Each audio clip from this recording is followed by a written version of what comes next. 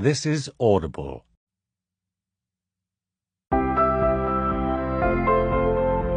Brought to you by Penguin.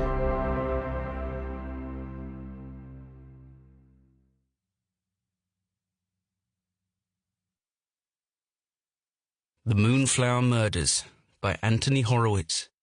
Read by Leslie Manville and Alan Corduna. Ios Nikolaos, Crete.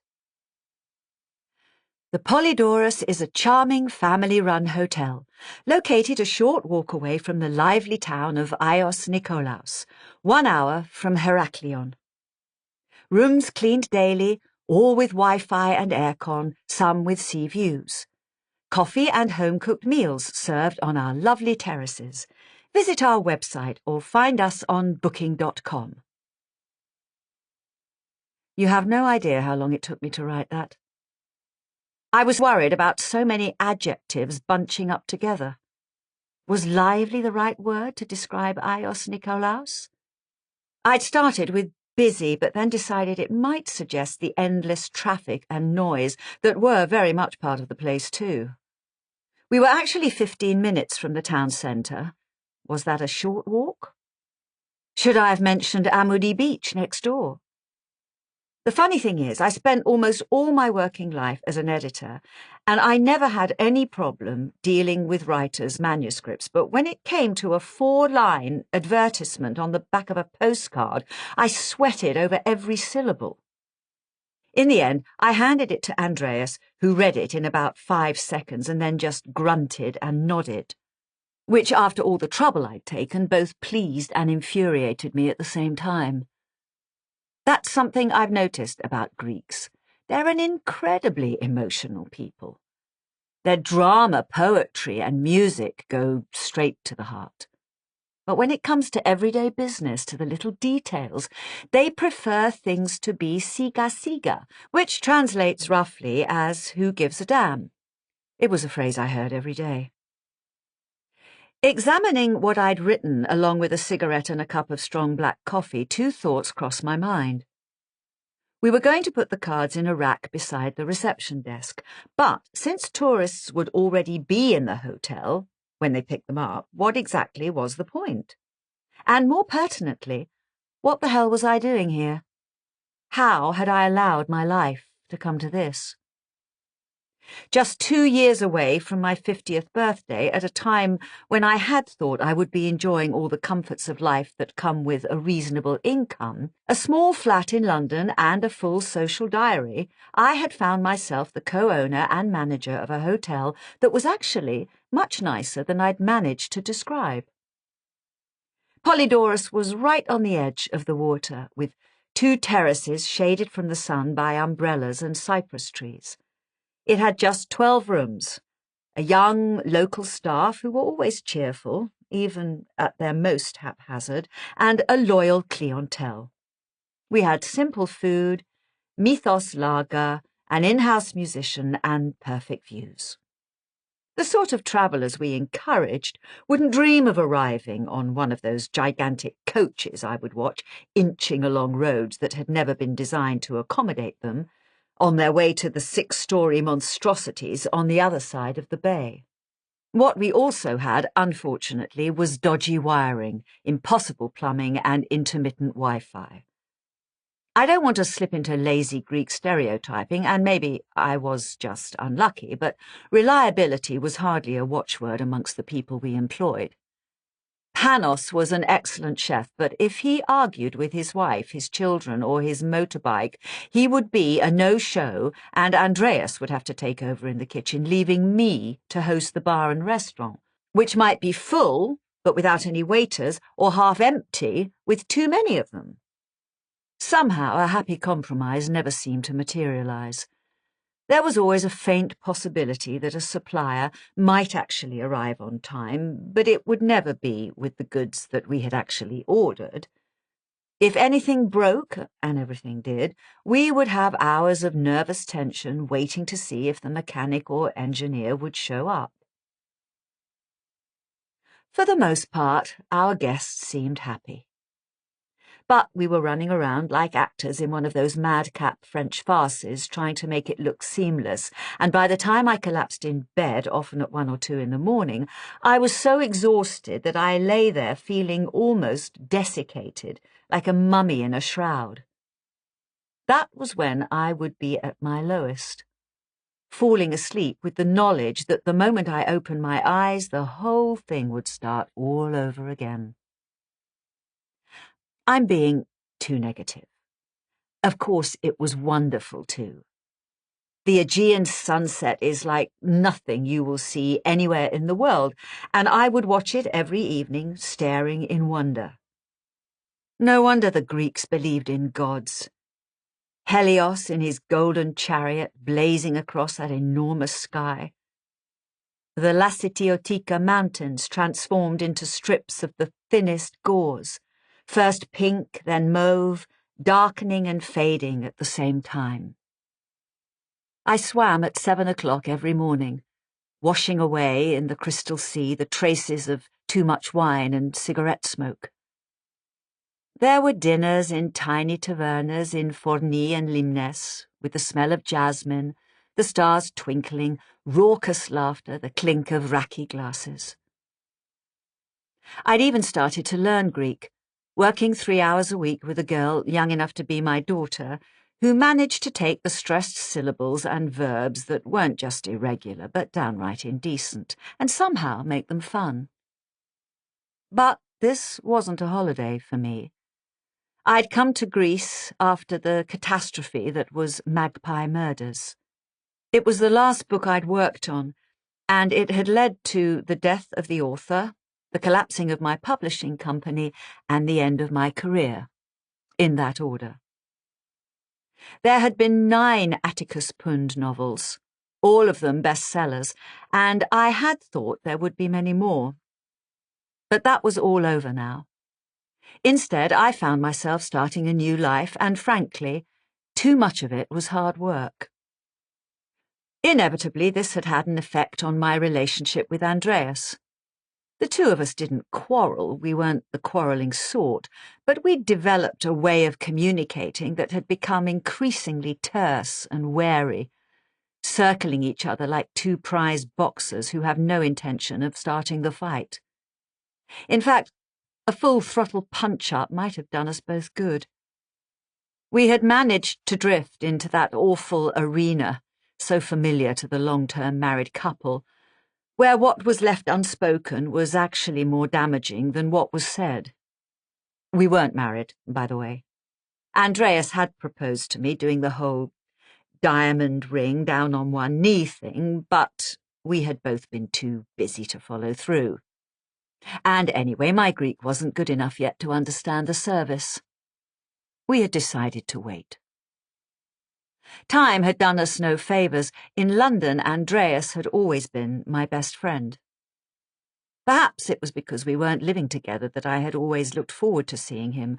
We read the same books, we loved eating in, especially when Andreas cooked. We had great sex. But Crete had trapped us in an altogether different sort of arrangement, and even though it had only been a couple of years since we had left the UK, I was already thinking about a way out, even if I wasn't actively looking for one. I didn't need to. The way out arrived early one Monday morning with a smart-looking couple, obviously English, walking arm in arm down the slope that led from the main road. I could tell at once that they were rich and that they weren't here on holiday. He was wearing a jacket and long trousers, ridiculous for the morning heat, a polo shirt and a Panama hat. She had on the sort of dress that was more suited to a tennis party than the beach, a proper necklace, and carried a neat little clutch bag. Both had expensive sunglasses. I guess they were in their 60s. The man came into the bar and uncoupled himself from his wife. I saw him examining me. "Excuse me," he said in a cultivated voice. "Do you speak English?" "Yes." "I don't suppose you wouldn't by any chance be Susan Ryeland?" "That's me." I wonder if I might have a word with you, Miss Ryeland. My name is Lawrence Treherne. This is my wife, Pauline. How do you do? Pauline Treherne smiled at me, but not in a friendly way. She didn't trust me, and she hadn't even met me yet. Can I get you a coffee? I phrased the question carefully. I wasn't offering to buy them one. I don't want to give the impression that I'm mean, but this was something else preying on my mind. I had sold my flat in North London and ploughed most of my savings into Polydorus. But so far I hadn't made any profit. Quite the reverse. Although I'm not sure that Andreas and I were doing anything wrong, we had still managed to find ourselves almost 10,000 euros in debt. Our funds were leaking away, and I sometimes felt that the distance between me and bankruptcy could be measured by the froth on a free cappuccino. No, we're all right, thank you. I steered them towards one of the tables in the bar. The terrace was already crowded, but Vangelis, who worked as a waiter when he wasn't playing his guitar, was managing fine, and it was cooler out of the heat. So how can I help you, Mr. Treherne? Lawrence, please. He took off the hat, revealing thinning silver hair and a scalp that had still managed to catch the sun. He placed the hat in front of him. I hope you'll forgive us for tracking you down. We have a mutual friend, Sajid Khan. He sent you his regards, by the way. Sajid Khan. It took me a moment to remember that he was a solicitor living in the Suffolk town of Framlingham. He had been a friend of Alan Conway, the author of Magpie Murders. When Alan died, Sajid Khan was the one who had discovered the body, but I'd only met him a couple of times. I wouldn't have called him a friend, mutual or otherwise. Do you live in Suffolk? I asked. Yes, we own a hotel near Woodbridge. Mr. Khan has helped us on one or two occasions. Lawrence hesitated, suddenly uncomfortable. I was speaking to him last week about a rather difficult matter, and he suggested we talk to you. I wondered how Khan had known I was here in Crete. Someone must have told him, because I certainly hadn't. You came all this way to talk to me? I asked. Well, it's not really that far, and we travel quite a bit anyway. We're staying at the Minos beach. He pointed in the direction of his hotel, which was on the other side of a tennis court, right next to mine. It confirmed my first opinion that the Trehernes were rich. The Minos Beach was a boutique hotel with private villas and a garden full of sculptures. It cost around £300 a night. I did think about ringing, he went on, but it's not something I'd want to discuss over the phone. This was getting more mysterious and, frankly, annoying by the minute. A 4-hour flight from Stansted, a 1-hour drive from Heraklion. Getting here had hardly been a stroll. What is this about? I asked. It's about a murder. The last word hung in the air for a moment. On the other side of the terrace, the sun was shining. A bunch of local children were laughing and shouting, splashing about in the Aegean. Families were packed together around the tables. I watched Vangelis go past with a tray laden with orange juice and iced coffee. What murder? I asked.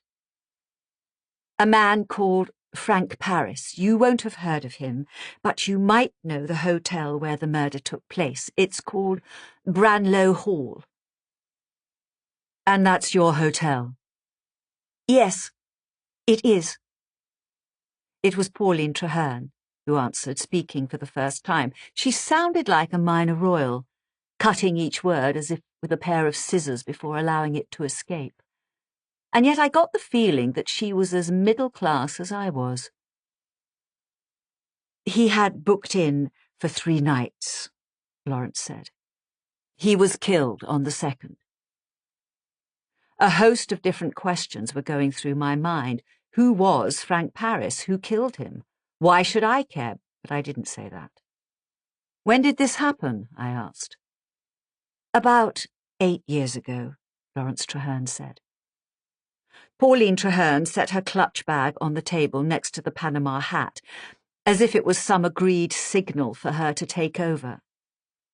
There was something about her, the way she used silence, her lack of emotion, that made me think she was always the one who made the important decisions.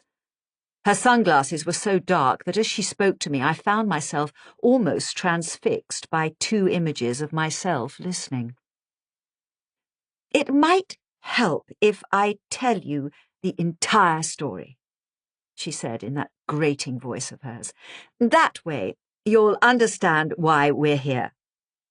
I take it you're not too pressed for time? I had about 50 things I needed to be doing. Not at all, I said. Thank you. She collected herself.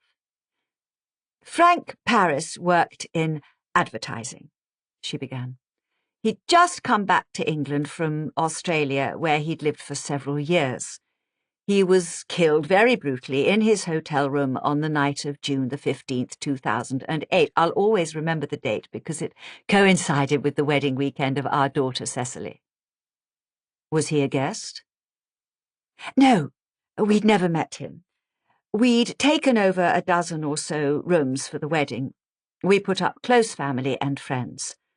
The hotel has 32 rooms in total, and we'd decided, against my better judgment, my husband, I'm afraid, did not agree, to stay open to the public.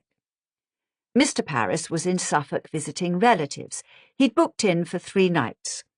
He was killed late on Friday night, although the body wasn't discovered until Saturday afternoon. After the wedding, Lawrence Traherne muttered. How was he killed? He was struck several times with a hammer.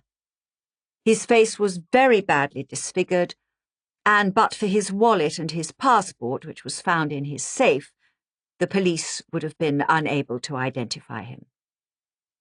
Cecily was most dreadfully upset, Lawrence cut in. Well, we all were. It had been such a beautiful day. We had the wedding service in the garden and then lunch for 100 guests. We couldn't have asked for better weather. And all the time we were unaware that in a room actually overlooking the marquee, he'd been lying there in a pool of his own blood. Cecily and Aidan had to postpone their honeymoon, Pauline added, a tremor of indignation still there in her voice, even after all these years. The police wouldn't allow them to leave.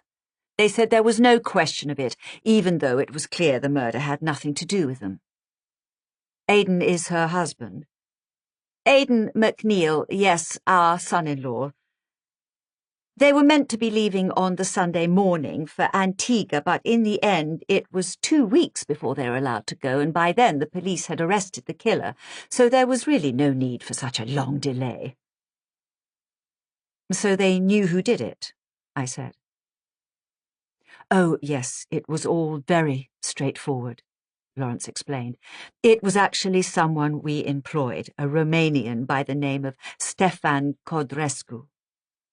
He was working as a general maintenance man and he lived in the hotel. He actually had a criminal record. We knew that when we employed him. In fact, it was rather the point, I'm afraid to say. His eyes flickered downwards. My wife and I used to run a program at the hotel. We employed young offenders in the kitchen, cleaning, gardening, after they were released.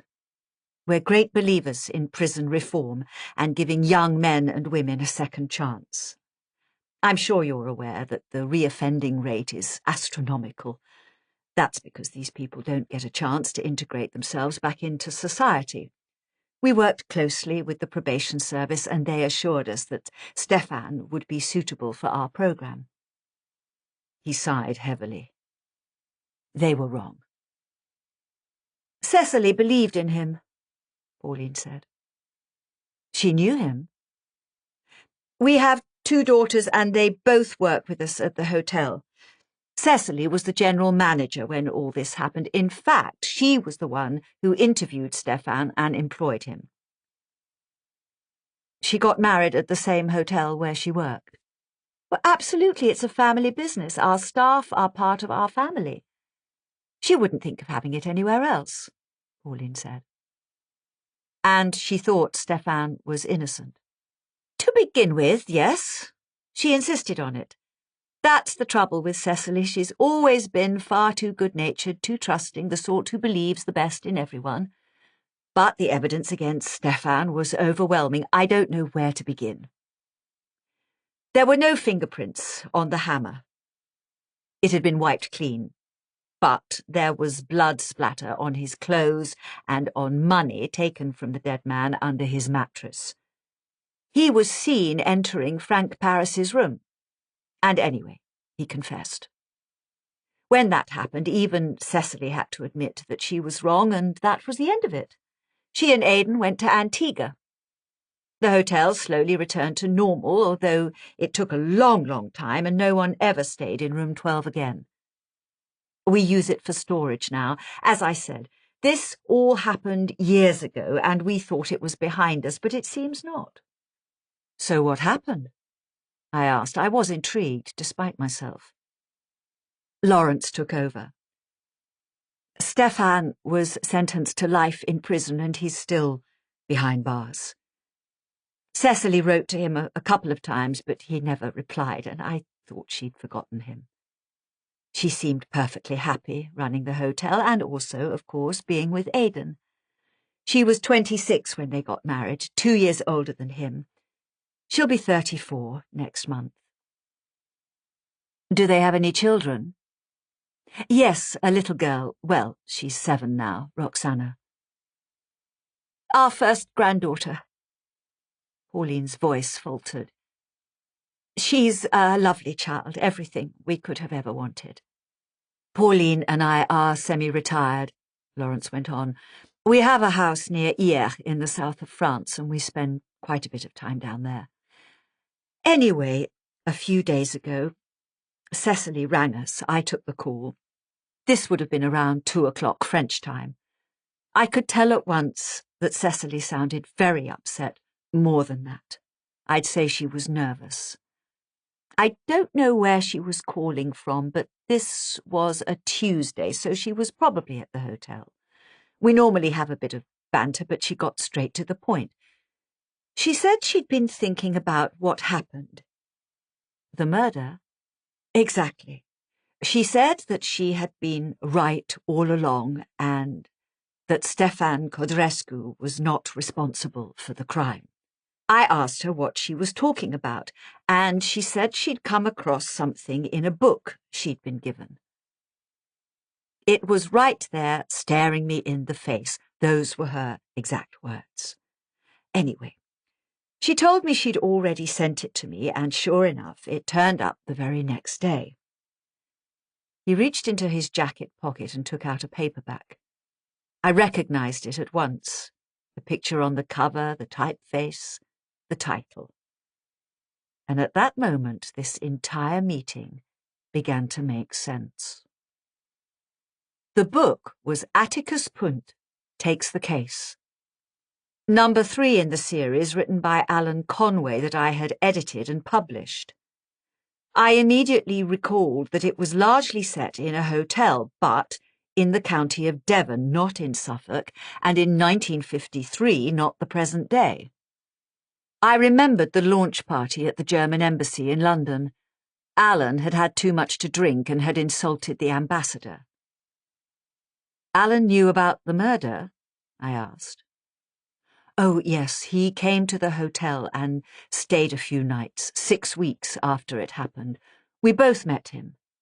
He told us that he had been a friend of the dead man, Frank Paris, and he asked us a lot of questions about the murder.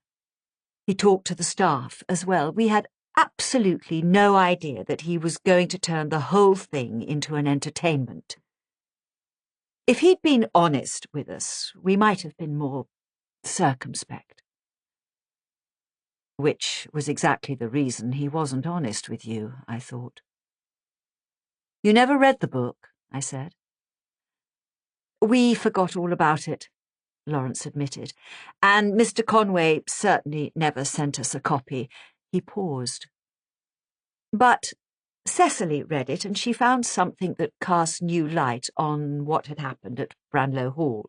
At least, that's what she believed. He glanced at his wife as if seeking her approbation. Pauline and I have both read the book, and we can't see any connection. There are similarities, Pauline said. Firstly, nearly all the characters are recognisable, clearly based on people that Mr. Conway met in Woodbridge. They even have the same names, or very similar ones.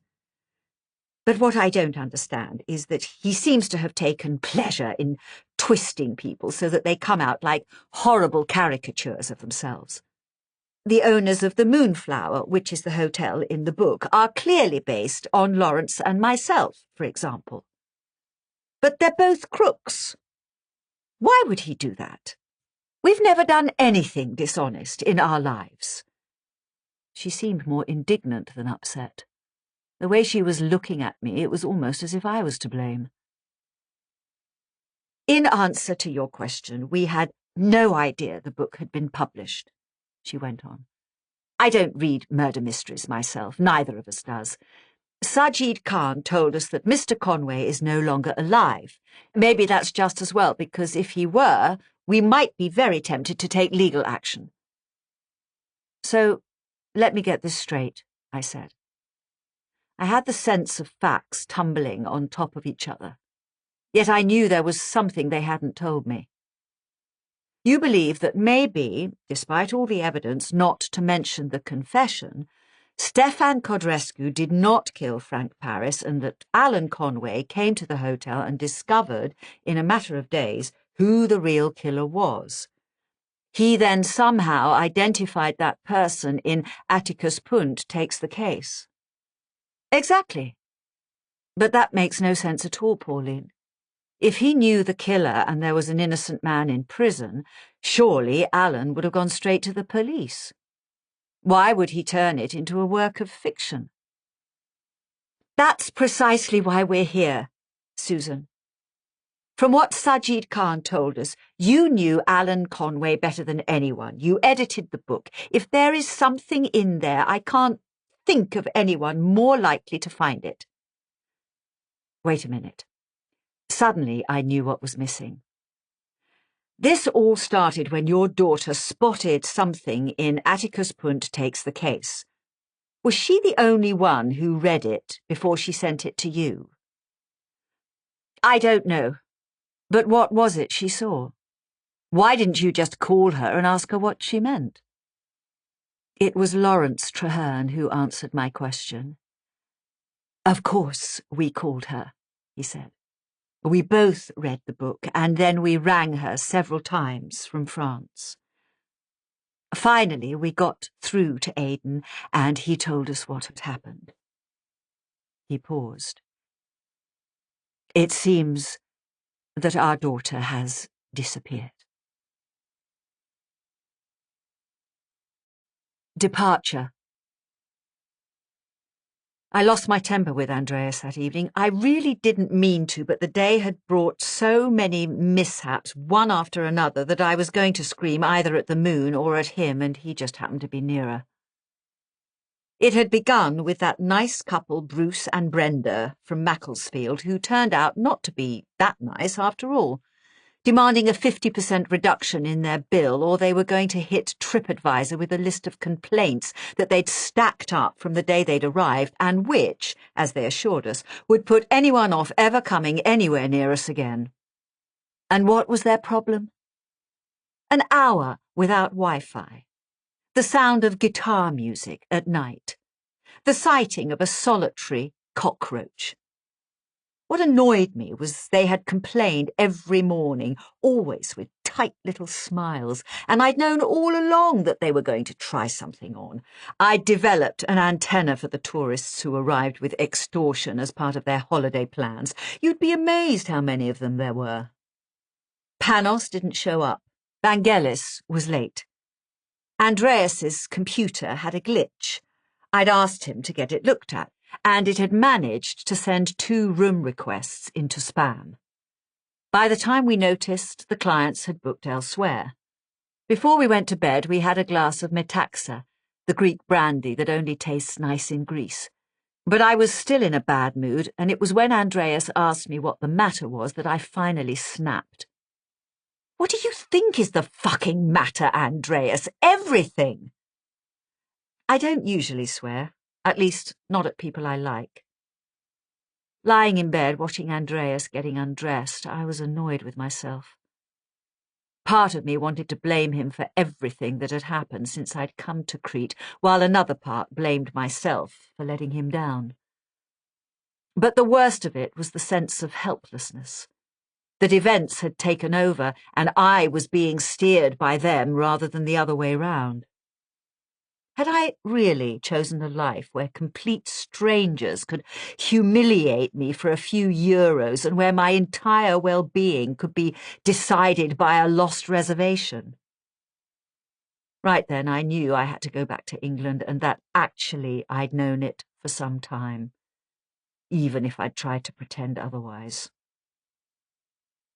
Andreas cleaned his teeth and came out of the bathroom naked, which is how he slept.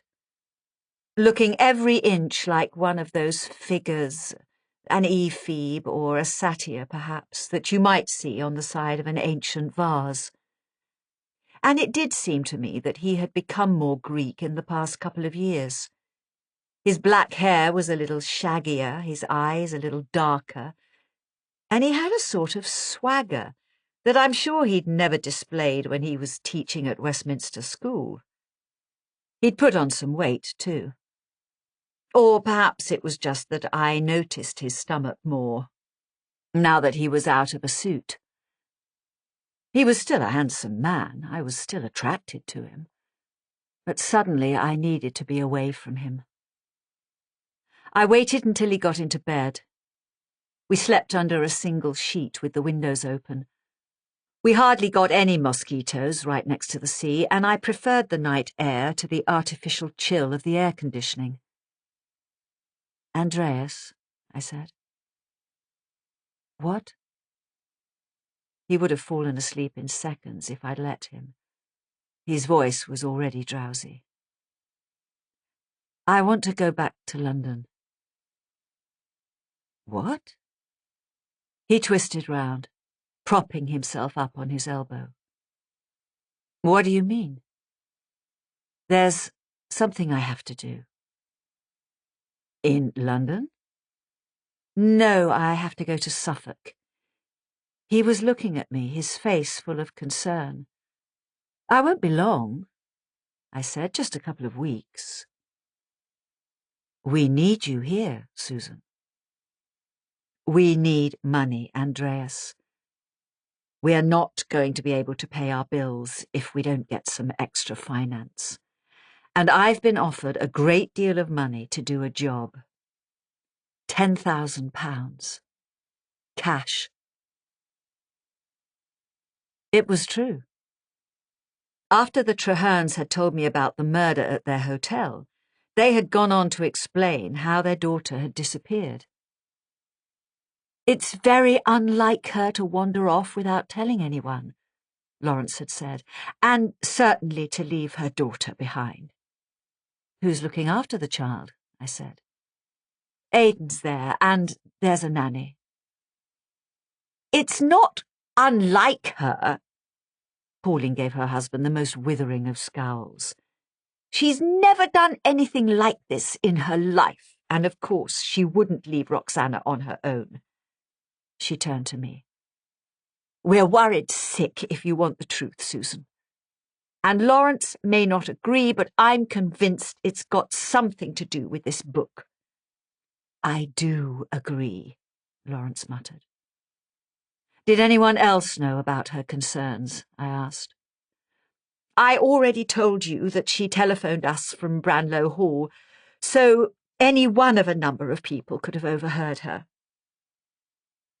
"I mean, had she talked about her suspicions with anyone else?" Pauline Traherne shook her head. We tried several times to phone her from France, and when she didn't answer, we called Aidan. He hadn't rung because he didn't want to worry us, but it turned out that he had contacted the police the same day she disappeared. Unfortunately, they didn't take him very seriously, at least not to begin with. They suggested the two of them might be having marriage difficulties. And were they? Not at all, Lawrence said. They've always been very happy together. The police spoke to Eloise, she's the nanny, and she said the same. She never heard any arguments. Aidan's a perfect son-in-law. He's clever and he's hard-working. I only wish Lisa could find someone like him. And he's as worried as we are. All the time Pauline had been speaking to me, I'd thought she was fighting something. Suddenly she pulled out a packet of cigarettes and lit one. She smoked like someone who had just taken up the habit again after a long abstinence. She inhaled and then went on. By the time we got back to England, the police had finally decided to take an interest. Not that they were very much help. Cecily had taken the dog for a walk. She has a shaggy golden retriever called Bear. We've always kept dogs. She left the hotel at about 3 o'clock in the afternoon and parked the car at Woodbridge Station. She often used to take the river path. That's the River Deben. There's a circular walk that takes you along the edge, and to begin with it's well populated, but then it becomes wilder and more remote until you come to a wood. And on the other side there's a road that takes you back through Martlesham. So if someone attacked her... It's not the sort of thing that ever happens in Suffolk. But yes, there were plenty of places where she would have been on her own out of sight. Pauline took a breath and went on. Aidan got worried when she didn't come home for dinner and quite rightly called the police. 2 uniformed officers came round and asked a few questions, but they didn't raise the alarm until the next morning, which was much too late, of course. By that time, Bear had shown up, on his own, back at the station, and after that they took everything more seriously. They had people and their own dogs out searching the entire area from Martlesham all the way back to Melton. But it was no good. There are fields, woods, mud flats, a lot of ground to cover. They didn't find anything. How long is it since she went missing? I asked. The last time anyone saw her was last Wednesday. I felt the silence fall. 5 days. That was a long time. An abyss into which Cecily had fallen. You've come all this way to talk to me, I said finally. What exactly do you want me to do? Pauline glanced at her husband. The answer is in the book, he explained. Atticus Punt takes the case. You must know it better than anyone. Actually, it's been quite a few years since I read it, I admitted. You worked with the author, this man, Alan Conway. You know how his mind worked. If you were asked to reread it, I'm sure there are things that might occur to you that we haven't noticed. And if you actually came to Branlow Hall and read the book in situ, so to speak, maybe you might see what it was that our daughter spotted and why she felt compelled to ring us. And that in turn might tell us where she is or what's happened to her. His voice faltered as he spoke those last words. What's happened to her?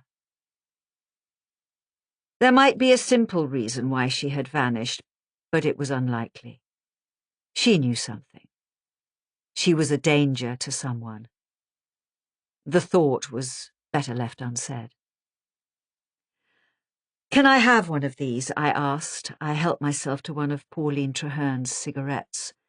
My own pack was behind the bar. The whole ritual, pulling out the cigarette, lighting it, taking the first puff, gave me time to think. "I can't come to England," I said eventually. "I'm afraid I'm too busy here.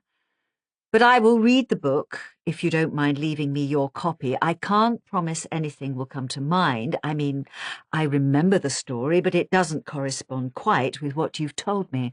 But I can email you." "No, that won't do." Pauline had already made up her mind. "You need to talk to Aidan and Lisa, and Eloise, for that matter. And you should talk to Derek, the night manager. He was on duty the night Frank Paris was killed and spoke to the detective in charge. He's in Alan Conway's book, too. Although he's called Eric." She leaned towards me, imploring. "We're not asking you for a lot of your time." "And we'll pay you," Lawrence added. "We have plenty of money, and we're not going to hold back if it helps find our daughter." He paused. £10,000? That drew a sharp look from his wife, and it occurred to me that without thinking he had greatly increased, perhaps doubled, the amount they had intended to offer me. That was what my reluctance had done. I thought for a moment that she was going to say something, but she relaxed and nodded. £10,000. I thought about the replastering on the balcony, a new computer for Andreas, the ice cream display chest that was on the blink, Panos and Vangelis, who had both been muttering about pay rises. How could I say no? This was what I told Andreas now in our bedroom late at night. We need the money, and anyway, maybe I can help them find their daughter. You think she's still alive? It's possible, but if she isn't, perhaps I can find out who killed her. Andreas sat up. He was wide awake now and was worried about me. I felt bad that I had sworn at him. "The last time you went looking for a killer, it didn't end very well," he reminded me.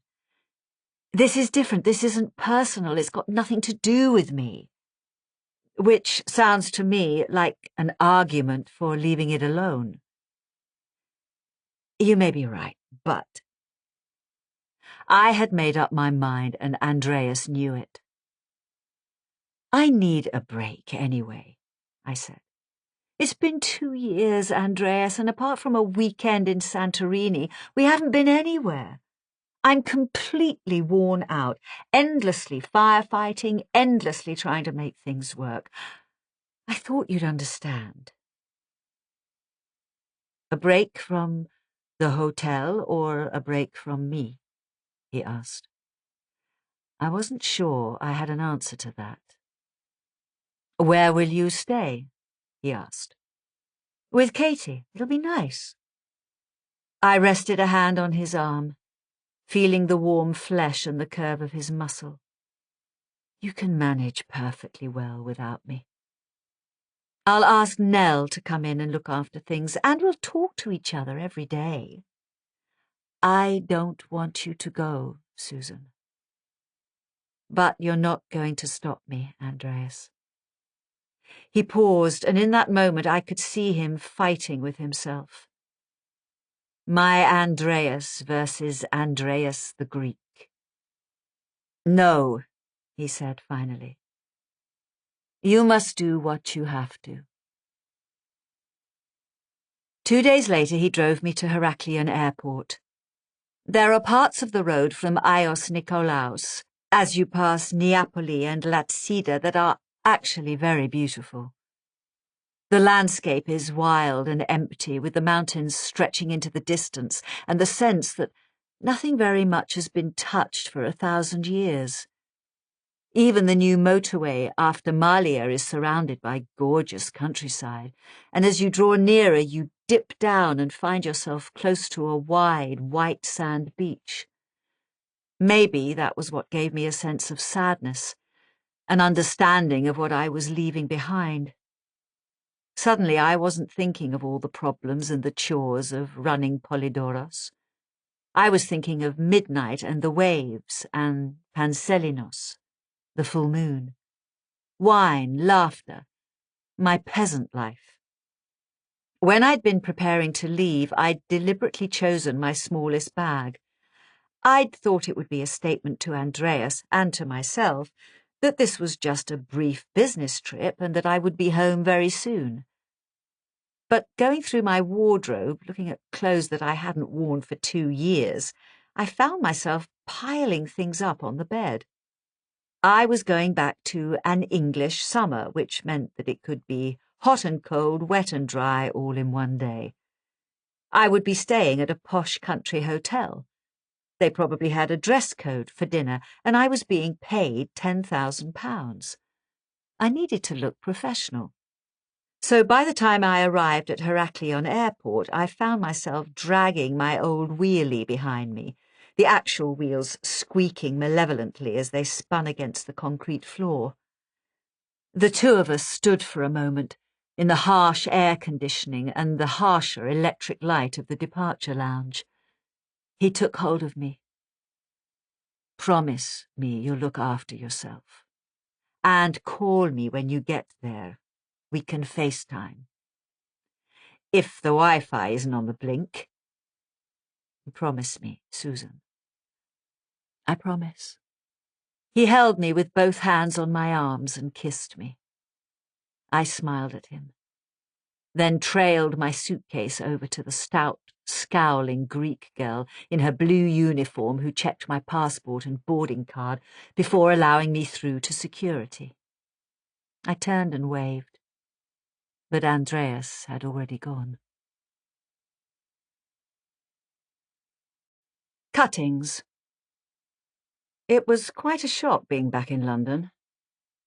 After so much time in Ios Nikolaos, which wasn't very much more than an overgrown fishing village, I found myself consumed by the city, and I was unprepared for the intensity of it.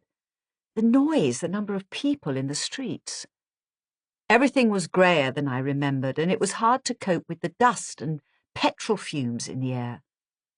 The amount of new construction also made my head spin. Views that I had known all my working life had disappeared in the space of 2 years. London's various mayors, with their love of tall buildings, had allowed different architects to gouge their initials into the skyline, with the result that everything was both familiar and alien at the same time. Sitting in the back of a black cab being driven along the River Thames on the way from the airport, the cluster of new flats and offices around Battersea Power Station looked to me like a battlefield. It was as if there had been an invasion and all those cranes with their blinking red lights were monstrous birds, picking over carcasses lying unseen on the ground. I had decided to spend the first night in a hotel, which was, frankly, weird. A lifelong Londoner, I had somehow degenerated into a tourist, and I hated the hotel. A Premier Inn in Farringdon, not because there was anything wrong with it, it was perfectly clean and comfortable, but because that was where I was forced to stay. Sitting on the bed with its mauve cushions and sleeping moon logo, I felt perfectly miserable. I was already missing Andreas. I had texted him from the airport, but I knew that if I FaceTimed him, I would probably end up crying, and that would prove he was right. I should never have gone. The sooner I was in Suffolk, the better. But I wasn't ready to make the journey yet. There were 1 or 2 things I had to do. After an intermittent sleep and a breakfast, egg, sausage, bacon, beans that looked identical to every breakfast ever served in a cut-price hotel chain, I strolled over to King's Cross, to one of the storage depots built into the arches under the railway lines. When I moved to Crete, I had sold my flat in Crouch End and almost everything in it, but at the last moment I had decided to hang on to my car. A bright red MGB Roadster, which I had bought in the moment of madness that had coincided with my 40th birthday. I had never thought I would be driving it again, and storing it had been a crazy extravagance. I was paying £150 a month for the privilege. But I just couldn't bring myself to get rid of it, and now, as it was wheeled out for me by two young men, it was like being reunited with an old friend. More than that, it was a part of my former life that I had back again. Just sinking into the cracked leather of the driver's seat with the wooden steering wheel and absurdly old-fashioned radio above my knees made me feel better about myself. If I did go back to Crete, I decided, I would drive it there and to hell with the problems of Greek registration and left-hand drive. I turned the key and the engine started first time. I pumped the accelerator a few times, enjoyed the growl of welcome that came from the engine, then drove off, heading down the Euston Road. It was mid-morning and the traffic wasn't too bad, which is to say that it was actually moving. I didn't want to go straight back to the hotel, so I drove around London, taking in a few sights just for the hell of it. Euston Station was being rebuilt. Gower Street was as shabby as ever. I don't suppose it was coincidence that brought me into Bloomsbury, the area behind the British Museum, but without really thinking about it, I found myself outside Cloverleaf Books, the independent publishing house where I had worked for 11 years, or what was left of it. The building was an eyesore, boarded-up windows and charred bricks surrounded by scaffolding, and it occurred to me that the insurers must be refusing to pay out. Perhaps arson and attempted murder hadn't been included in the policy. I thought of driving out to Crouch End, giving the MG a good run for its money, but that would have been too dispiriting. Anyway, I had work to do. I put the car in an NCP in Farringdon, then walked back to the hotel. I didn't need to check out until noon, which gave me an hour alone with the coffee machine, 2 packets of complimentary biscuits, and the internet. I opened up my laptop and began a series of searches. Branlow Hall, Stefan Codrescu, Frank Paris, murder. These were the articles I found. A murder mystery, stripped of its intrigue and told in just 4 indifferent chapters. The East Anglian Daily Times, 18th of June 2008. Man killed at Celebrity Hotel. Police are investigating the murder of a 53-year-old man after his body was discovered in the 5-star hotel where he was staying. Branlow Hall, located close to Woodbridge in Suffolk, charges £300 a night for an executive suite and is a much sought-after venue for celebrity weddings and parties. It has also been used as a location for many television series, including ITV's Endeavour, Top Gear and Antiques Roadshow. The victim has been identified as Frank Paris, a well-known figure in the advertising industry who won awards for his work on Barclays Bank and for the LGBT rights organisation Stonewall.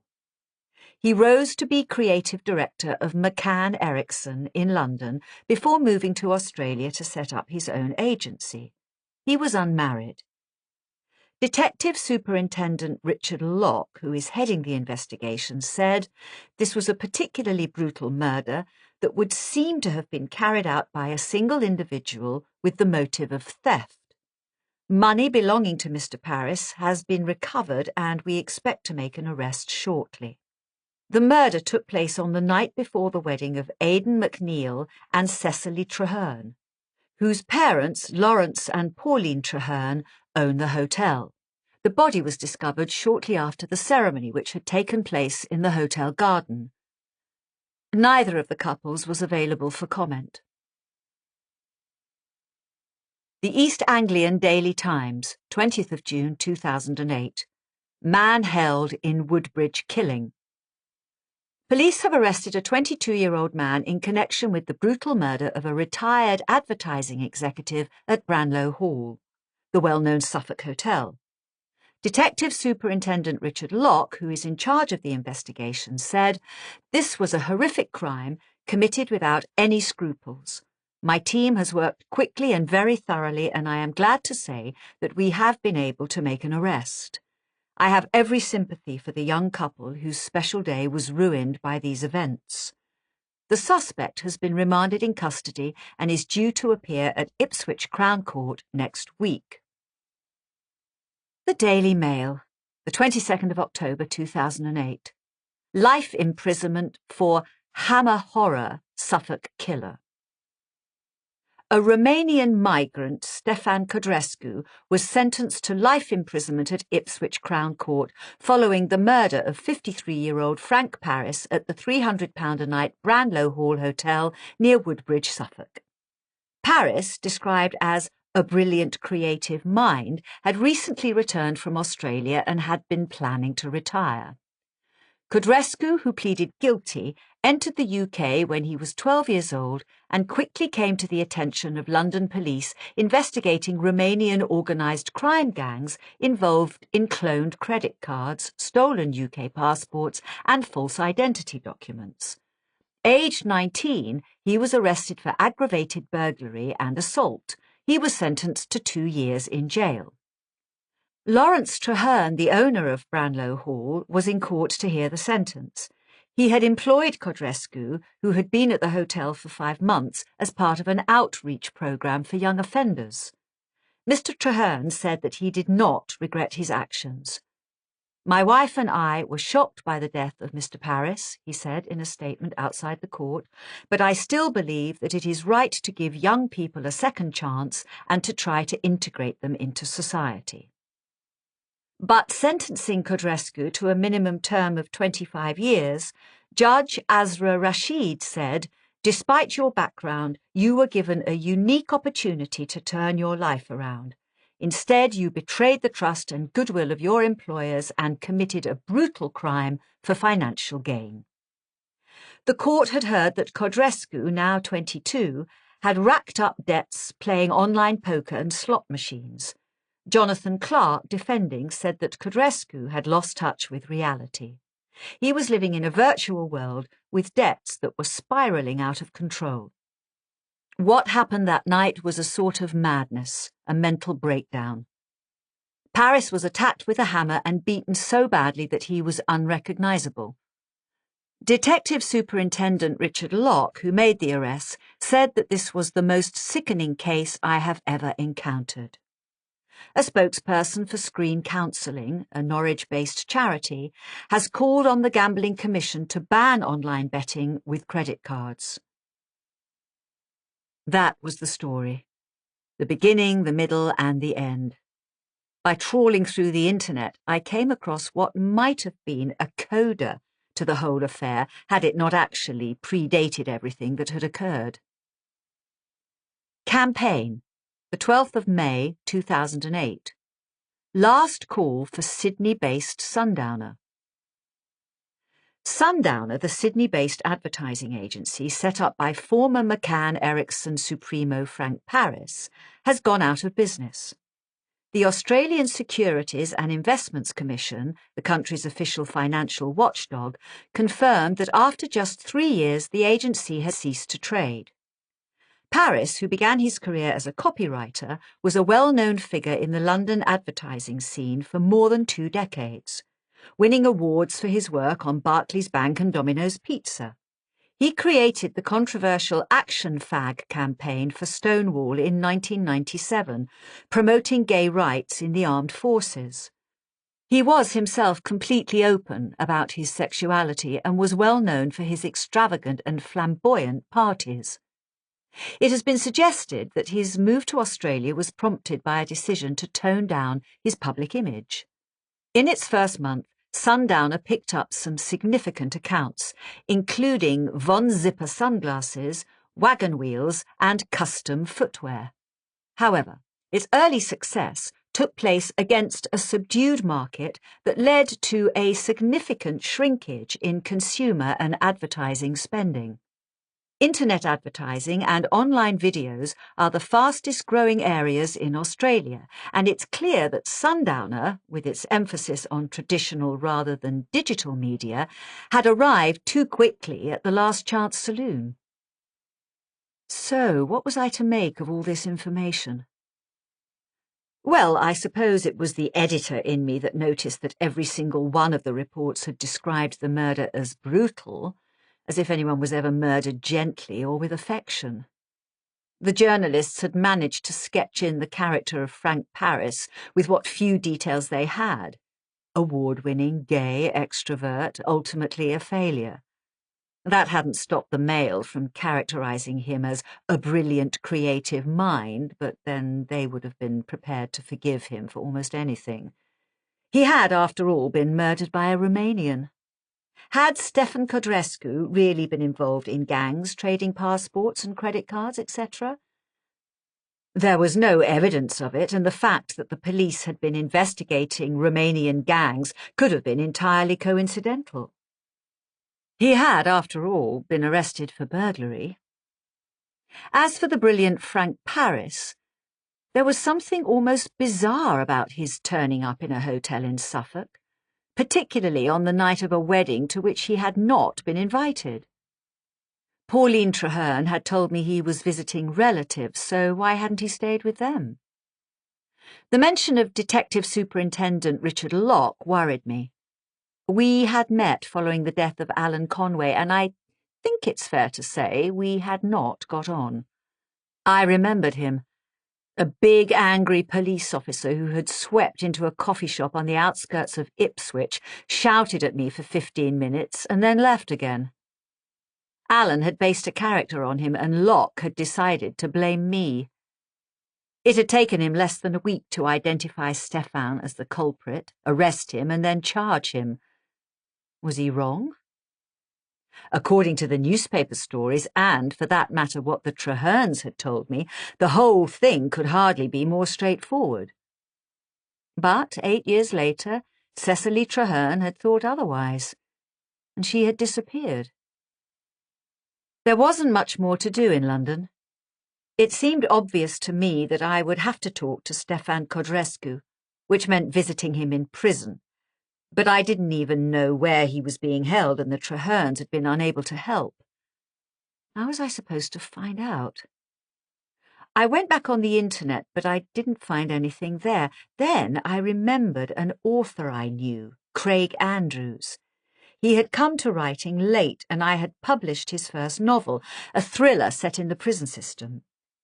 On first reading, I had been impressed by the violence of his writing, but also by its authenticity.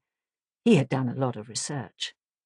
Of course, he had another publisher now. Cloverleaf Books had rather let him down by going out of business and burning to the ground.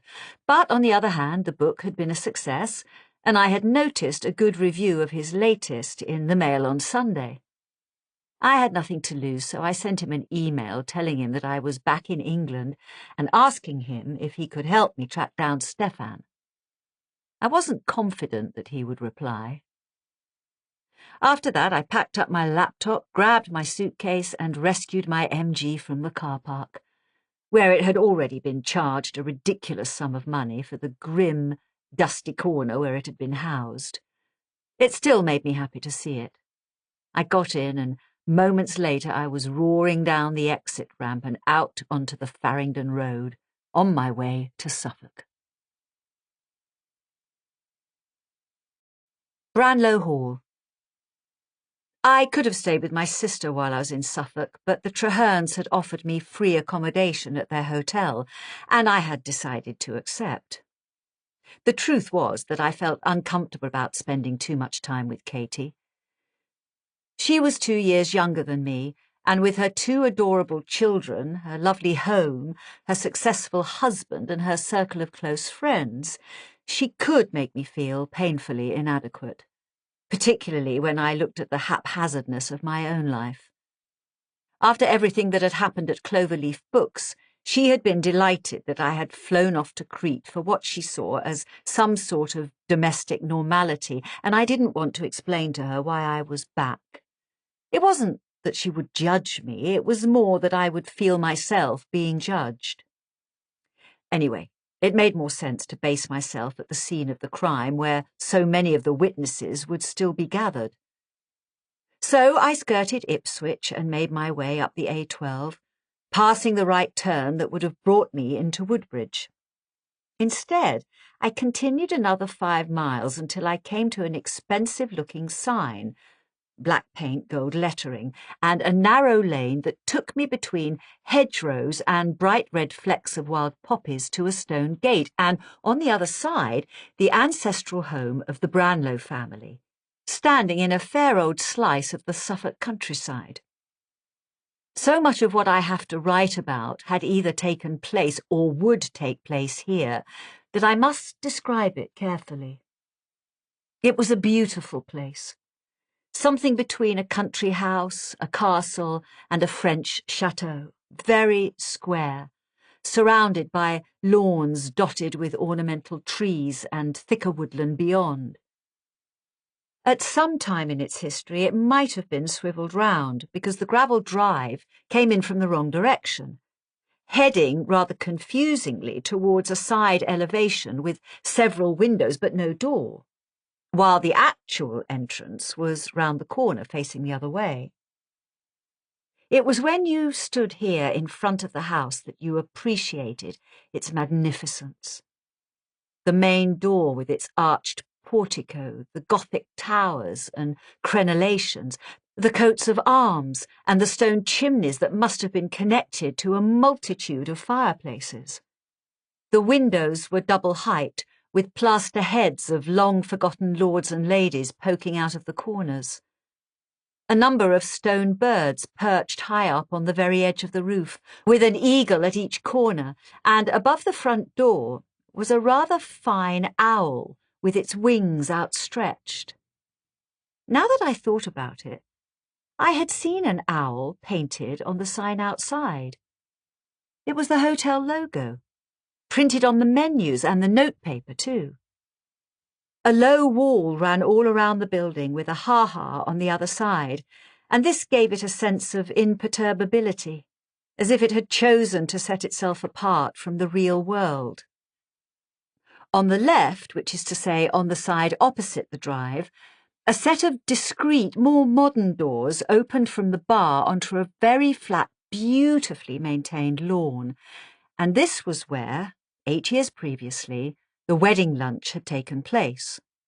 On the right, set slightly back, were 2 miniature versions of the main house. One was a chapel, and the other a granary that had been converted into a health spa with a conservatory and indoor swimming pool attached. Even as I parked the MG on the gravel, it occurred to me that any writers wanting to set a murder in a classic country house would find all the material they needed here. And any killers wanting to get rid of a body would have hundreds of acres in which to do it. I wondered if the police had looked for Cecily Traherne in the grounds.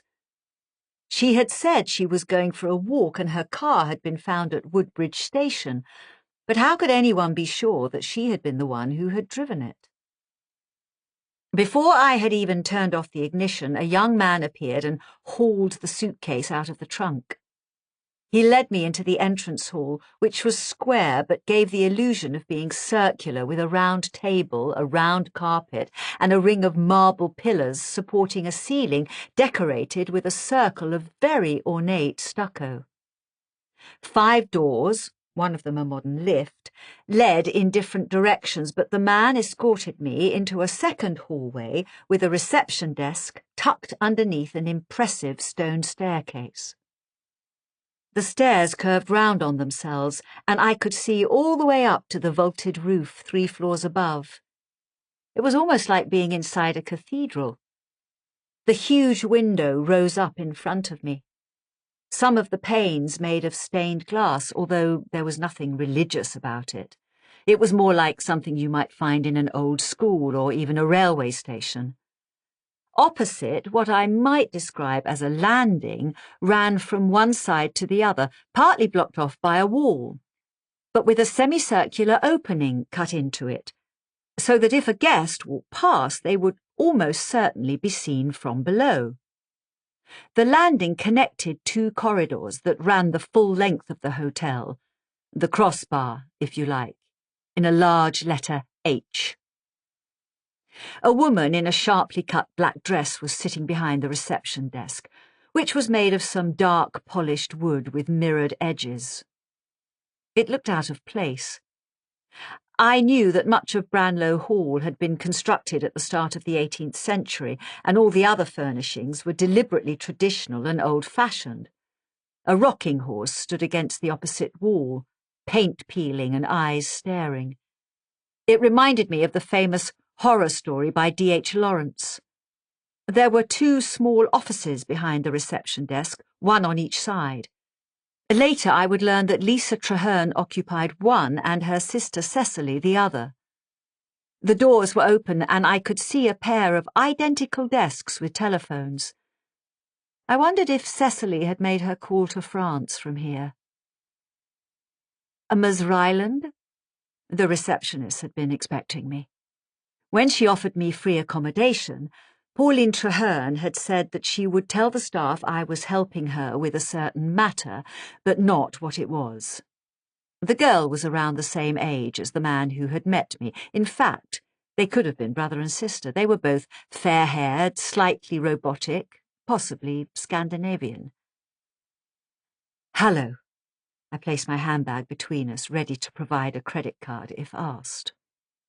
I hope you had a good drive from London. Yes, thank you. Mrs. Traherne has put you in the Moonflower wing. You'll be very comfortable there. Moonflower? That was the name Alan Conway had given the hotel in his book. It's up 1 flight of stairs, or you can take the lift. I think I can manage the stairs, thank you. Lars will take the case for you and show you the room. Definitely Scandinavian, then. I followed Lars up the staircase to the first-floor landing. There were oil paintings on the walls, family members from across the centuries, none of them smiling. Lars turned right and we continued behind the opening that I had seen from below. Resting against the wall, I noticed a table with 2 glass candlesticks and, on a stand between them, a large silver brooch. This was in the shape of a circle, with a silver pin, and there was a typewritten card, folded in half, describing it as an 18th century figine, which pleased me as it was a word I had never come across.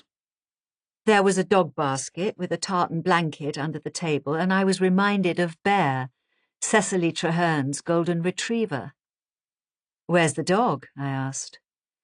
He went for a walk, Lars answered vaguely, as if he was surprised I had even asked. Everything I have described so far was antique, but when we reached the corridor, I noticed that electric keycard operators had been fitted to the doors and that we were being watched by a CCTV camera mounted in a corner. It must have been added long after the murder and perhaps as a response to it. Otherwise the killer would have been seen.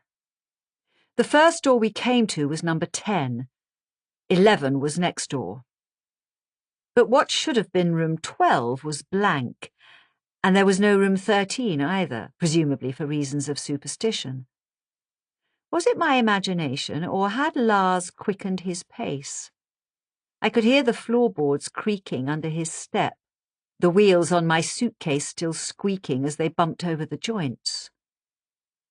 After room 14, we came to a fire door that opened onto a corridor which was obviously new, part of an extension that jutted out towards the rear of the building.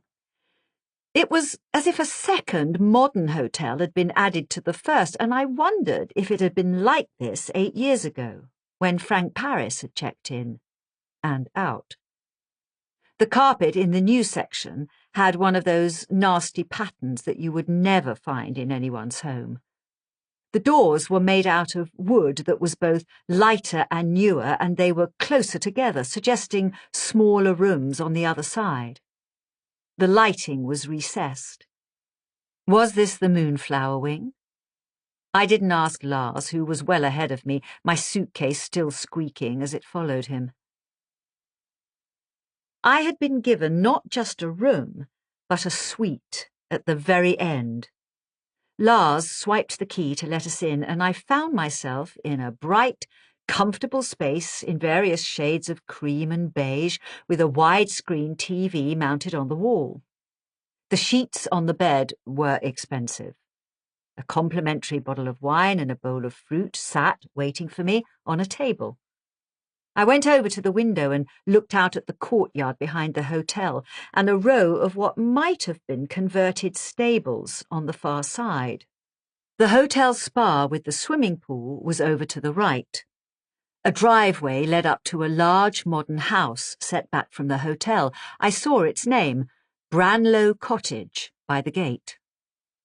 Lars put my case on one of those folding luggage racks that we would never have had at Polydorus because they took up too much space, and also because they were ridiculous. Fridge, air conditioning, minibar, coffee maker. He showed me round the room just in case I couldn't find the way myself. He was polite rather than enthusiastic. The Wi-Fi code is on the table, and if there is anything you want, you can dial 0 for the front desk. Thank you, Lars, I said. Is there anything else you need? Actually, I'd like to go into room 12. Could I have a key? He looked at me peculiarly for a moment, but the Trehernes had prepared the way. I'll open it for you, he said. He went over to the door, and there was that nasty moment when I wasn't sure if I should tip him and wondered whether he was expecting it or not. In Crete, we had a straw hat in the bar, and anyone with any euros to spare threw them in there to be shared out equally among the staff. Generally, I don't like tipping. It feels old-fashioned, a throwback to the days when waiters and hotel staff were seen as belonging to a lower class. Lars didn't agree. He scowled, turned on his heel, and left. I unpacked with a growing sense of discomfort. Transported to an expensive wardrobe in an expensive room, my clothes didn't so much hang as droop. It was a reminder that I'd bought almost nothing new in 2 years. Outside, a black Range Rover drove past the stables and into the drive of Branlow Cottage, the wheels crunching on the gravel. I heard the slam of a car door and looked out of the window in time to see a youngish man wearing a padded waistcoat and a cap get out. There was a dog with him. At the same time, the door of the house opened and a young girl with black hair ran towards him, followed by a dark, slim woman carrying a shopping bag. The man scooped the girl up in his arms. I couldn't see much of his face, but I knew that he must be Aidan McNeil. The girl was his daughter, Roxana. The woman must be Eloise, the nanny. He spoke briefly to her, and then they turned round and went back into the house. I felt guilty, as if I'd been spying on them. I turned away, snatched up my handbag with money, notepad, and cigarettes, and left the room, heading back through the fire door to the older part of the hotel and room 12. It seemed the obvious place to begin. Lars had propped open the door with a wastepaper basket, but I didn't want to be disturbed, so I removed the basket and the door swung shut behind me. I found myself in a room that was actually half the size of the one I had been given. There was no bed and no carpet. Presumably they had both been taken away, covered in blood. I've read in so many crime books that violent acts leave a sort of echo, and I've never quite believed it. But there was definitely an atmosphere in that place, in the empty spaces where there should have been furniture, the faded paintwork on the walls showing where pictures had once hung, the curtains that would never be drawn. There were 2 trolleys heaped up with towels and cleaning equipment, a pile of boxes, an array of machines, toasters, coffee makers, mops and buckets, all the junk you don't want to see when you check into a smart hotel. This was where Frank Paris had been killed. I tried to imagine the door opening and someone creeping in. If Frank had been asleep when he was attacked, they would have needed an electronic key card. But then surely Stefan Codrescu would have had one already. I could tell where the bed must have stood from the position of the electric sockets on either side, and I imagined Frank lying in the darkness. On an impulse, I opened the door again. The hinges made no sound, but there would have been a buzz or a click as the electric lock disengaged. Would that have been enough to wake him? There had been few details in the newspapers, and the Trehernes hadn't been able to add very much more. Somewhere there must be a police report that might tell me whether Frank had been standing up or lying down, what he was wearing exactly when he had died. The storeroom, shabby and decrepit, told me very little. Standing there, I was suddenly depressed. Why had I left Andreas? What the hell did I think I was doing? If it had been Atticus Punt coming into Branlow Hall, he'd have solved the crime by now. Perhaps the position of room 12 or the dog basket might have given him a clue. What about the Figine? That was straight out of Agatha Christie, wasn't it? But I wasn't a detective. I wasn't even an editor anymore. I knew nothing. Lisa Treherne. Pauline and Lawrence Treherne had invited me to join them for supper on the first evening of my stay, but when I entered the hotel dining room, Lawrence was sitting on his own. "I'm afraid Pauline has a headache," he explained. I noticed that the table was still laid for 3. "Lisa said she would join us," he added, "but we're to start without her." He looked older than he had in Crete, dressed in a check shirt that hung off him and red corduroy trousers. There were more lines under his eyes, and his cheeks had those dark blotches that I've always associated with illness or old age. It was obvious that the disappearance of his daughter was taking its toll, and I guessed that the same was true for Pauline, that her headache had been caused by exactly the same thing. I sat down opposite him. I was wearing a long dress and wedges, but I wasn't comfortable. I wanted to kick off my shoes and feel sand beneath my feet. "It's very good of you to have come, Miss Ryeland," he began. "Please call me Susan. I thought we had been through all that." A waiter came over and we ordered drinks. He had a gin and tonic. I went for a glass of white wine. "How is your room?" he asked. "It's very nice, thank you. You have a lovely hotel." He sighed. "It's not really mine anymore. My daughters run it now. And it's difficult to take very much pleasure from it at the moment. It was a life's work for Pauline and me, creating the hotel and building it up. But when something like this happens, you have to ask yourself if it was worth it." "When did you put in the extension?" He looked puzzled, as if I had asked something odd. "Was the hotel like this when Frank Paris was killed?"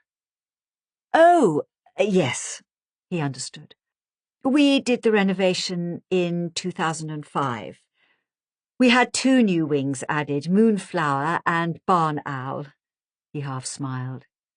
"The names were Cecily's idea.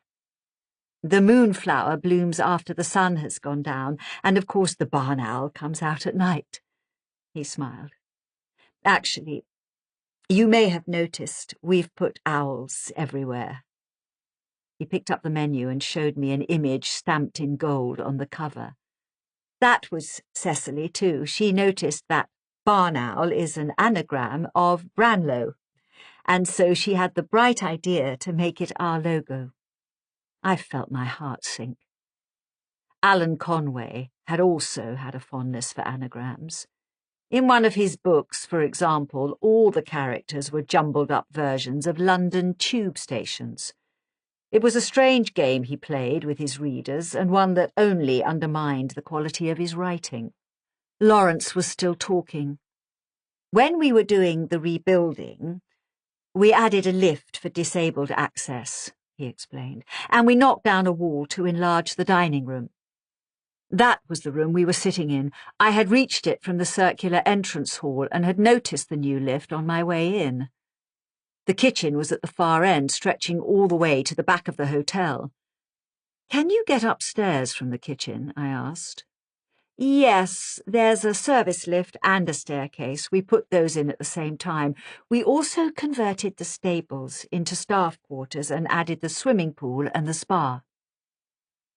I took out my notepad and jotted down what he had just said.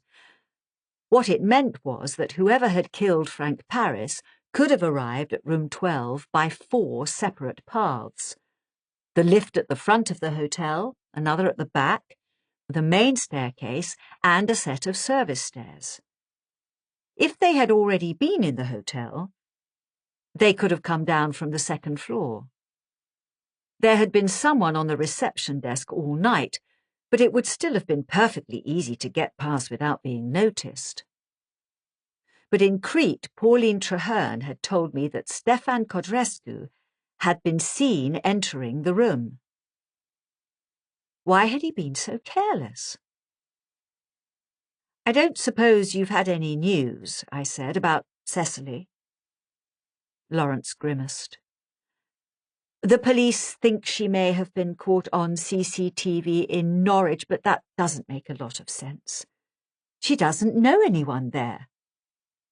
"Is Detective Superintendent Locke handling the disappearance?" "Detective Chief Superintendent, you mean? Yes. I can't say I have a lot of faith in him. He was slow getting started, which was actually when it mattered most, and he doesn't seem to be particularly efficient now." He glanced down gloomily, then asked, "Have you had a chance to reread the book?" It was a good question. You would have thought it would be the first thing I would do, go through the book from cover to cover, but I hadn't even brought it with me. Actually, I didn't have any of Alan's books in Crete. They had too many unpleasant memories. I'd looked into a bookshop while I was in London, meaning to pick up a copy, and had been surprised to find they were out of stock. I could never decide if that was a good or a bad sign when I was in publishing. Great sales or bad distribution. The truth was that I didn't want to read it yet. I remembered it well enough.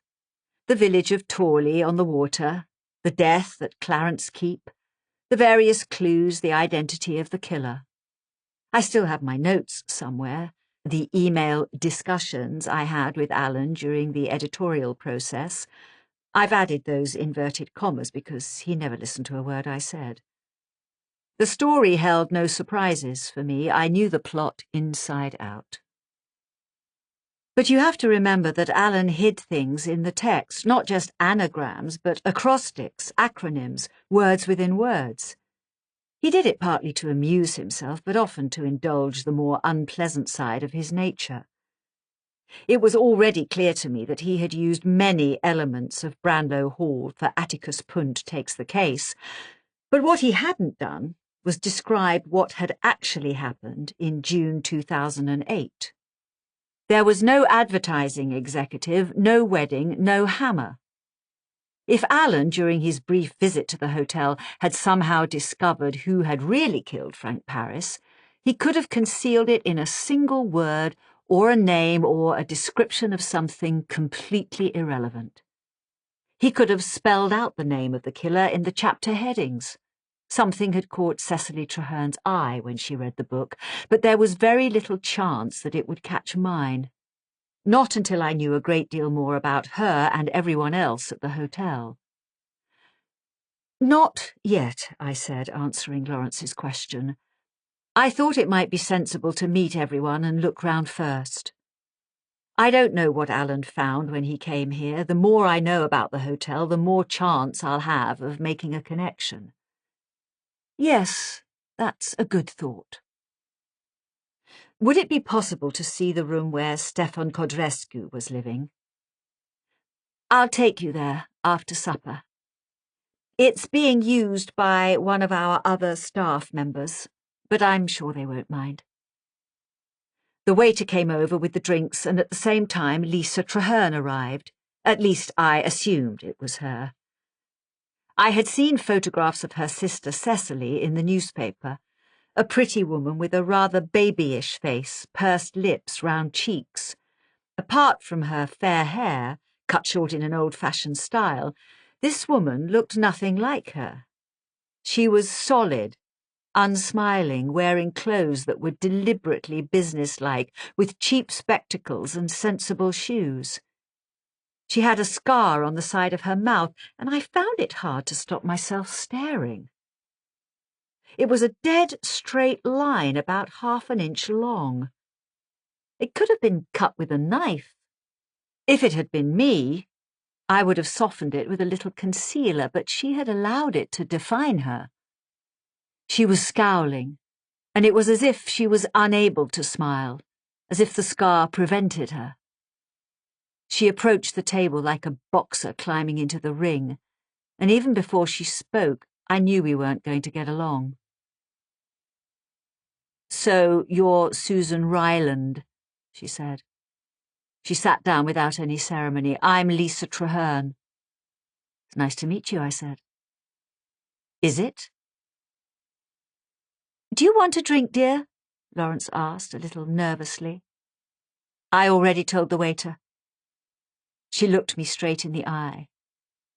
"Was it your idea to send Alan Conway here?"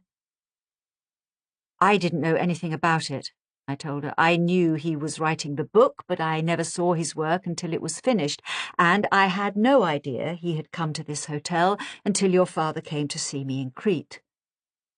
I was trying to work out if Lisa was in the book. There is one character in Atticus Punt Takes the Case who has a scar.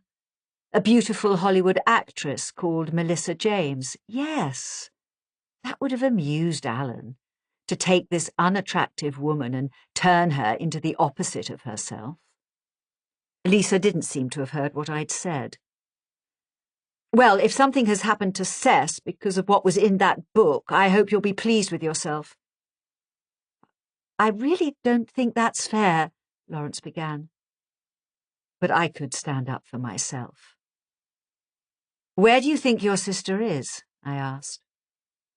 I wondered if Lisa was going to accept that she was dead, destroying any hopes that her father might still have. I could see that for a moment she was tempted, but she couldn't go that far. "I don't know. When she first went missing, I assumed that she and Aid had had a fight." Cess and Aid. The pet names weren't exactly affectionate. They were more a way of saving time. "Did they argue often?" "Yes." "That's not true," Lawrence cut in. "Come on, Dad. I know you like to think of them as the perfect couple. Aidan as the perfect husband, perfect father. But if you ask me, he only ever married Cess because she gave him an easy ride. Golden smile, blue eyes. But no one ever asks what's going on behind them." "What exactly are you saying, Lisa?" I asked. I was surprised she should be so upfront with her feelings. A second waiter came over with a double whiskey on a silver tray. She took it without thanking him. "I just get fed up with Aid swanning around the hotel as if he runs it, that's all, especially when I'm the one doing all the heavy lifting." "Lisa does the books," Lawrence explained. "I do the accounts, contracts, insurance, HR and stock control." She drank half the whiskey in one go. "He schmoozes with the guests." "Do you think he killed Frank Paris?" I asked. Lisa stared at me. I had been deliberately provocative, but actually my question was completely logical. If Cecily had been killed, then it was because she knew something about the earlier murder. It followed that whoever killed Frank Paris must have killed her. "No," she said, finishing the whiskey. "Why not?" She looked at me with pity. "Because it was Stefan. He admitted it. He's in jail." A few other guests had begun to drift into the room. It was 6:45, still very light outside. Lawrence picked up one of the menus that had been left on the table. "Shall we order?" he asked.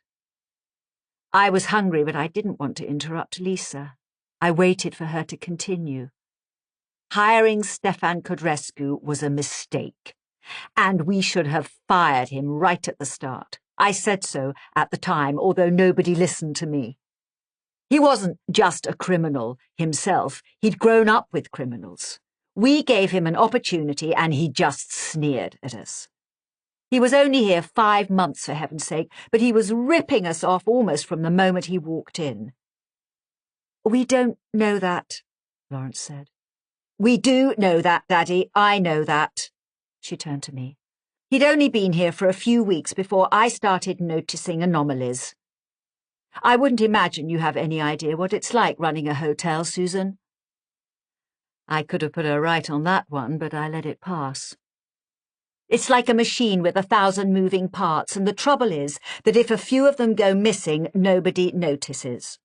The machine doesn't stop wine and whiskey, champagne, fillet steaks, petty cash, guests, property, jewellery, watches, designer sunglasses, linen and towels, antique furniture.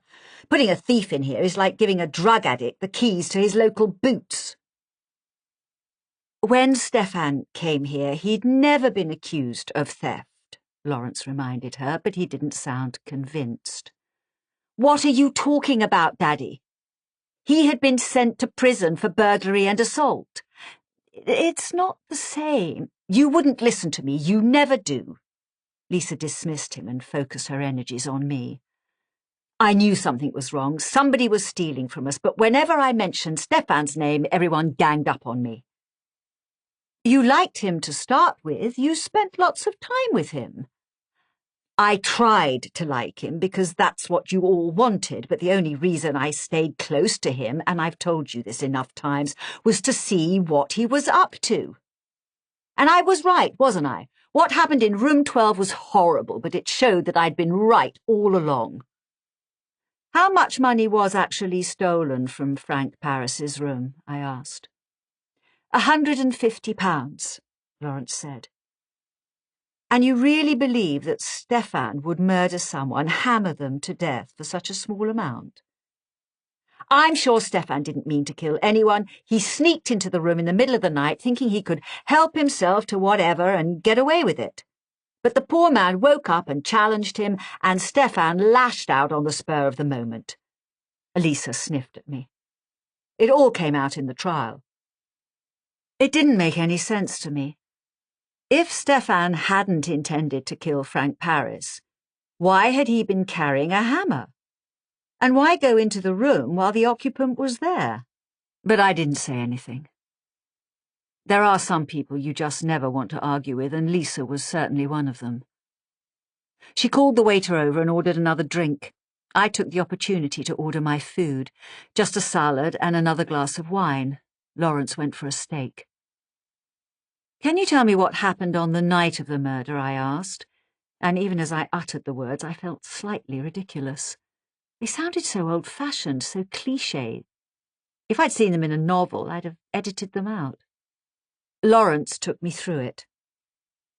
We had 30 friends and relatives staying over the weekend, but as I told you, the hotel was still open to the public and we had paying guests too. Every room was full. Frank Paris had checked in 2 days before the wedding, on the Thursday. He was staying 3 nights. I remember him because he was quite difficult from the start. He was tired and he was jet-lagged, and he didn't like his room, so he insisted that we move him. Which room was he in? We'd given him room 16. It's in the Moonflower wing, where you are. I had passed room 16 on the way to my suite. It was on the other side of the fire door where the swirly carpet began. He preferred the old part of the hotel, Lawrence went on. Fortunately, we were able to move things around, so he got what he wanted. That's very much Aidan's job, incidentally, to keep people happy, and he's very good at it. The person Frank Paris changed with didn't complain. As I recall, he was a retired headmaster travelling on his own. I don't think he ever knew. Do you remember his name? The headmaster? No, but I can easily find out for you if you like. That would be helpful, thank you. We had the wedding on the Saturday, and we did warn the guests that there would be a certain amount of disruption. For example, we closed the spa early on Friday evening so that we could give all the staff a drink outside beside the swimming pool. We wanted them to feel part of the celebration, even if they weren't actually coming to the wedding itself. The staff drink started at 8:30 and finished at 10 o'clock. Was Stefan invited? Yes, he was there. So were Aidan and Cecily, Pauline and myself. Lisa. Lisa's +1, or rather his absence, hung in the air. It was a very warm evening. In fact, you may remember that there was quite a heat wave that summer. It was a horrible, hot, sticky night, Lisa said. I couldn't wait to get home. Lisa doesn't live on the estate, Lawrence said, adding, although she could. The grounds extend to almost 300 acres. Aidan and Cecily have my old place, Lisa muttered sourly. Branlow Cottage, I said. I moved into Woodbridge, which suits me very well. I left the drinks a long time before 10 o'clock. I drove home and went to bed.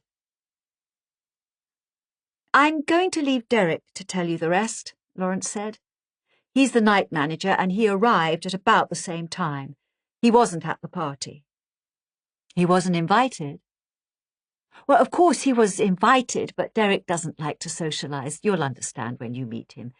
He was actually behind reception when the murder took place. When was that? According to the police, Paris was killed around 12:30 on Friday night. Were you here, Lawrence? No, Pauline and I bought a house in Southwold when we stopped running the hotel. We went home for the night. But we were all there for the wedding the next day, Lisa said. It was such a lovely day until, of course, there was a murder. Poor Aidan. I'm sure it wasn't what he was buying into. Really, Lisa, that's too much, Lawrence protested. All I'm saying is that Cess was his meal ticket. What was he doing before he met her? Nothing. He was an estate agent. He was doing very well, and he was a great help to us here at the hotel, whatever you may say, Lawrence tut-tutted. Anyway, I think it's hardly appropriate to talk in this way, given how worried we all are about Cecily. I'm worried about her too, Lisa exclaimed, and to my surprise I saw tears start in her eyes, and I knew she was telling the truth. The waiter had arrived with her second whiskey, and she snatched it off the tray. Of course I'm worried about her. She's my sister.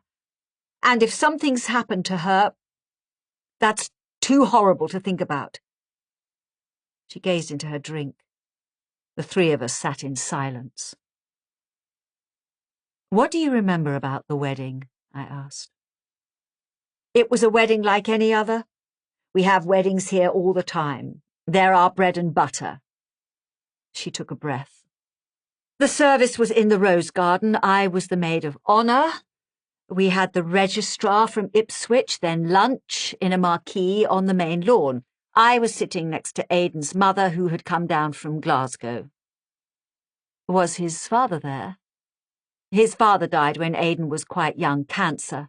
He has a sister, but she wasn't invited. Actually, there was hardly anyone on his side of the family. Mrs. McNeil was quite sweet, a bit of an old lady, very Scottish. I was thinking how boring the whole thing was when I heard screaming coming from somewhere outside the tent, and a few minutes later Helen came in, looking like she'd just seen a ghost. Helen? She was head of housekeeping. It turned out that one of the maids had just gone into room 12 and had found Frank Paris with his skull smashed in and bits of brain all over the sheets. Lisa was almost gloating. Despite what she had said earlier, she couldn't help herself from being amused by the total destruction of her sister's big day. Looking at her, I wondered if she wasn't a little bit unhinged. The maid was called Natasha, Lawrence cut in. She'd gone in to clean the room, and she'd discovered the body. Lisa downed her whiskey in one. I don't know what you hope to find, Susan. Stefan admitted to the crime, and now he's got what he deserves. It'll be 10 years before they even think of letting him out again, and serves him right. As for Cess, she'll turn up when it suits her. She likes being the centre of attention. She's probably just playing the drama queen. She got unsteadily to her feet, and I realised that she must have been drinking before she arrived, and that the 2 double whiskies had supplemented many others. "I'll leave the 2 of you together," she said. "Lisa, you should eat." "I'm not hungry." She leaned towards me. "You're responsible for Cecily," she snarled. "You published the fucking book. You find her." Lawrence watched her as she wove her way across the dining room. "I'm sorry about that," he said. "Elisa works very hard. She's actually responsible for the entire running of the hotel. But she can get a bit tired. She doesn't seem to like her sister very much." "You shouldn't take any notice of that. Lisa just likes to show off." He was trying to convince me, but he didn't even sound very convinced himself. "It started when they were very young," he admitted. "There was always a lot of rivalry between them." "How did she get that scar?" "Ah, I thought you might ask about that." He was reluctant to tell me. I waited. "I'm afraid that was Cecily. It was a complete accident, but—" He let out a breath. "Elisa was 12 and Cicely was 10, and they had an argument. Cecily threw a kitchen knife at her. She really didn't mean it to hit her sister. It was just a stupid, childish thing to do when she lost her temper. But the blade absolutely sliced into Lisa and, well, you've seen the result." Cecily was terribly upset. "What were they arguing about?" "Does it really matter? Boys, probably. They were always jealous of each other's boyfriends. I mean, that's quite common with young girls. Cecily was always the better looking of the 2, and if she met someone, it would infuriate Lisa. That's why she's taken against Aidan, incidentally. What she said about him is just jealousy. There's absolutely nothing wrong with him, really. He and I have always got along." He picked up his wineglass. "Girls will be girls." He said it as a toast, but I didn't join in. Girls might be girls, but not, I thought, borderline psychotics. Lisa had been disfigured by Cecily. She had a serious grudge against Aidan, and that grudge, all tied up with some sort of sexual jealousy, might have extended to Stefan Codrescu, too. Serious or murderous? Which? The night manager. I didn't eat very much dinner. I was stung by what Lisa had said to me and wondered if it was true. I had never unleashed Alan Conway on Branlow Hall, but it was undoubtedly true that I had profited by what he had done. Like it or not, I was partly to blame. After coffee, Lawrence took me out through the kitchen, and I noticed the service staircase and the lift leading up to the second floor. We emerged round the back of the hotel, and, looking across the courtyard, I saw the driveway that led to Branlow Cottage. There were lights on behind some of the windows. The black Range Rover was still parked outside. "It's been absolute hell for Aidan," Lawrence said. "The moment he reported Cecily missing, he turned himself into the main suspect. It's always the husband in cases like this, but I can't bring myself to believe that he would do anything to hurt my daughter. I've seen them together. I know what they mean to each other." "They only have one child," I said. "Yes, I was a little sad about that, but it was a difficult birth, and I think Cecily just didn't want to go through it all again. Anyway, she was so busy running the hotel." "You said that Roxana is 7. I'd already done the maths. When is her birthday? Lawrence knew what I was getting at. Cecily was already expecting her when she got married, but that wasn't the reason for it. Young people these days don't feel under pressure, not like we did. Aidan's devoted to his daughter. Right now, she's the only thing keeping him sane. Do you think he'll mind talking to me? It was something that had been worrying me. I was here because I'd been asked to read a book which might or might not be connected to a murder that had taken place 8 years before. That was one thing. Interrogating a grieving husband about his missing wife was quite another. I'm sure he'll be glad to talk to you. I can ask him if you like. I'd be grateful, thank you. As we talked, we passed the swimming pool, which was contained in an oversized conservatory that might have been modelled on Brighton Pavilion. It stood next to a handsome building, a miniature replica of the main house. This had once been a granary store, but had been converted into a spa.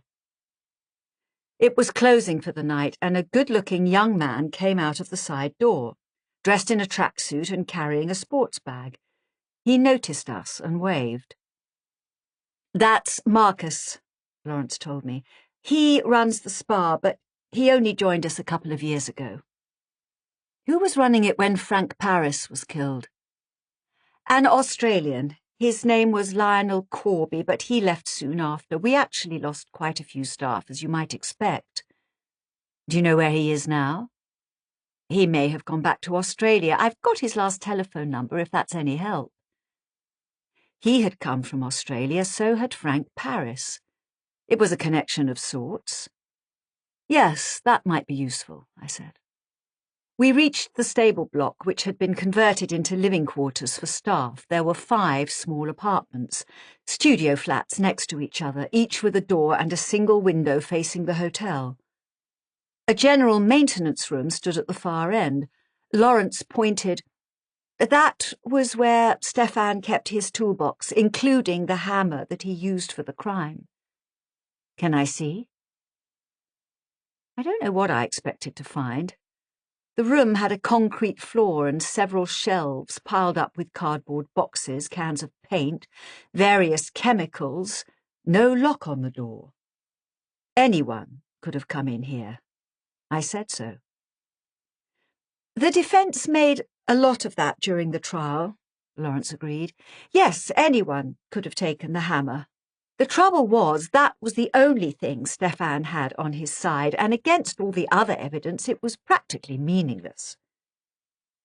We went to the room next door, which was the one that Stefan had occupied, number 5. Lawrence knocked, and when there was no answer, he took out a Yale key, which he turned in the lock. I spoke to Lars earlier, he explained. He's probably at the pub with Inga. They both arrived this year. I remembered the smart-looking girl behind the reception desk. They're Danish? I asked. Yes, we got them through an agency, he sighed. We don't run our youth offender program anymore. The door opened into a perfect shoebox of a room with a single bed beside the door, a desk, a wardrobe, and a chest of drawers. A second door led into a corner bathroom with a toilet, sink, and shower. I guessed that all 5 rooms were exactly the same. Lars kept his frighteningly tidy.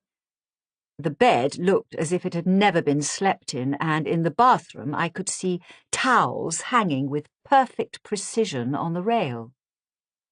Apart from a couple of books on the desk, there was nothing personal in sight at all. These Scandinavians are very tidy, Lawrence muttered, reading my thoughts. It certainly wasn't like this when Stefan occupied it. That surprised me. How do you know? Lionel, the fitness chap I mentioned, used to spend time here. He and Stefan were quite close. You should look at the police reports. That may be easier said than done. I could have a word with DCS Locke. No, it's all right. I know him. I also knew that there was little chance of Locke sharing anything with me, not even the time of day. I peered into the room, not wanting to step inside. They found the money in here that belonged to the dead man. Yes, it was under his mattress. Not exactly the most brilliant place to hide stolen cash. Lawrence nodded. You can think many things about Stefan Codrescu, he said, but one thing is certain. He wasn't too bright. Someone could have planted it. I suppose that's possible, but you have to ask yourself when. It would have been almost impossible during the day, as you can see. The door faces the hotel, and there were dozens of people out here. We had wedding guests, the spa was open, there were security guards, the kitchen staff going back and forth, people looking out of windows. I don't think anyone could have slipped into the room without being seen, and believe you me, the police took hundreds of witness statements. And it wasn't just the money, they also found traces of blood on the shower floor and on the sheets of Stefan's bed. The forensics people were able to work out that they had been there for more than 12 hours, meaning that they had definitely been there during the night. The narrative was crystal clear. On Friday night, Stefan kills Frank Paris. There's a lot of blood. He comes back and showers and goes to bed, and he leaves gigantic footprints the entire way. So, if someone did plant the evidence on Stefan, they must have done it sometime after midnight, I said. Yes, but that's not very likely either. First of all, the door self-locks. And before you ask, we did have a duplicate key in Lisa's office. But look at the position of the bed. It's right next to the door. I don't see how anyone could have got in here, messed around with the bed sheets and the shower, and then left again without waking Stefan up. He closed the door and we walked back to the hotel together. Derek should be here by now, Lawrence said. I asked him to come in early to talk to you. He paused. Can I ask you to go easy on him? He's worked at the hotel for 10 years and he's a good man, but he's quite fragile. He looks after his mother and she's not at all well. What Alan Conway did to him, to both of them, was actually appalling. I remembered that in the book there's a character called Eric Chandler who works as a personal chauffeur and handyman alongside his mother Phyllis. They appear in the first chapter, and it's not a sympathetic portrayal. Did he read Atticus Punt Takes the Case? I asked. Fortunately not. Derek doesn't read very much. It might be best not to mention it. I won't. I'll wish you a good night, then. Good night. Thanks for dinner. There was absolutely no need for Lawrence Treherne's warning. The moment I saw him, I knew Derek Endicott was a vulnerable man, eager to please, frightened of giving offence. It was in the blinking eyes behind the spectacles with thick lenses, the hesitant smile, the curly hair that fell haphazardly without any sense of style. He was in his 40s, but his face had a childlike quality, with plump cheeks, thick lips, the sort of skin that suggested he never shaved. He had already taken his place behind the reception desk, tucked away in the cave formed by the staircase that swung diagonally over him on its way up to the first floor. I noticed that he had some food in a plastic Tupperware box, as well as a thermos and a puzzle magazine. He was expecting me. Lawrence had told him why I was there. He clumsily stood up as I approached, then sat down before he had come fully vertical. It was quite cool in the reception area, but I noticed a sheen of sweat on his neck and on the sides of his face. Mr. Endicott, I began. Derek, please, that's what everyone calls me. He had a wheezy, high-pitched voice. You know why I'm here. Yes, Mr. Treherne asked me to come in early tonight. He waited nervously for the first question, and I tried to put him at ease. You were here on the night Mr. Paris was killed. What you saw or heard could be tremendously helpful." He frowned. "I thought you were here because of Cecily." "Well, it's possible the two are connected." He thought about that for a moment. I could actually see the mental process in his eyes. "Yes, you could be right." I leaned against the desk. "I know it was a long time ago, but I wonder if you can remember what happened that night." "Well, of course I can remember. It was terrible." "I didn't meet Mr. Paris. I don't really see any of the guests unless they put me on the day shift, and they only do that when they're short-staffed. Actually, I did see Mr. Paris go upstairs. It was after dinner, but we didn't speak." He corrected himself a second time. "No, that's not true. We spoke on the phone on Thursday. He called down from his room. He wanted to order a taxi first thing Friday morning. I did that for him." "Where did he want to go?" "Heath House in Westleton. I wrote that down in the book. That was how I was able to remember when the police asked me, and anyway, I know that house. It's very close to where I live with my mum. I hated having the police here. This is such a beautiful hotel. People come here to rest and to relax, not for—" He couldn't work out a way to finish the sentence and fell silent. "To be honest with you, I wasn't feeling very well that night, the night before the wedding," he went on eventually. "I was upset." "What had upset you?" No, I mean my stomach was upset. It was something I'd eaten." "You didn't go to the party?" "No, but I was invited. I was so happy for Cecily and for Mr. McNeil." It was interesting that Cecily seemed to be the only person in the hotel he referred to by their first name. "I thought they were a perfect match. It was lovely to see her, so happy." "Do you know where she is?" "I'm hoping to find out." "I hope nothing's happened to her. She's one of the kindest people. Nothing is ever too much trouble. She's always been very good to me." "Can you tell me what happened on the night Mr. Paris was killed?" I asked. "Not really." Despite his protestation, Derek had surely rehearsed all this. He drew a breath, then plunged in. "I was behind my desk here at 10 o'clock.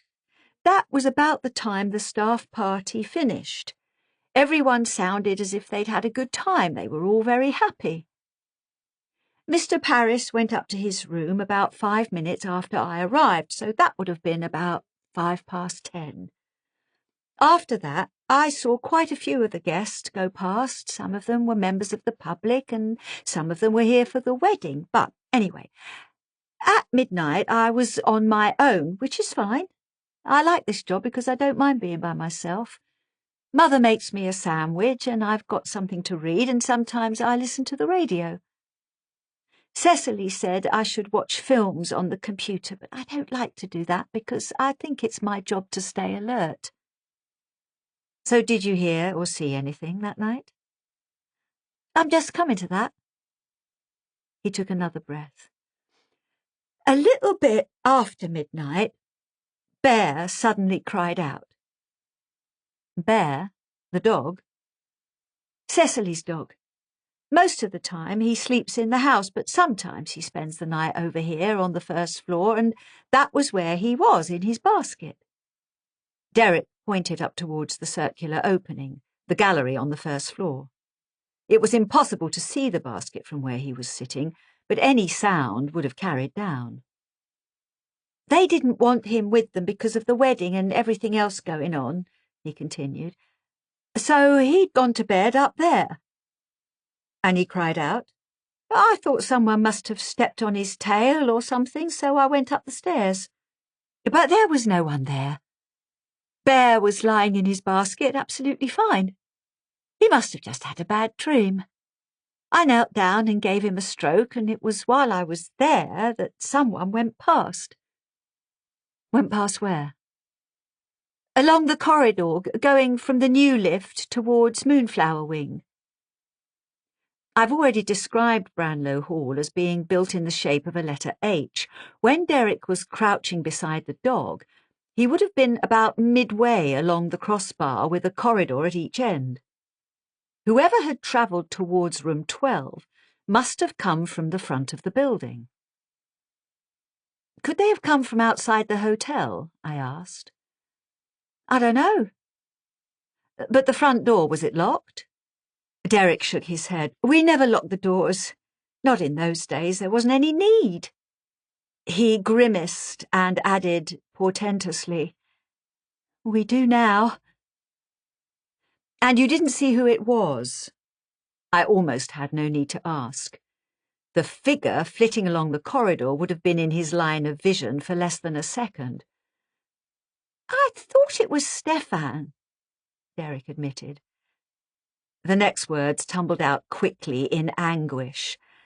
I didn't want to get anyone into trouble. I only told the police what I saw. He was carrying a toolbox. It was Stefan's toolbox. I had seen it lots of times. And he was wearing a knitted hat. He put his hands on his head to show me what he meant. You mean a beanie? Yes, Stefan often wore a beanie. But the lights were on low and it was so quick. I told the police I couldn't be sure. So what did you do next? I asked, after you saw the man with the toolbox. I went to the main corridor to see who it was, but by the time I got there it was too late. He'd gone. He'd gone into one of the rooms. He must have. Derek looked miserable, as if the whole thing was somehow his fault. The police said he'd gone into room 12. Room 12 was only 5 or 6 paces away from the point where the landing met the corridor, and it was on the near side of the fire door. If Derek had walked forward straight away, the intruder must have disappeared in a matter of seconds. Did you hear him knock? No. Did anyone say anything? No. So what did you think? I didn't think anything. I thought maybe Stefan had gone into one of the rooms to mend something, a toilet or something. Although that didn't make any sense, because if anyone had needed him, they'd have had to call me. But everything was quiet. There wasn't any noise or anything, so after a bit I just went back to my desk and that was the end of it. You didn't hear anything else? No. He shook his head. Derek. How could I put this gently? Frank Paris was attacked with a hammer. He must have cried out. I can't believe you didn't hear him. I didn't hear anything. His voice rose. I was all the way back downstairs and I was listening to music on the radio. All right. I waited for him to calm down. Who discovered the body? I asked. That was Natasha. She was one of the maids. I think she was Russian or something. His eyes widened as he remembered what had happened. She found it when she went in to clean the room. They say she screamed and screamed. But that wasn't until much later, the next day. Yes. Derek leaned forward and almost whispered. Someone had put a "Do Not Disturb" sign on the door of number 12, he told me. They did it on purpose so no one would know. So why did Natasha go in then? Because someone took it off again. Who took it off? I don't know. They never found out. He had something more to say. I could see that. He looked exhausted. Thank you, Derek, I said. I wish it had never happened. The hotel has never been the same since then. There's always been an atmosphere. I've said it often enough to my mum. It's as if there's something evil here. And now Cecily going missing. I knew something was wrong when she made that phone call. She was so upset. It's all part of the same thing, and I don't think it's ever going to end. Do you have any idea who killed Frank Paris? He was surprised by my question, as if nobody had ever asked him what he thought. "It wasn't Stefan," he said. "Even if it was Stefan I saw going along the corridor, I'm sure it wasn't him. He seemed such a nice sort of guy. He was very quiet. I know Miss Traherne, Lisa, didn't like him very much, and she said he was dishonest, but he seemed all right to me. Do you think they'll find her?" "Cecily Traherne?" "Yes." "I'm sure they will. I'm sure she'll turn up safe and sound." That was what I said, but in my heart I knew I was lying. I hadn't even been in the hotel for one full day, but something there had reached out to me. Maybe it was the sense of evil that Derek had been talking about. But I was quite sure that Cecily was already dead. FaceTime. Was I getting old? I was examining myself on the computer screen as I tried to connect with Crete, and although it's true that the camera on a MacBook Air never does anyone any favours, I wasn't too happy with what I saw. I looked tired. 2 years of Cretan sun and cigarette smoke had not done great things for my skin. After I'd left London, I'd stopped putting any colour in my hair, and I wasn't sure if the result was delightfully natural or plain drab. I'd never been very fashion-conscious. Kicking around alone in my flat in Crouch End, I used to go for oversized T-shirts and leggings. Of course, I'd dress up for work, but with forced retirement, I'd found myself liberated from the 3 S's, suits, stockings and stilettos, and in the Greek sunshine I'd dressed in anything that was light and loose-fitting. Andreas had always said that he loved me as I was and that there was no need to impress him. But looking at myself, I wondered if I wasn't letting myself go. A horrible phrase that brought to mind debauchery and decay. There was a zing, and my image was pushed into the corner where it belonged, and in its place Andreas's face filled the screen. I had been afraid that he would be out, or worse, that he would be in and wouldn't answer. But there he was, sitting on our terrace. As he leaned back, I could see the shutters behind him and the tubs full of sage and oregano that I had planted myself. His computer was on the glass table with the crack in it, the one we had said we must replace, but never would. "Mia sua agapitimu," he said.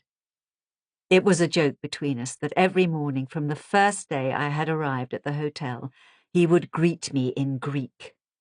But I wondered now if he wasn't taunting me, reminding me that I was so far away from him. "How are you?" I asked. "I'm missing you." "How's the hotel?" "The hotel is the hotel. It's still here." Andreas's face lit up my screen, and I mean that in every sense. His dark skin and thick black hair emphasized the dazzling white of his teeth, and I could actually see the sparkle in his eyes. He was an incredibly handsome man, and looking at him in front of me, I felt a longing to climb through that rectangular window and throw myself into his arms. I hadn't left him. That was what I told myself. I had just gone away for a week. I would go back to Crete when this was all over, £10,000 richer. In the end, the whole experience would bring us closer together. "Where are you now?" Andreas asked. "At the hotel, Brownlow Hall." "What's it like?" "It's barking mad. There are oil paintings on the walls and stained glass windows. Some of the rooms have 4-poster beds. You'd love it." "Who are you sharing yours with?" "Stop it." "I miss having you in mine. It's not the same here without you. Lots of the regulars have complained." The mood had changed, and we were serious. I realized now that I had left Crete without even thinking about the immediate consequences. There had been no discussion between us, no attempt to iron out the difficulties that had insinuated themselves into our relationship. Our last conversation had been acrimonious. "I don't want you to go," he had said. But I had gone anyway. I wondered now if I had behaved badly, and still worse, if I had broken something that was precious to me. "How are Panos and Vangelis?" I asked. "They're fine." "Don't they miss me?" "Of course they miss you." He spread his hands so that they disappeared on either side of the screen. "But we get by." I scowled. "You mean you can manage without me?" "We need the money. Have you got it yet?" In fact, Lawrence hadn't paid me anything so far. "I'm chasing it," I said. "If it hadn't been for the money, I wouldn't have let you go." He sounded so Greek when he said that, I couldn't tell if he was joking or not. "And so, tell me about the murder," he went on. "Do you know who did it?" "I don't know anything yet." "It was the husband." "What?" "The woman who disappeared. Of course he did it. It's always the husband." "I haven't even spoken to him yet, and it's more complicated than that. This is all about something that happened 8 years ago. If someone has killed Cecily, it was because of that." Andreas pointed at the screen. His finger loomed towards me out of perspective. "Just you take care of yourself. Remember, if you get into trouble, I won't be there to help you." "Why don't you get on a plane?" I said, wanting him beside me. "The Polydorus can manage without you, but it can't manage without both of us."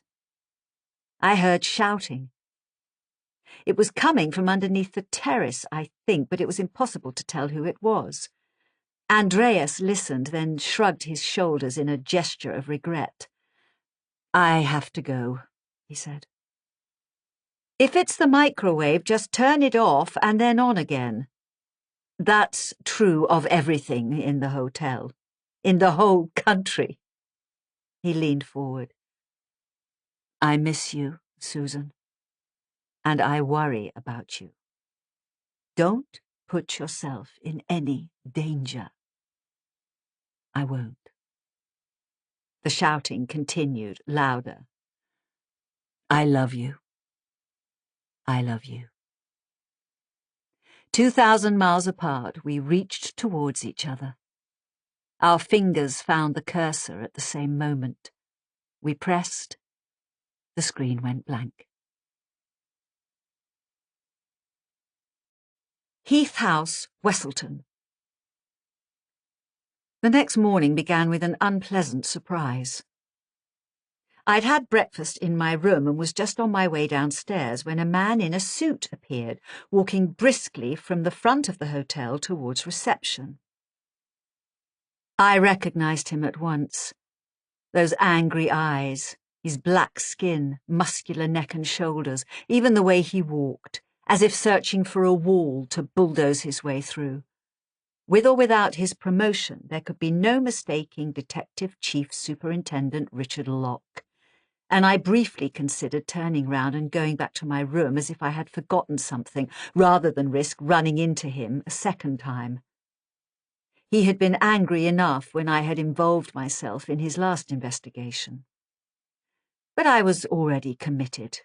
I couldn't avoid him.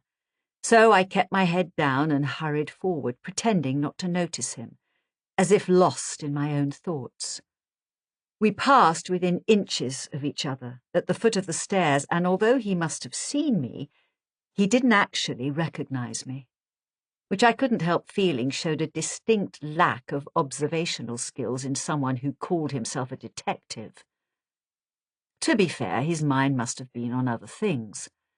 I heard him ask for Aidan McNeil and realized he had come to report on the search for his wife and, presumably, his lack of progress.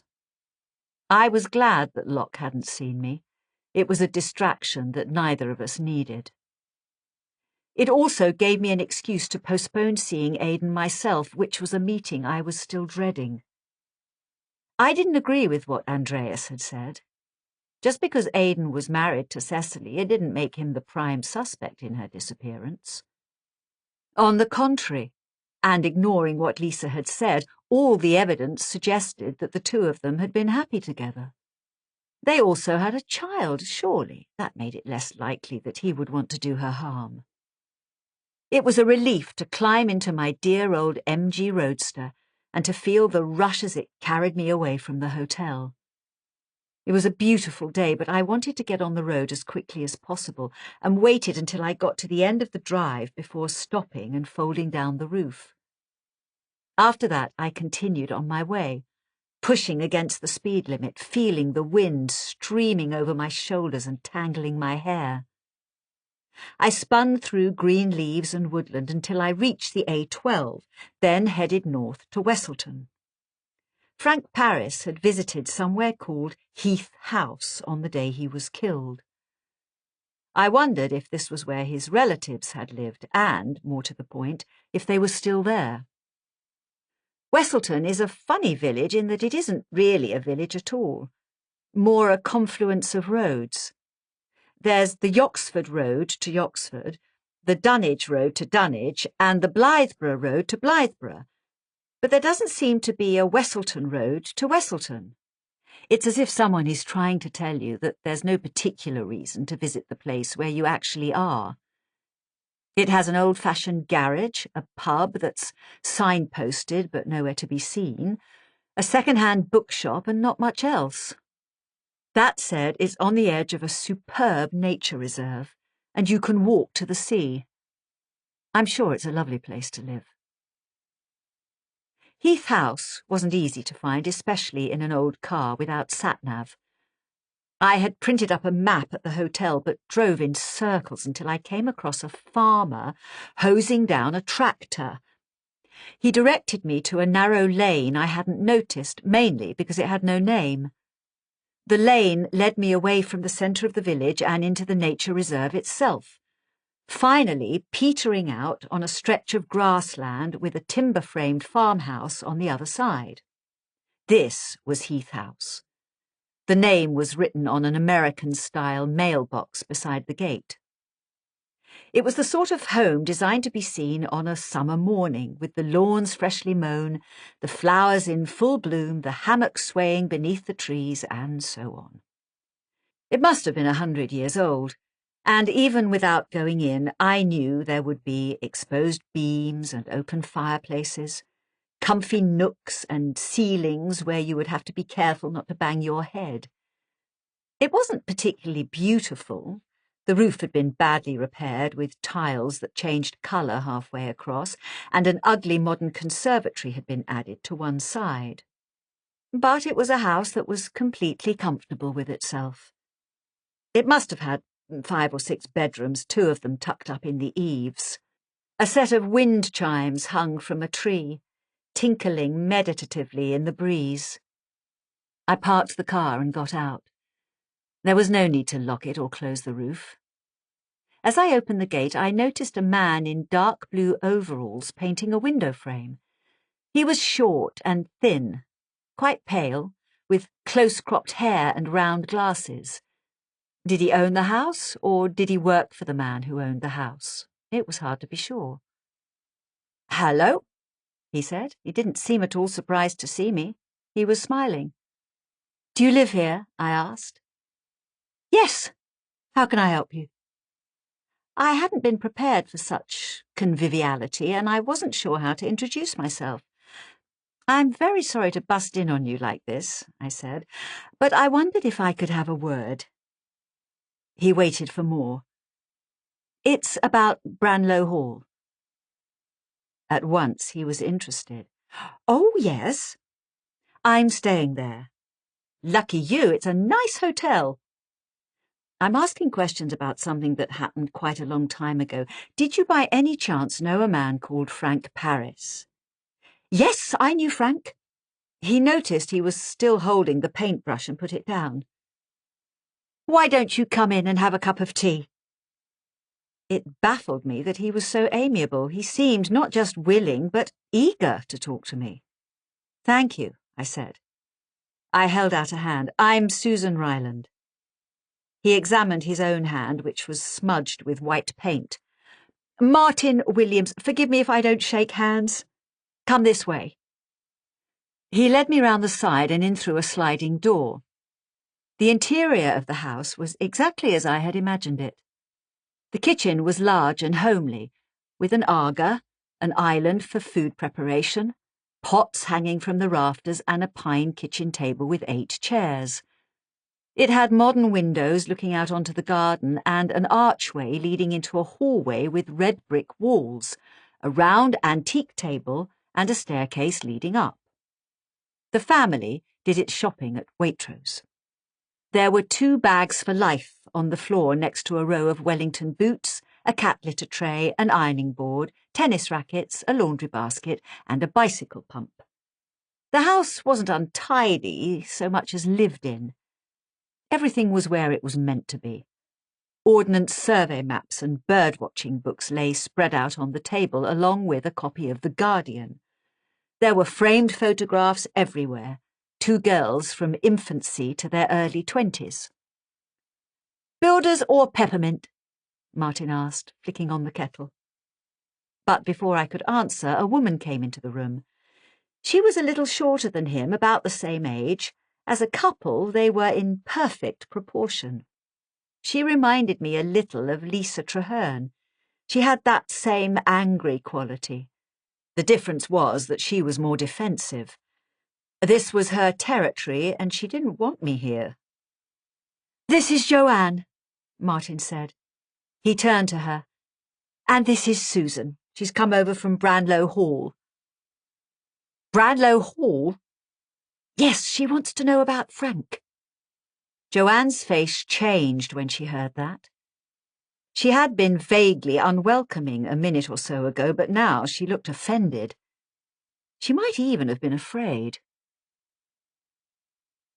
"It's quite difficult to explain," I began, trying to put her at ease. Next to the aga, the electric kettle began to hiss. "I was just making Susan some tea," Martin said. "What will it be?" "Builders will be fine," I said. "I'll do it." Joanne reached for mugs and tea bags. No, darling, you sit down and look after our guest." He smiled at me. "We don't get many visitors out this way. It's always nice to have company." Why did I get the impression that the 2 of them were playing some sort of game? They reminded me of the husband and wife in Who's Afraid of Virginia Woolf, the ones who invited a young couple into their home only to rip them apart. Joanne and I sat down at the table and I asked her about Westleton while Martin made the tea. I forget what she told me. I just remember the way she stared at me. So combative and intense. I was glad when Martin joined us. Unlike her, he was completely relaxed. He'd even brought a plate of biscuits. "So, why are you interested in Frank?" he asked. "Were you related to him?" I asked him back. "Yes." Martin was completely unfazed. "He was my brother-in-law. Joanne's his sister." "And he'd come to Suffolk to see you?" "Forgive me, Susan, but you haven't answered my original question." He smiled at me. "Why are you asking questions about him?" I nodded. "I'm sure you've heard that Cecily Traherne has disappeared. Her parents own the hotel." "Yes, we read about that in the papers." "They asked me to help them because they think that her disappearance may be connected to Frank's death." "What are you, a clairvoyant or something?" No, I used to work in publishing. One of my authors wrote about what happened, and they think there may be a connection." It was too difficult to explain everything, so I dived straight in. "Did you see Frank the weekend he died?" For a moment, I thought they might deny it. Joanne seemed to flinch, but Martin didn't even hesitate. "Oh, yes, he came round here the same day it happened. He was killed on a Friday night, if I remember correctly, and he came here that same morning just after breakfast. What time was it, darling?" About 10 o'clock, Joanne answered, still staring at me. Can you tell me why? He'd just come back from Australia. He wanted to see us. He didn't stay with you? No, we'd have been happy to have put him up, but he didn't even let us know he was in the country until he called from the hotel. That was Frank for you. He was full of surprises. I didn't believe a single word he was saying to me, and the strange thing was, I don't think he wanted me to. Everything he said, even that playful smile of his, it was all a performance. He was like a magician daring me to pick a card in the certain knowledge that in 2 seconds' time it would have changed into a different one. It was a very strange way to behave, considering I was talking about a man, a family member, who had been brutally killed. I turned to Joanne. I thought it might be easier getting through to her. Look, I hate intruding, I said. I know it's none of my business, but as I explained, I'm just trying to find Cecily, and anything you can tell me about what happened that weekend might help. I don't think we have anything to say, Joanne began. You can ask anything you like, Martin cut in. We've got nothing to hide. In Alan Conway's novels, people only said that when they most definitely did have something to hide. I looked around me. How long have you been here? I asked. I was deliberately changing the subject, coming in from a different angle. We moved in around... Martin counted it out on his fingers. Well, it must have been 7 years before Frank went to Australia, 1998. It was the year Joanne's mother died. This was her house. Yes, we were living in London before that. I was working for an insurance broker in the city. Guest Krieger. I don't suppose you'll have heard of them. They specialise in art. I don't have any art. Well, fortunately, there are plenty of wealthy clients who do. He flashed that strange smile of his. It was beginning to annoy me. Joanne had always wanted to move out of London, and as it happens, most of my work is done over the telephone, so it doesn't matter where I am. Our girls were just about to start school when this house became available, and so we moved in. Where were your girls at school? I asked. Woodbridge School. My sister sent her children there, I told them. My partner used to teach there. It did very well for them, Joanne said, loosening just a little. They're at university now. They must have been pleased to see their uncle. They didn't see him. They weren't at home when he visited. And he didn't want to meet them after he'd come all the way from Australia. Frank was here on business, Martin said, allowing just a little impatience to creep into his voice. He had been holding a biscuit, and now he snapped it in half and laid both pieces down. It's very sad, but he'd lost a lot of money setting up his Australian business. He came back to England with almost nothing. He had this idea of starting another agency, and he wanted us to invest. He shook his head. I'm afraid it was out of the question. I work for myself now, and I do well enough out of it, but there was no way I was going into business with him. It wouldn't have worked. Because? Because I didn't like him. Neither of us did. And there it was. Suddenly out there. An admission of sorts. But where exactly did it lead? Joanne set down her cup and saucer, the one rattling against the other. It wasn't really a question of liking him or disliking him, she said. Frank and I had very little in common to start with. There was the age difference, but we'd also made some very different life choices.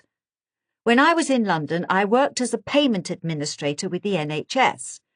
I had Martin and the children. I'm not saying I disapproved, but Frank had a lifestyle that was completely alien to me.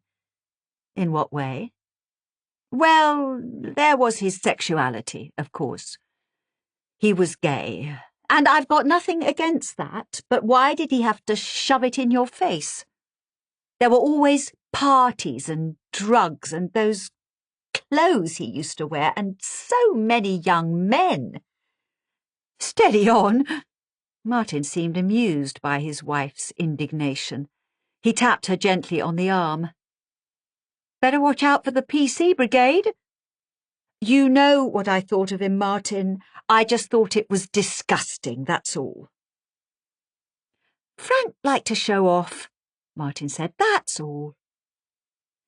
So what happened when he came here? I asked. He told us that he'd lost a lot of money. Martin had taken over again. He wanted us to help him.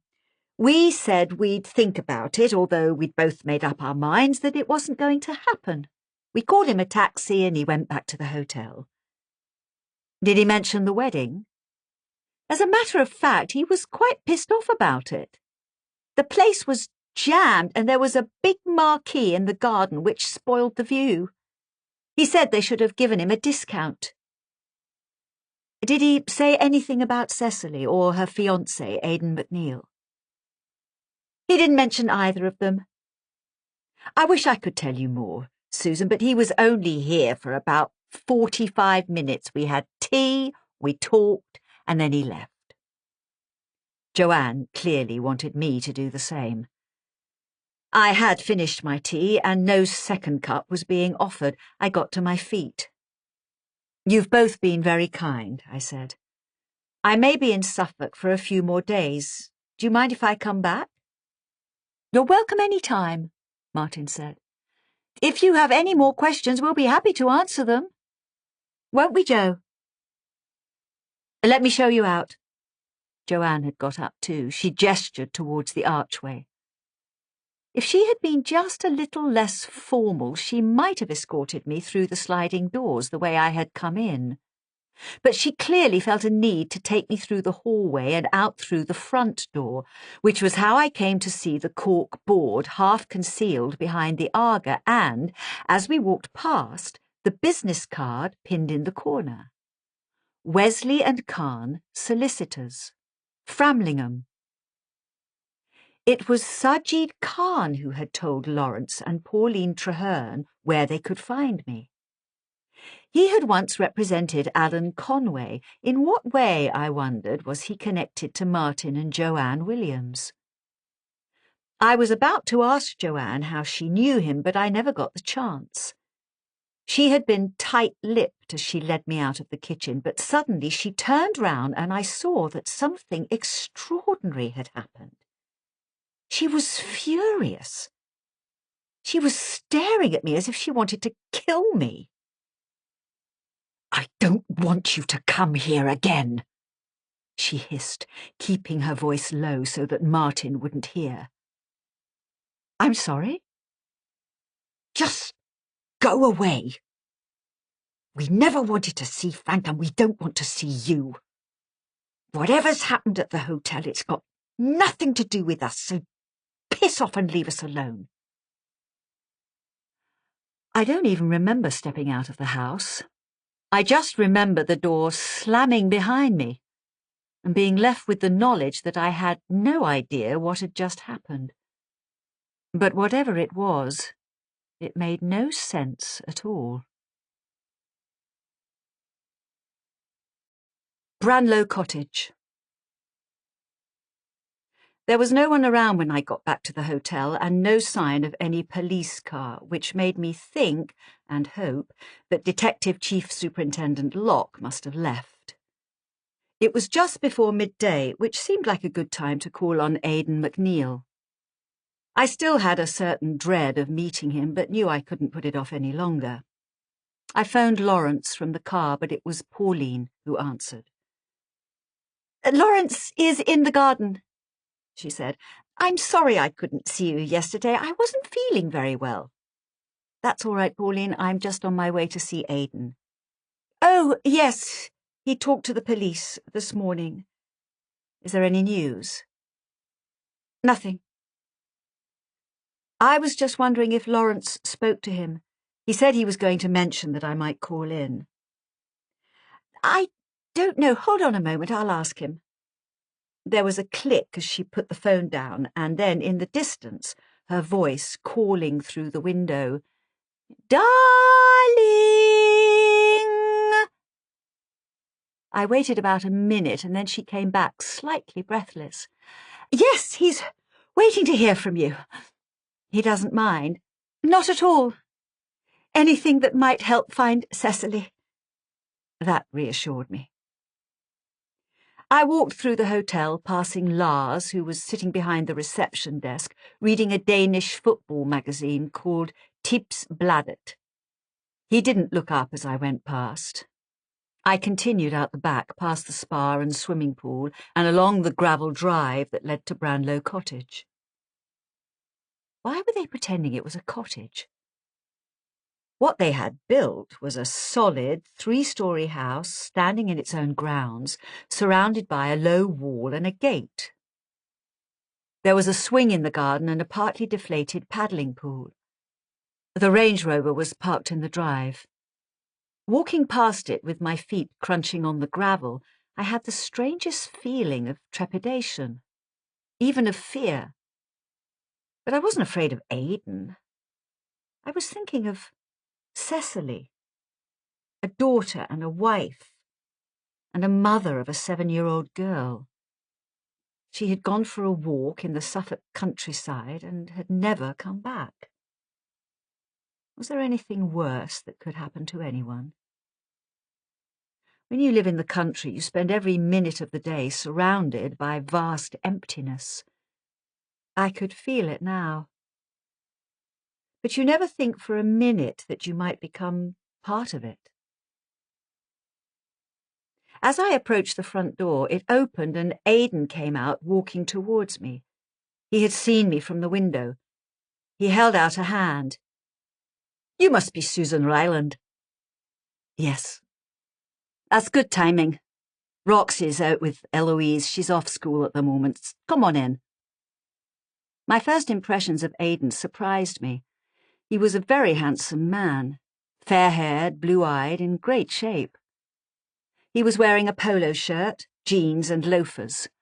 From what the Trehernes had told me, I knew he was 32 years old, but he looked at least 5 years younger, with a Peter Pan quality that expressed itself even in the way he moved, light on his feet. I followed him into the kitchen and, without asking me, he flicked on the kettle. The house was very clean and orderly. There was nothing out of place on any of the surfaces. "When did you arrive?" he asked. It was only when he turned round that I saw the tiredness in his eyes, the worry lines. He hadn't been sleeping properly. He'd lost weight. "Yesterday." I didn't know how to begin. "I'm very sorry," I said. "This must be awful for you." "Awful?" He half smiled as he considered the word. "That doesn't even begin to describe it, if you want the truth, Susan. What's awful is that the fucking police think I had something to do with it.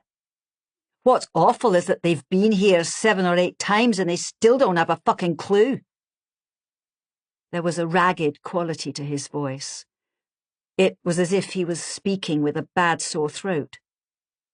"I know Detective Chief Superintendent Locke," I said. "He's a very thorough man." "Do you think so? If Detective Locke and his friends had been a bit more thorough to begin with, Cecily might have been home by now." I watched him make the tea. He did it with exactly the same taut, jerky movements that an alcoholic might use to pour himself a glass of scotch, and he talked all the while, even with his back to me. "I called the police at 8 o'clock on the evening she disappeared. That was a Wednesday.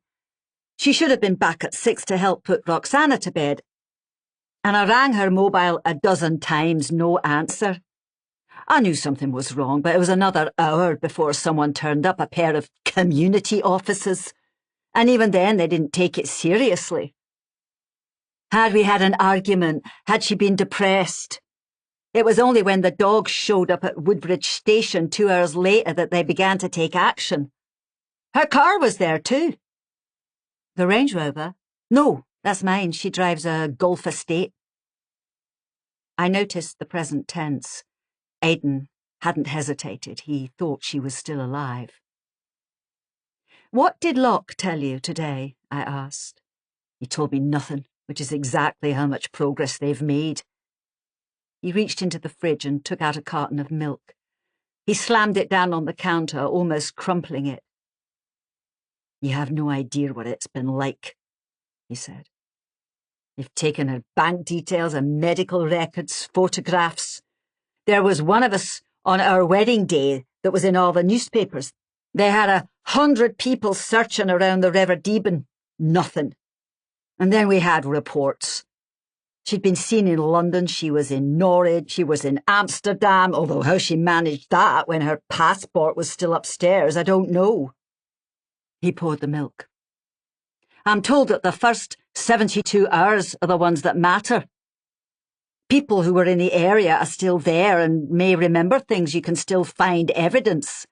Did you know that 80% of all people who disappear are found 40 kilometres from where they live?" "I didn't know that. Locke told me. He thought it would cheer me up, but they haven't found her and it's been over a week now." He brought the tea over and we sat facing each other, neither of us touching it. I wanted a cigarette, but I knew Aidan didn't smoke. There was no smell in the house and his teeth were too white. I thought of what Andreas had said on FaceTime. "Of course he did it. It's always the husband." Well, either Aidan McNeill was the most brilliant actor I'd ever met, or he was on the edge of a breakdown. I looked at him sitting hunched up opposite me. There wasn't a single part of him that was relaxed. He was a man torn apart. "Your parents-in-law think Cecily's disappearance may have something to do with a book she read," I began. He nodded. "Atticus Punt takes the case, yes, they told me." "Have you read it?" "Yes." There was a long pause. "I was the one who gave it to her. I told her to read it." Suddenly he was angry. "If it's true, if she's disappeared because of something in that book, then it's my fault. Wish I'd never heard of the bloody thing." "How did you hear of it?" "Oh, one of the guests mentioned it to me. That's my job here, really. I talk to the guests. I keep them happy.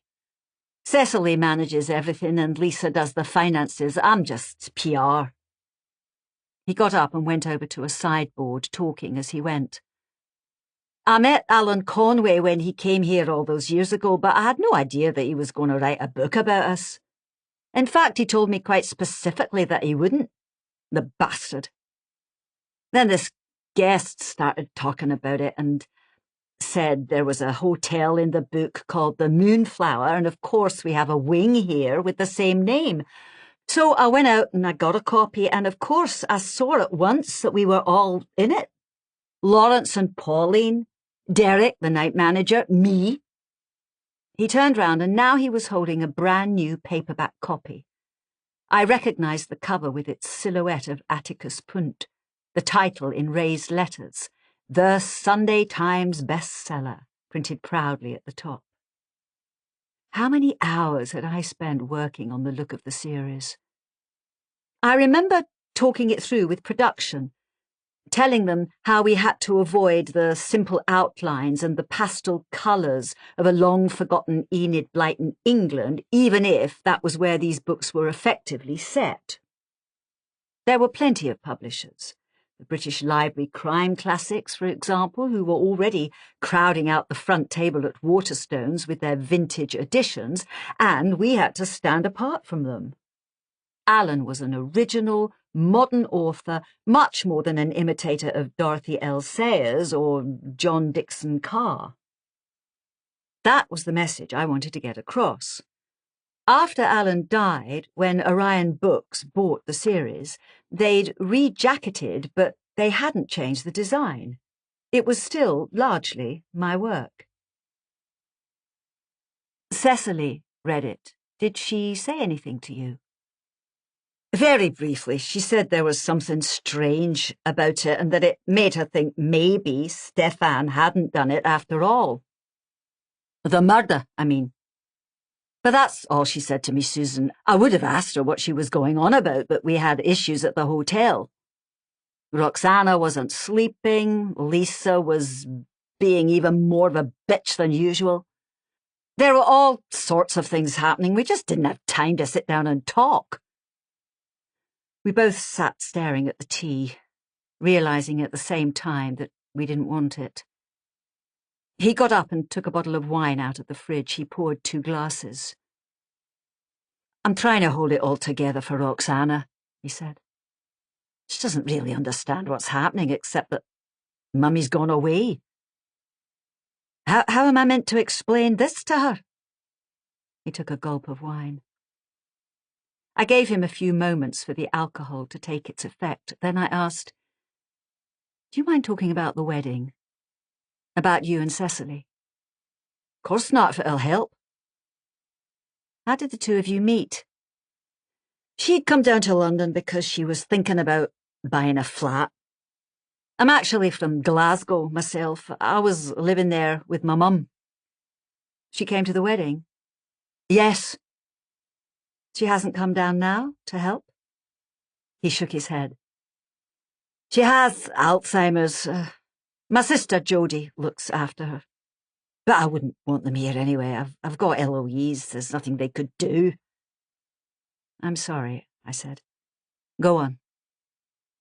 I moved south in about 2001, I think it was. I got a job as an estate agent, and that was how I met Cecily. It was me who ended up showing her around the 1-bedroom flat in Hoxton. It was great for getting to Suffolk, but completely overpriced, and there were problems with the roof. As it happened, it was my birthday that day, and I couldn't wait to get out and go to the pub. I was meeting a bunch of friends, so I told her not to buy it and asked her to come with me instead. He smiled at the memory. All my friends loved her, and they all knew we were made for each other. How long after that did you get engaged? 18 months. That was too quick for Pauline and Lawrence, but we didn't want to hang around. They wanted me to come into the business, and I was okay with that. What I was doing in London and what I'm doing here, they're not so different. It's all about people. So tell me about the actual day of the wedding, everything that happened. The wine was helping. I don't know if Aidan was feeling more comfortable, but I certainly was. I'll never forget it. Aidan shook his head. Cecily always started the day by reading her horoscope in the newspaper. Well, on that Saturday, it said, prepare for ups and downs, which is the last thing you want to read on the day of your wedding, and it really upset her. Of course, it turned out to be spot-on accurate. I shouldn't say this, but Lawrence and Pauline made a bloody stupid mistake keeping the hotel open. If they hadn't, everything would have been under control, and at the end of the day, Frank Paris wouldn't have been there and the whole thing would never have happened. When did you meet him? That was on Thursday afternoon when he arrived. He'd booked a standard room and we'd put him in the Moonflower wing. It was a perfectly nice room, but he wasn't happy. He wanted something more traditional, so I managed to flip things around and put him in room 12. That was where he was killed. Describe him for me. Aidan considered. 50 years old, curly grey hair, quite short. He was jet-lagged when he arrived, and that made him a bit surly, but the next day he was friendlier. You saw him twice. I checked him in, and then Cecily and I met him on Friday lunchtime outside the hotel. He was just getting out of a taxi. He said that he was pleased with the new room, and when he heard that we were getting married, he couldn't have been nicer. It was quite camp. You could tell he was someone who liked to show off. If you'd told me he was going to be dead in just a few hours' time, I wouldn't have believed you. He was someone who was full of life. Did he say what he'd been doing in Westleton? Aidan thought for a moment. No, I don't think so. He never mentioned Westleton to me, but he did say he was going to an opera in Snape Maltings that evening. It was something by Mozart. I don't know if he'd come specially for that, but people do drive for miles to come to Snape. Quite a few of them stay with us. And you didn't see him again? I might have, but if I did, I didn't notice him. As you can imagine, Susan, I had quite a lot on my plate. There was a party on Friday night. Friday evening, yeah. That was Lawrence and Pauline. They wanted everyone to feel part of it. They're good people, the hotel's their family. He glanced out of the window as if he had heard something, but there was still no sign of Roxana. The party began about 8:30 and went on for about an hour. Was Stefan there? Yep, everyone was there. Lionel, Derek, Stefan, Lisa. No, not Derek, but everyone else. Did you talk to Stefan? Aidan frowned. Probably, I don't really remember. I don't think I spent very much time with him because he was on his way out anyway. He was leaving. Hasn't anyone told you? He'd been fired. Lisa didn't like him. She was convinced he was stealing the petty cash or something like that. Actually, she didn't need a reason to get rid of him. If Lisa doesn't like you, you're out. Everyone knows that. She doesn't like me very much, if you want the truth, but that's probably because I'm married to her sister. She can't bear Cecily having something that she hasn't got. I wondered why Lisa hadn't mentioned that she'd told Stefan to leave. What had she said over dinner? We should have fired him right at the start. Maybe she was implying that she had actually fired him later. But it seemed to me that she had deliberately avoided mentioning it, and that was strange. Apart from anything else, it made it more likely that he would have been tempted to steal from the guests, knowing that he no longer had a job. I'd have thought she would want me to know that. Did you see Frank Paris again? I asked. No. I was with Cecily until 8:30, then we went to the party, then we went to bed. A thought occurred to me. Shouldn't you have slept apart on the night before your wedding? Why would we want to do that? It was a traditional wedding in lots of ways. That was what Cecily wanted, but we didn't do a hen night or a stag night, and we certainly weren't going to sleep in separate rooms. I remembered something that Aidan had just told me. You said there were ups and downs. What exactly did you mean? Well, the murder was a pretty big fucking down, if you want the truth. And what were the others? You really want to know? They didn't matter. Everything matters. You never know what's going to be relevant. He sighed. Well, they were just little things, the sort of stuff that can happen at any wedding. First of all, the marquee was late. It didn't arrive until after lunch on the Friday, and they had to work all afternoon to get it up. One of the bridesmaids got sick and had to cancel. Cecily thought that was bad luck, and then she got upset because she'd lost a pen that she was going to have with her when we got married in the rose garden. A pen? It belonged to her dad. He collects antique fountain pens. He never stopped going on about it on the day. He'd only just bought it from a dealer in Snape. It was brand new, unused, and it was blue. I'm sorry? I didn't get it. It was old, but it was also new. It was borrowed, and it was blue. Oh, of course. I felt like an idiot. Anyway, she couldn't find it. Later on, we thought Stefan might have nicked it, but there were other things too. The whole box of wine glasses got broken. The cake was wrong. Why am I even telling you this? It was a wedding just like any other. Except someone got killed. Yeah. That sobered him. It should have been the happiest day of my life, he said. We got married at midday in the garden. It wasn't a religious service. Neither of us believes in God. Drinks started about 1:45. And then, just as we were sitting down for lunch, one of the hotel maids, a woman called Natasha Malk, came out screaming that someone was dead, and that was the end of it. That was the end of my wedding. He emptied his glass, then pushed it away as if to indicate he wasn't having any more. I loved Cecily more than you can begin to imagine. I still love her. She's smart and beautiful, and she's considerate, and she puts up with me. We have a wonderful daughter. And now this has happened, and it's like my whole life has turned into a fucking nightmare. Just then a car pulled up in the drive. A silver VW Golf Estate. I saw the nanny driving.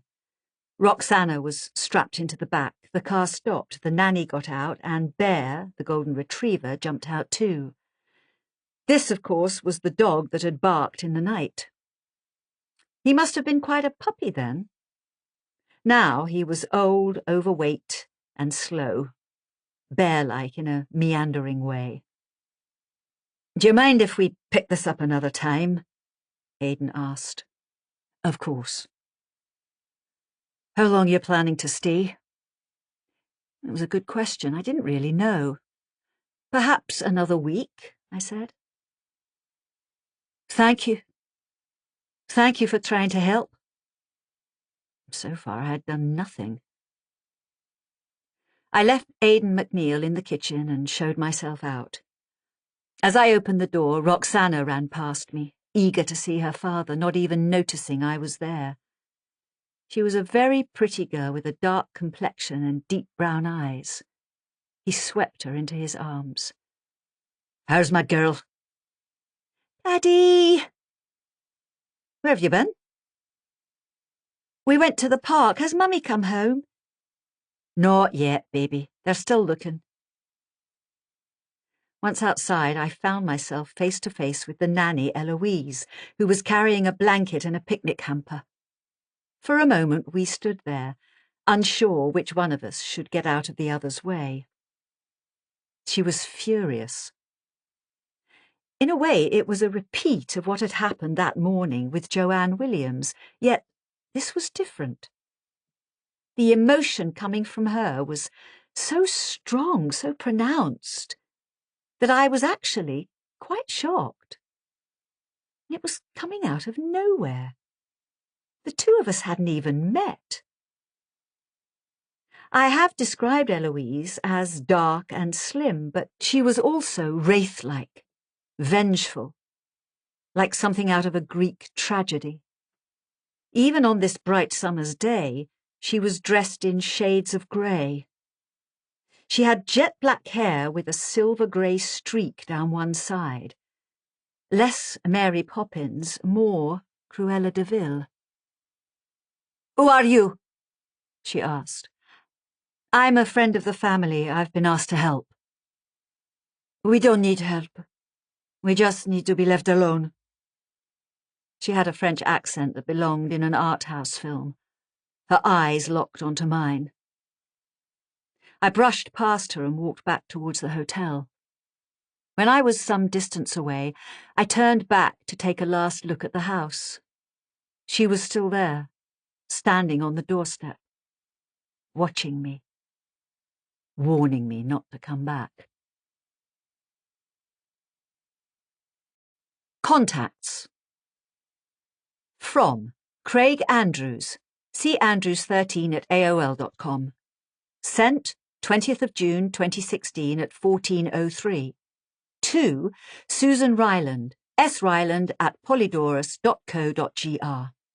Subject, Stefan Codrescu. Hi, Susan. Surprised to get your email. I see you're using a new email address. Is that in Greece? I was really sorry to hear what happened. Actually, what did happen? Everyone has got different stories. All I know is that I'm sad I don't see you anymore. I used to enjoy our long sessions with Pringles and Prosecco. Did you see my new book in the ST Top 10? Well, for 1 week only, but they can still put it on the cover. It's called Marking Time. Yes, I know, always time in the title, and it's the same character, Christopher Shaw. Hodder liked to keep me in my comfort zone. Stefan Codrescu is being held at HMP Wayland, which is in Norfolk. If you want to meet him, you'll need to get his permission, or perhaps you can talk to his brief. I checked him out on the internet. Are you interested in the murder? I'd love to know what you're up to. Do give me a shout. Look after yourself, Craig. P.S. If you're in town and you need somewhere to stay, let me know. I'm on my own at the moment and there's plenty of room. X. Stefan Codrescu, HMP Wayland, Thompson Road, Griston, Thetford, IP25 6RL, 20th of June 2016. Dear Stefan, you and I have never met, but my name is Susan Ryeland, and I used to work in publishing. I was recently approached by Lawrence and Pauline Traherne, who are the owners of Branlow Hall, where I understand you once worked. As you may have read in the newspapers, their daughter Cecily has disappeared, and they are very concerned. They think I may be able to help. The reason they came to me is that my most famous writer was a man called Alan Conway, and he wrote a book about Branlow Hall and what happened there 8 years ago. Alan is now dead and I can't talk to him, but it seems there may be something in his book that is connected to Cecily Traherne. It may also be relevant to you and to your conviction. I would very much like to meet you as soon as possible. As I understand it, I can only come to HMP Wayland if you put me on your visiting list. Would you be able to do that? If you want to reach me, you can call me on 07710 514444 or write to me at Branlow Hall. I look forward to hearing from you. Best wishes, Susan Ryeland. From Susan Ryeland, s.ryland@polydorus.co.gr. Sent 20th of June 2016 at 14:18. To James Taylor, JamesTaylor666 !@gmail.com. Subject, Alan Conway. Dear James, it's been a long time since we saw each other and I hope you haven't changed your email address. How are you? The last time we met was a very drunken dinner at the Crown in Framlingham and you told me you were going back to drama school. Did that ever happen? Should I have seen your name in lights by now? You're probably wondering why I'm contacting you. It's a long story, but somehow I've found myself involved with Alan Conway once again. He wrote a book called Atticus Punt Takes the Case. This was before the two of you became partners and, of course, before you turned up as Punt's assistant. It seems that he may have based the book on a real-life story that took place in Suffolk at a hotel called Branlow Hall. Did he ever mention that name to you? A man called Stefan Codrescu was arrested for murder, but it's just possible that he wasn't the real culprit. I know that Alan kept a lot of notes. I remember going through his study with you when I was looking for information about Magpie Murders. I'm assuming that you inherited all his notebooks and things when you took over Abbey Grange, and although you may have put the whole lot in a skip, if you have kept anything, it might be helpful. You can contact me on this email address or on my phone, 07710 514444. It would be good to see you anyway. I'm assuming you're in London. Right now I'm in Suffolk, but I can drop down any time. Love, Susan, brackets, Ryland. Friday the 20th of June, 14:30. Hi, Lionel. I'm sending this from Branlow Hall. Are you still on this number? Are you in the UK? Can we meet? It's about Cecily Traherne. Very important. Thanks. Susan Ryeland. From Susan Ryeland, s.ryland@polydorus.co.gr. Sent 20th of June 2016 at 14:38.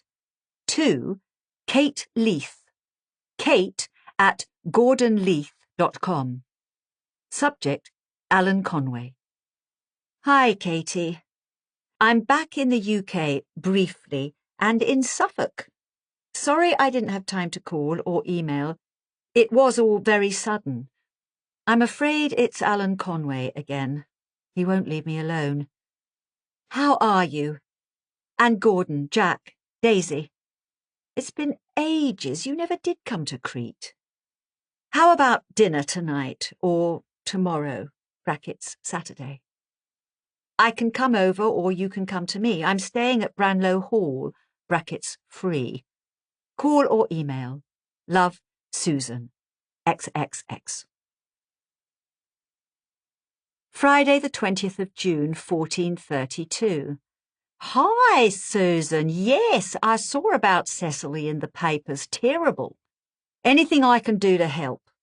I'm in London, Virgin Active Barbican. Call or email lcorby@virginactive.co.uk anytime.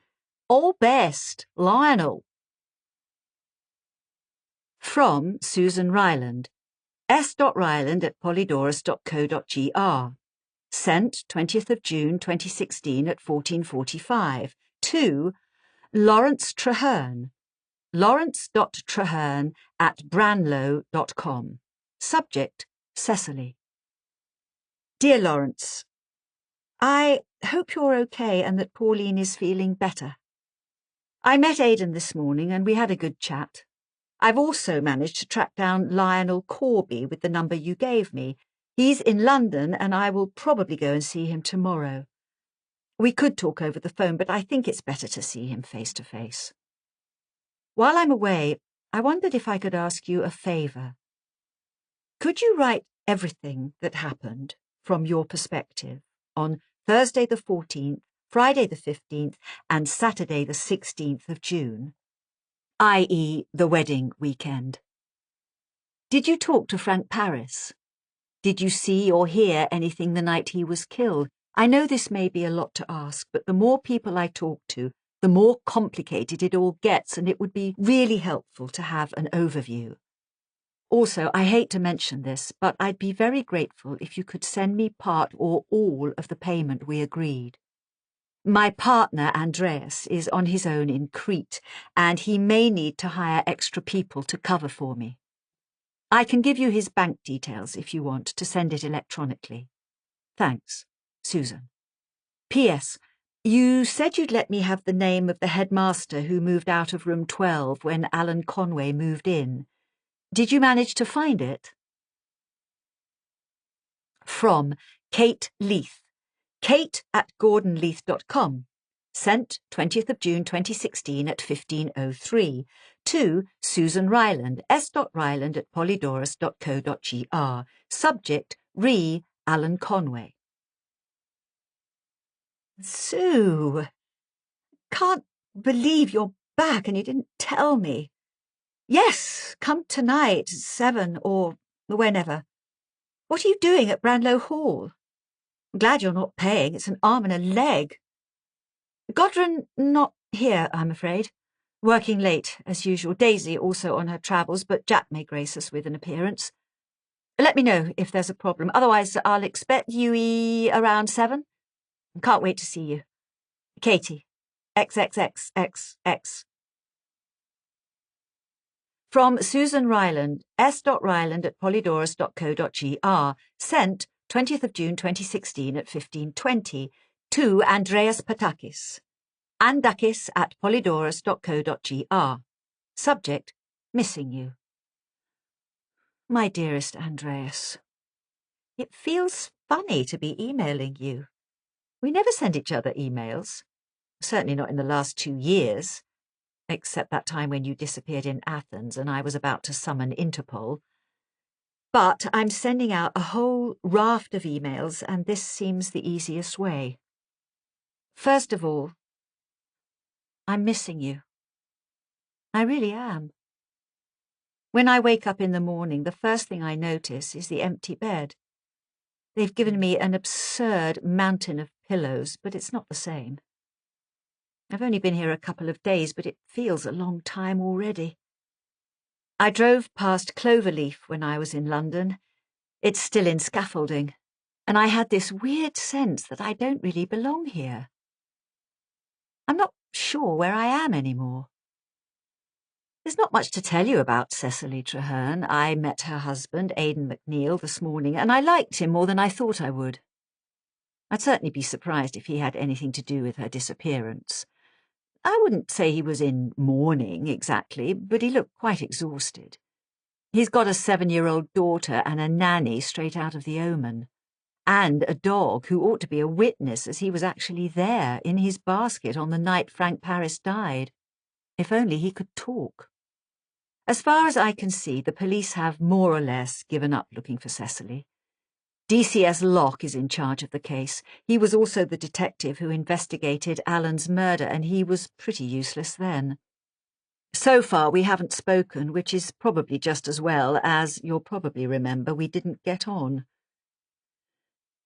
As to what happened all those years ago, it feels as complicated as an Alan Conway novel, but without the usual hints and tips from the author to help me solve it.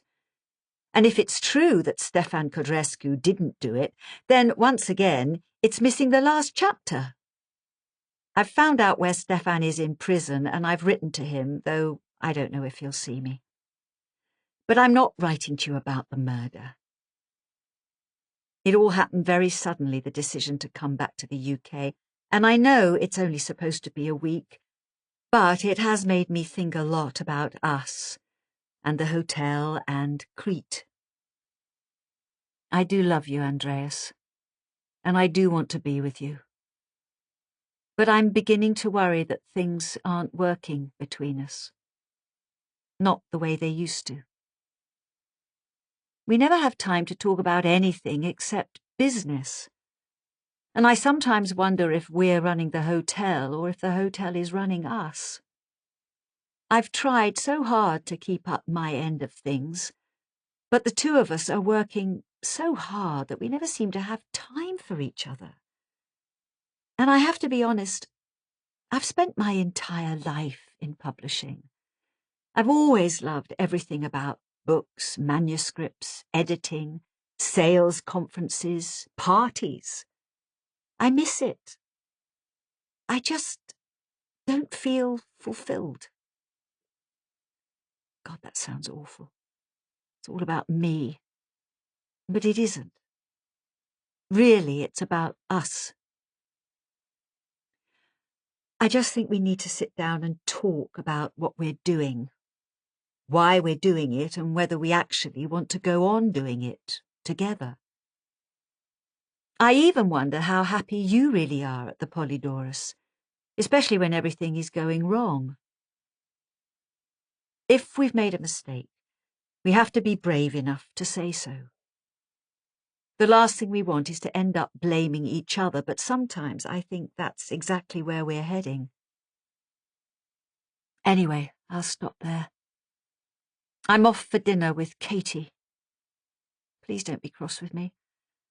I just wish things were as they used to be. I wish Magpie Murders had never happened. Bloody Alan Conway, it's all his fault. All my love, Susan. From Susan Ryeland, sryland@polydorus.co.gr, sent 20th of June 2016 at 15:35. To Michael Beeley, mbeeleyt@orionbooks.com. Subject, London/help. Michael, I know it's been a while, but I'm back in London for a few days and just wondering if there was anything doing at OB or Hachette. You may remember you did approach me a couple of years back. We had that nice lunch at the Wolseley and I was very tempted. That was before everything went awry. Or maybe you've heard if there's anything around. Senior editor, commissioning editor, whatever. Hope all's well. Nice to see you making money out of Atticus Punt. And with the original covers.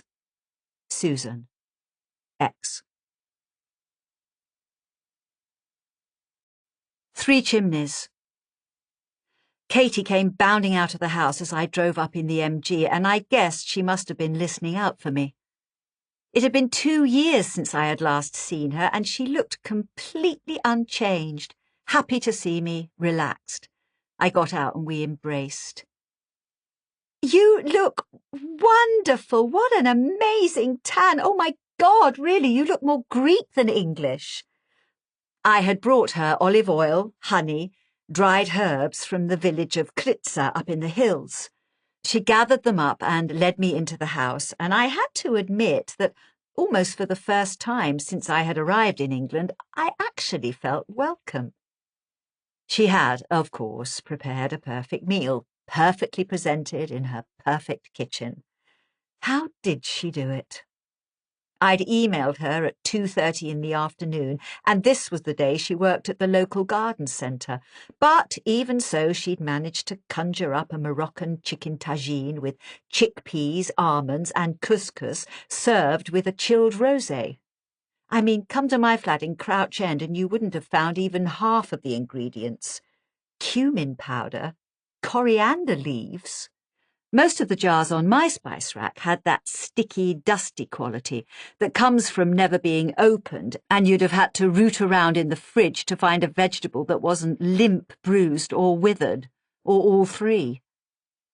Come to dinner with me, and I'd have ordered takeaway.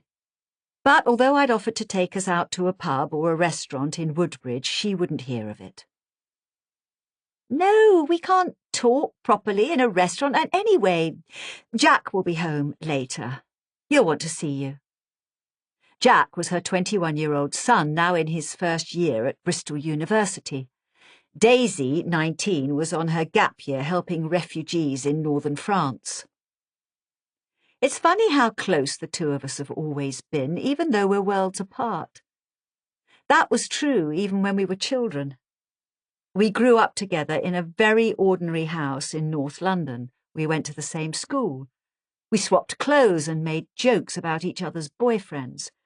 But while Katie was completely happy, dreaming of the day when she would have a home and a lifestyle almost identical to the one our parents had foisted on us, I was escaping to my local library, and my dreams were of a very different nature. I would join a gang at Jamaica Inn, preying on the wretched sailors who came too close. I would fall madly in love with Edward Rochester, but in my version of the story, I would save him from the flames. I would travel to the lost city of Kor and find immortality in the Pillar of Fire. We were the complete opposite of Cecily and Lisa Traherne, who had been two sisters at war, actually throwing knives. Katie and I had nothing in common except our fondness for each other, and that had lasted throughout our lives. There were times when I wished I was more like her. Katie's life was a model of comfort and orderliness. The two children, now entering their 20s, the accountant husband who spent 3 nights a week in London but who was still devoted to her after a marriage that had lasted a quarter of a century, the part-time job, the close circle of friends, the community work, all the rest of it. I often thought of her as a smarter, more grown-up version of myself. And yet I couldn't have lived in a house like this. I wouldn't even have bought a house that had a name. Numbers were good enough for the likes of me. 3 Chimneys was in a quiet crescent just outside Woodbridge, and yes, it did have 3 chimneys, even if they were completely useless because all the fireplaces had been filled in with those gas effect fires. Looking at all the polished surfaces, the sliding glass doors, the thick pile carpets and tasteful art, I knew that if I had lived here, I would have felt trapped. But Katie didn't seem to mind. She was a mother, a wife, a housewife. She liked to be defined. Not that I would hold up my own chaotic lifestyle as anything to be envied. My early love of books hadn't taken me to the places of my imagination. It had taken me into books. I'd started as a junior editor at HarperCollins, then commissioning editor, then editorial director, and finally head of fiction at a company that had, literally, gone up in flames. The publishing industry is full of idealists, people who love what they do, which is why so many of us are badly paid. I was lucky to buy a 2-bedroom flat in Crouch End before prices went insane, but I'd never paid off the mortgage. Not until the day I sold it. I'd had plenty of relationships, but they'd never lasted because I didn't want them to. At least Andreas had changed that. So, there we were. 2 sisters looking at each other across a divide that had widened as we had grown older, far apart, and yet close. We made judgments about each other, but perhaps those judgments told us more about ourselves. Do you think it's sensible, getting yourself involved in another murder inquiry? Katie asked. I'll be more careful this time. I hope so. Anyway, I'm beginning to think the whole thing may be a waste of time. She was surprised. Why do you say that? Because the more questions I ask, the more likely it seems to me that it was Stefan Codrescu who killed Frank Paris. All the evidence is stacked up against him, and as far as I can see, there were only 2 people who had any motive. And I'm not even sure what that motive was. Who are they? Oh, a couple who live in Westleton, Joanne and Martin. She was Frank's sister. Katie looked surprised. Joanne and Martin Williams? Do you know them? I met them once. I can't say I really liked them. That was unusual. Katie always thought the best of everyone. Why was that? I asked. It was nothing personal. They just weren't my type. She saw that I wanted more and continued reluctantly. She was a real ball breaker. She dominated the table. Never let anyone get a word in edgeways, and he was a complete doormat. She walked all over him. She seemed to revel in it. That puzzled me. When did you last see them? I asked. Oh, it was ages ago, maybe even before the murder. They were at a dinner, and I only remember them because I joked about it afterwards. I didn't understand how 2 people like that could possibly stay married to each other. And she was the one in control? Absolutely. It's strange because I saw them this morning, and if anything, I'd say it was the other way round. I put them out of my mind. It has to be Stefan, I said. I mean, blood on the pillow, blood in the shower, money under the mattress. He was even seen going into the room. Well, in that case, what happened to Cecily Traherne? It could just be a coincidence. She could have fallen into the river. She could have gone for a swim and drowned. According to her sister, the marriage wasn't everything it was cracked up to be, and she could have run off with somebody else. Even as I said that, I knew it was impossible. She wouldn't have left her daughter behind. Will they still pay you if you don't get a result?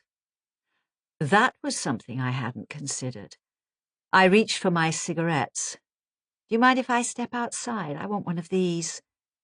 Katie gave me a sideways look.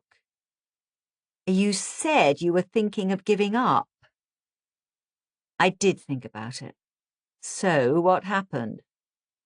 I decided not to. She passed me an ashtray. She'd known I was going to use it. Then she put a percolator of coffee, milk, and 2 mugs on a tray, and, unusually for her, 2 tumblers of whiskey. Will you join me? She asked. Just a small one, I'm driving. We went outside and sat on a wooden table beside the fish pond.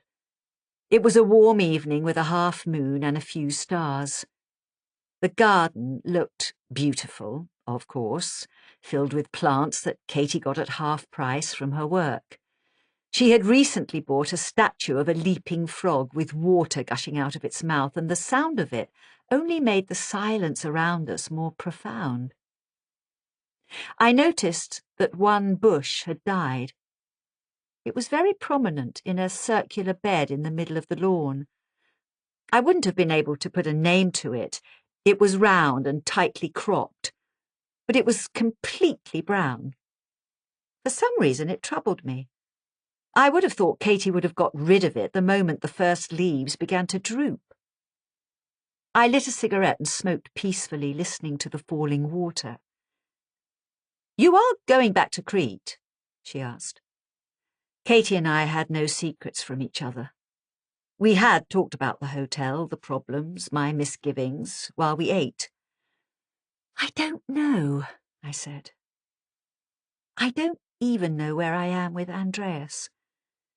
Before we left England, he asked me to marry him." "You told me. You turned him down?" "I said yes, but later on we both changed our minds.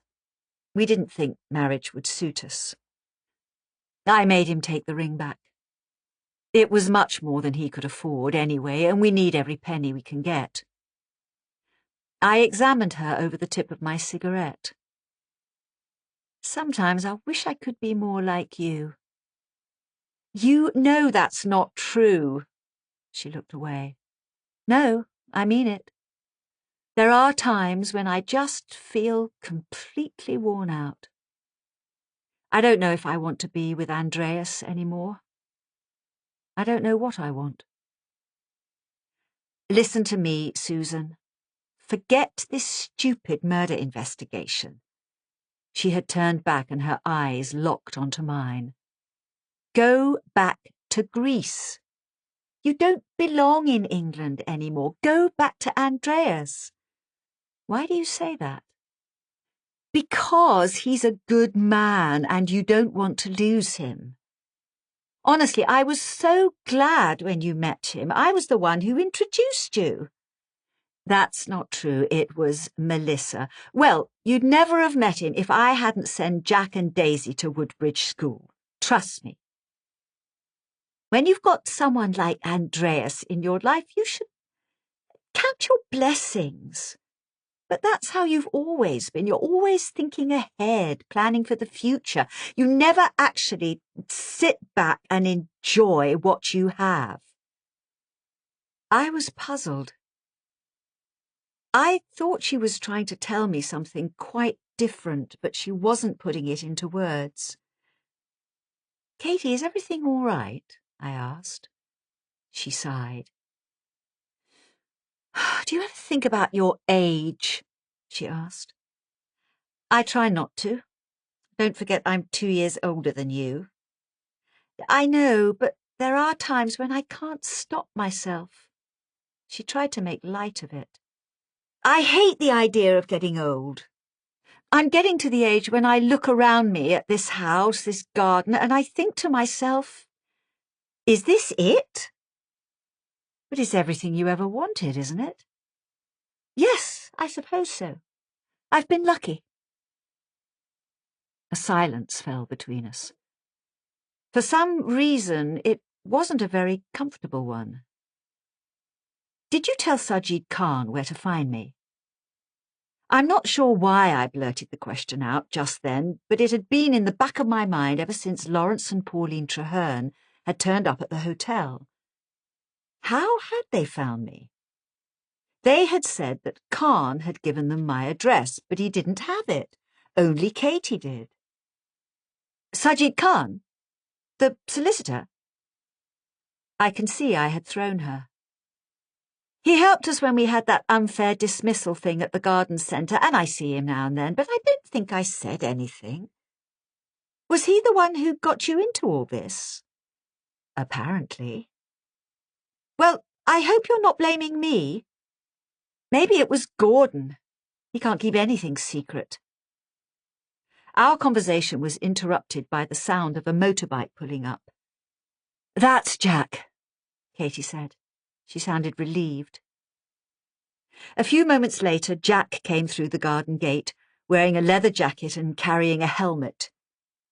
It was 2 years since I had seen him, and I was a little thrown by his appearance. His hair was long and quite skanky. He hadn't shaved, and the stubble didn't suit him. He came over and kissed me on both cheeks, and I smelled alcohol and cigarette smoke on his breath. I was hardly in any position to judge him, but I was still surprised. He had never smoked in his teens.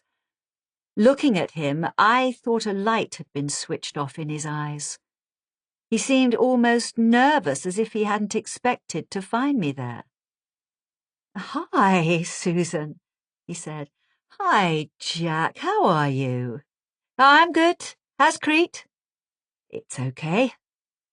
"Mum, is there anything in the fridge?" "There's some chicken, and you can finish the pasta, if you like." "Thanks." He half smiled at me. It's great to see you, Susan." And then he was gone, shuffling off towards the kitchen. I watched him leave, remembering the 10-year-old discovering The Lord of the Rings, the 12-year-old shouting and laughing in the back of my new MG, the 15-year-old sweating over his GCSEs. Was this just part of the natural process of growing up, or was I missing something? Katie must have seen what I was thinking. "It's all been a bit much for him, his first year at uni," she said. "When he comes home, all he wants is food, laundry, and bed. But he'll be all right in a couple of weeks. He just needs a bit of TLC. I'm surprised you let him buy a motorbike." It was none of my business, but I knew how much Katie must have hated the idea. She'd always worried, almost obsessively, about either of her children getting hurt. She made a helpless gesture. "He's 21, he saved up for it himself. How was I going to stop him?" She put down her drink, somehow signalling that the evening was over. "I'm sorry, Susan. I ought to go in and look after him." "That's okay. I'm going to London tomorrow. I've got an early start. Thanks for dinner." "It's been lovely to see you. But please think about what I said. Honestly, I don't think you're going to find Cecily Traherne. Maybe nobody will. And Frank Paris was killed a long time ago. You're better off out of it." We kissed and went our separate ways. It was only as I drove away that I realised that the whole evening had been out of kilter, almost from the start. Katie had been trying too hard. It was as if the chicken tagine, the pink wine, the paper napkins, and all the rest of it had been set out deliberately to distract me. That they were somehow fake, like the 3 chimneys on the roof. I thought about the dead bush, the broom or the briar or whatever it was, sitting there untended in the middle of the lawn. And then I remembered the email she had sent me with no fewer than 3 typos. "Godron not here, I'm afraid." Well, anyone can make mistakes. She had probably been in a hurry. But that wasn't Katie. She was always so precise. Maybe I'd spent too much time playing detective, talking to people who seemed polite and pleasant on the face of it, but who might turn out to be a cold-blooded killer. But I couldn't help myself. I was sure Katie was hiding something. She wasn't telling me the truth. Nightcaps. It was late when I got back to the hotel, and I'd intended to go straight to bed. But coming in through the entrance hall, I noticed Aidan McNeill sitting on his own in the bar, and it was too good an opportunity to miss. I went in. "Do you mind if I join you?" I'd already sat down before he could answer, but in fact he was pleased to see me. "I'd be glad of the company," he said. The bar had the feel of a gentleman's club, but a very empty one. We were the only guests, sitting there surrounded by leather armchairs, occasional tables, rugs, and lots of wood panelling. A grandfather clock ticked in the corner, sonorously reminding us that it was 10:20. Aidan was wearing a cashmere jumper and jeans, moccasins but no socks. He had been cradling a tumbler of some colourless liquid that certainly wasn't water. I also noticed a paperback book, which he had turned face down. It was the copy of Atticus Punt Takes the Case that he'd shown me earlier. "What are you drinking?" I asked. "Vodka."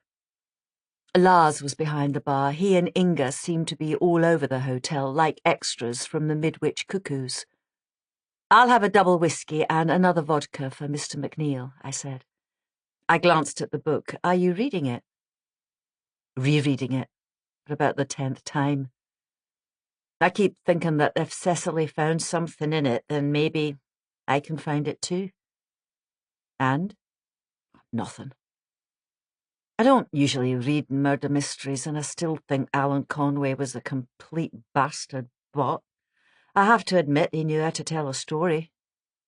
I like stories set in little communities where no one tells the truth. And it has some great twists. The ending has a real sucker punch. At least it did the first time I read it.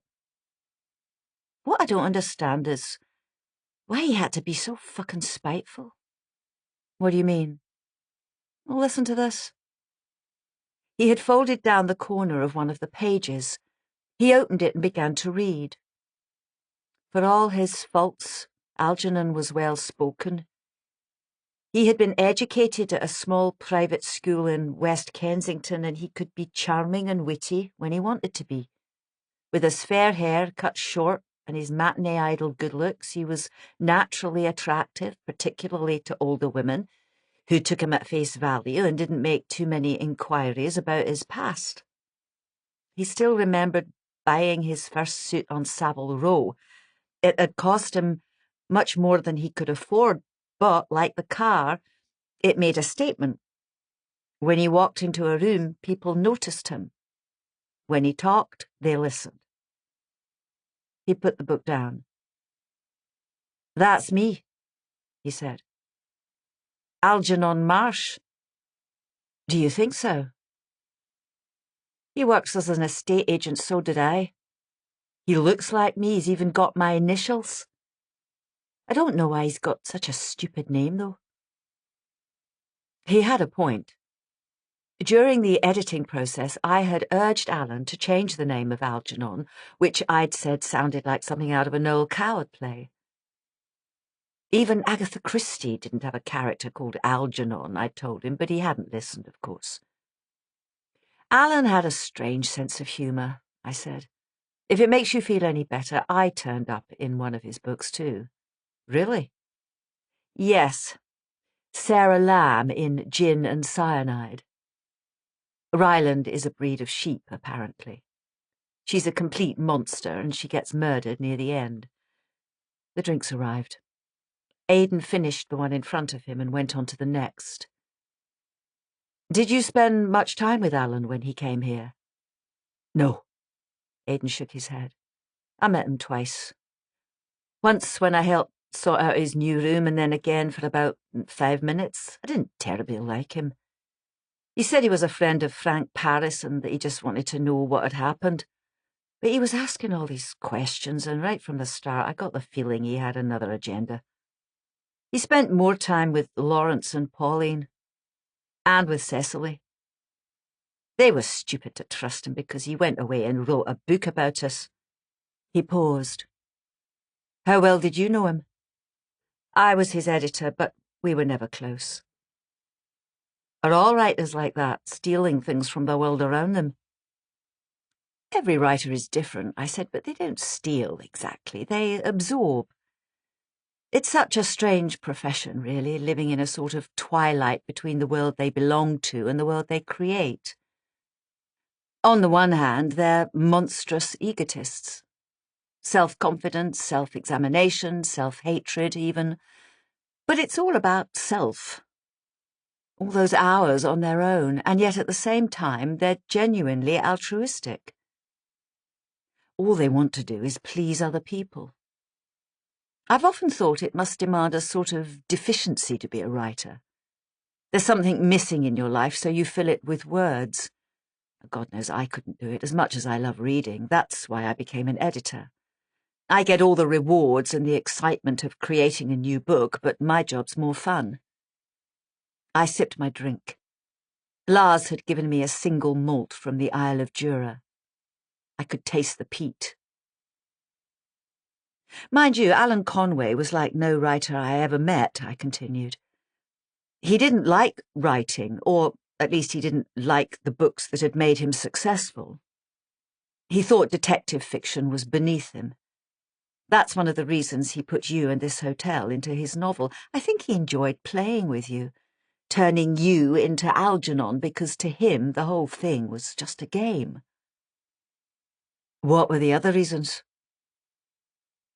I'll tell you, although I've never told anyone else. He was already running out of ideas. It was as simple as that. He actually stole the plot of his fourth book, Night Comes Calling, from someone he taught on a writer's course. I met them and I read their original manuscript. I think he came to Branlow Hall partly out of curiosity. He knew Frank Paris, but mainly because he was looking for inspiration for his next book. But somehow he found out who the real killer was. At least that was what Cecily believed. Isn't that what this is all about? I shook my head. I don't know, Aidan. He could have found something, but it's equally possible that he wrote it without even knowing what he was doing. When Cecily read the book, a word or a description could have stirred up a memory or triggered an association that only she knew about. I mean, if Alan had worked out that Stefan Codrescu hadn't killed Frank Paris, wouldn't he have told someone? It wouldn't have harmed his sales. It might have even helped them. What possible reason could he have had for keeping silent? But in that case, what did Cecily read? And what's happened to her? I had no answer to that. Behind the bar, Lars had been wiping a glass. He set it down and called out to us, "Last orders in 5 minutes, Mr. McNeil." "That's okay, Lars. I think we're finished. You can start to close down now." "I haven't asked you about Cecily," I said. This was the conversation I was most nervous about, but we seemed to be comfortable with each other, and this had to be the right time. "What happened on that last day?" "Wednesday." He spoke the single word in a low voice, gazing into his drink, and I felt a distinct change in the atmosphere between us as I moved into painful territory. "Do you mind talking about it?" He hesitated. "I've already gone over it again and again with the police. I don't see how it will help. It's got nothing to do with you." "That's true, and I know it's none of my business, but I'm worried about her too. And if there's anything you can remember, any small detail, even if you think it's irrelevant, you never know." "All right." He called over to Lars. "Lars, I'll have one more before you close." He glanced at me. "You?" "No, I'm okay, thanks." He steeled himself. "I don't really know what to tell you, Susan. It was a very ordinary day. I mean, that's the hell of it. It was just another Wednesday, and I had absolutely no idea that my whole fucking life was about to be torn apart. That afternoon, Eloise took Roxy to the GP. It wasn't anything very important, just a tummy upset." "Tell me about Eloise." "What do you want to know?" "How long has she been with you?" "From the very start. She arrived after Roxy was born." "Roxana's a pretty name." "Yes, Cecily chose it." "So Eloise came to Suffolk the year after Frank Paris was killed." "That's right. Roxana was born in January 2009. She arrived a couple of months after that." "Was she in England at the time of the murder?" "You don't think she had anything to do with it, do you?" "I'm sorry, but that's crazy." Eloise Radmarne is from Marseille. She never knew Frank Paris, and actually how she got here is a very sad story. She was married, she met her husband in London, they were both students, but he died. What of? AIDS. He'd had a stomach ulcer and needed a blood transfusion. He was very unlucky. He died in France, but after that she decided to come back to England and joined a nanny agency. Which agency? Knightsbridge Nannies, with a K. He spelled out the second word so that I would get the joke. I didn't smile. I was still remembering the way Eloise had looked at me as I left the house, utterly vengeful. So on the day Cecily disappeared, she took Roxana to the doctor. After lunch, yes. I'd taken the dog out in the morning, just round the grounds. It was Cecily's turn in the afternoon. She was in and out of the hotel during the day. We both were. It's not too far to go. Did she talk about the book with you? No. Did you know that she'd sent a copy to her parents in the south of France? Aidan shook his head. The police asked me that, he said. And Pauline told them about the telephone call. Of course she did. I mean, was it really a coincidence that on Tuesday she rings her parents to tell them about this stupid novel and the very next day? He broke off and drank some of the vodka, the ice rattling against the side of the glass. For what it's worth, Detective Chief Superintendent Locke doesn't think there's any connection. His theory is if Cecily was attacked, it was by someone completely random. What do you think? I don't know, but the answer to your question is no. She didn't say anything about posting the book. Maybe she thought I wouldn't take her seriously. Or maybe it was because she knew I'd never had any time for Stefan Codrescu, so she didn't think I'd be interested. He reached out and closed the book. It hurts me that she didn't confide in me. Makes me feel responsible. When was the last time you saw her? I asked. I don't know why you're asking me these questions. I don't understand what you want to know. He stopped himself. I'm sorry. It's just very difficult. He finished his drink just as Lars brought over the last one he had ordered. He took it gratefully, pouring the contents into the glass he had just emptied. The last time I saw her was about 3 o'clock in the afternoon, he said. She took the VW. I went out about half an hour later in the Range Rover. I had to go over to Framlingham. I had a meeting with our solicitor, a man called Sajid Khan.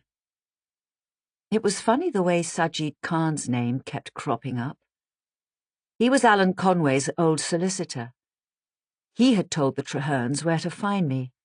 He was working for Martin and Joanne Williams. My sister Katie had used him, and now, on the day of Cecily's disappearance, Aidan was telling me he'd been to see him too. There were some papers to sign, he went on. Nothing very important. And I had a few errands to run. Cecily had asked me to drop some clothes into the charity shop. She's a big supporter of EACH. EACH? East Anglia's Children's Hospices. There isn't a branch in Woodbridge. I had to pick up a chair, which we'd had reupholstered. I went to the supermarket too. I got home at 5-ish, maybe past. I was surprised Cecily wasn't there. Inga was making Roxy her tea. She comes in and helps sometimes. Where was Eloise? She had the evening off. He lifted his glass and emptied it. I did the same. When Cecily still hadn't got home at 7 o'clock, I went looking for her in the hotel. Sometimes she'd work in the main office and lose track of the time, but she wasn't there. Nobody had seen her. I still wasn't too worried. I mean, this is Suffolk. Nothing much happens in Suffolk. Both Frank Paris and Alan Conway had been murdered in Suffolk, but I decided not to mention it. I rang a few of her friends. I tried calling Lisa, but I couldn't get hold of her. I was thinking something might have happened to Bear. He's getting on a bit and sometimes he has trouble with his hips. Anyway, at 8 o'clock, when I still hadn't heard from her, I made a decision and called the police. He fell silent. That had been when the long silence had begun. I was trying to work out the timings. He'd left the hotel at approximately 3:30. He was back sometime after 5, maybe as late as 5:30. Framlingham was about 20 minutes from Woodbridge. That felt about right for a couple of errands and a meeting. "What time did you meet Sajid Khan?" I asked. He gave me a peculiar look, and I knew I'd asked one question too many. "Why do you want to know?" "I'm just trying to—" But he didn't let me finish. "You think I killed her, don't you?" "No." I denied it, but I didn't sound convincing. "Yes, you do. When did I leave? When was the last time I saw her? You think the police haven't asked me the same questions over and over again? Everyone thinks I killed her. The one woman who actually made me happy. And that's what they're going to think for the rest of my life. My daughter is going to grow up wondering if her daddy killed her mummy, and I'm never going to be able to explain." He got unsteadily to his feet, and I was shocked to see tears streaming down his cheeks. "You have no right," he continued hoarsely. "You have no right at all. I don't mind getting it from the police, that's their job, but who are you? You're the one who caused all the trouble in the first place. You're the one who published the book, turning what happened here into some sort of entertainment. And now you're come here like Sherlock Holmes or Atticus fucking Punt, asking me questions that have got nothing to do with you. If you can find something in the book, then get on with it. Do what you've been paid to do, but from now on, leave me alone." He left. I watched him weave his way out of the room.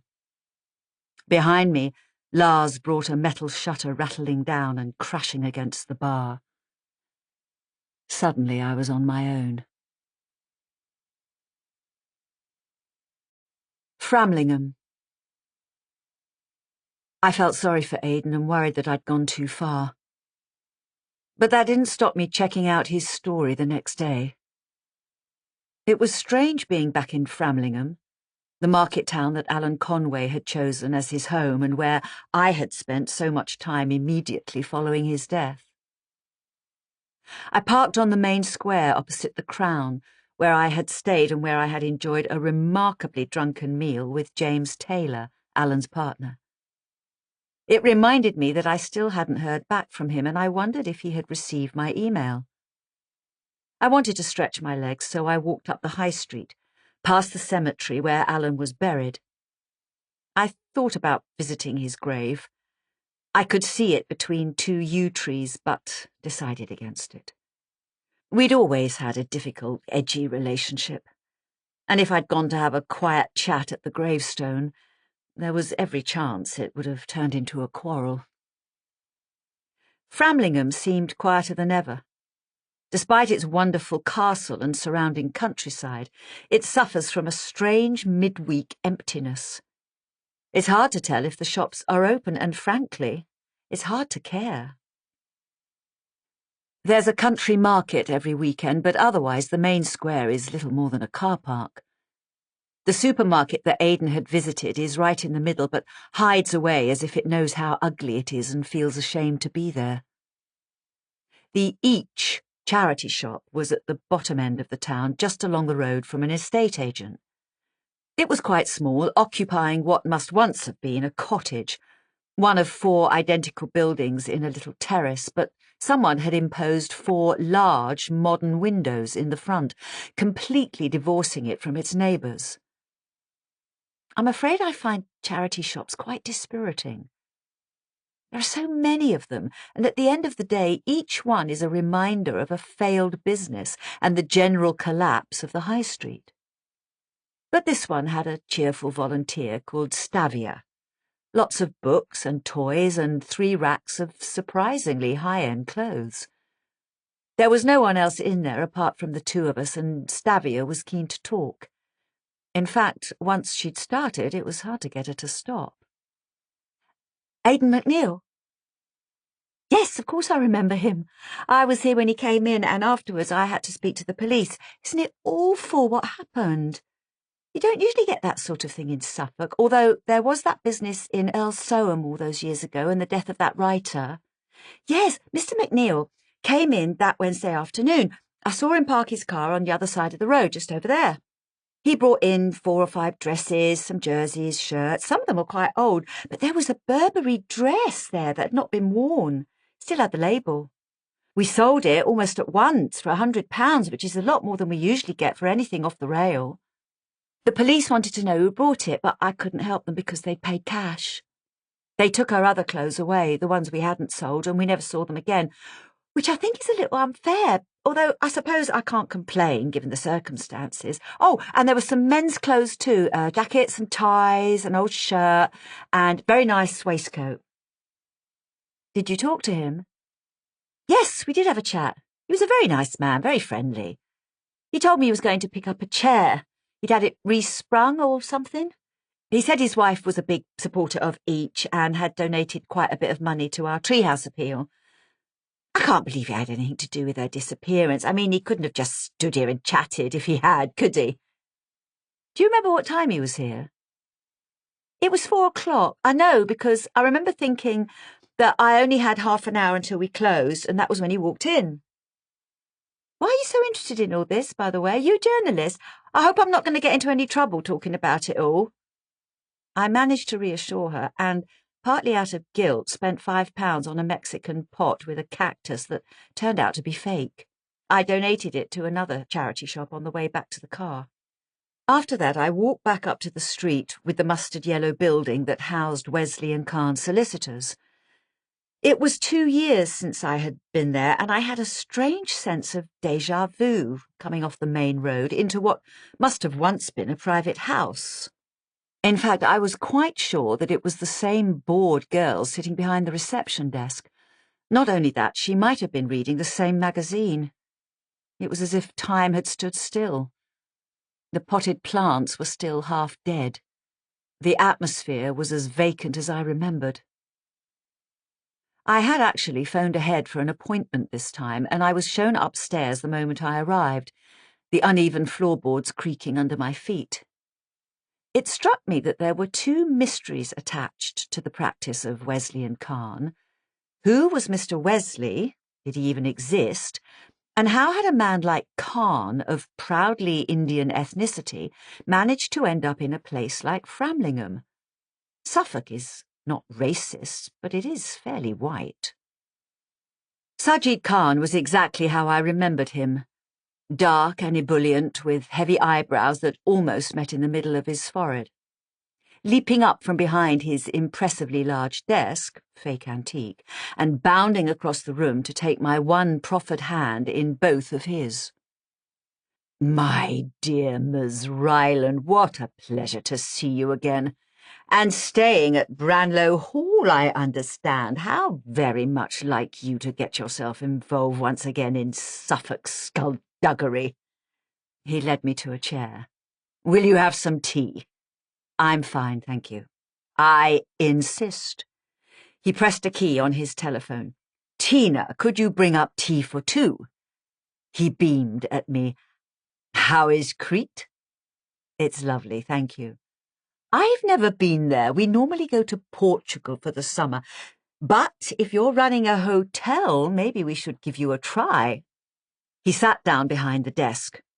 The photograph frame was still there, the one with the digital pictures sliding across the screen. I wondered if he had added new ones in the 2 years since I had been here. Looking at them, they seemed the same.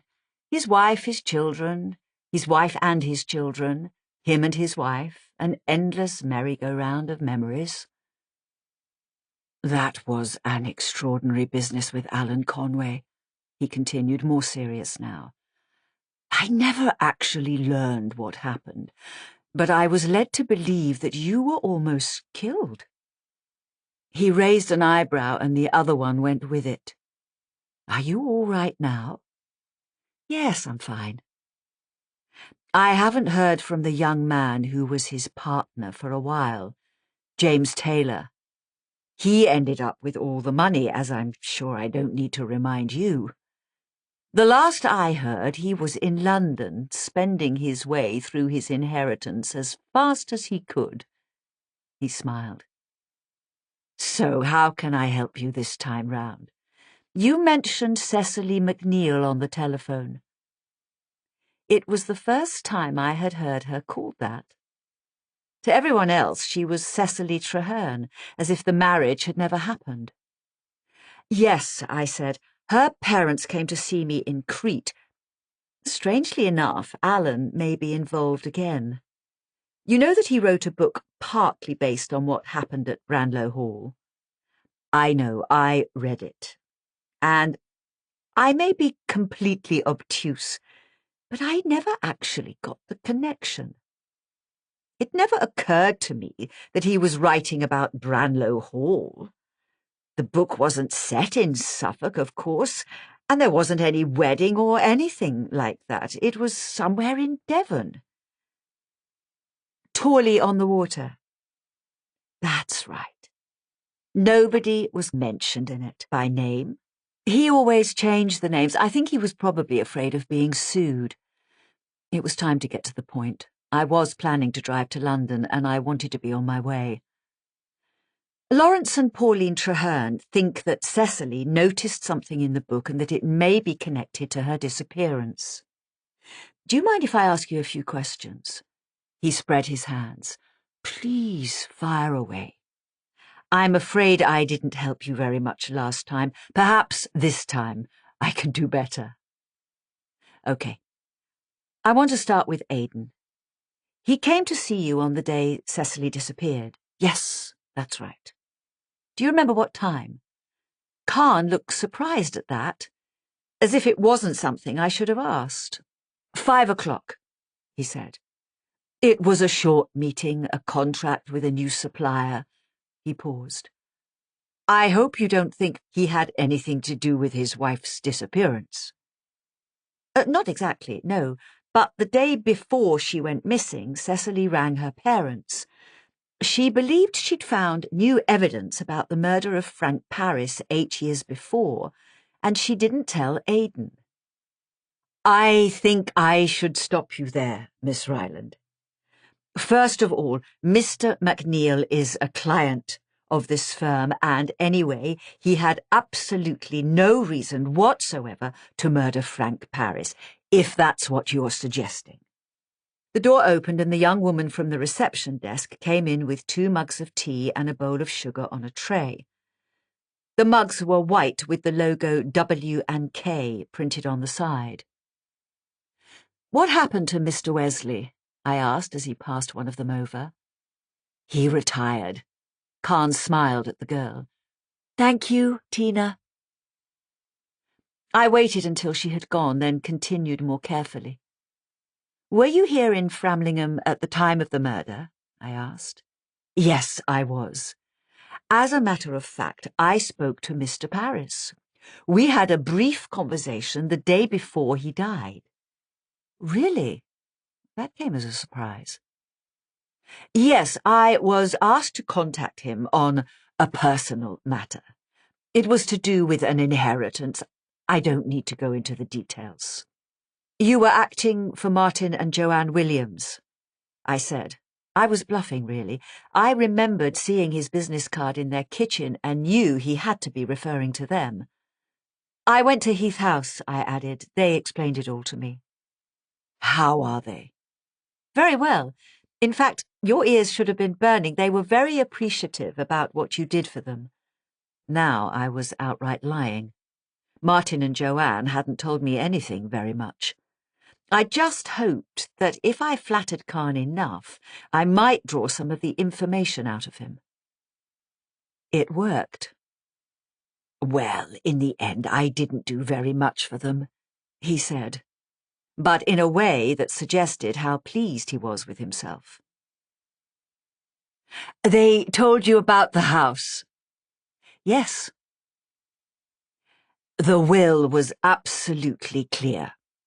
Heath House was given 50-50 to the two children, Frank Paris and his sister. Just because Mr. Paris had allowed them to live there rent-free since his mother's death, I'm afraid that did not constitute an agreement, oral or otherwise.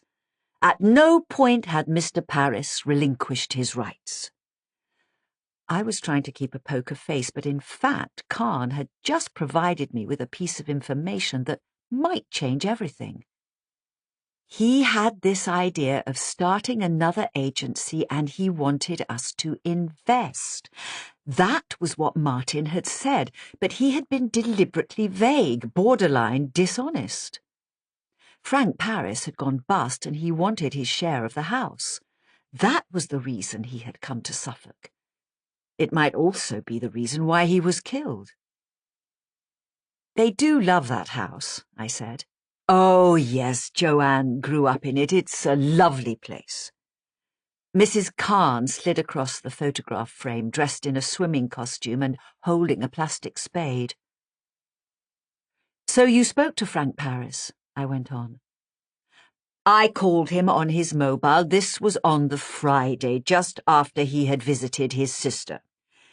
He was planning to put the house on the market with Clark's in Framlingham. I have to say that he was quite abrasive, but then I understand things hadn't gone well for him in Australia. I asked him to give Mr. and Mrs. Williams a little more time to come to terms with the move and, for that matter, to find somewhere else to live. In this I was partially successful. He still wanted to contact Clark's, but he agreed on a long exchange. They must have been very upset.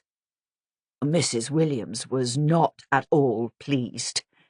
He added a heaped spoonful of sugar to his tea. I could easily imagine it. Piss off and leave us alone. I remembered her parting words. They can't have been too sorry when he was beaten to death, I remarked. I'd learned what I needed to know. There was no need to mince my words.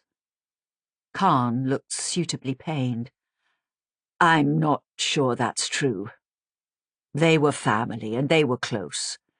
Mr. and Mrs. Williams had lived rent-free for 10 years. They really had nothing to complain about. I hadn't drunk any of my tea, but I didn't want it.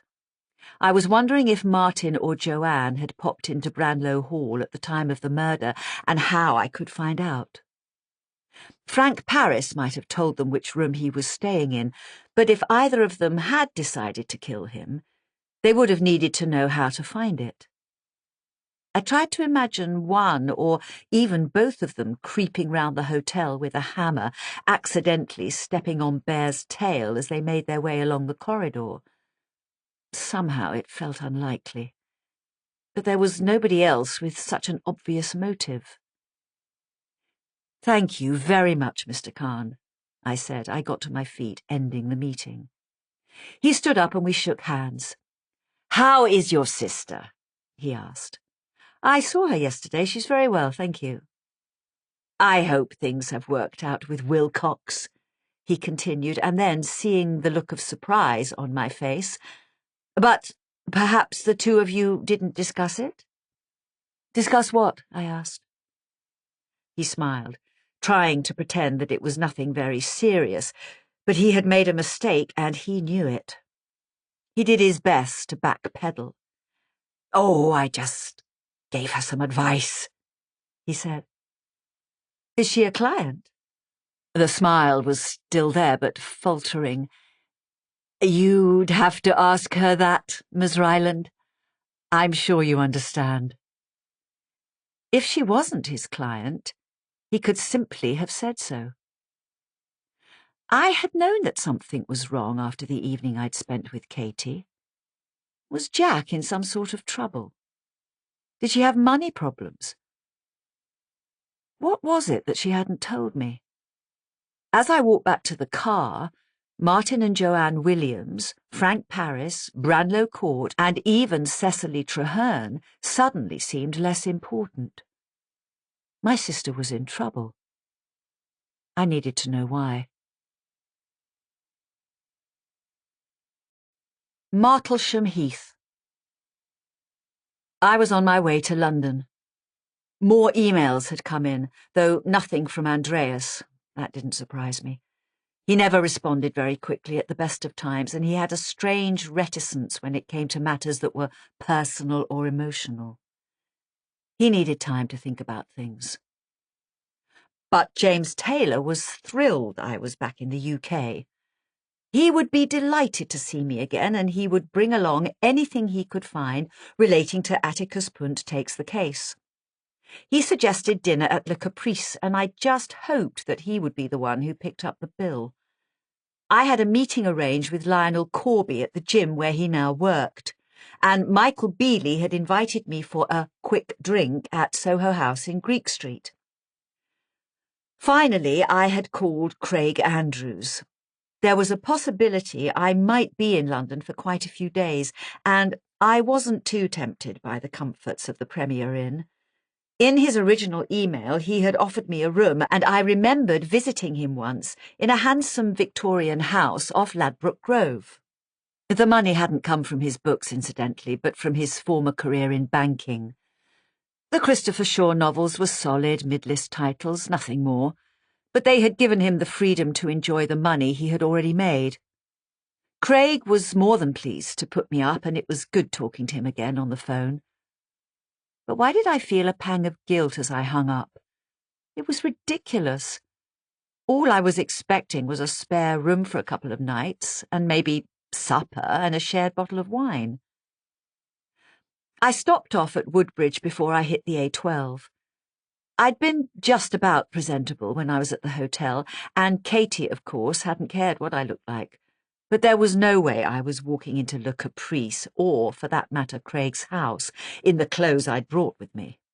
There were a couple of surprisingly good boutiques in the old square, and I came away with a knee-length cocktail dress in midnight blue velvet and a Ralph Lauren cotton jacket, 25% off. I'd spent much more than I'd intended, but I reminded myself of the money Lawrence owed me and just hoped it would arrive before my next credit card bill. With the bags safely stowed away in the boot, I was once again on my way south. But just a few miles outside Woodbridge, I came to a roundabout and a sign for Martlesham Heath. On an impulse, I hit the indicator and took the third exit. Like it or not, and the truth was I didn't much, there was one encounter that had to take place. I couldn't put it off any longer. The Suffolk Constabulary headquarters were based in a really ugly modern building about 5 minutes from the main road. It was a square block of concrete and plate glass that managed to avoid any architectural merit whatsoever. You had to ask what the people of Martlesham Heath had done to deserve this brutalism on one side of their village, along with the soaring horror that was the BT Research Centre spoiling the skyline on the other. I suppose, at the very least, both constructions provided them with jobs. I went into the reception area and asked to speak with Detective Chief Superintendent Locke. No, I didn't have an appointment. What was it in connection with? The disappearance of Cecily Traherne. The uniformed officer looked doubtful, but she made the call while I sat down on one of the plastic chairs provided and leafed through a copy of Suffolk Life that was 5 months out of date. I wasn't sure that Locke would see me, and the officer had given no indication that he had even answered the phone, so I was surprised when after just a few minutes he suddenly appeared, stepping out of a lift. He marched straight over to me with such determination that I wouldn't have been surprised if he had grabbed hold of me, put me under arrest, and dragged me into a cell. That was his manner, always on the edge of violence. It was as if he had caught something, some sort of virus perhaps, from the criminals he investigated. I knew he didn't like me. He'd made that clear the last time we met. But when he spoke, it was almost with amusement. Well, Ms. Ryeland. I had a feeling it wasn't coincidence when I clocked you at the hotel. And when they told me you were here, why wasn't I surprised? All right, then, I can give you 5 minutes. There's an office down here, we can talk. I had done him an injustice. He had noticed me when we passed in the reception area at Branlow Hall. He had just chosen not to acknowledge me. He led me into an empty, soulless room that was perfectly square, with a table and 4 chairs placed exactly in the middle.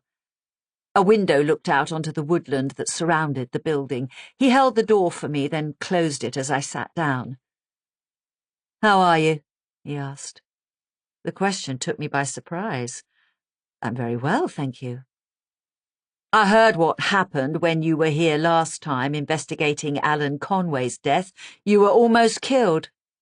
He wagged his finger. "I did warn you not to get involved." I couldn't remember him saying anything of the sort, but I didn't argue. "So what are you doing back in Suffolk and at Branlow Hall?" "No, you don't need to tell me. I already had Aidan McNeil on the phone complaining about you." It's funny, isn't it? I'd have said Alan Conway has already caused you enough grief, but you just can't leave him alone. I'd have said that he was the one who won't leave me alone, Detective Chief Superintendent. He was a nasty little shit when he was alive, and he's still a nasty little shit now he's dead. Do you really believe he put something in his book? Another secret message, this time about Frank Paris? Have you read it? I asked. Yes. And? Locke stretched out his legs and considered. It struck me that he was being unusually polite, friendly even. But then his argument had always been with Alan Conway, not with me, and with good reason. Alan had asked him for help with his research, and in return had turned him into a vaguely comic character, Detective Inspector Raymond Chubb. Chubb and Locke, get it? He had also created a grotesque parody of Locke's wife, who had turned up in the second book, No Rest for the Wicked, although I had never met the real woman myself. Perhaps with Alan's death, Locke had decided to forgive me for my part in all this. It might also have helped that his alter ego didn't make an appearance in Atticus Punt Takes the Case. "I thought it was the usual load of rubbish," he said calmly. "You know my views on detective fiction." "You certainly express them very strongly." There was no need to remind me, but he did. Whodunits written by the likes of Alan Conway have absolutely no bearing on real life, and if the people who read them think otherwise, more fool them. There are no private detectives. Not unless you want to spy on your teenage son or find out who your husband is screwing, and murders don't usually take place in thatched cottages or stately homes, or seaside villages, for that matter. Atticus Punt Takes the Case. You tell me one thing in that book, one thing that isn't complete rubbish. The Hollywood actress who buys a house in the middle of nowhere. That business with the diamond, the knife on the hall table, I mean, please. As soon as you see a knife on a table, you know it's going to end up in somebody's chest. That's what Chekhov said. I'm sorry? The Russian playwright. He said that if you have a pistol on the wall in the first act, then it has to be fired in the second. He was explaining how every element in a story has to have a point. Did he also say that the story has to be unbelievable and the ending completely ridiculous? I take it you didn't guess it then. I didn't even try. I read the book because I thought it might have something to do with the disappearance of Cecily Traherne, and as it turned out, that was a total waste of my time. It sold 500,000 copies worldwide. I don't know why I was defending Alan Conway. Maybe I was just defending myself. Well, you know my thoughts on that, Ms. Ryeland. You turn murder into a game and you ask people to join in. What's the police detective called in Atticus Punt takes the case? Hare. I suppose he's got that name because he's hare-brained. He's a complete idiot, isn't he? Never gets anything right. He rapped a heavy knuckle on the table. You must be very proud of yourself. 500,000 copies of infantile crap that trivializes crime and erodes faith in the rule of law. You've made up your mind, but I think you've always been mistaken about crime fiction, Detective Chief Superintendent. Congratulations on the promotion, by the way. I don't think Alan's books ever did anyone any harm, except me. People enjoyed them and they knew perfectly well what they were getting when they read them. Not real life so much as an escape from it, and God knows we're all in need of that right now. 24-hour news, fake news, politicians calling each other liars when they aren't actually lying themselves. Maybe there's something a little comforting in a book that actually makes sense of the world in which it takes place and leads you to an absolute truth. He wasn't going to engage with me. "Why are you here, Ms. Ryeland?" he asked. "If you mean why am I in Martlesham Heath, I was hoping you'd let me see the original police report into Stefan Codrescu. It was 8 years ago, so it can't be of any interest to anyone now. I'd like to see the forensic reports, the interrogations, all of it." He shook his head.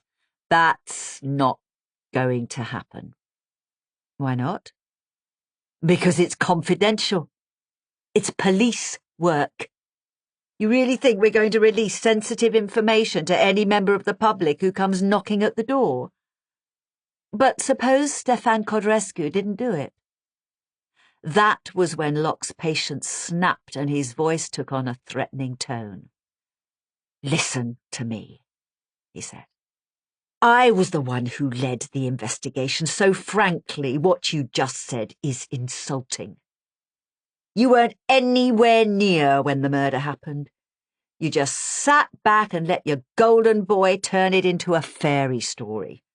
There is absolutely no doubt in my mind that Codrescu killed Frank Paris for the money that he needed to feed his gambling habit. He confessed as much in a room identical to this one, just 1 floor above, and his brief was sitting next to him all the time. There were no thumbscrews, no threats. Codrescu was a career criminal, and it was madness having him in the hotel in the first place. If you're so interested in crime, let me tell you a story. A true story. Just 1 month before the murder at Branlow Hall, I was part of a team that closed down a Romanian gang operating in Ipswich. They were a charming bunch of people involved in begging, violent assaults and burglary. They were all graduates of a Romanian crime academy. I'm not kidding you. They even had their own textbooks, which taught them how to avoid electronic detection, how to hide their DNA, that sort of thing.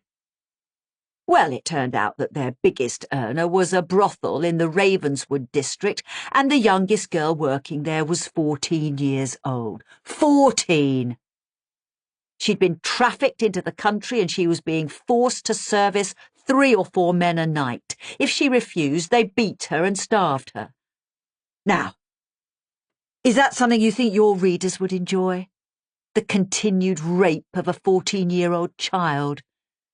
Maybe Atticus Punt should have been sent out to investigate that one.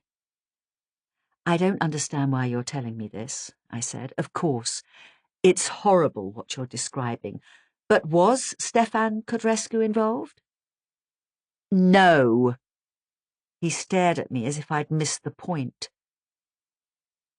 "Then what you're saying is he must have killed Frank Paris because he was Romanian."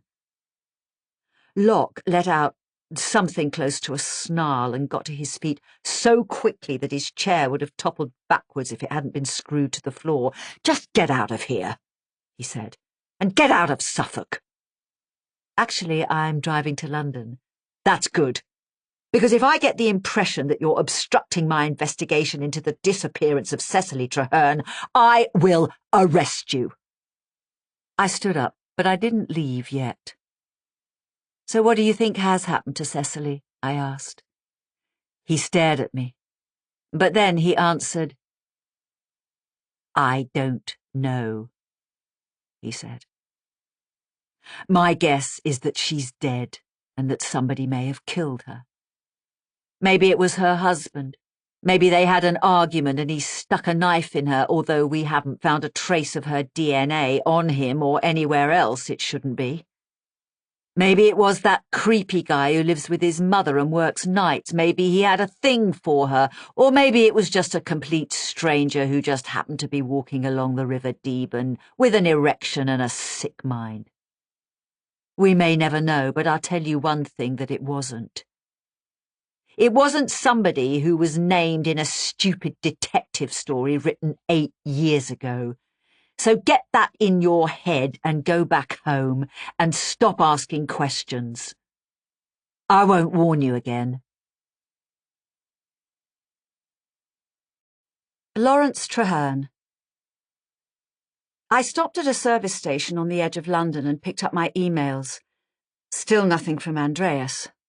A confirmation from James Taylor, 7:30 at Le Caprice, and a long note from Lawrence Traherne, which I read over a coffee and a croissant so stale and doughy that it bore no relation to anything you might ever buy in France. The email was very well timed. Here was a step-by-step account of what had happened at Branlow Hall, told from a single perspective. It was interesting to see how it connected with what I already knew. I could also use it as a reference when I met Lionel Corby the next morning. This is what I read. From Lawrence Traherne, lawrence.traherne@branlow.com. Sent 21st of June 2016 at 14:35. To Susan Ryeland, s.ryeland@polydorus.co.gr. Subject, Cecily. Dear Susan, you asked me about my memories of the wedding day. I'm writing this with assistance from my wife, although you will have to forgive the absence of any particular style, which is to say I am not much of a writer, I'm afraid. The story that Alan Conway wrote is very different from what happened at Branlow Hall in 2008, so I do wonder how any of this can be of very much use to you, but at the same time, it can't hurt to have the facts set out, at least insofar as I remember them. You might like to know how Aidan and my daughter met, and I'll start there because I believe it is part of the story. At the start of August 2005, Cecily was in London and she was thinking of leaving the hotel. As I may have already mentioned to you, and it pains me to say it, she and her sister had always had quite a difficult relationship. I don't want you to read anything into that. Two girls growing up together are always going to argue about music, clothes, boyfriends, and things like that, and my two daughters were no exceptions. Lisa has always said that Cecily was our favourite, but there's no truth in that. She was our first child, and we loved them both equally. At the time, the two of them were grown up and they were working together at Branlow Hall. The idea was that they would take it off our hands eventually, but the relationship wasn't working.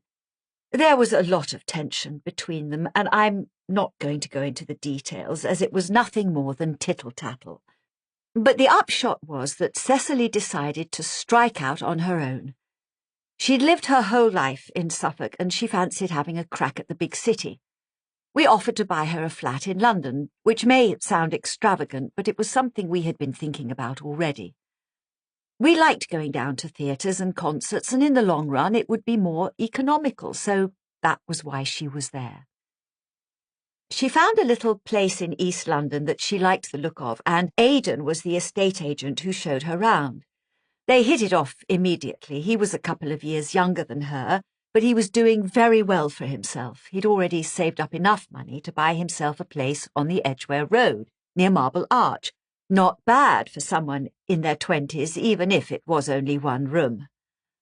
While they were talking, Cecily discovered that it was actually his birthday that day, and she insisted on going off with him and meeting his friends. That was very much how Cecily behaved. She liked to take the bull by the horns, and she told me later that she knew that the two of them were compatible from the very start. We met Aidan soon after, and we liked him very much. As a matter of fact, he did us a huge favour because he was as keen to leave London as Cecily had been to go there, and he persuaded her to stay at Branlow Hall. He didn't like the city, and he didn't think she would either, but they would keep his flat as a useful bolt hole if they needed to get away. But, as a matter of fact, after he arrived, Cecily's relationship with Lisa got a lot better. It was 2 against 1, you see. Aidan gave her self-confidence. I'm attaching a couple of photographs of Cecily, by the way.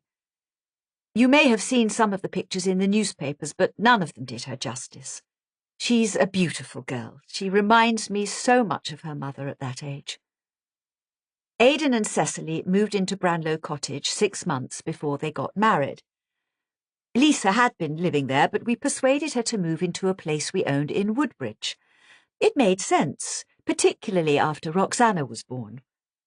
Aidan took over the PR side of the business. He did all the brochures, press releases, advertising, special events, and he did a very good job. It was about this time that Pauline and I realised that we could retire with a clear conscience. Lisa was doing a terrific job too. Despite what she said to you the other day, I don't think she disliked Aidan. I rather hoped he'd jolt her into getting married herself. And so to the point of all this. June the 15th, 2008, the wedding weekend. I've gone over every minute of it, starting on the Thursday, and all the problems that came our way. First off, there was a bust-up over the phone with the contractors who were supposed to be delivering the marquee. Their lorry had broken down and they were going to be late, which is one of the poorest excuses I'd ever heard. It didn't come until lunchtime Friday, and it was the devil's work to get it up on time. Cecily was in a state because one of the bridesmaids had come down with bad flu, and she'd managed to lose a pen which I'd lent her. It was a 1956 Mont Blanc 342 with a gold nib. A really lovely piece in its original box and never been used. I was actually quite angry with her, although I didn't say anything at the time. Anyway, I'd wanted her to have it because it was something old, something new, something borrowed, something blue. Lisa was always convinced that Stefan must have taken the pen. He was in and out of the house carrying things, and it was just sitting there on the table. I mentioned that to the police, but it was never found. In the end, Cecily had to make do with 2 coins, one of Pauline's brooches and a ribbon. What else? Cecily hadn't slept well all week. Last-minute nerves. I'd given her some diazepam. She didn't want to take it, but Aidan and Pauline insisted, as we didn't want her going down the aisle looking like a zombie. She needed to look her best and feel her best for the big day. At least we were lucky with the weather. Friday was absolutely glorious. The forecasters getting it right for a change. The guests started arriving, the marquee finally went up, and we were all able to relax. I wasn't there when Frank Paris booked in. That was on Thursday afternoon, and I was at home in Southwold. I saw him very briefly early on Friday morning when I drove to the hotel. He was getting into a taxi. I caught sight of him wearing a light fawn-coloured blazer and white trousers. He had curly silver hair, a bit like the boy in that painting by Millet, if you know what I mean. And the thing is, I had an idea he was trouble even then. It's easy enough to say it after the event, but he was arguing with the driver who was a regular at the hotel, a very reliable man who was only a couple of minutes late, and I got the sense of a passing cloud. In my view, and I'm not afraid to say it, he and Alan Conway were 2 of a kind. We had a party on Friday night. We wanted to thank the staff for all their hard work, and of course they would be busy the next day, so it seemed only fair. We had it out by the swimming pool. It was a lovely evening, perhaps a little too warm. There was sparkling wine, canapes, Pims. Cecily made a speech, thanking everyone. It was very much appreciated. I suppose you'll want to know who was there. Well, basically, it was the entire staff, including Anton, who was the chef, Lionel, Natasha, William, he looked after the grounds, Cecily, Aidan, Lisa, Pauline, and myself, and, of course, Stefan. I invited very few of the family, although I seem to remember that Pauline's brother was there, and Aidan's mother, who was very sweet, looked in for about 10 minutes before she went to bed. This was meant to be a hotel event rather than part of the wedding. I could send you a complete list if you wanted, but there were about 25 people in all. I need to tell you about Stefan, and I might as well start by saying that despite everything that happened, I always liked him. I found him quiet, hard-working, polite, and, at least as far as I could see, grateful for the opportunity we had given him. Cecily was exactly of my mind. As you know, she defended him quite passionately, at least to start with, and she was terribly disappointed when he confessed to the murder. It was only Lisa who had any doubts about him. She was convinced he was pilfering, and it gives me no pleasure at all to acknowledge that in the end she was proved right. I wish now that we'd all listened to her sooner and got rid of Stefan, but there's no point going over all that now. In fact, Lisa and Stefan had met the day before, that was the Thursday, and she had given him his notice.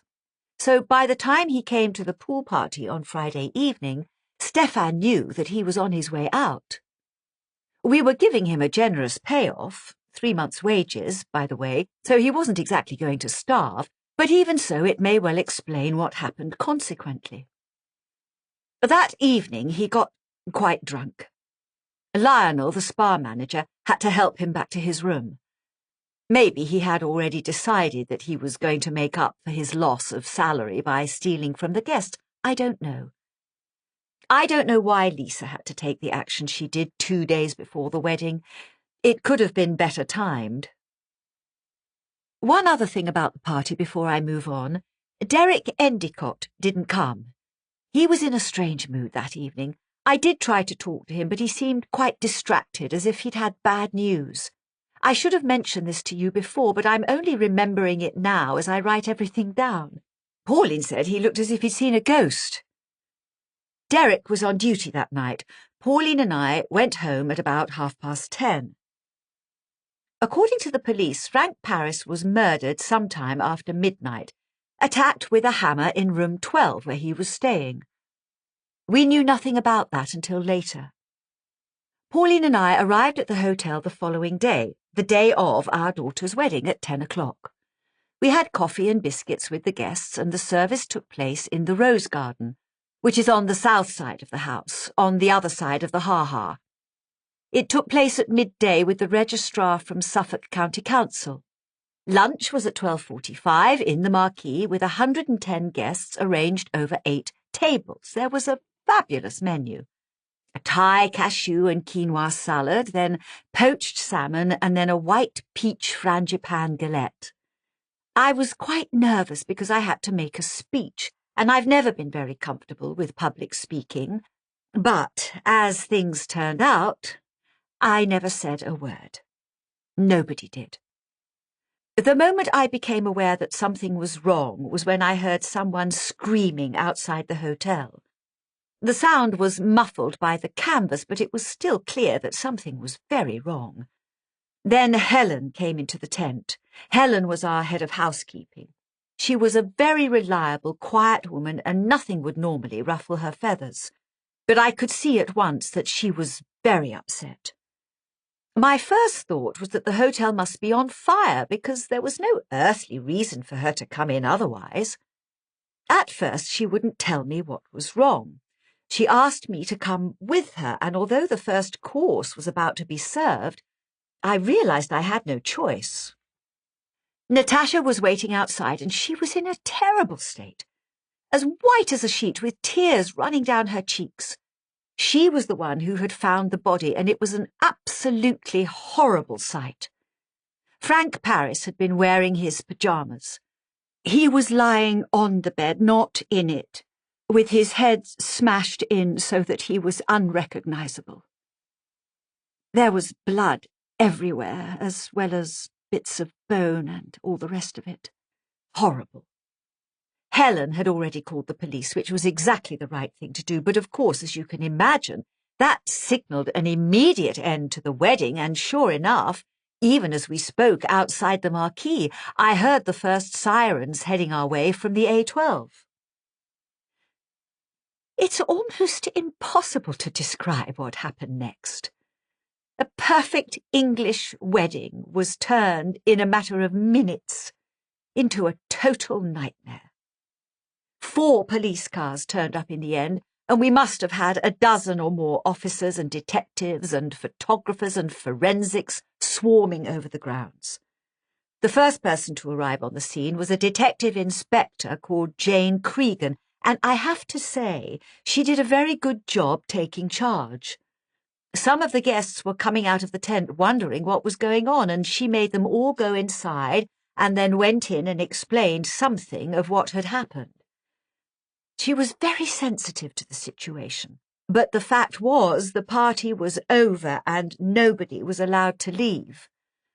One minute they were wedding guests, now they were either suspects or potential witnesses, and the marquee had become a giant holding pen. The ones I felt most sorry for were Aidan and Cecily, of course. They had a room booked in London and a flight leaving the next day for their honeymoon in Antigua. I talked to Miss Cregan about them being allowed to go. They couldn't have had anything to do with the murder. Neither of them had even met Frank Paris. Well, briefly the day before. But it didn't make any difference. We got the money back on our insurance in the end, and they went to the Caribbean a couple of weeks later, but still, it was hardly a great start to married life. Part of me still wishes that Natasha hadn't gone into room 12 until later in the day. Maybe Aidan and Cecily could have got away before the body was discovered. Natasha had started work at 8:30, and she had gone past room 12 on her way to the Moonflower wing. At the time, she was sure there had been a Do Not Disturb notice on the door, and she had decided to leave it until last. When she went back just after 1 o'clock, the sign wasn't there. It was actually found in a dustbin further down the corridor. It had been thrown away. The police did wonder about that. Stefan Codrescu might have placed the sign on the door to disguise what he had done, but when you think about it, there wouldn't have been any point, and why would he have taken it off again later? Later on, he denied touching it, although the police found his fingerprints on it, along with a tiny sample of Frank Paris's blood. So he was obviously lying. To be honest, it's something I've thought about, and it still makes no sense. The sign was there at 9:30, and at 1 o'clock it was in the bin. What possible explanation can there be? Did someone find the body and feel a need to hide it for 3.5 hours? Did Stefan feel a need to go back into the room? In the end, the police decided that Natasha must have got it wrong. Unfortunately, you can't talk to her. She went back to Estonia, and I have no idea where she is. I also heard that Helen died a couple of years ago. She had breast cancer. Perhaps D.I. Cregan can help. As for Stefan, he had kept a low profile on the day of the wedding. He may have been nursing a hangover, but when I saw him, he was sulky and in a bad mood. The toilet off the entrance hall was blocked, and he had to deal with it, which wasn't particularly pleasant, but you might as well know that I felt duty-bound to tell the police that he looked as if he'd been awake half the night. His eyes were bleary with lack of sleep. He had a master key to all the rooms, and so it would have been easy for him to enter room 12. And he looked exactly like someone who had just committed a horrible crime and was waiting for the axe to fall. I hope this helps you. I'm still waiting to hear your thoughts on the book. As to your other request, if you would like to give me your partner's bank details, I would be happy to send you an advance of the sum that we agreed. Shall we say £2,500? Best wishes, Lawrence Traherne. P.S. The name of the guest we moved out of room 12 was George Saunders. He had been the headmaster at Broomswell Grove Secondary School and had come to Suffolk for a reunion. L.T. There were 2 photographs of Cecily attached, both taken on the day of her wedding. Lawrence had described his daughter as beautiful and, of course, as her father, and on that particular day, what other word would he use? But it wasn't exactly true. She was wearing an ivory wedding dress, with a locket of platinum or white gold engraved with a heart and an arrow and 3 stars. Her naturally blonde hair had been styled immaculately, in a way that made me think of Grace Kelly, and she was looking past the camera as if she had just caught sight of the perfect happiness that lay ahead and that was to be hers. And yet there was something inescapably ordinary about her. I really don't want to be cruel. She was an attractive woman. Everything about the photograph suggested to me that she was somebody I would like to have known and still hoped, faintly, to meet. I suppose all I'm saying is that I could imagine her filling in tax forms or doing the washing up and the gardening, but not speeding round a series of hairpin bends in 1950s Monaco in an Aston Martin convertible. I closed my laptop and walked back to the car. I still had to hit London and then take the North Circular Road all the way round to Ladbroke Grove. Craig Andrews had said he would be home by 4 to let me in, and I wanted to shower and change clothes before dinner at Le Caprice. I should have spent longer thinking about what I had read. Lawrence's email contained a great many of the answers to the puzzle. I just hadn't seen them yet. Ladbroke Grove. When I was working as an editor, I liked to see where my writers lived and worked. I wanted to know what books they had on their shelves and the art they had on their walls, whether their desks were neat and orderly or a battlefield of notes and discarded ideas. It always irritated me that my most successful author, Alan Conway, never once invited me to the sprawling folly that was Abbey Grange. He'd renamed it after a Conan Doyle short story. I only saw it after he was dead. I'm not sure that we need to know the life story of an author to appreciate his or her work. Take Charles Dickens, for example. Does it add very much to our enjoyment of Oliver Twist to know that he had himself been a street urchin in London, working at a blacking factory with a boy who happened to be called Fagin? Conversely, when we meet his female characters, is it a distraction to recall how badly he treated his wife? Literary festivals all over the country turn writers into performers and open doors into their private lives that I often think would be better left closed. In my view, it's more satisfying to learn about authors from the work they produce, rather than the other way round. But editing a book is a very different experience from just reading it. It's a collaboration, and I always saw it as my job to get inside my writer's head, to share something of the process of creativity.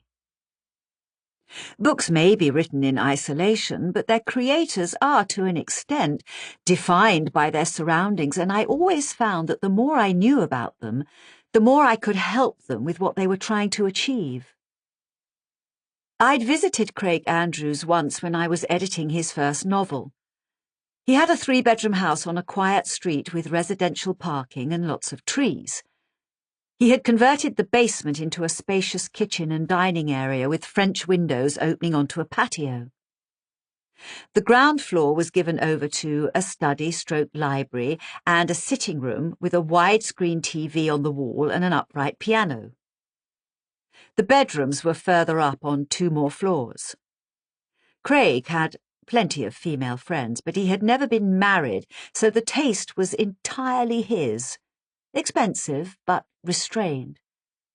There were books everywhere, hundreds of them on shelves that had been designed to fit into every nook and cranny. And it goes without saying that anyone who collects books can't be all bad. It might seem strange that someone whose work included graphic descriptions of gang violence and the lengths or depths to which women would go to smuggle drugs into jail should have a fondness for romantic poetry and French watercolours, but then it had always been the elegance of his writing, along with its authenticity, that I had admired. I was the one who had discovered Craig. At least, I had believed the young agent who had recommended him to me, and after I had read his manuscript, I snapped him up immediately with a 2-book contract. His first novel came with the title A Life Without Mirrors, which was actually a rather marvellous quotation from Margaret Atwood. To live in prison is to live without mirrors. To live without mirrors is to live without the self. It was also the first thing I changed. His book was well written, but it wasn't literary fiction, and Craig certainly wasn't interested in the sort of sales that unfortunately go with that territory. Jail Time may have been crasser, but it was short and sharp and looked good on the cover. As he'd told me in his email, he'd been doing time ever since. He greeted me at the door, dressed in his trademark t-shirt and jeans, with, I noticed, bare feet. I suppose anyone who has spent 20 years in banking has earned the right to go without a tie or socks. He was 44, I remembered from his biography. He looked younger. He belonged to a local gym and he used it. He had the sort of cover photograph that helps sell books. Susan, how great to see you. A kiss on both cheeks. Let me help you with that bag. Come on in. He showed me up to a comfortable room on the top floor. It was built into the eaves with windows overlooking communal gardens at the back. Certainly a step up from the Premier Inn. There was an ensuite bathroom with one of those showers that squirt water in every direction, and Craig suggested I might like to use it and change while he put on the kettle. We would both be out that evening. He was going to the theatre. I had dinner with James Taylor. I'll give you a spare set of keys and show you where the fridge is, and after that you're on your own. It was good to see him again. A reminder of the life I had managed to mislay in the course of my involvement with Alan Conway. I unzipped my wheelie and pulled out my clothes, along with the purchases I'd made in Woodbridge. I'd transferred them to the case when I got out of the car. There was no way I was going to turn up on his doorstep looking as if I'd just been to the sales. Even so, I was a little uncomfortable as I laid everything out on the bed. Part of it was a feeling I often get when I stay in other people's houses, a sense of crossing a line, of intrusion. It was one of the reasons I had decided against asking Katie to put me up. Had I really come here to save the cost of a couple of nights in a cheap hotel? No, that wasn't fair. Craig had invited me, and I hadn't seen any reason not to accept. It would be more pleasant than being on my own. But I had definitely felt a pang of guilt when I'd called him, and now, glancing at my laptop, which was also on the bed, I knew why.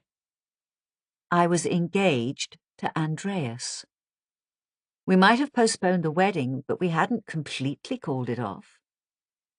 The diamond ring was back in the shop, but there were other diamond rings. So what was I doing in the home of a man I barely knew? Moreover, a man who was wealthy, single, and about my age. I hadn't mentioned any of this to Andreas. What would I have said if he had gone sneaking off to some Athenian lovely? How would I have felt? Of course, I reminded myself nothing was going to happen. Craig had never shown any interest in me, or the other way round. But it probably didn't help that even as these thoughts went through my head, I was standing in his shower, enjoying, incidentally, the sort of water pressure that we had never been able to achieve in Crete. I felt exposed in every way. I wondered if I should FaceTime Andreas and tell him where I was. At least it would remove any hint of betrayal. I was on business. I was earning £10,000, which would all go into the hotel. With the time difference, it would be 8 o'clock in Crete. Dinner time for the guests, even though the locals preferred to eat much later. Andreas might be helping out in the kitchen. He might be looking after the bar. He must have read my email by now. Why hadn't he FaceTimed me? The laptop was still sitting there accusingly when I came out. I decided to give it another day before I emailed him again. Craig was waiting for me downstairs, and it would be rude to keep him waiting too long. And maybe I didn't want to talk to Andreas. He was the one who needed to talk to me. I put on the new cocktail dress and a pair of simple silver earrings I'd bought myself in Crete. A final dash of perfume on each wrist, and I went downstairs. "You look great." Craig flicked off the kettle as I came into the kitchen and poured boiling water into a glass teapot with big, authentic-looking leaves. He had also changed into a long-sleeved shirt. And he had socks as well as shoes. "It's white tea from Sri Lanka," he continued. "I was at the Gaul Festival last February." "How was it?" "Wonderful. Except that any writers who upset them, they tend to throw in jail. I shouldn't have gone." He brought 2 cups and saucers over to the table. "And on the subject of jail, did you write to Stefan Codrescu?" "I'm still waiting to hear from him." "So what's that about?" I told him about the book that Alan had written, about Lawrence and Pauline Traherne and their visit to Crete, about Cecily's disappearance. I did my best to make it sound less like an adventure with me as the plucky heroine on the trail of a killer. Maybe I was thinking of what Richard Locke had said to me in Martlesham Heath. Cecily Traherne, a mother with a young child, could have been murdered while she was out walking her dog.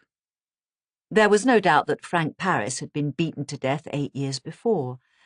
It was all too easy to trivialize these 2 events, to make them sound merely entertaining. That wasn't why I was here. I wasn't Atticus Punt. My job, I explained, was to read the book and to see if I could find in it anything that might help. "How well did you know Alan Conway?" Craig asked. "Well, I published his first novel, the same as yours," I said. "You were a lot nicer, though." Craig smiled. "Thanks." "I mean it. In the end, I worked on 9 of his novels, and I loved them, at least until I got to the end." "Are you going to tell me what happened?" I had no choice. After all, I had accepted his hospitality. I told him everything, aware of the passing of time only from the fact that at some stage we moved on from white tea to white wine. "That's an extraordinary story," he said when I had finally finished. "Do you mind if I ask you something?" "Go ahead." "You nearly got yourself killed while you were investigating, and now you're doing it a second time? You're suggesting that someone may have murdered Cecily because of what she knew. Couldn't the same thing happen to you?" Katie had said exactly the same thing, and I gave him the same reply. I'm being careful. But was it true? I'd had meetings with Aidan McNeill, with Derek Endicott, with Lisa Traherne, and with Martin and Joanne Williams. I'd been on my own with them, and any one of them could have been lying to me. Any one of them could have beaten a man to death with a hammer. The nanny was creepy, and even the detective was vaguely threatening. These certainly weren't the sort of people I should be mixing with. But how could I get anything out of them without trusting them, at least to some extent? Maybe I was putting myself in danger after all. "Have you reread the book?" Craig asked. "Atticus Punt takes the case?" "Not yet. I thought I'd start it on Monday." "Here. You can have my copy if you like." He went over to a bookshelf and returned with the new edition in his hand. "Someone bought it for me, but I've still got the old edition upstairs, unless you've already got one." "No, I was going to buy it." "Then that'll save you." He looked at his watch. "I have to go," he said. "I may not see you later. The play doesn't finish till 10:30. Why don't you let me buy you dinner tomorrow night? I haven't asked you anything about your writing or your new publishers and all the rest of it. I take it you're not married or anything." "Good God, no." "Then let's go somewhere local, if you don't mind me staying a second night." "Not at all, I'd like that." He left ahead of me, and it was only after he had gone that I realised what should have been obvious from the start. With his neat beard, his dark skin, and his brown eyes, Craig reminded me very much of Andreas. Several years younger and wealthier, in every respect in better shape. The thought was an unworthy one, but it was true. I'd always been attracted to a certain type of man, and it occurred to me that if Andreas was the reality, Craig was the ideal. But I was with Andreas. I took an Uber into town. There would have been nowhere to park my MG, so I'd left it in a car park near Ladbroke Grove Station. It took me half an hour to get to Le Caprice. And all the way, I thought of Craig. Le Caprice, London. The last time I'd had dinner with James Taylor, the two of us had got very drunk together, and I was determined it wasn't going to happen again. Certainly not at the sorts of prices you pay at Le Caprice. I'd only ever been there once. Charles Clover, my boss, took me for my birthday, and that wasn't a relationship that had ended well. The food was great, but what I remember was everyone staring at me as I crossed the room. It's impossible to reach your table without being seen, which may be the point for half the people who eat there, but it doesn't work for me. I prefer places that are more anonymous, where I don't feel I have to be on my best behaviour. I wondered why James had chosen it. It was certainly a step up from the Crown in Framlingham. He was 10 minutes late, and I was beginning to think he was going to stand me up when he came bounding in, shown to our table by a waiter who seemed to know him well. It was 2 years since I had seen him, and as he crossed the room, I thought he looked exactly the same. The long hair, the baby face with its contradictory stubble, the eyes full of enjoyment and enthusiasm, though with just a hint of something sly around the corner. I had taken an immediate liking to him when we'd first met at Abbey Grange, and hoped I would feel the same now. But as he sat down, apologising about the traffic, I saw that something wasn't quite right, that he looked tired, strained. He'd been partying too late, drinking too much, and possibly taking too many drugs. He had the classic looks of a sybarite, and if there was something Byron-esque about him, I had to remind myself that Lord Byron was dead, killed by sepsis at just 36. He was dressed in the same black leather jacket and T-shirt that he had always favoured, although the brands were more expensive. As he raised a hand to order champagne, I noticed a gold bracelet and 2 rings that hadn't been there before. "Susan, it was such a surprise to hear from you. A dinner's on me, and I won't hear of any argument. How are you? I heard you got hurt when you were trying to find out who killed Alan. That's awful. It's hard to believe that he was actually murdered. I wonder what he would have thought of that. It probably helped sell the books." I relaxed. His appearance might have changed, but James was still very much his old self. I don't think he'd have been too impressed, I said. He didn't much like murder stories. He didn't like being in the newspapers. He often used to talk about how many inches he'd get. In his obituary, I mean. He hooted with laughter, then grabbed the menu. I'm going to have scallops and steak and chips. I love the food here, and I want to hear everything that happened. Why was Alan killed exactly? Who had he upset? And how did you get involved?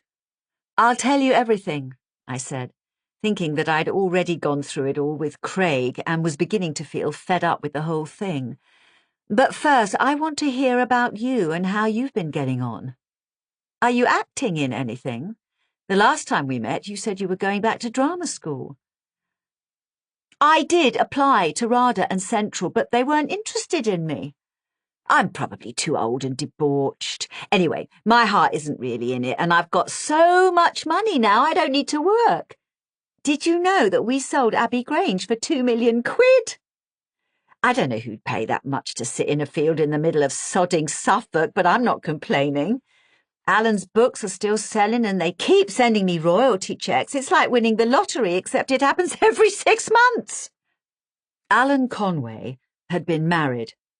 He'd had a child with his wife Melissa, but 6 months after the publication of Atticus Punt Takes the Case, he had come out as gay. The two of them had divorced and eventually she'd moved to Bradford-on-Avon in Wiltshire. For at least 1 year during their relationship, Alan had taken to using rent boys. He'd picked them up in London in the early days of the internet when cards in telephone boxes were slowly being phased out. My dinner companion had been one of them. James had spared no details telling me about their time together, the sex, the surreptitious travel to France and the USA. I'd actually found his shamelessness quite endearing. Alan had employed James as his researcher. And I'm sure all the money he was paying, effectively for sex, he had claimed as a tax-deductible expense. After the divorce, James had moved in with him, although the 20-year age gap hadn't made things easy for either of them. James Fraser, who turned up in the 4th novel as Punt's sidekick, was based on him.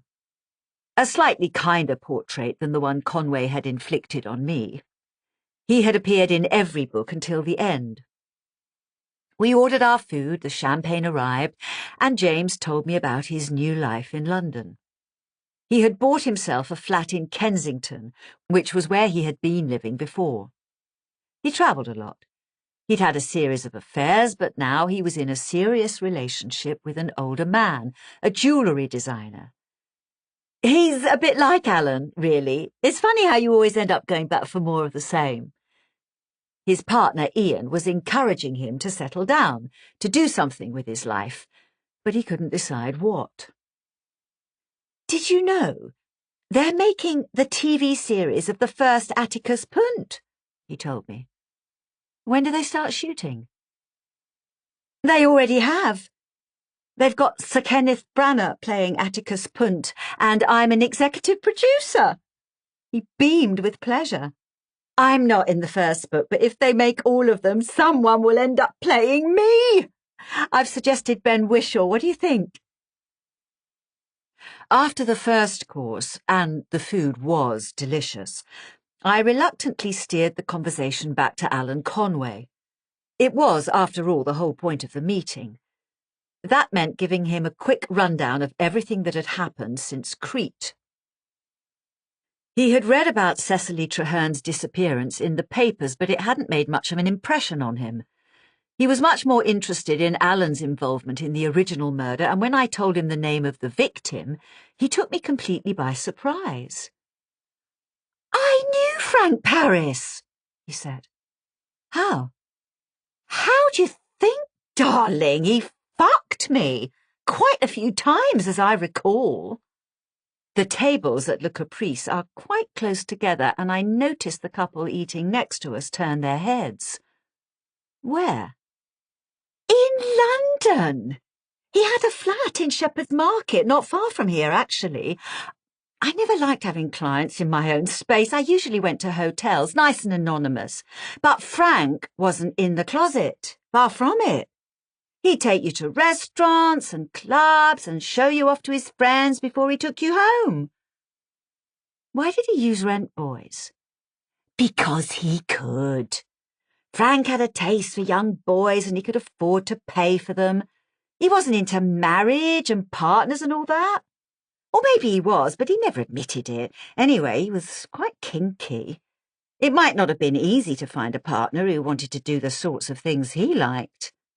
What sort of things? The words just slipped out before I could stop them, but James wasn't embarrassed. Humiliation, mainly. Dressing up, a bit of bondage. I met quite a few men like that. Out to give you a bad time. The people at the next table were listening with interest. How did Alan meet him? I asked, deliberately lowering my voice and hoping he would do the same. I don't know exactly, but it wouldn't have been difficult. There were plenty of bars in London, or it could have been in one of those chariots places, you know, a bathhouse. We actually had a foursome once, me and Alan and Frank and Leo. I'm talking about dinner, by the way, not what you think. I got the impression that Frank was Alan's spirit guide, if you like. Alan was still very unsure of himself, his sexuality, and Frank encouraged him along the way. Who was Leo? He was another rent boy like me. James still hadn't lowered his voice, and I was aware of a certain hush at the other tables around us. I'm sure this wasn't the usual sort of conversation you'd hear at Le Caprice. A lot of us knew each other, he went on. We didn't exactly socialise, but it helped to know if there were any weirdos out there, pretty policemen, that sort of thing. Were you living with Alan at the time Frank was murdered? No, not yet. Although we were seeing quite a bit of each other and Alan was already talking about us moving in together. We were actually away when it happened. We heard the news on the radio.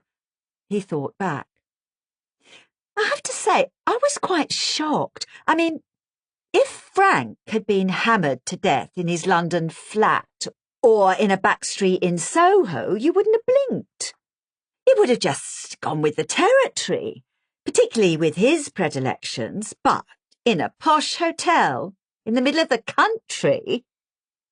Was Alan upset? That was more difficult to answer. I wouldn't say that he was upset, no, but he was intrigued.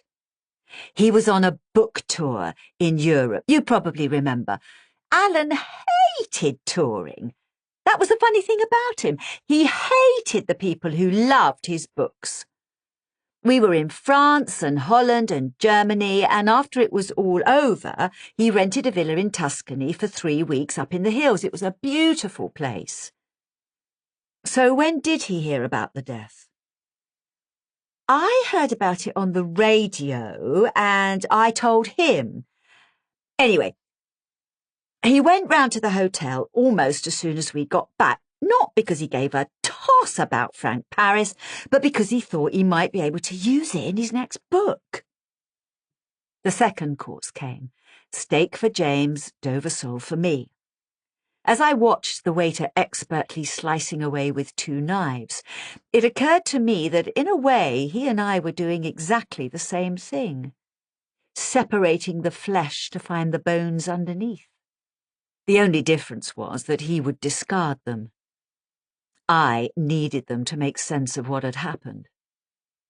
The thing is that Alan was stuck, James went on. He was in a foul mood in Tuscany. The first 2 books had done brilliantly. He was already well known and the money was pouring in. Well, of course, you'd know that, wouldn't you? It was mainly thanks to you.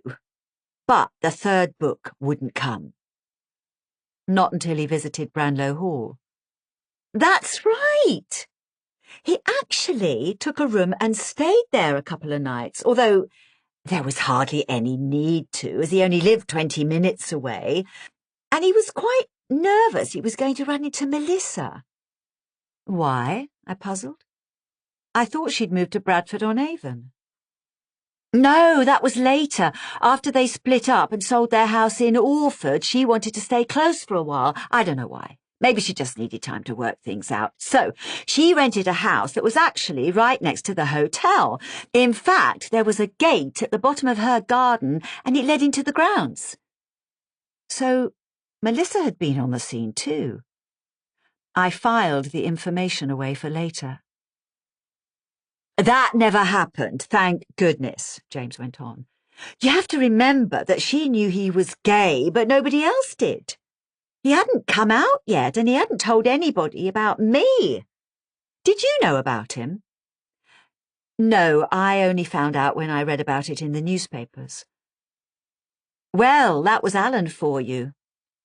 Anyway, he spent 3 or 4 days there, and I knew he'd got the story for his book because when he came back, he was in a great mood, and he said he'd spoken to loads of people and knew what he was going to write. My ears pricked up at that. Do you know who he spoke to? Everyone! When James had come in, he had been carrying a plastic shopping bag that he had dumped on the floor under the table. Now he picked it up and showed it to me. I've brought everything I could find. There are photographs, notes, memory sticks, some of them with recordings. There may be more stuff at the house. If I find anything else, I'll let you know. That's fantastic, James. Thank you. I was actually very surprised. I didn't think you'd have kept his old papers. James nodded. I wasn't going to, he said. When I sold the house, I was going to chuck it all out. You have no idea how much of it there was. For a start, there were hundreds of books. 9 titles in 30 languages. 34, I corrected him. What was I going to do with Atticus Punt in Japanese? And then there were the manuscripts, the proof copies, the notepads, all the different drafts. I actually had someone coming in a van from Ipswich to take it all to the local dump. But then 2 things happened. First of all, I got a call from some university in America. They said they were very sorry to hear of Alan's death and that they were interested in acquiring his archive. Note the word acquiring. They didn't say they would pay, at least not in so many words, but they did make it clear that all his old manuscripts and all the rest of it had a value. And then, this was before probate came through and I was very short of cash, I decided to sell some of Alan's books. I chose some of his Agatha Christie's. He had the whole lot, you know. So I took a handful into a second-hand bookshop in Felixstowe, and I was very lucky that the owner was honest because he told me that they were all first editions and they were worth a small fortune. The one about Roger Ackroyd was worth $2,000 on its own. And there was me expecting to get enough money for fish and chips. And I'm not talking about the sort of fish and chips you get here. So you've still got everything, I said. I've told the university to make an offer. I'm still waiting. But I kept everything else. The whole lot of it. I was meaning to go through it all and work out what was what, but I'm a lazy bastard and I still haven't got round to it. Anyway, after you rang, I pulled out everything I could find relating to Atticus Punt Takes the Case. That was the right book, wasn't it?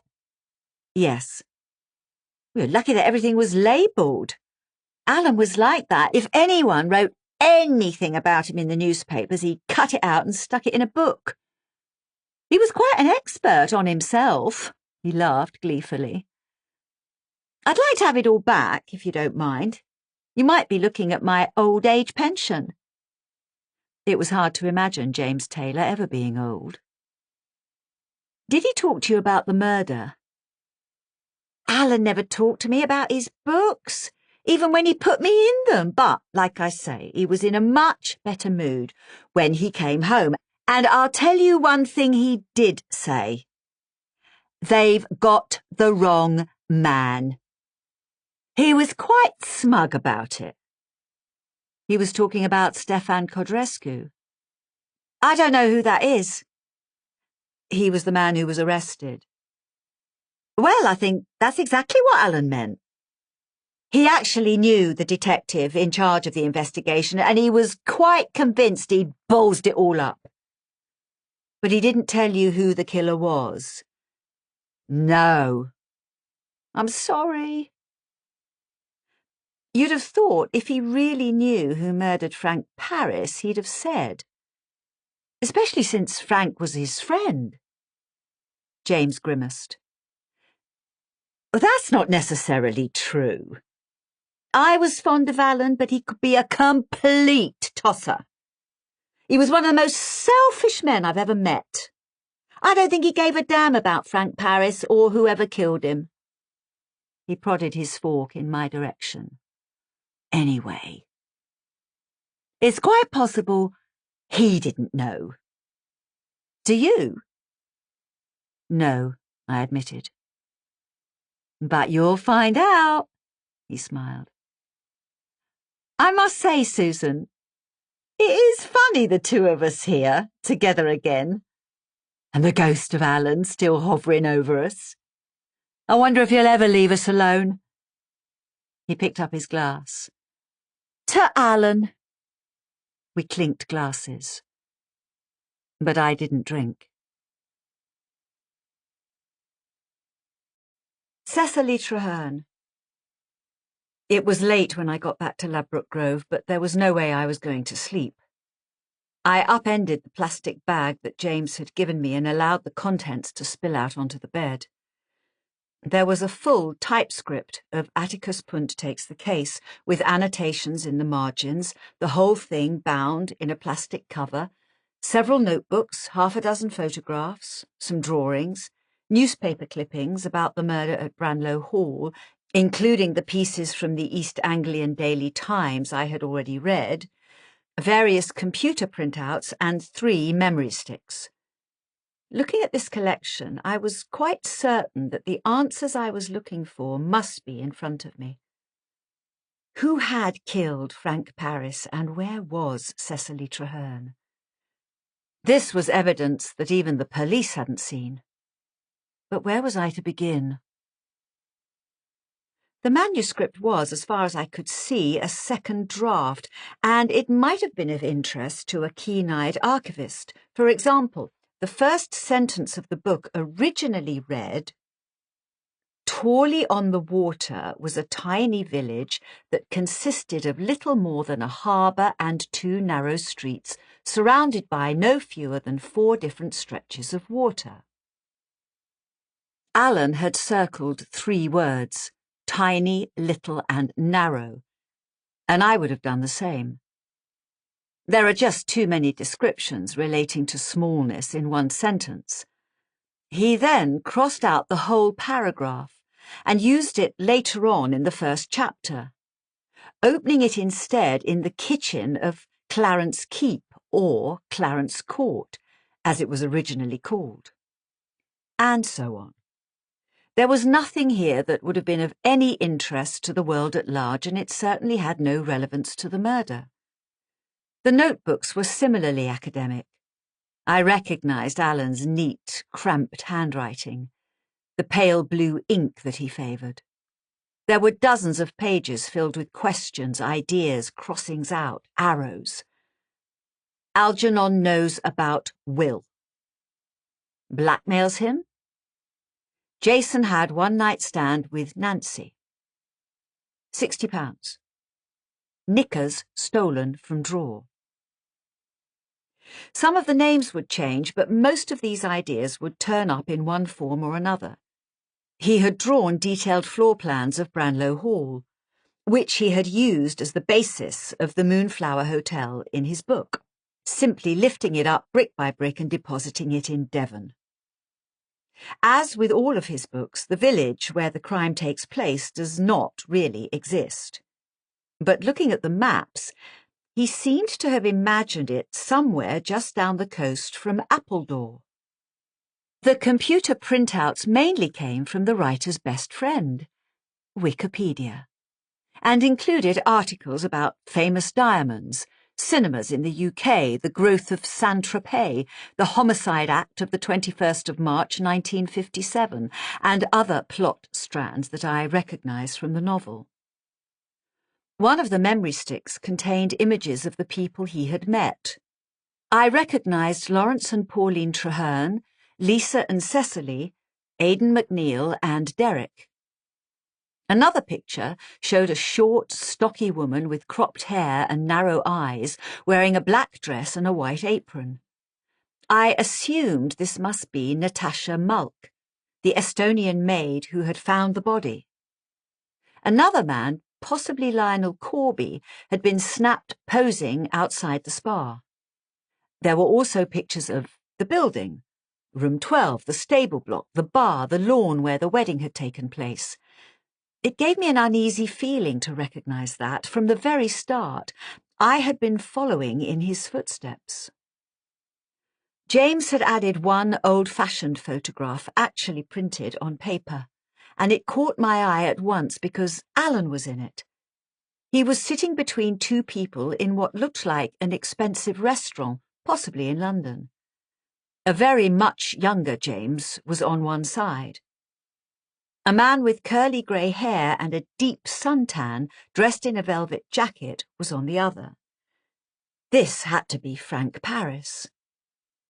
Had James been with Frank or with Alan that night? It was hard to be sure.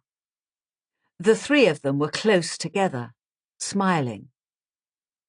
I had assumed that the picture must have been taken by a waiter, but looking at it more closely, I realised that the camera was too low and too close. The table was laid for four, and it was being held by the fourth member of the group. Could this have been Leo, the rent boy James had mentioned? 2 men and 2 boys. It seemed quite possible. Downstairs I heard the front door open and close. Craig had got back from the theatre. I had only put on one bedside lamp and had drawn the curtains before I sat down, and it was when I found myself staying quite still and holding my breath that I realised I had done all this quite deliberately, so that no light would escape and there was no chance that I would be disturbed. I waited as Craig climbed the stairs. I heard a second door open and close. I let out a breath. I turned my attention to the other memory sticks. I plugged the second one into my laptop. It contained interviews with Lawrence, with Pauline, and with Lisa. Those weren't the ones I was interested in, not right now. I took the last one and plugged it in. And there it was, exactly what I had hoped for. Cecily Traherne. I'd brought headphones and, feeling quite nervous, I plugged them in. I didn't know if Cecily was dead or alive, but she was the reason I was here, and I had felt her ghost hovering over me from the moment I had arrived in Suffolk. Did I actually want to hear her voice? There was something quite macabre in the thought that this might be all that remained of her. For that matter, it had been quite a few years since I had heard Alan Conway, and I certainly had no desire to commune with him beyond the grave. But this was the interview I most needed to hear. There was no way I was going to wait until the morning. I moved the cursor and hit play. There was a brief pause, and then I heard them. It was a shame that video cameras wouldn't be introduced into smartphones for another few years, because I would have loved to have seen them too. What was Cecily wearing? What did she look like even, when she moved? And where were they? Somewhere inside the hotel from the sounds of it, but it was impossible to be sure. Alan was on his best behaviour. I almost smiled, recognising the slightly smarmy quality to his voice. He could be ingratiating when he wanted to be, as I knew from experience, although in my case it had always been followed by a series of complaints or an unreasonable demand. It didn't bother me that I couldn't see him. Nearly all of my conversations with him had been over the telephone, and this was how I knew him. With Cecily it was different. For the first time, she had half come to life, though only half. She had a similar voice to her sister, Lisa. She sounded like a nice person, warm and relaxed. It was hard to believe that the conversation had taken place 8 years ago. The voices were perfectly preserved, and it suddenly struck me that when my parents died, the first memory that I'd lost had been what they sounded like. That would never happen again.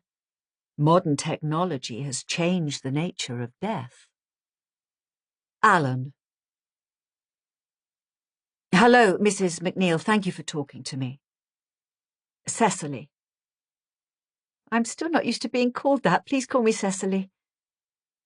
Ah, yes, of course. How was the honeymoon? Well, obviously, it was quite difficult at first after what happened. It was 2 weeks late, but we stayed in a lovely hotel. Have you ever been to Antigua? No. Nelson's Bay. We both needed a holiday, that's for sure. Well, you've managed to get a fantastic tan. Thank you. I don't want to take up too much of your time. That's okay. Everything's very quiet today. How's your room? It's very nice. This is a lovely hotel. Yes. By the way, did you know that my ex-wife is renting a property from you? Which property? Oaklands. Melissa, I didn't know the two of you... We separated last year. Oh, I'm sorry. We've chatted once or twice. I sometimes see her in the spa. Don't worry. It was all very amicable, and I'm just glad that she's happy here. I hope it doesn't upset you, talking about what happened. No. It's been more than a month now, and we've had room 12 cleaned out. A lot of bad things happen in hotels. It's like in that film, The Shining. I don't know if you ever saw it. I hardly met Frank Paris, and fortunately I didn't see into the room, so it doesn't bother me too much. I'm sorry, I don't mean to be dismissive. I know he was your friend. I hadn't seen him for a while. We met in London. And you live in Framlingham now? Yes. Aidan tells me you're a writer. Yes, I've had 2 books published, Atticus Punt Investigates and No Rest for the Wicked. I'm afraid I haven't read them. I never have time to read very much. They've done quite well. Are you going to write about us? That's not my plan. As I explained to your parents, I just want to know what happened. Frank was very kind to me when I was trying to work things out, and I feel I owe it to him. I just feel very uncomfortable being in a book. I never put people in my books, and certainly not without their permission, and I don't write true crime. Well, I suppose that's all right then. Anyway, I understand the police have made an arrest. Stefan, yes. Can you tell me about him? What do you want to know? Were you surprised when they arrested him? Yes, I was. Very, in fact. I was shocked. You know my parents have always employed young offenders at the hotel, and I think it's a wonderful idea. We have to help these people. I know Stefan had been in trouble, but it wasn't his fault. He never really had a chance when you think about the world he grew up in. But once he came to the hotel, he was always very grateful. He worked hard, and I think he was kind-hearted. I know my sister didn't like him, but that was because he wouldn't do what she wanted. And what was that? I mean, he didn't work hard enough. That's what she said. She also thought he was stealing, but that could have been anyone. It could have been Lionel or Natasha or anyone. She only picked on him because she knew I liked him and I thought it was wrong to fire him. I wouldn't tell you this if I hadn't said exactly the same to her. She didn't have any proof. I think it was unfair. The police think he may have broken into Frank's room because he had been fired, because he knew he was leaving the hotel. That's what they said, but I'm not sure it's true. You don't think he did it? I don't know, Mr. Conway. I didn't think so to begin with. I talked about it with Aidan, and even he agreed with me, even though he'd never been one of Stefan's greatest fans. Stefan was one of the gentlest people I'd ever met. He was always very proper in his dealings with me, and like I said, he knew my parents had given him a real opportunity having him here, and he would never have let them down. When I heard he'd confessed, I couldn't believe it. And now the police are saying they've got more than enough evidence to prosecute, although they won't tell me what it is. I don't know. They seem to think it's an open and shut case. They say they found money in his room. I'm sorry. Can you excuse me a moment? It's just that it's all so horrible and upsetting. Someone getting killed. The recording is turned off, then turned on again. I'm sorry. No, I can understand. It was your wedding day. The whole thing must have been awful for you. It was. We can do this later, if you like. No, let's do it now. Well, I was wondering if you could tell me more about Frank Paris. I didn't see very much of him. I told you. Did you see him on the Thursday he arrived? No, I heard he didn't like his room, but Aidan dealt with that. Aidan's brilliant with the guests. Everyone seems to like him, and if there's ever any problems, he always finds a way round them. He moved Frank into room 12. He swapped him with another guest, a teacher or something. He hadn't arrived yet, so he wouldn't know. And then on Friday he went in a taxi to Westleton. Derek arranged that for him. Have you spoken to Derek? Your night manager. I'm seeing him this evening. I saw Mr. Paris around lunchtime when he got back. I was having to deal with the people about the marquee. They'd actually let us down quite badly. We won't use them again, by arriving late. It was all right in the end, but I was out on the east lawn when he came back in another taxi, and Aidan came out at that moment, and I saw the two of them chatting. Do you know what they were talking about? Oh, just the hotel, the room, that sort of thing. I wanted to see Aidan, so I went over and joined them. He introduced me. What did you make of Frank Paris? Can I be honest? I know he was your friend, and I don't want to offend you. Please, you can say what you like. Well, I didn't really take to him. It's difficult to explain, and part of it may be that I have my mind on other things. But I found him quite... I didn't believe him. I thought he was being just too friendly and pleasant. He was all over Aidan for changing his room. But all the time I got the feeling that he was just pretending. When he said he loved the hotel, I got the feeling that he didn't really like it at all. And when he congratulated Aidan and me because we were getting married, it was almost as if he was sneering at us. Frank could be a little supercilious. I'm not sure I even know what that means. Condescending. It was more than that. He was lying. And actually, I can give you an example. Aidan said that we were having a party that night to celebrate the wedding, and he hoped the noise wouldn't disturb him. And Frank said it didn't matter because he was out that evening. He was going to Snape Maltings to see a performance of The Marriage of Figaro. I don't know anything about opera, but I remember that he was absolutely specific about the name. He went on and on about how it was his favourite opera and he'd always enjoyed it and that he couldn't wait to see it. What makes you think he was lying?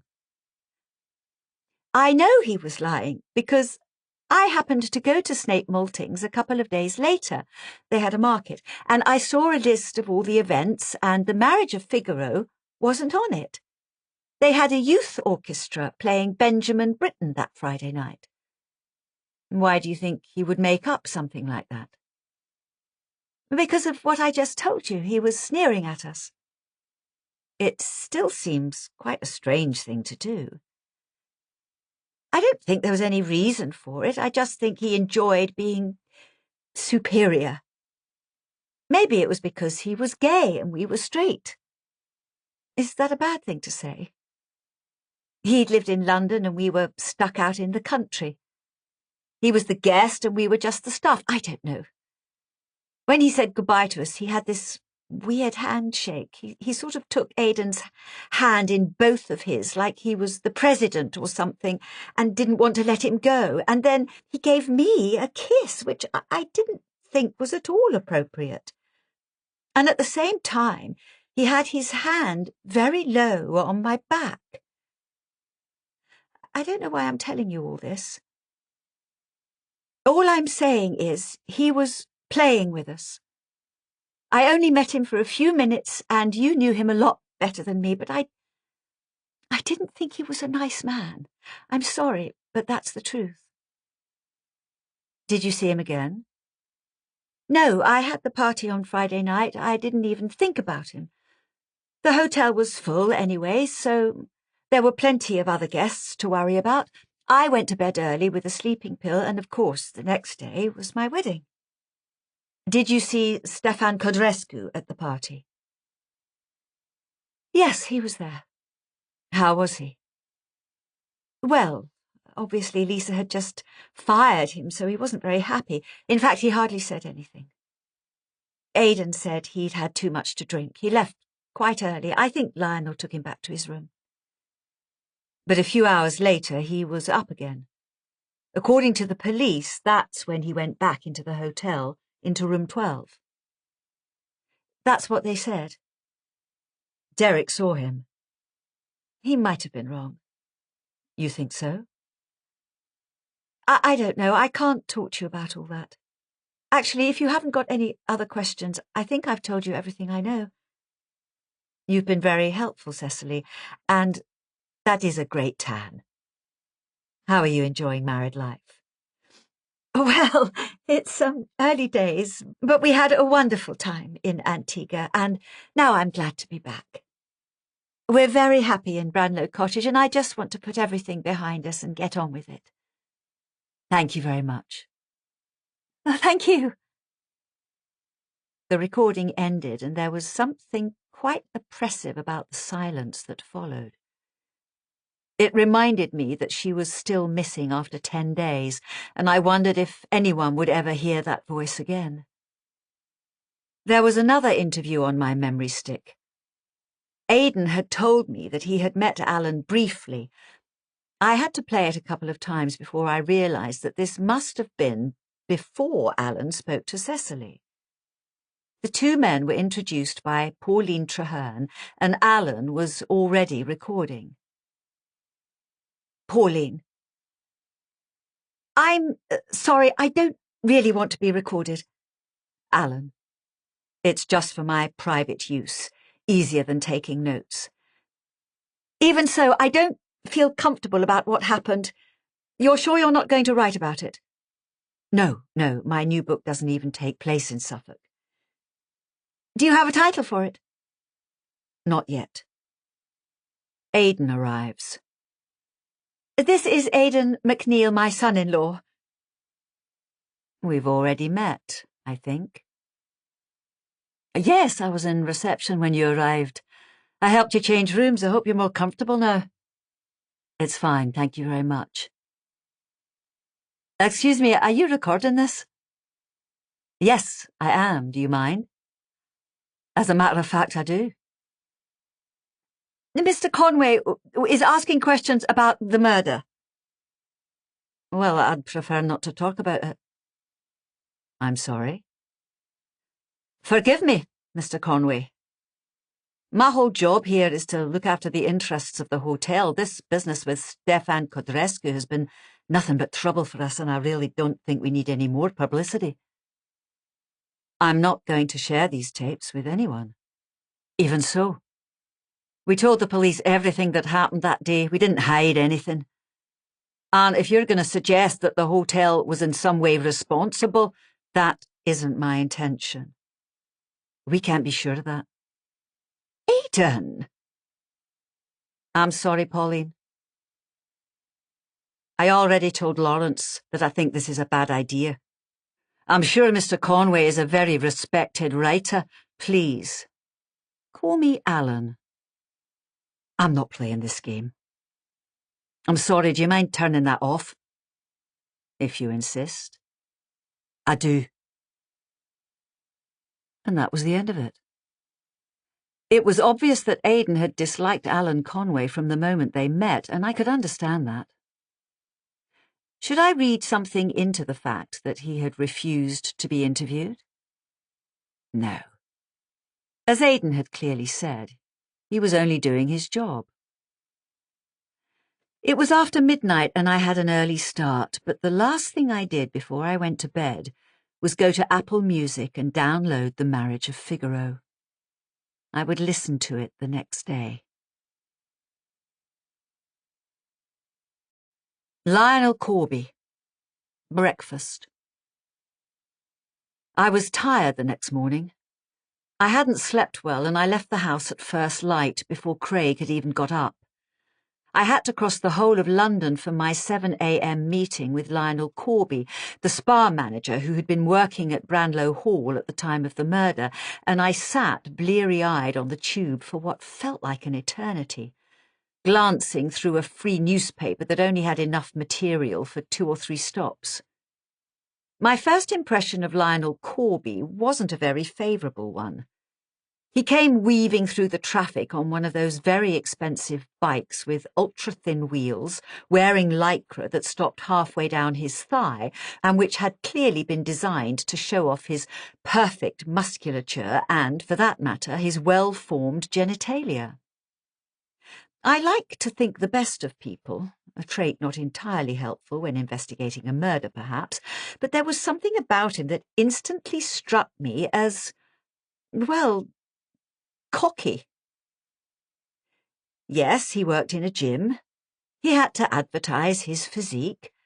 But did he have to do it so loudly? As we shook hands, his eyes travelled over me, and I felt positively dowdy.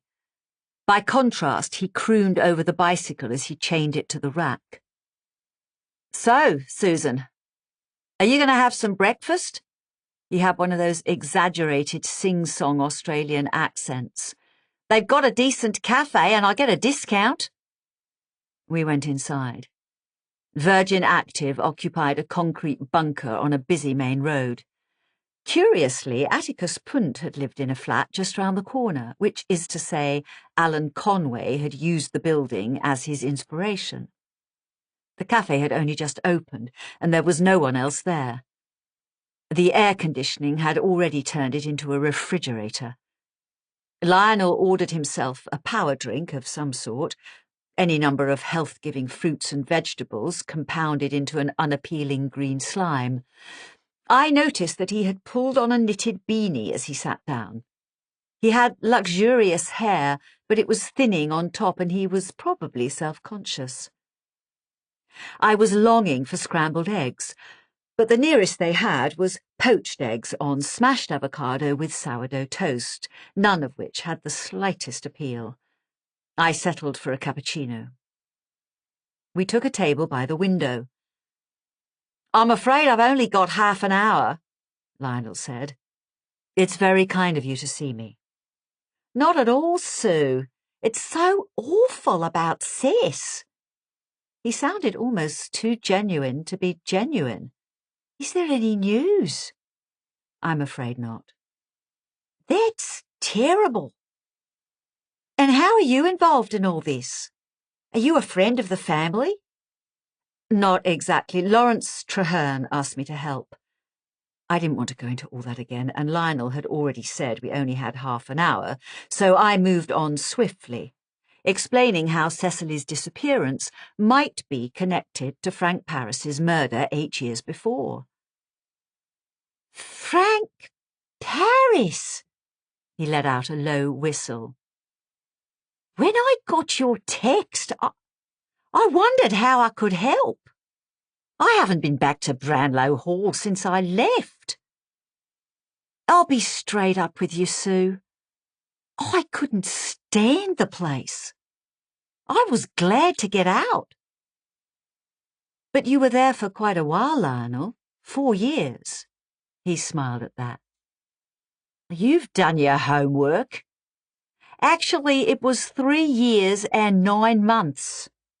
I took over the new spa once it was finished, and that was cool. State-of-the-art equipment, everything brand new, great pool.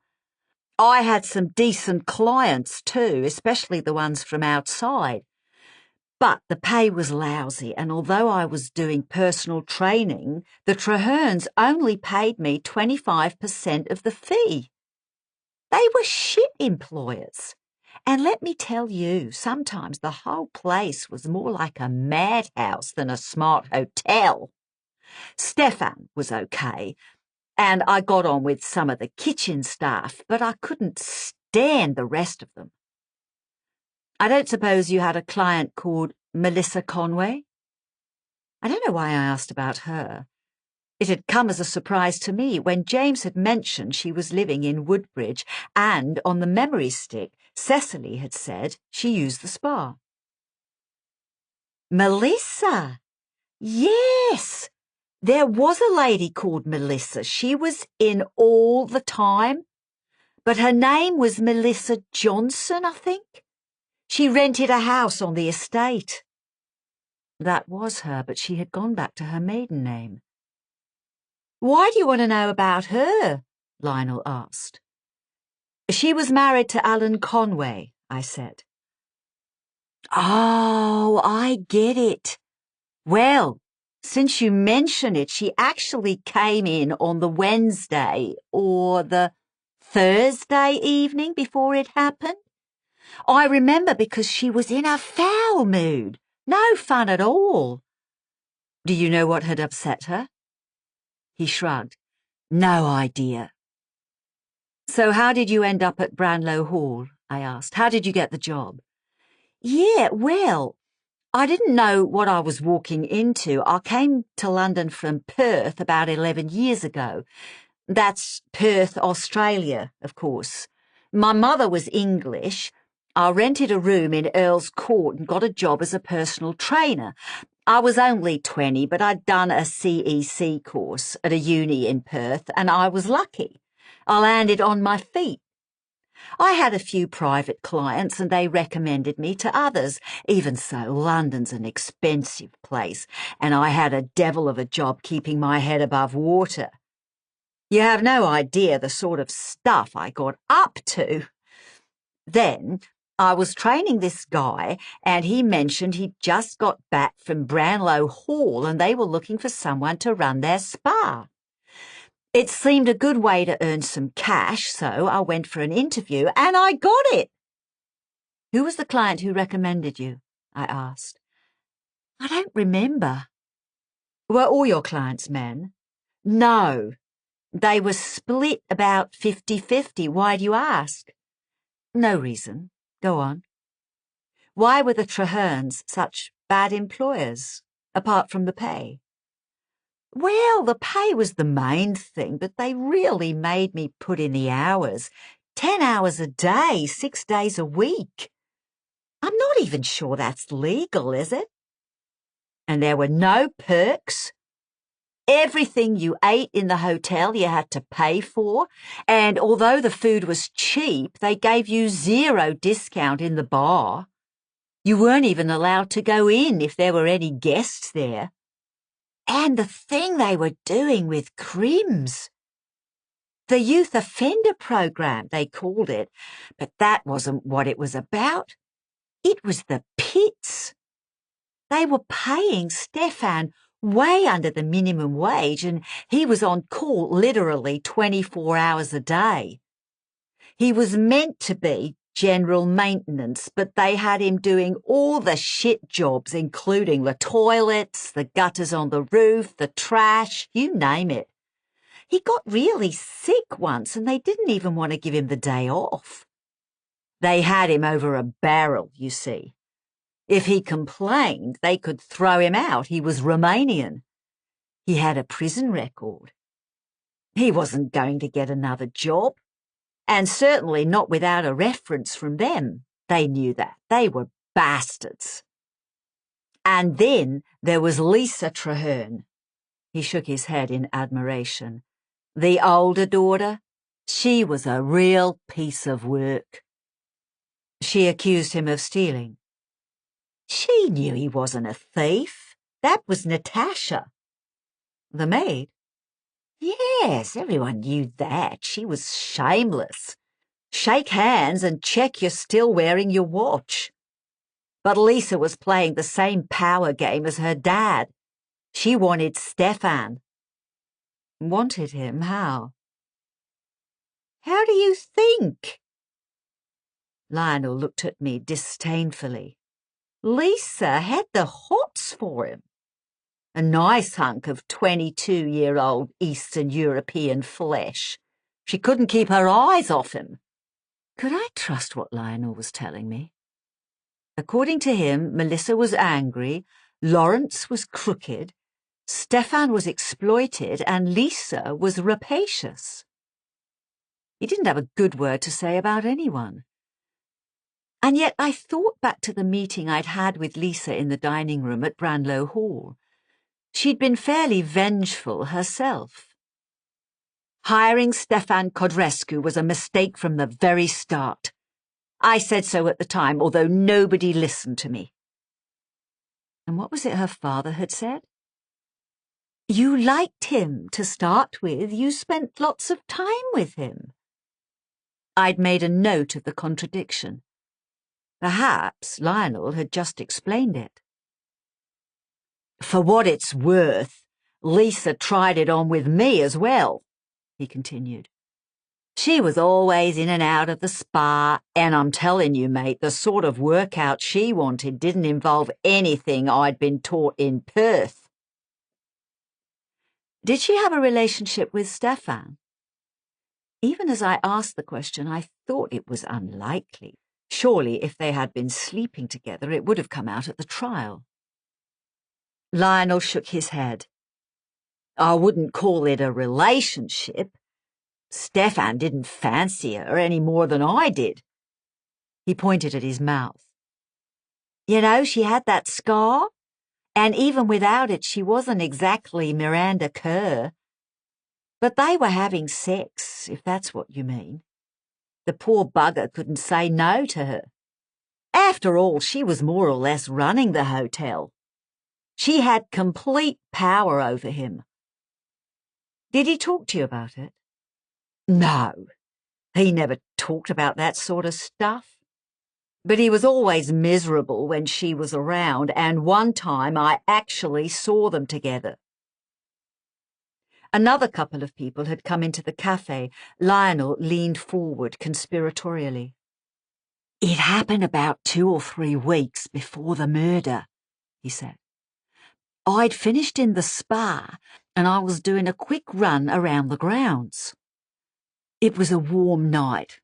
Beautiful. There was a full moon. So, I ran and did some stretches, and then I decided to do some chin-ups. There was a tree I liked to use. It had a branch at the perfect height. It was in this wood near to Oakland's, the cottage where Melissa lived, as a matter of fact. So there I was, making my way along, when suddenly I heard noises, and the next thing I knew, there they were, the two of them. Him on top of her, both of them stark naked in the grass. Are you sure it was Lisa and Stefan? That's a fair question, Sue. It was night, and there was a distance between us, and at first I got the idea it was Aidan having it away with his future sister-in-law, which would have been quite a laugh.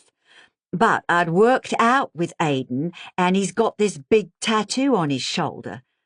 He always called it his cosmic snake, but to me it just looked like a giant tadpole.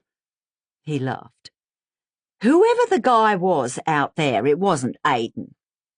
He had bare skin. I'd have easily seen a tattoo in the moonlight. Anyway, I didn't want to hang around like some kind of perv, whoever it was out there, so I started to move away. And, of course, you're going to guess what happened. I only stepped on a branch and the bloody thing went off like a gunshot. Well, that stopped them. The guy looked round and I saw his face as clearly as I'm seeing you now. It was definitely Stefan. Did he see you? I don't think so. You never talked to him about it? Are you kidding? I thought it through. But I don't understand, I said. Lisa fired him a couple of weeks later. If they were having sex, why would she do that? I wondered about that. But my guess is that he told her to get lost. What she was doing was exploitation, no more, no less. Maybe he threatened to put in a complaint.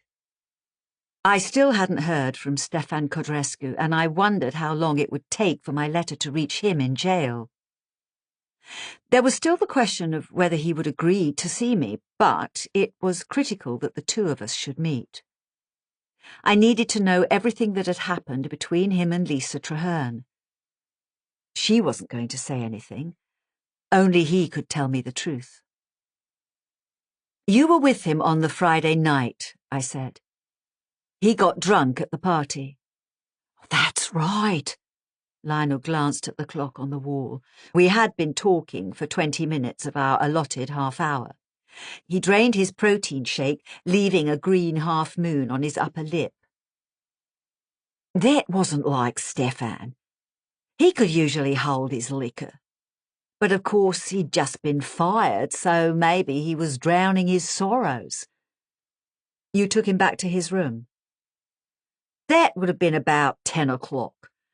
We walked over to the stable block, which is where they put us up. I had the room next to his. I said goodnight and we both went to bed. I was pretty knackered myself, actually. What time did you get to sleep? I guess about 10 or 15 minutes later. But before you ask, I didn't hear anything. I'm a heavy sleeper. If Stefan got up and went into the hotel, I'm afraid I can't help you. All I can tell you is that he was lying on his bed when I left. Did you see him the next day? No, I was in the spa. He was helping with the wedding. Do you believe he killed Frank Paris? He had to think about that. Eventually he nodded. Yeah, probably.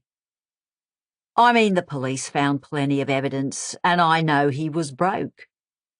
He did a lot of online gambling. All these Romanians do. He often asked me to bail him out before he got paid at the end of the month. He looked at the clock again and got to his feet. Our time was up. I hope you can help him, Sue, he said, because actually I quite liked him. And I think what happened to him was pretty crook. And I hope you find Cecily. Do they have any idea what happened to her? Not yet. There was one last thing I wanted to ask. You said that at first you thought it might be Aidan with Lisa in the wood. Was that because he was usually promiscuous? Promiscuous? Well, that's a funny word to use. You mean, did he fool around? Lionel gave me a crooked smile. I don't know anything about his marriage, and when I saw those two people out there, I don't know why it popped into my head that it might be him. Maybe he and Cecily were happy together, and maybe they weren't. But I'll tell you one thing. I don't think Aidan would have dared go behind her back. I mean, she was the one who'd found him and brought him up from London, and in her own way, Cecily was as tough as her sister. If she'd found out he was cheating on her, she'd have had his balls for breakfast. We shook hands. Another trainer had come into the cafe, also in lycra, and I watched the two of them give each other a man hug, bumping chests and rubbing each other's back. I still wasn't sure that I liked Lionel Corby. Could I believe the version of events that he had presented to me? I wasn't sure about that either. Michael Beeley.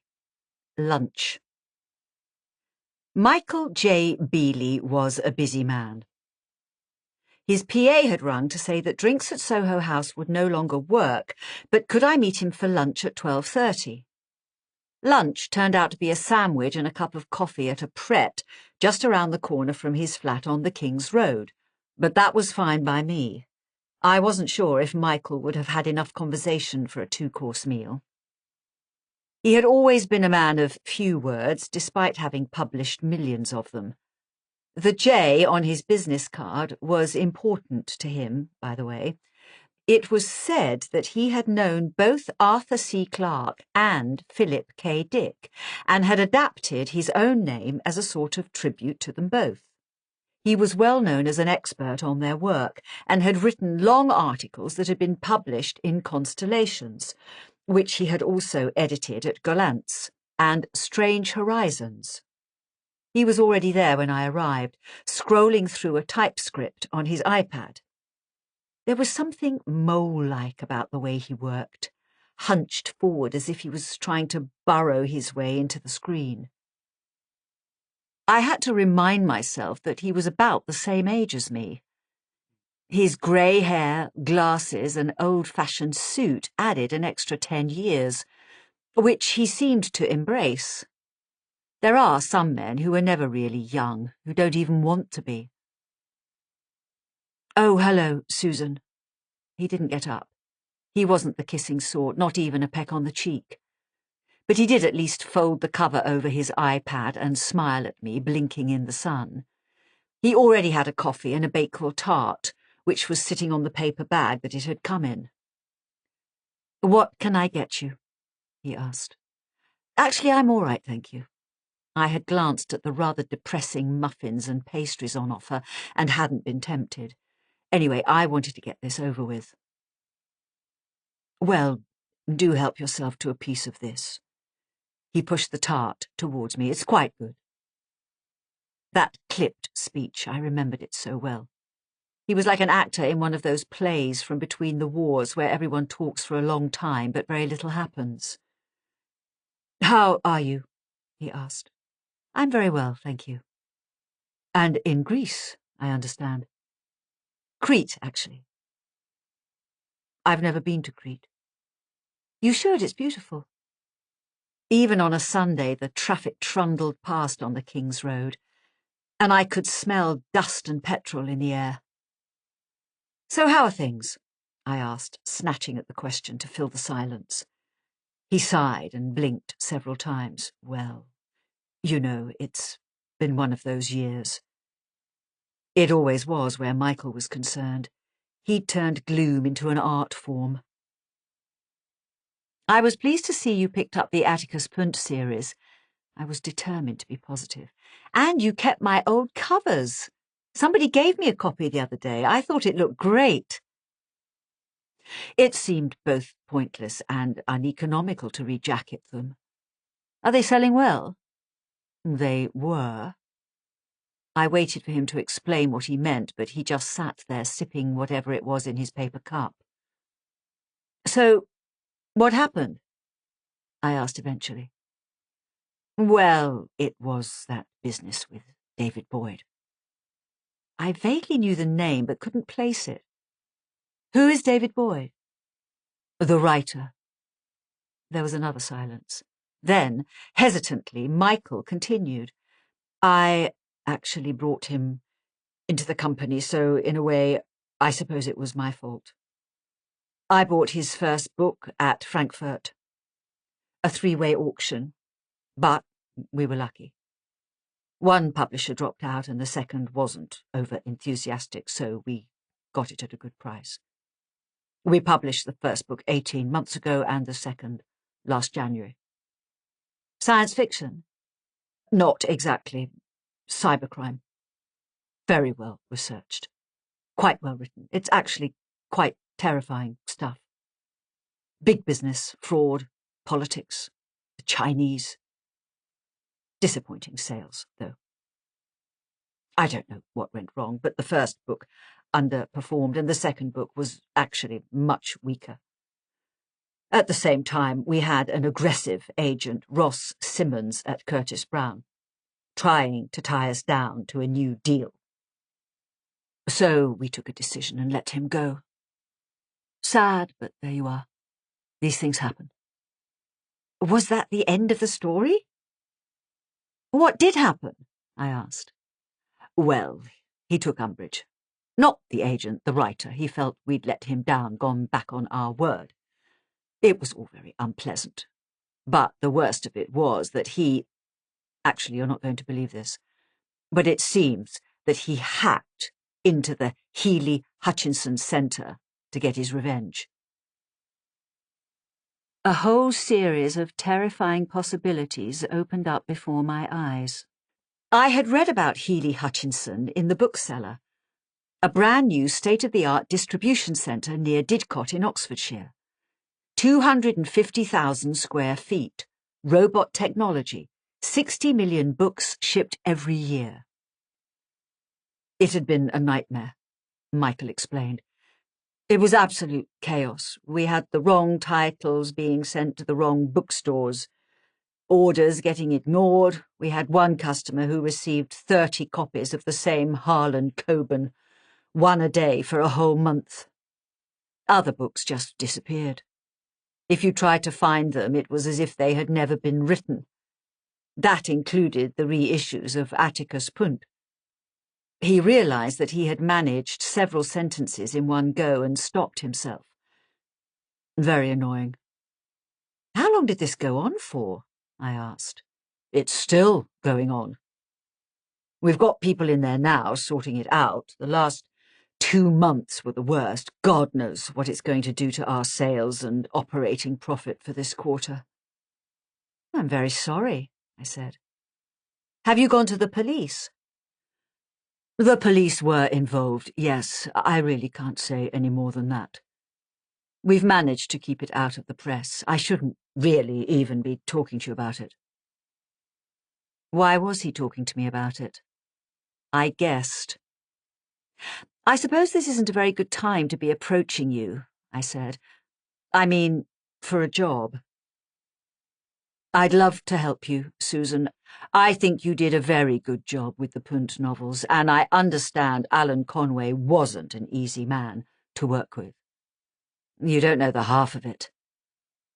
What actually happened at Cloverleaf Books?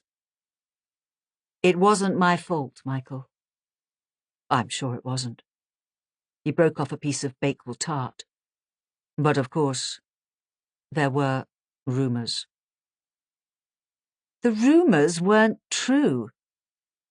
Rumours are rarely true. He popped the fragment into his mouth and waited until it had melted. He didn't chew or swallow. Look, I'm firefighting at the moment and I really can't help you. But I can put the word out and see. What are you looking for?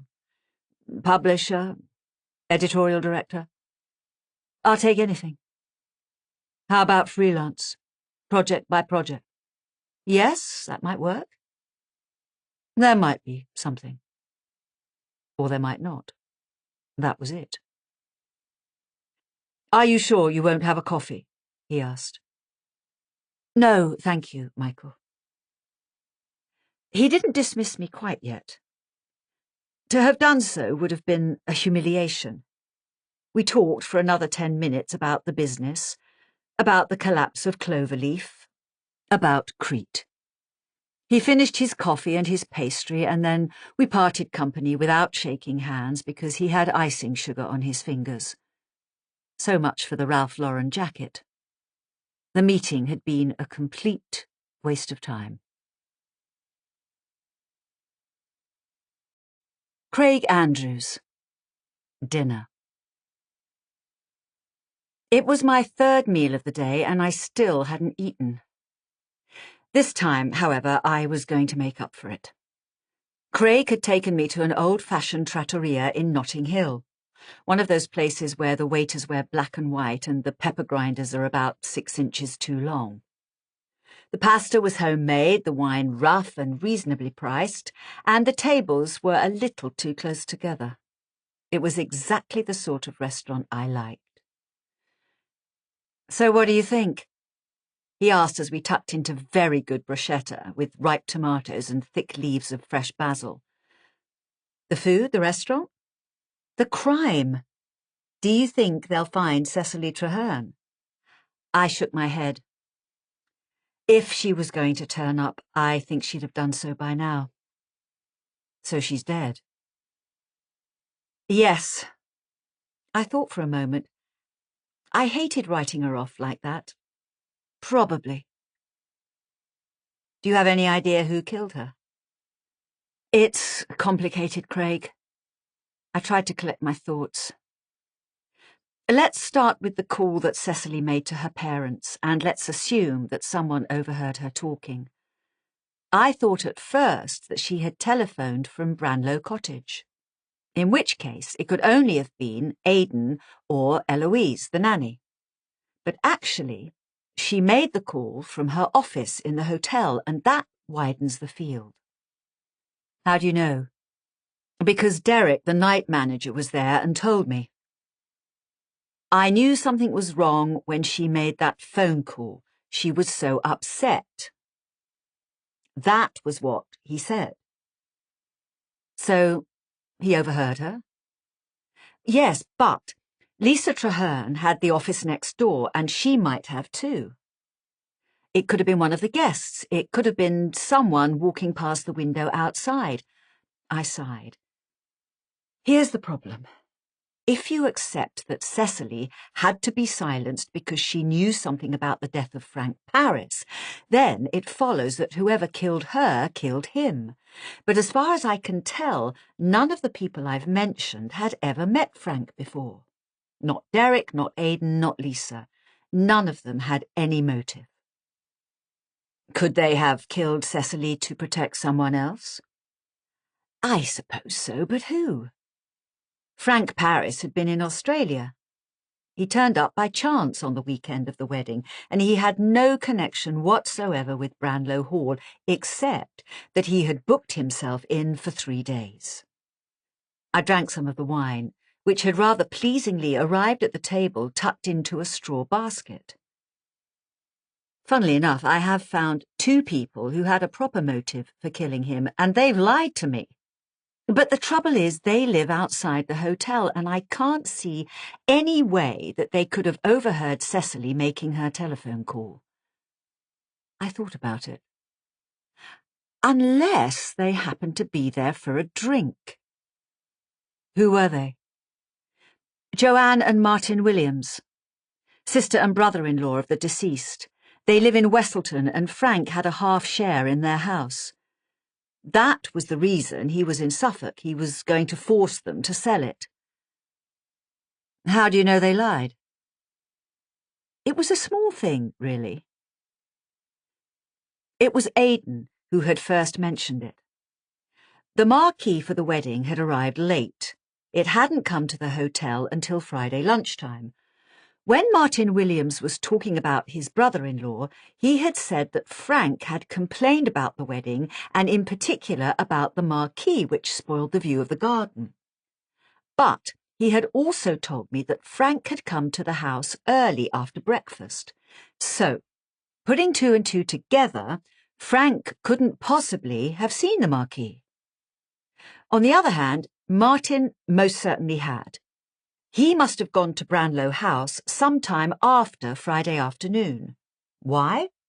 It was just possible that he wanted to find out which room Frank was in because he decided to kill him. Which would also explain Joanne's last words to me.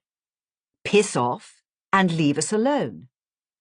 She knew what had happened, and she was scared.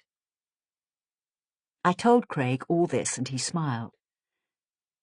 "That's very clever, Susan."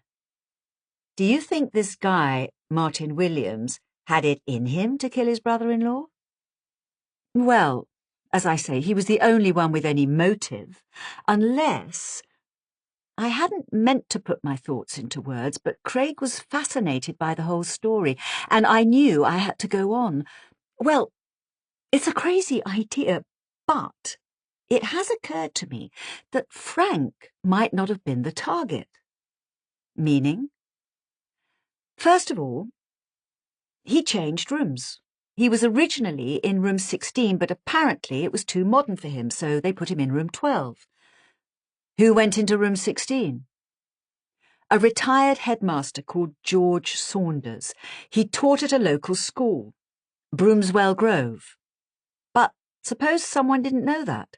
They knock on the door of room 12 in the middle of the night, and he opens it, and in the half-light they whack him on the head with a hammer and kill him before they know what they've done.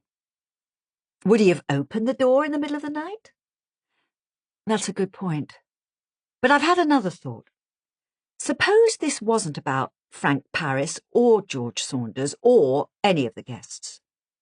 It could have been all about Stefan Codrescu. It seems that he was having an affair with Lisa Traherne, and there was all sorts of sexual jealousy and anger bubbling away at Branlow Hall. Suppose someone wanted to frame him. For murder? Why not? And just killed a guest at random? He didn't need to inject so much scepticism into his voice. I wasn't sure I believed it myself. I can see why you need to talk to Stefan, he said, if he ever gets back to me. It may take a while. The prison system makes things as difficult as possible for everyone involved, inside and out. That's what it looks like, anyway. The main course came. We talked for a while about prisons. When I'd first met Craig, 4 years earlier, he'd had the nervousness of all new writers, the sense that he needed to apologise for what he was doing. He had just turned 40, quite old to be starting out as a writer, although quite a bit younger than Alexander McCall Smith had been when he published his first major hit, the #1 Ladies' Detective Agency. And maybe that was partly in my mind when I took him on. He was also wealthy. He didn't show off, but his clothes, his car, the house in Ladbroke Grove all told their own story. He had just left Goldman Sachs, where he'd headed up their UK shares division. This information never appeared in his blurb. I had assured him that jail time, as it eventually became, didn't need any apology, and I had enjoyed working with him. His main character, Christopher Shaw, was a plainclothes policeman, sent into maximum security jails to get information from high-profile inmates, and this was a formula that had worked well for the first 3 books in the series. What got you interested in prisons? I asked him now. We were getting to the end of the main course. We'd worked our way through the bottle of wine. Didn't I ever tell you? I saw him hesitate. The lights from the candles were reflecting in his eyes. My brother was in prison. I'm sorry. I was surprised he had never told me before. The more cynical part of me could have used it as publicity. John was the chief executive of one of the high street banks. He was trying to raise investment from Qatar. This was 2008, just after the financial crisis. He was paying them sweeteners, which, of course, he didn't declare.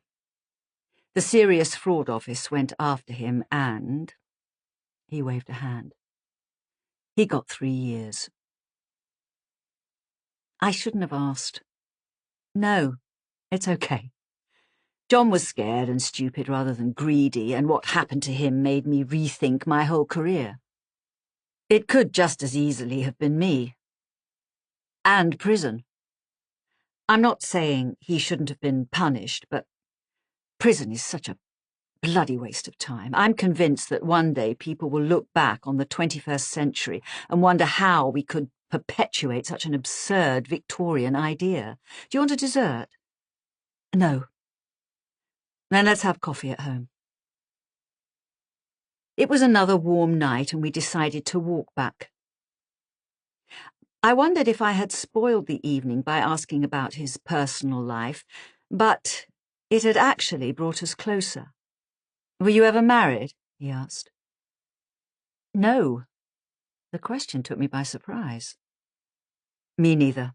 I came close a couple of times, but it didn't work out, and now, I suppose, it's too late. What are you talking about? I said. You're not even 50. That's not what I mean. Who in their right mind would want to marry a writer? I know lots of writers who are very happily married. I was seeing someone last year. She was divorced, about my age. We shared a lot of interests. I really liked her. But I never allowed her anywhere near me. Not when I was working, and the trouble was, I was working all the time. In the end, she got fed up with it, and I can't blame her. When you're writing a book, the book is all that matters, and some people can't accept that. We had reached his front door. He opened it and we went inside. Are you with anyone, Susan? He asked. That was the moment when everything changed. God knows I've read enough romantic novels to recognize when subtext comes galloping over the horizon, and I knew exactly what Craig was asking, or rather, I saw the invitation behind the question he had just put to me. It should have been obvious the moment I'd entered his swish bachelor's home or accepted dinner at that quaint local restaurant with its candles and its wine bottles in straw baskets. The worst of it was that I didn't know how to answer. I wasn't in Crete. I wasn't with Andreas. I was tempted. Why not? Craig represented a metropolitan lifestyle, parties, best-selling books, everything, in fact, that I had left behind. He was also handsome, good company, civilized, and rich. And if one little voice had whispered in my ear that this was what I had been afraid of from the moment I had invited myself into his home, another reminded me that it was what I'd actually wanted and advised me to grab it with both hands. No.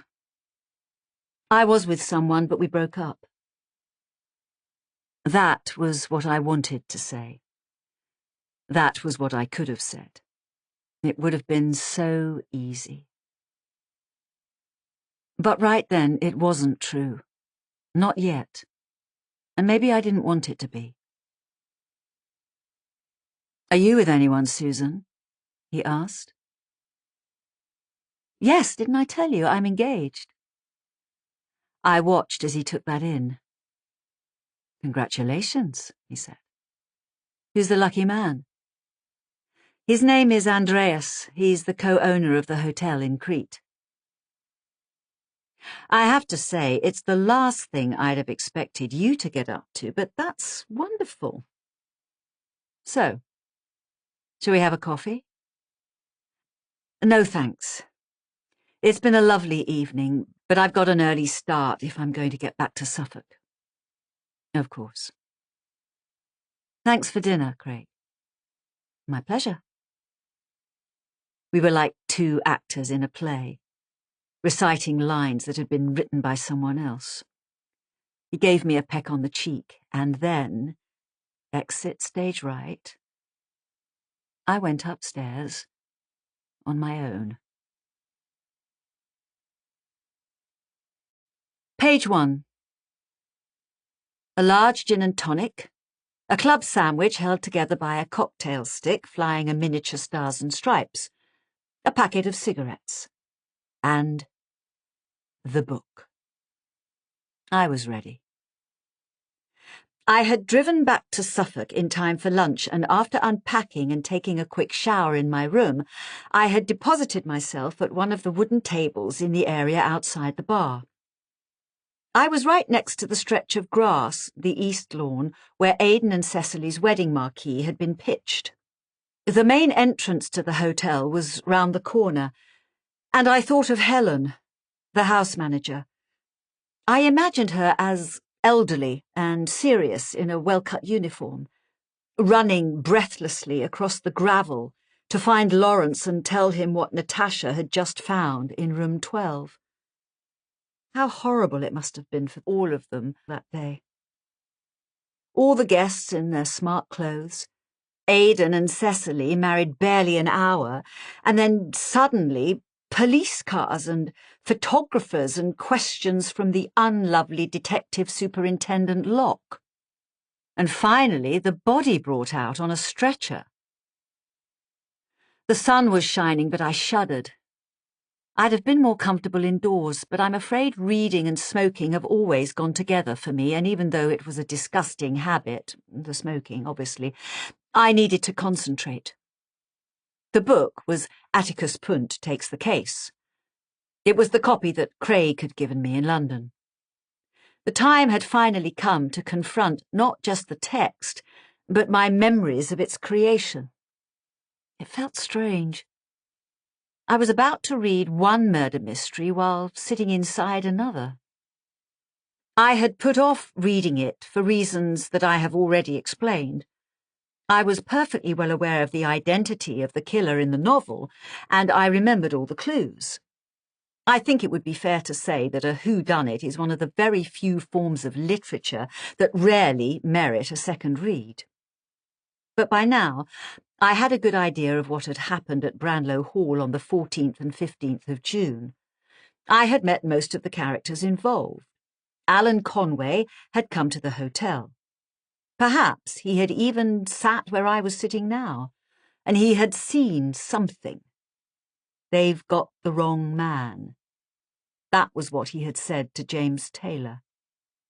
He had come here in search of inspiration, but he had left with much more. And yet he hadn't gone to the police. He had hidden the answer in his book. It was the only way to make sense of Cecily's disappearance, and I was going to find it. The paperback was in front of me. I ran my fingers across the raised letters of the title, feeling them as if they were in Braille. It was extraordinary how much damage Alan Conway had managed to do in his career. Magpie Murders had almost killed me. Had this prequel killed Cecily Traherne? I lit a cigarette. I turned to the first page. I began to read.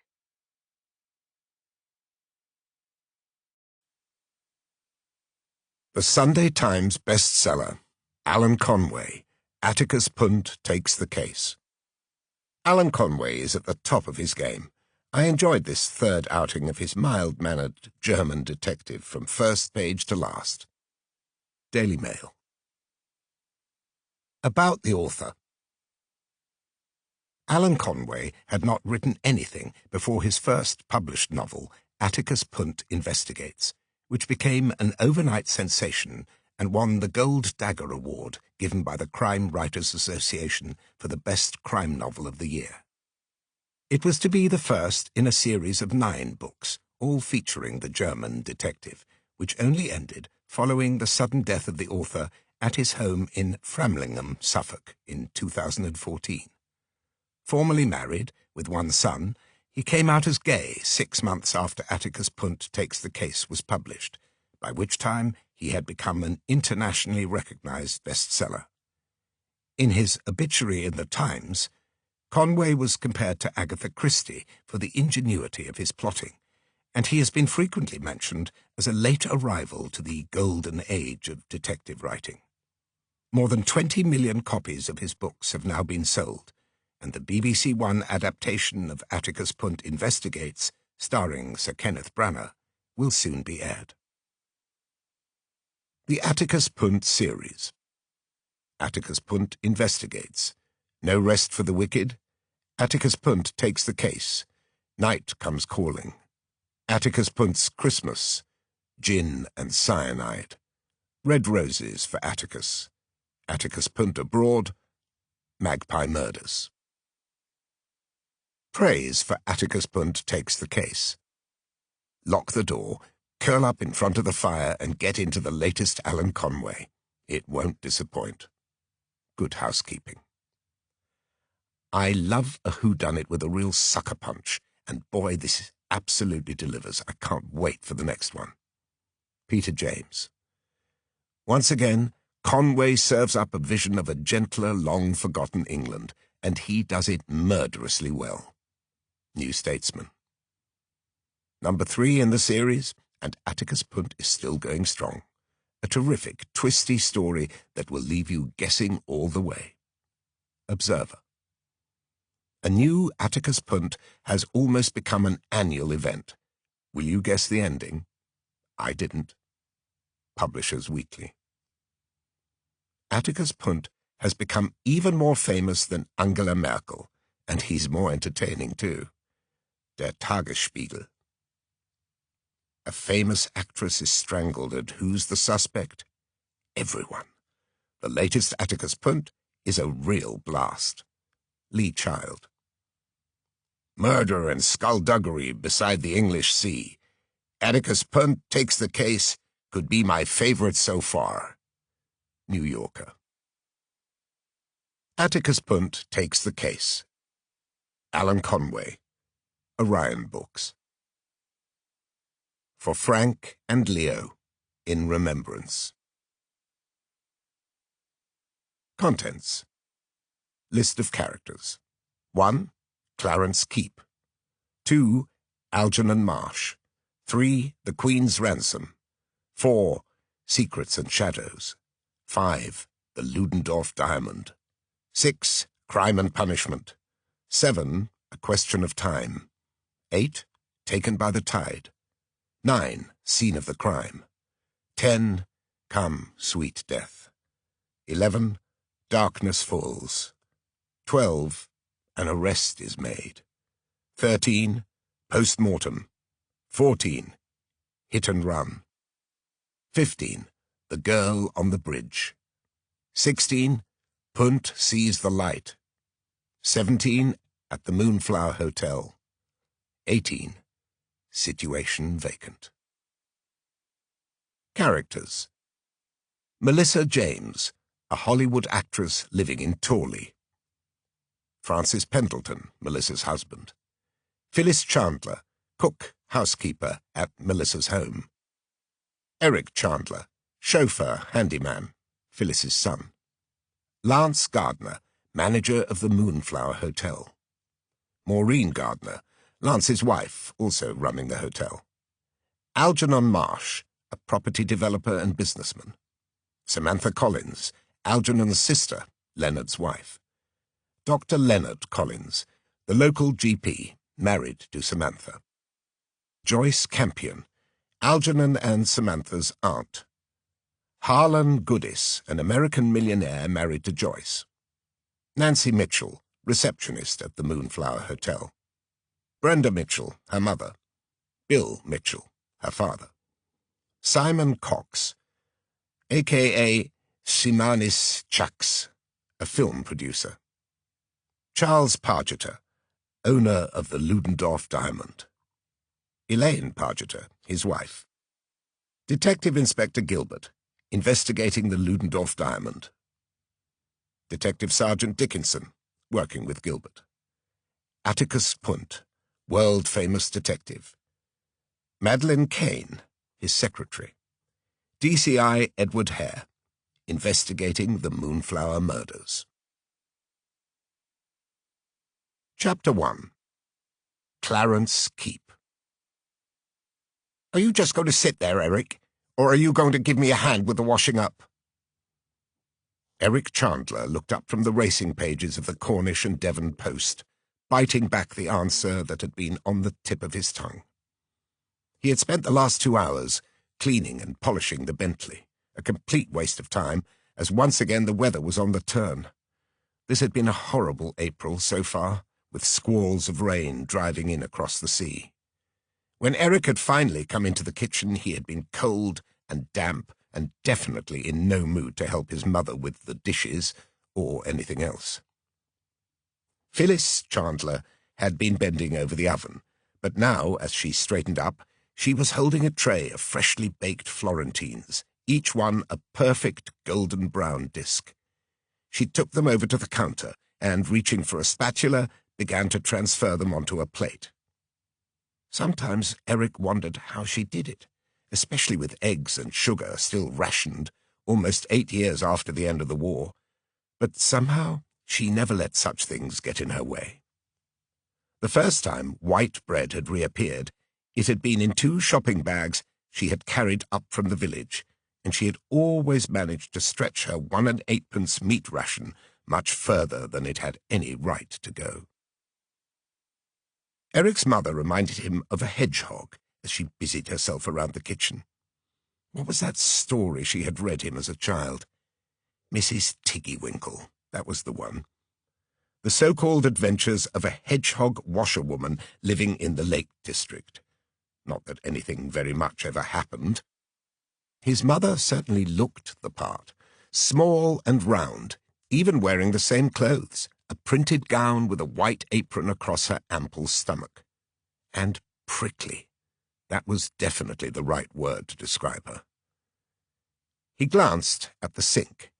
His mother had been busy for the last few days preparing for the weekend. Deviled eggs, split pea soup, chicken à la king. Melissa James was expecting guests and had, as always, been very precise about what they were going to eat. It was definitely the weather for soups and casseroles, although there were also a pair of capons and a leg of lamb in the larder. Kippers and porridge for breakfast. Tom Collins cocktails at 6. He felt his stomach rumbling, which reminded him that he hadn't put anything in it since lunch. His mother had turned back to the oven, and he reached out and helped himself to one of the Florentines. It was still hot. He had to transfer it quickly from hand to hand. "I saw that!" his mother exclaimed. How was that even possible? She'd had her back to him, her bottom in the air. "You've got plenty to spare," he said. The smell of dried fruit and golden syrup rose into his nostrils. Why did she have to be such a good cook? "Those aren't for you. They're for Miss James's guests." Miss James's guests won't notice one missing. It often seemed to Eric that he was trapped, and that he had been from the moment of his birth. He couldn't remember a time when he hadn't been attached to his mother, not as part of her family, but as a sort of appendage, tied to her apron strings. His father had been a captain in the army, and he had actually been excited when the Great War kicked off, dreaming of medals and glory, and putting one over on the Boche. In fact, all he'd got was a bullet in the head in some faraway place that Eric couldn't even spell. He had been 7 years old when the telegram came, and he still remembered his feelings, or lack of them. He had been unable to mourn a man he hardly knew.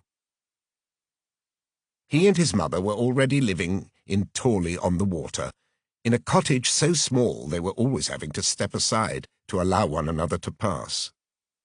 Eric hadn't done well at school, and did odd jobs in the village, working at the pub, the butcher's shop, the harbour, but never for long. Although he was the right age for conscription when the Second World War began, there was never any chance of that. He had been born with a club foot. When he was growing up, the boys had called him Lumpy, and the girls had ignored him, sniggering when they saw him limping up the street. He had joined the local defence volunteers, but even they had been reluctant to have him in their company. The war had ended. Melissa James had come to Torley, and Phyllis had gone into service. Given no real choice in the matter, Eric had gone with her. She was the housekeeper and cook. He was the butler, the chauffeur, the gardener, the general handyman, but not the washer-up. That had never been part of the deal. He was 43 years old now, and he was beginning to see that this was his life. These were the cards that he had been dealt. He would clean the car and polish the silver, and yes, Miss James, and no, Miss James, and even in the best suit that she had bought him and which she insisted he must wear when he drove her into town, he was still Lumpy. He always would be. He took a bite out of the Florentine, which had cooled a little, and tasted the butter as it oozed over his tongue. That was also part of the trap. She cooked. He got fat. "If you're hungry, there are coconut biscuits in the tin," Phyllis said, adopting a kinder tone of voice. "They're stale. I could put them in the oven for a few minutes, and they'll be fine." Even when she was being nice to him, she managed to humiliate him. Was he supposed to be grateful to her because she was offering him the leftovers that Melissa James and her friends didn't want? Sitting at the table, Eric felt the anger rise up inside him. He had noticed that recently it had become darker and much more difficult to control.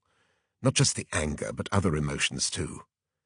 He wondered if he should talk to Dr. Collins, who had treated him on several occasions for minor infections and calluses. Dr. Collins always seemed friendly enough. But he knew he couldn't do it. He couldn't tell anyone what he was feeling, because at the end of the day it wasn't his fault, and there was nothing he could do about it. It was better kept locked up inside him, his secret. Unless Phyllis knew. Sometimes, the way she looked at him, he wondered. There was a movement at the door. Melissa James appeared, walking into the kitchen, wearing high-waisted trousers, a silk shirt, and a page-boy jacket with gold-coloured buttons. Eric got quickly to his feet, leaving the half-eaten Florentine on the table.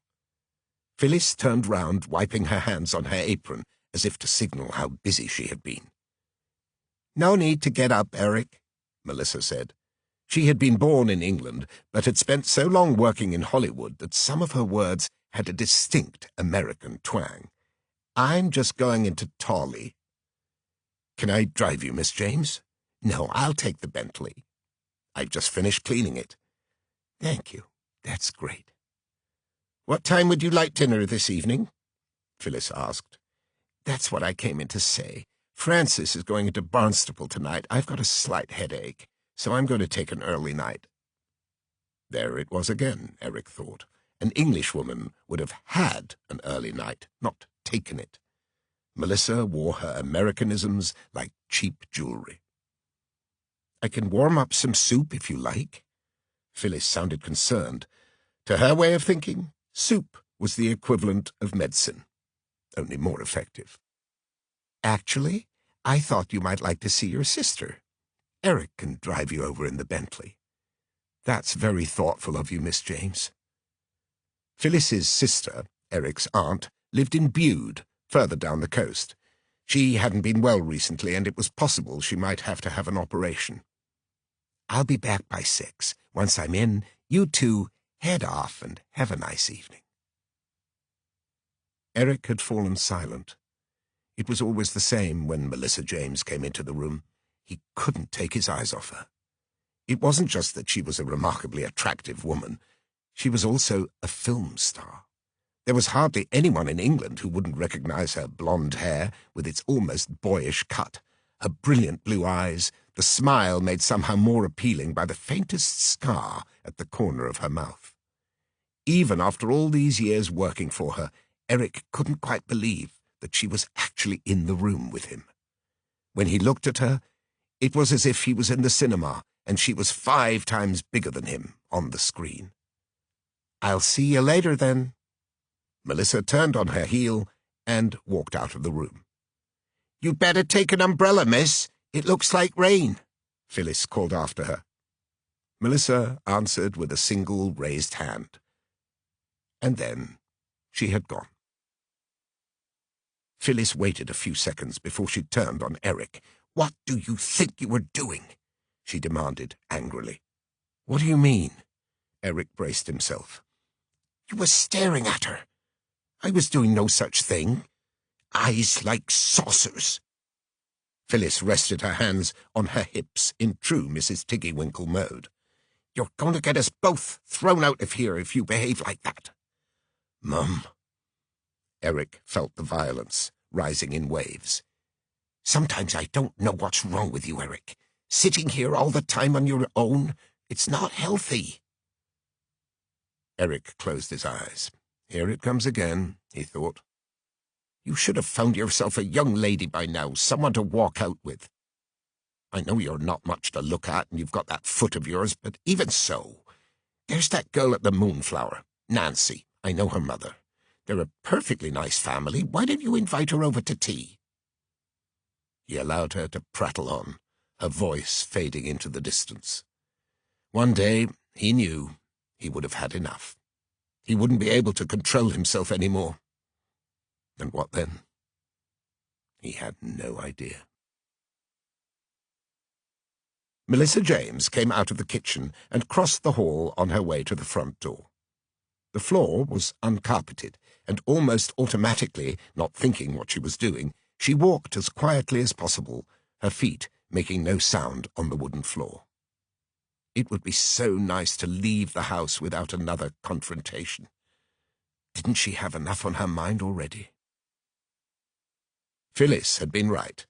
It did look as if more rain was on its way. It had barely stopped all week, but she had no intention of taking an umbrella. Melissa had always thought of umbrellas as ridiculous inventions. Either the rain swept in underneath them, or the wind tried to tug them out of your hand. She would only use one if someone else was holding it for her, when she was on set, or when she got out of a car at a movie premiere. But that was different. That was what was expected of her. Right now, she reached out for the raincoat on the hat stand by the door and draped it over her shoulders. She had bought Clarence Keep in a moment of madness, at a time when she could buy almost anything without giving the cost any thought. It was an odd name for a house. A keep was the strongest part of a castle, a last resort. But that wasn't at all what she had intended it to be. And although she had fallen in love with it the moment she saw it, it looked nothing like a castle. Clarence Keep was a Regency folly, built by a military commander, Sir James Clarence, who had fought in the American War of Independence and who had gone on to become governor of Jamaica. Perhaps that was where he had found his inspiration, as the house he had built was largely made of wood, painted a dazzling white, with elegant windows looking out onto wide, empty lawns that dropped down towards the sea. A wide veranda ran either side of the front door, and there was a balcony coming off the main bedroom, which was directly above. The lawns were perfectly flat, and an intense, almost tropical green. Only the palm trees were missing. The house could have belonged in a plantation. It was said that Queen Victoria had once stayed there. It had briefly belonged to William Railton, the architect who had designed Nelson's column in Trafalgar Square. When Melissa had found it, Clarence Keep had long been abandoned, and she had taken it on in the full knowledge that it would cost her a lot of money to restore it to its Regency prime. Just how much money, though, had come as an unpleasant surprise. She had no sooner dealt with the dry rot than the damp presented itself as the next challenge. Flood damage, foundation failure, subsidence, and a dozen other problems had queued up for her autograph, in each case on the front of a cheque. Had it finally been worth it? The house was beautiful. She loved living there, waking up with the sea views and the sound of the breaking waves, strolling in the garden, when the weather allowed, hosting weekend parties. But sometimes she thought that the fight had exhausted her in more ways than one. Financially, certainly. How had she allowed things to get so out of hand? It had been 5 years since she had made a film in Hollywood, 3 years since she had done any acting work at all. She had completely thrown herself into life in Torley on the Water, finishing the house, extending her business interests, playing tennis and bridge, horse riding, making friends, getting married. It was as if she had decided to turn her life into the greatest part she had ever played. Of course, her bank manager had warned her. Her accountants had written to her. She still remembered her agents screaming down the phone at her from New York. But Melissa had been enjoying herself too much to listen to them. She had made a string of successful films in England and in America. Her face had been on the front covers of Women's Weekly, Life, and even, after she had played opposite James Cagney, True Detective. She would work when she needed to work. She was Melissa James. When she chose to make her comeback, she would be even bigger than she had been before. It had to be soon. Somehow, she had allowed the bills to mount up to such an extent that they almost took her breath away. She was paying 5 salaries. She was supporting a boat and 2 horses. The business she had bought, the Moonflower Hotel, was full for at least half the year and should have been making her a handsome profit. Instead, it was running at a loss. She had been assured that her investments were doing well, but so far they hadn't actually returned any profit.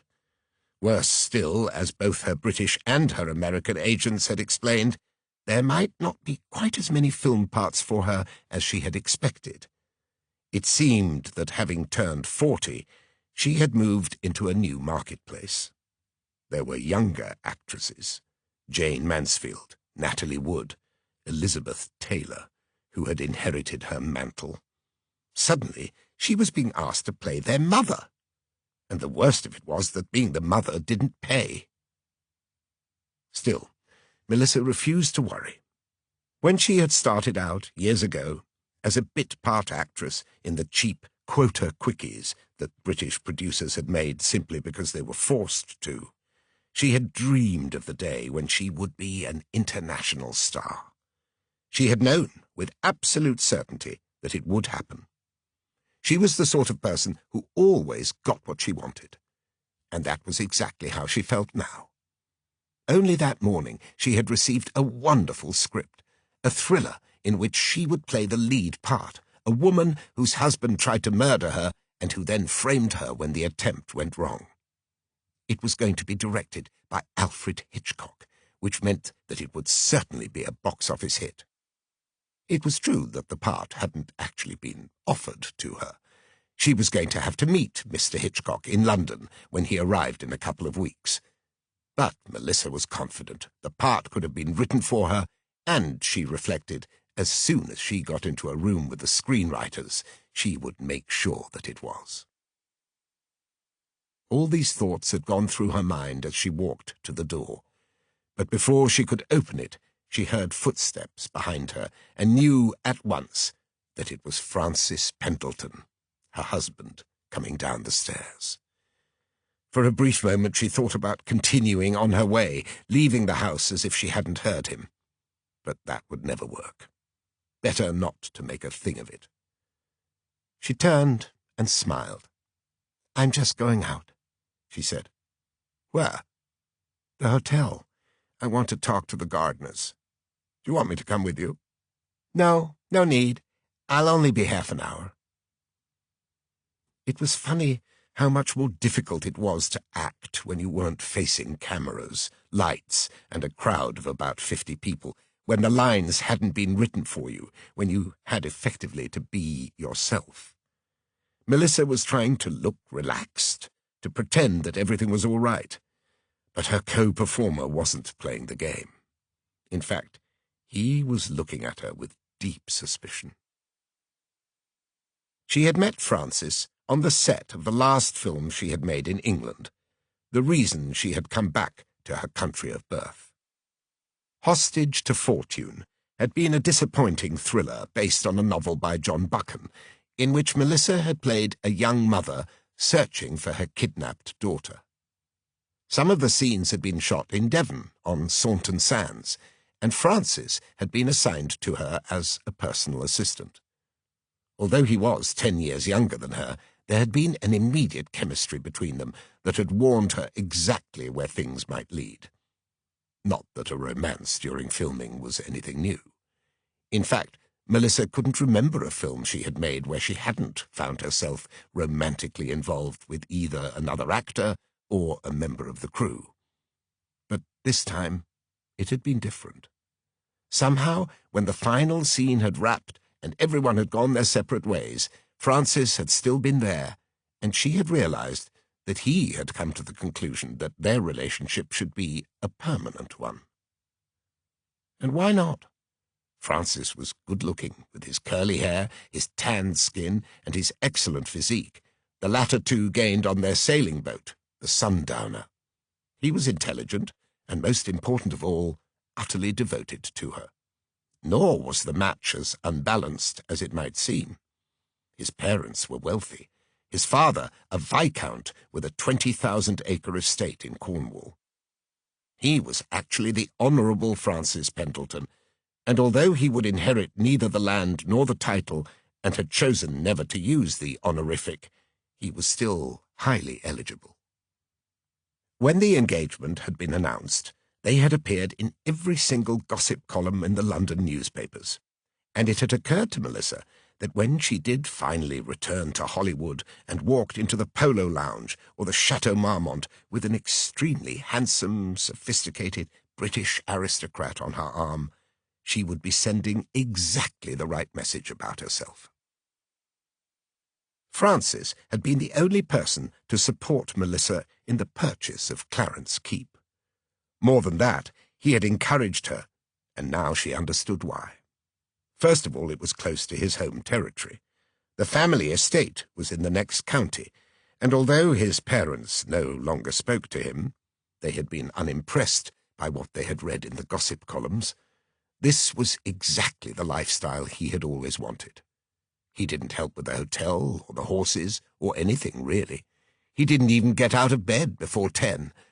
He had become the lord of his own manor with his tropium uxor, or trophy wife.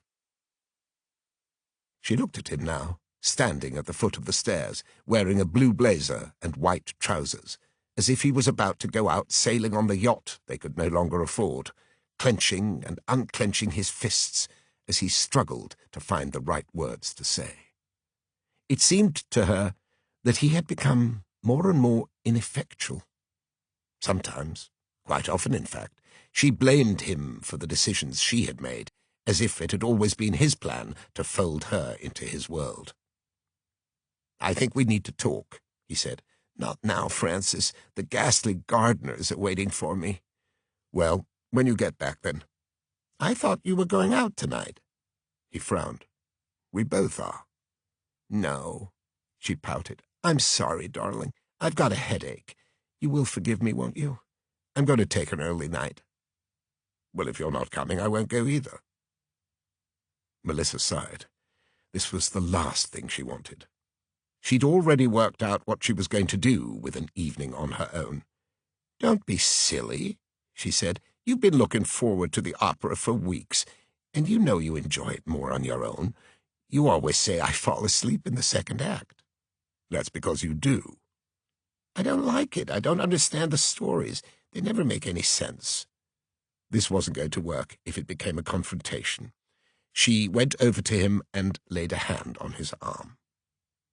"You enjoy yourself, Francis. I've got a lot on my mind at the moment with the hotel and the new script and everything else. We can talk tomorrow, or the day after." She tried to make light of it. "I'm not going anywhere." But Francis took her last words quite seriously. Before she could move her hand, he took hold of it, pressing it tightly against his arm. "You are going to stay with me, Melissa. You know I still love you. I'd do anything for you." "I know. You don't need to tell me that. I'd die if you left me. I couldn't live without you." "Stop being silly, Francis." She tried to break free, but he was still holding her. "I can't talk now," she insisted. "Anyway," she lowered her voice, "Eric and his mother are in the kitchen." "They can't hear us?" "They might come out." That did the trick, as she had known it would. He let her go, and at once she stepped back, out of his reach. "Don't wait for me," she said. "You might get stuck behind a tractor, and you don't want to miss the first act." "I thought you said you were only going to be half an hour." "I don't know how long I'm going to be. I've got to talk to the gardeners about the accounts. Actually, I've got an idea that might just put them on the spot." "What do you mean?" "I'll tell you after I've seen them. We can talk tomorrow." She really was about to leave. But then there came a huffing and a scratching of claws against the wooden floor, and a little dog appeared, running across the hall towards its mistress. The dog was a chow, a solid block of reddish fur with a squat face, pointed triangular ears, and a dark purple tongue. Melissa couldn't help herself. She squealed with pleasure and knelt down, running her fingers through the dog's fur where it was thickest, around its neck. "Little Kimber," she crooned, "how's my baby?" She was holding her face close to the dog's and didn't pull back when he licked her nose and lips. "How's my beautiful boy? Mummy's just going into town, but I'll be back soon. Are you going to be on the bed? Are you going to be waiting for me?" Francis pulled a face. He didn't like having the dog on the bed, but he said nothing. "Go on, then. Good boy. Mummy will see you soon." Melissa straightened up. She glanced at Francis. "Enjoy the opera. I'll see you tomorrow," she said. And then she really was gone, hurrying outside, closing the front door behind her, leaving Francis with the bleak awareness that she had been much more affectionate to the chow than she had been to him. Chapter 2. Algernon Marsh. Melissa loved her Bentley in much the same way as she loved her pet chow. It was a beautiful car, it was an indulgence, and it belonged entirely to her. It was the belonging that mattered most, the sense of empowerment. Sitting on the silvery leather upholstery, listening to the low growl of the engine, knowing that the car would be recognized a mile away, she felt the unease that had resulted from her meeting with Francis slipping away in the jet stream behind her. The car was pale blue, a Mark VI with a power-operated hood, which unfortunately would have to stay up as the rain had indeed returned, this time falling as a miserable grey drizzle. Why did the weather have to be so cold and miserable at the end of April? According to her agent, Alfred Hitchcock was planning to shoot his new film at the Warner Brothers studios in Burbank, California, and that couldn't have suited her more. It would be nice to be back in the sun. Clarence Keep was less than half a mile outside Torley-on-the-Water, a seaside village whose name hardly did it justice. Torley was surrounded by no fewer than 4 different stretches of water: the Bristol Channel to the right, the Irish Sea to the left, and the estuaries of 2 rivers, the Tor and the Torridge, swelling up behind. Sometimes it seemed as if the little harbour was battling for its very existence, particularly when the wind blew and the waves came crashing down in relentless grey spumes. Then the fishing boats would tear at their moorings, and the lighthouse would blink helplessly, illuminating only the swirling clouds that engulfed it. The village population numbered about 300. Most of the houses were contained on Marine Parade, which stretched along the front, with a second, narrower road behind it called Rectory Lane. The other buildings that made up Torley-on-the-Water consisted of a church, St. Daniel's, a butcher's, a baker's, a garage, and a chandlery that also sold various household goods. For years there had been just one pub, the Red Lion, in the village. But then Melissa had bought the 19th century customs house and converted it into a hotel that she had called the Moonflower, after one of her films. It had 12 bedrooms, a restaurant, and a comfortable bar. There was no police station in Torley-on-the-Water, but nor was there any need for one, as apart from a few teenagers getting drunk and causing mischief on the beach, there had been no trouble in the village for as long as anyone could remember. Nor was there a post office, a bank, a library, or a cinema. For any of those, you would have to make your way to Bideford, which was about 20 minutes away on the steam train that ploughed up and down the single line from Instow, or about a quarter of an hour by car on the other side of Bideford Longbridge. Visitors were sometimes surprised that there was no fish shop either. The fishermen sold their catch directly from their boats. The Moonflower had been built for the growing number of families from London and elsewhere who dreamed of escaping to the coast during the summer months, and Melissa had made sure that it was attractive to children and adults alike. The more expensive rooms had bathrooms en suite. Although dinner was served strictly at 7 o'clock, there was a high tea for younger guests at 5:30. Every weekend there were concerts, tea parties, and croquet or French cricket on the lawn. Nannies and personal valets were accommodated in a separate building at the bottom of the garden, discreetly out of sight. Melissa drew up in front of the main door. The rain was coming down harder now, and although there were only a few steps across the gravel, her hair and the shoulders of her coat were still splattered with water by the time she arrived in the entrance hall. Lance Gardner, the manager, had seen her arrive, standing there unctuously, as if it had never occurred to him to come out with an umbrella and help her into the building. Was this the way he greeted the guests? "Good evening, Miss James," he said, completely unaware that he had already put her in a bad mood. "Hello, Mr. Gardner." The two of them had never been on first-name terms. It simply wasn't appropriate. Lance and Maureen Gardner were Melissa's employees, not her friends. When she had found them, they had been the landlord and chief barmaid at the Red Lion, and she had been rather pleased that she had been able to poach them to run her new hotel. After all, they knew the area. They had friends on the council and in the police. If there were any problems with licenses or local suppliers, they would find ways around them. It had seemed like a good idea at the time, and it was only now, 3.5 years after the Moonflower had opened, that she wondered if it had been right to trust the couple so completely. She knew almost nothing about them. The pub had been making a profit when they worked there. That much she had managed to find out, but they had been tied to a major brewery chain with only minimal control. They certainly hadn't made any profit running the Moonflower. Something had to be wrong. The hotel was popular. All the newspapers had written positively about it, obviously attracted by the idea that it was owned by a bona fide Hollywood star. In the beginning, she had known that a number of her clients had only come in the hope of seeing her, and would be disappointed if they didn't go home with at least an autograph. But as the hotel had bedded in, and she had turned up less often, it had been accepted for what it was, an elegant, comfortable retreat in an attractive seaside village with a great beach and lovely views.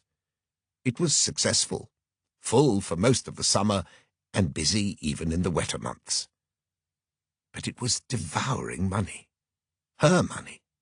Whose fault was it?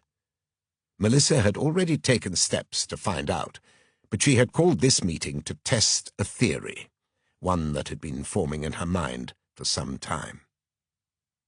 "How are things?" she asked quite casually as she followed Lance Gardner through the empty reception area and into his office. "We can't complain, Miss James. Not really. 9 rooms occupied. I'm afraid this bad weather really isn't on our side, but I've been looking at the reports from the meteorological office, and they say that May is going to be lovely."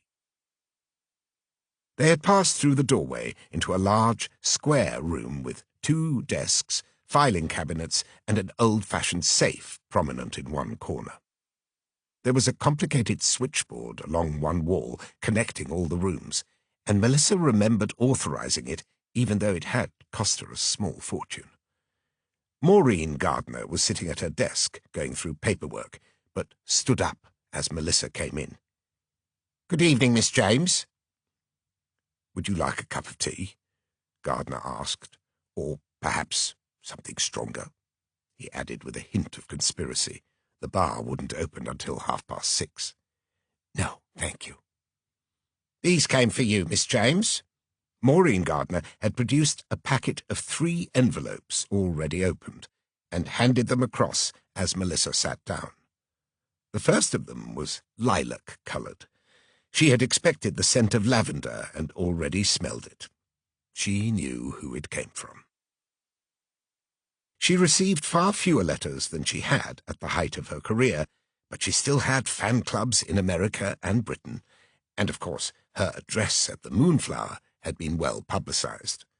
Every month there were 2 or 3 of them, imploring her to make another film, telling her how much she was missed. The woman who wrote on lilac paper and who signed herself only as your #1 fan had strong, neat handwriting with every comma and full stop in place. Melissa wondered if she was single or married, happy or sad. It was something she had never understood, the neediness of some of the people who had followed her career, and sometimes it worried her. Glancing at the page now, she read, "How can you do it to us, dear Miss James? The screen is diminished without you. A light has gone out of our lives." Wouldn't you have to be a little disturbed to write something like that? And this must be the 9th or 10th message that Miss Lilac had sent her over the years. "Thank you," she said, sliding the letter back into its envelope. She wouldn't reply. She never did any more. "I've been looking at the accounts up until February," she went on, wanting to get back to the subject in hand. "We did very well over Christmas," Mrs. Gardner said. "Well, we lost less in December than we had in the month before, if that's what you mean." "I think we need to raise our prices, Miss James," Lance Gardner exclaimed. "The room rates and the restaurant. But we're already one of the most expensive hotels in Devonshire. We run a very tight ship. We've cut back on staff. Obviously, we have to keep an eye on the quality of our service." There were times when Lance Gardner looked and sounded like nothing more than a spiv. It wasn't just the double-breasted jacket, the slicked-back hair, the pencil moustache. It was in his entire manner, the way he never quite met your eyes. His wife was the same. She was larger than him, with a louder voice. She wore too much makeup. Melissa remembered the first time she had seen her behind the bar at the Red Lion, and that was exactly where she belonged. The 2 of them were about 50 years old. They had been married for a long time, but had no children. In a way, they were reflections of each other, but in fairground mirrors that twisted and distorted the images almost beyond recognition. She decided to spring her trap. "I've been thinking about calling in a team of accountants," she said. "I'm sorry?" Lance Gardner looked at her with undisguised dismay. "I want someone from London to go over the books for the last 2 years, the income, all the outlays, the redecoration." She waved a hand. "The new switchboard. What I want is a complete audit." "I hope you're not suggesting that Maureen and myself—" "I'm not suggesting anything, Mr. Gardner. I'm sure the 2 of you have done a terrific job. I'm only doing what's sensible. We're losing money, and we don't see how. If we're going to make a profit, we need to find out." "We do things our own way down here in Tawley, Miss James." Lance Gardner had fallen silent, so his wife took over. "For example, we always pay the fishermen in cash. That's what they want, and there are no receipts. And the last time Mr. Hocking came in, we gave him dinner and a bottle of scotch. He didn't take a penny." Melissa vaguely remembered. Mr. Hocking was a local electrician. "All I'm saying is," she went on, "I'm not sure a London firm would be able to help." "Well, we'll see." Melissa had known they would argue. She had been watching them carefully, waiting for it. "My mind is made up. I want you to start preparing for when they arrive." "And when will that be?" Lance asked. "Have you written to them yet?" "I'm going to write to them tomorrow. I imagine they'll be here in a week or 2. I'll let you know as soon as I've heard." She got to her feet. She had said everything she wanted to say. Lance and Maureen Gardner stayed where they were. "Thank you very much." She had almost forgotten the letters. She snatched them up and took them with her as she left the room. There was a long silence. It was as if the Gardners were waiting to be sure that they were on their own. "What are we going to do?" Maureen asked. She looked nervous. "We don't have anything to worry about. You heard what she said. Lance took a packet of cigarettes out of the desk drawer and lit one. "We're doing a great job." "These accountants of hers may not agree." "These accountants may never appear. She hasn't said the letter yet, and maybe she never will." "What do you mean?" Maureen looked at her husband with horror in her eyes. "What are you going to do?" "I'll talk to her. I'll persuade her that hiring a bunch of city slickers is just throwing good money after bad. I'll recommend someone local, someone cheaper. I'm sure I can make her see sense." "And what if she doesn't listen to you?"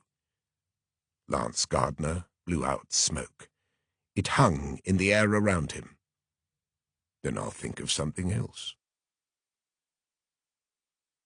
While Melissa had been driving towards the Moonflower, another car had been heading down the Braunton Road that skirted around Barnstaple, but going considerably faster.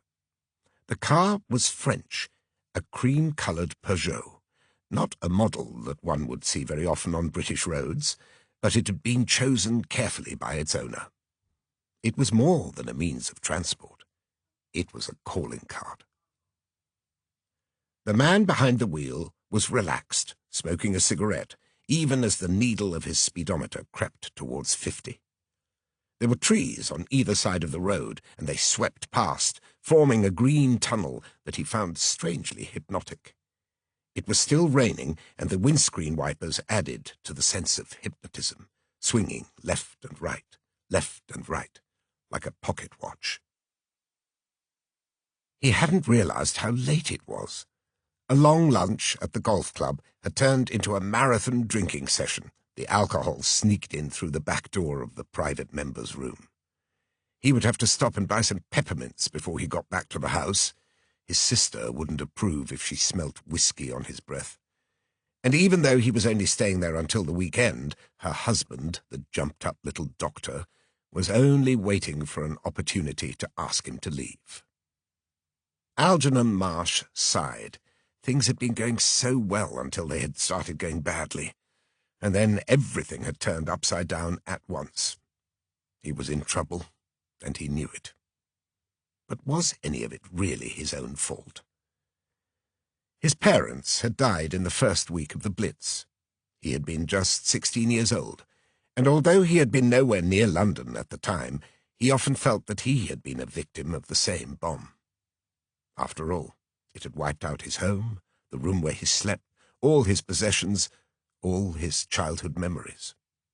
He and Samantha had moved in with their spinster aunt, Joyce, and although she and Samantha had got on, well, it really had been like a house on fire, hadn't it?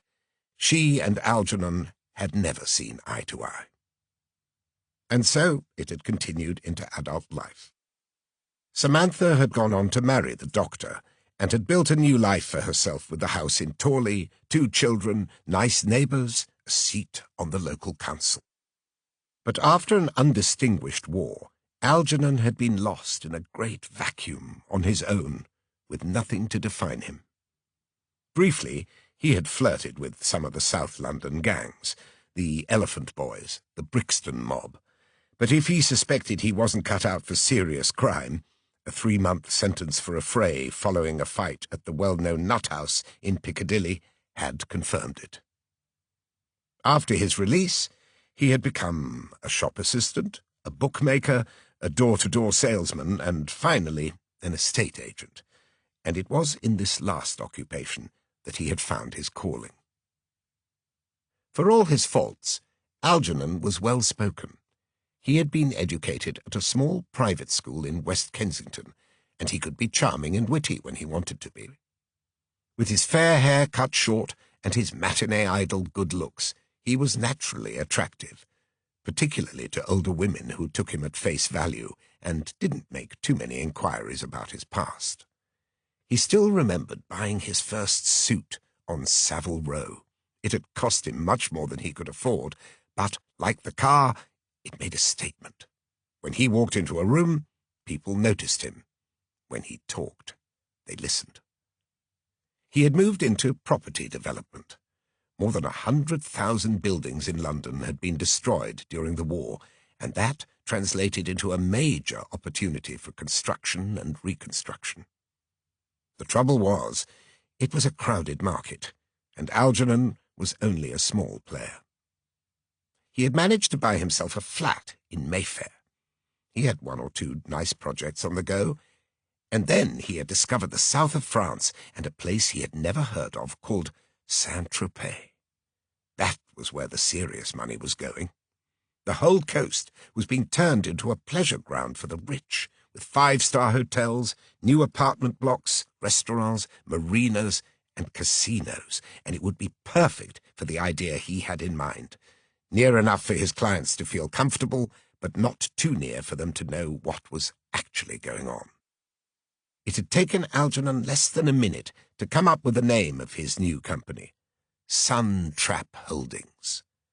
He had travelled to France and come back with a smattering of French and a car that fortunately had the steering wheel on the right side.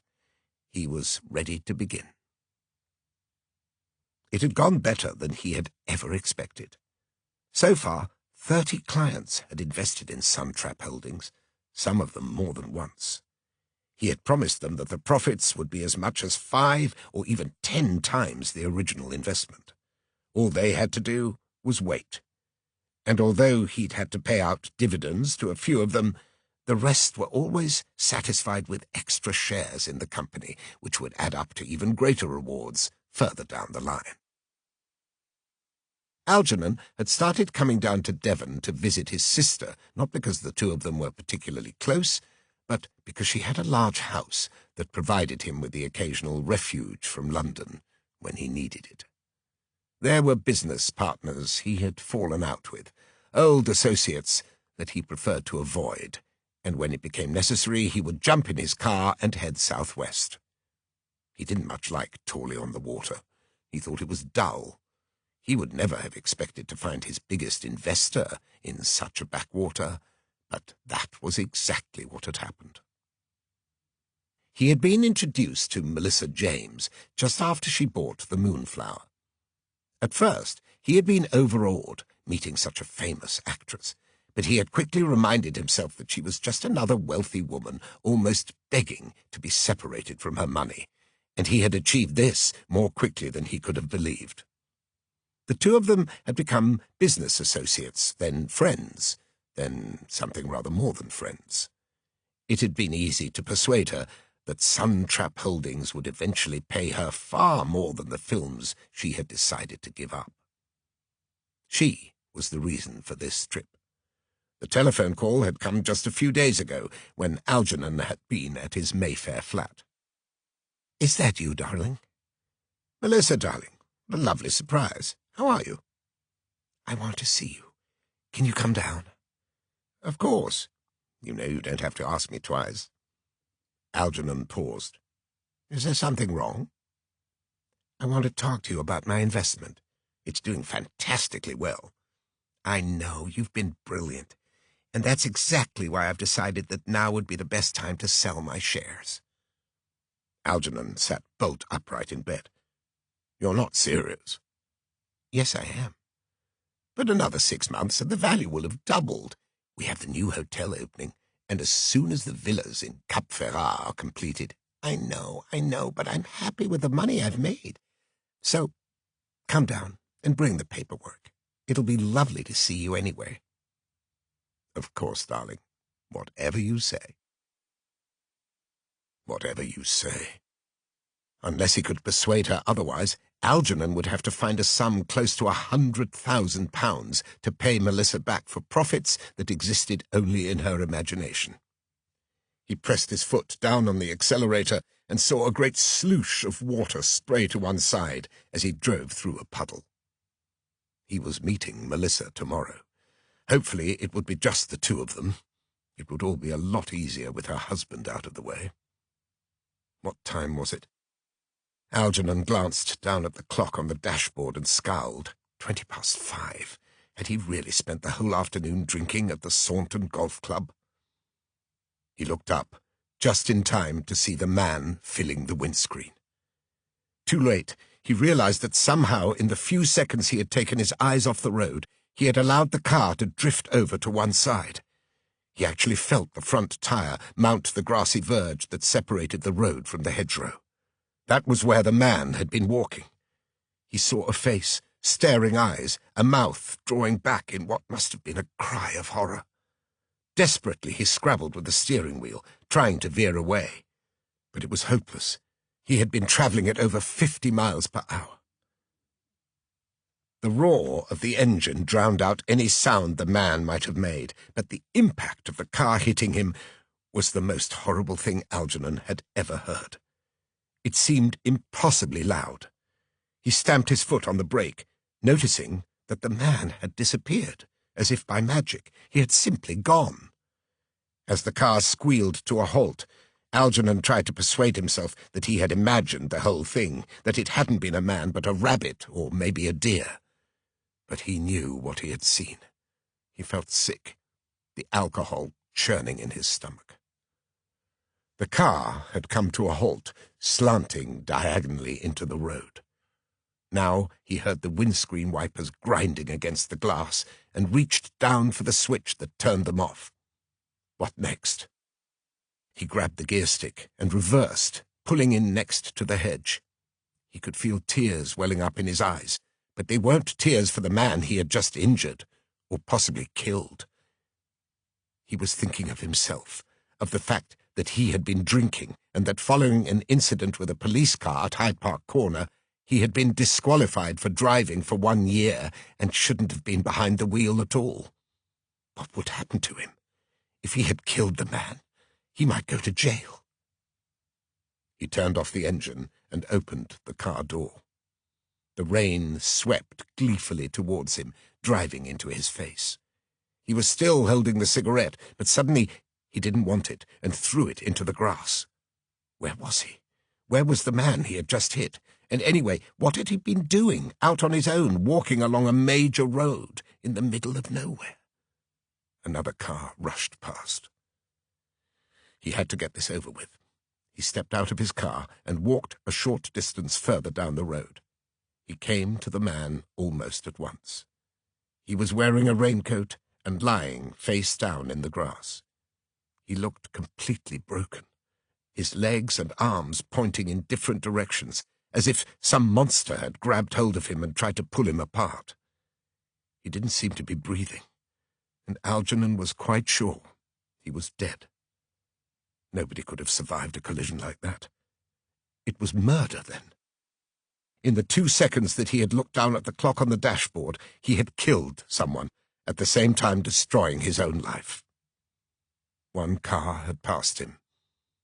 It hadn't stopped. With the rain coming down so hard, the driver couldn't have seen him. He certainly wouldn't have seen the man who'd been hit.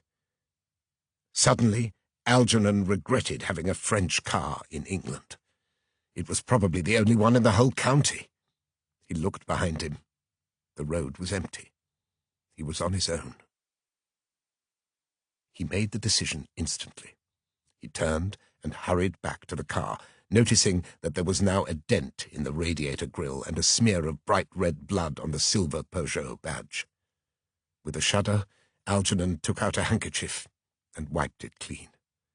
He wanted to throw the handkerchief away, but thought better of it. Then he remembered the cigarette. What madness had made him discard it like that? It was too late. It would have been carried away by the wind. He wasn't going to crawl on his hands and knees looking for it. All that mattered was to get as far from here as possible. He got back into the car, closed the door, and turned the key. The engine coughed, but refused to start. He was soaking wet. Water was dripping down his forehead. He slammed his hands against the steering wheel, then tried again. This time, the engine fired. He punched the car into gear and drove away. He didn't look back. He didn't stop until he had reached Torley, but he didn't dare go into his sister's house, not looking like this, soaking wet and with trembling hands. Instead, he pulled into a quiet lane and sat there for the next 20 minutes, his head in his hands, wondering what he was going to do. While Algernon Marsh was sitting miserably in his car, watching the rain still streaking down the windscreen, His sister was also in something close to a state of shock, staring at a letter that lay on the table in front of her. "I don't understand," she said. "What does it mean?" "I think it's fairly clear, my dearest," her husband said. "Your aunt, Aunt Joyce? Joyce Campion has made you her sole beneficiary, and sadly she has recently passed away. The solicitors want to get in touch with you to discuss the inheritance, and it might be considerable. My love, this could be good news for both of us. I could be married to a multimillionaire." "Oh, Len, don't say that." "Well, it's possible." The letter had arrived in the Morning Post, but they had both been so busy that Samantha had only just opened it. It had come from a firm of solicitors in London, Parker and Bentley, and even the letterhead, with an address in Lincoln's Inn in raised black letters, had somehow seemed threatening. Samantha had always been nervous of the law. She was nervous of anything she didn't completely understand. She had read the single page with its 3 typed paragraphs. She had read them again. Then she had called for Leonard and asked him to read them too. Leonard and Samantha Collins were sitting in the kitchen of the 5-bedroom house that also contained the doctor's surgery. It was a handsome old building in need of a fresh coat of paint. The saltwater spray from the sea had done its worst, and the wind had taken a few tiles off the roof. The garden, too, had been damaged by bad weather and marauding children. But it was still a solid family home with a vegetable patch that delivered pounds of raspberries in the summer, an orchard and a treehouse. It was situated in Rectory Lane, right next to St. Daniel's, and this was one of the reasons Samantha had chosen it. A committed churchgoer, she never missed a Sunday service, and helped the vicar with the flowers, all the major festivals, the various fundraising efforts, tea for the old age pensioners on Thursdays, and even with the allocation of plots in the cemetery, available to anyone who lived in the parish on receipt of a moderate fee. Samantha divided her time equally between the church and her family, which included 2 children, Mark and Agnes, aged 7 and 5. She also looked after her husband's medical practice, keeping a close eye on his accounts, his patient records, the daily running of his surgery. There were some who found her a rather severe woman, the sort who was never without a scarf and handbag, and who always seemed to be in a hurry. And yet she was always polite. She smiled at everyone, even if she preferred not to stop and chat. Nobody knew more about the people who lived in Torley-on-the-Water than her. From her conversations with the vicar, who considered her his closest confidant, she had learned about their spiritual needs, their concerns, even their sins. From her husband, she had got a snapshot, an X-ray perhaps, of their physical condition and what had caused it. Mr. Doyle, the butcher, drank too much and had cirrhosis of the liver. Nancy Mitchell, who worked at the Moonflower and who was not married, was 3 months pregnant. And even Melissa James, for all her fame, had been prescribed pills for stress and sleeplessness. It never occurred to Samantha that she might, in fact, be in possession of too much knowledge, for her own good and everyone else's. Anyway, she was much too sensible to indulge in the sort of gossip that sometimes made the village seem impossibly small. It might be said that she believed in the silence of the confessional, and patients were welcomed into the surgery with the same formality with which they were greeted at church on Sundays. Even Mrs. Mitchell, Nancy's mother, who came to the house 3 times a week and who helped with the children, knew nothing about her daughter's condition. That had been difficult for both Leonard and Samantha, but, it went without saying, they were bound by the Hippocratic Oath. They had now been married for 8 years. Dr. Leonard Collins had been a consultant at the King Edward VII Hospital in Slough. Samantha had been doing volunteer work when they met, and they had got engaged soon after. He was lithe and elegant, a darkly handsome man with a well-trimmed beard and a fondness for tweed suits. Everyone in the village agreed that they were ideally matched, living and working together, and always in perfect agreement, apart from two things. Dr. Collins was not a particularly religious man. He accompanied his wife to church out of respect rather than any personal belief, and much to her displeasure, he smoked a pipe, a Stanwell Royal Briar that he had owned since his teens.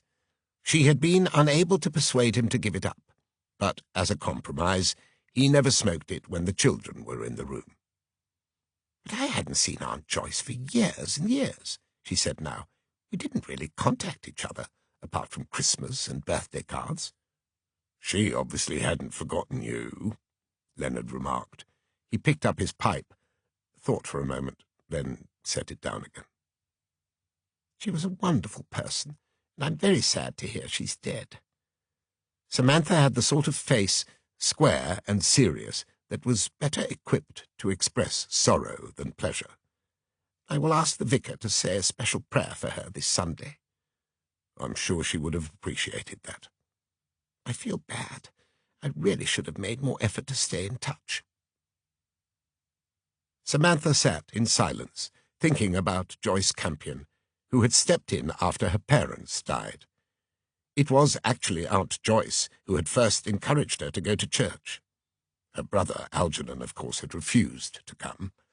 Aunt Joyce had also paid for her to go to secretarial school, where she had learnt shorthand and typing, and later on she had used her contacts to get her niece a position in the typing pool of Horlicks, the malted milk company in Slough. Samantha had always thought of her aunt as the quintessential spinster, so it had come as a complete surprise when she had suddenly announced her engagement to Harlan Goodis, a multimillionaire with an advertising agency in New York. That had happened at around the same time that Samantha had met and married Leonard. Moving with him first to a house he had inherited near Torrington, and later to Torley. It was perhaps inevitable that the two women should have lost touch. "Her husband died 2 years ago," Samantha said. "They didn't have any children. As far as I know, they didn't have any family at all." "From what the solicitors are saying, it looks as if everything is going to you." "Do you really think it could be a lot?" "It's hard to say. I mean, he was doing pretty well for himself. I suppose it all depends how much of his money she spent before she died. Would you like to ring them, or shall I?" "I think I'd prefer it if you did, Len. I'd be too nervous." Samantha glanced down at the letter for perhaps the 20th time. From the way she was looking at it, she might have been happier if it had never arrived. "Maybe we shouldn't set our expectations too high," she said. "It doesn't even say anything about money. She could have left us something we don't need. A few paintings or some old jewellery." "A few Picassos or a diamond tiara." "Stop it. You're just imagining things." "If it wasn't a lot of money, why would they want to see you?" "I don't know. Because—" She was about to continue when the door opened and a small boy came in, dressed in pyjamas, fresh from the bath. This was Mark, her 7-year-old son. "Mummy, are you going to come up and read to me?" he asked. Samantha was tired. She hadn't even served the children their tea yet, and there was still dinner to be made. But she smiled and got to her feet. "Of course, darling. Mummy's coming up right now." The two of them had just started reading C.S. Lewis. Mark loved the books. Only the night before, Samantha had found him in the back of his wardrobe, trying to find his way into Narnia.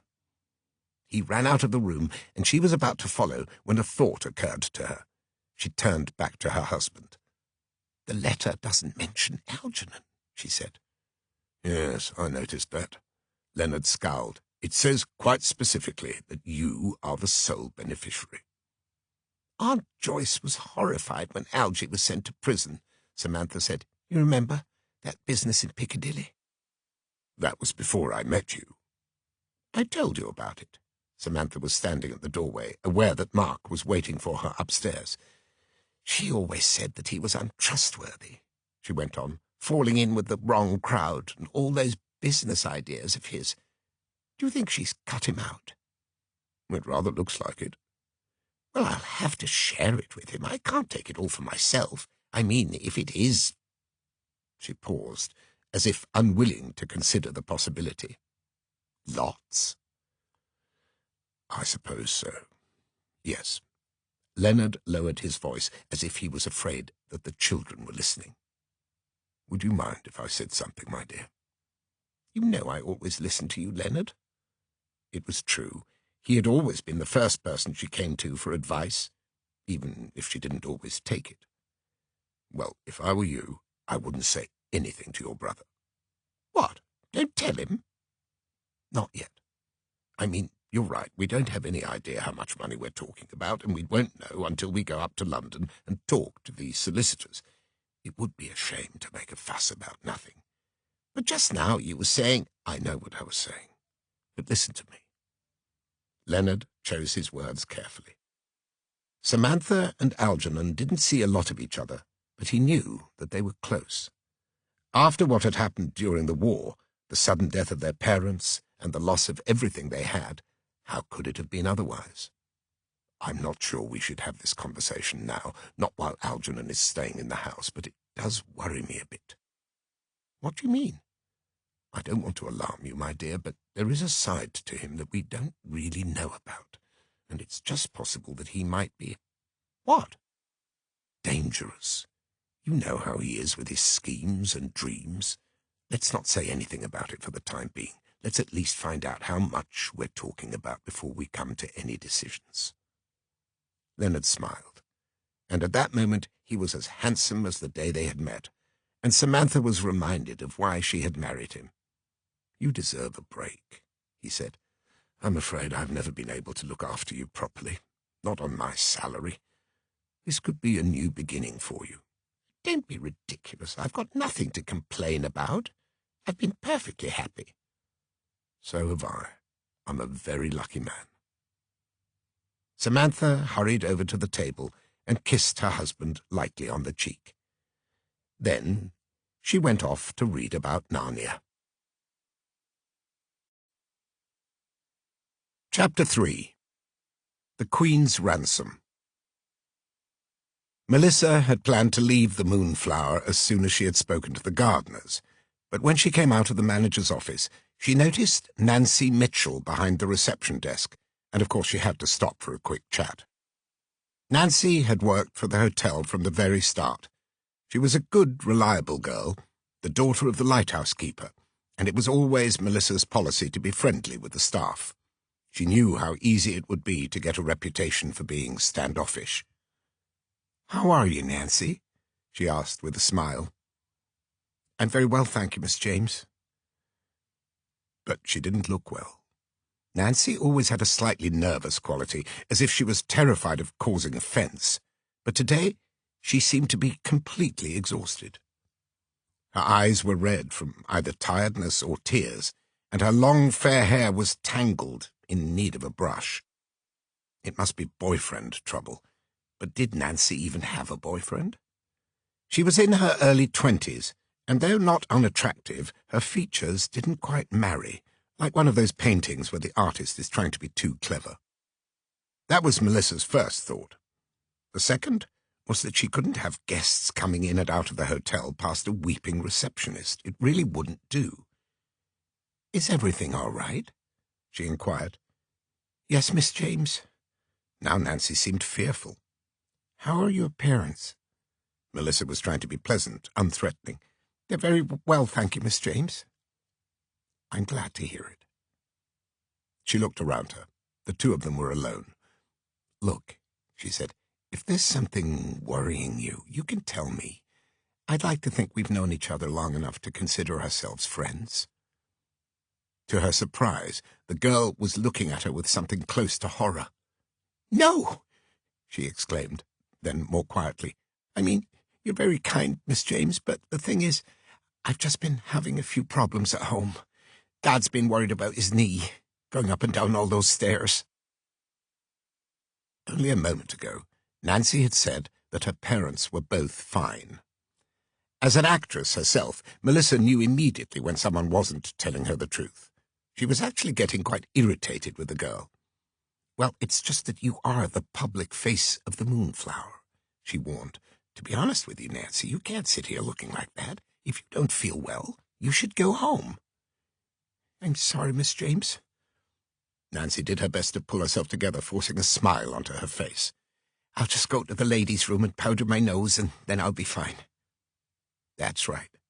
You look after yourself."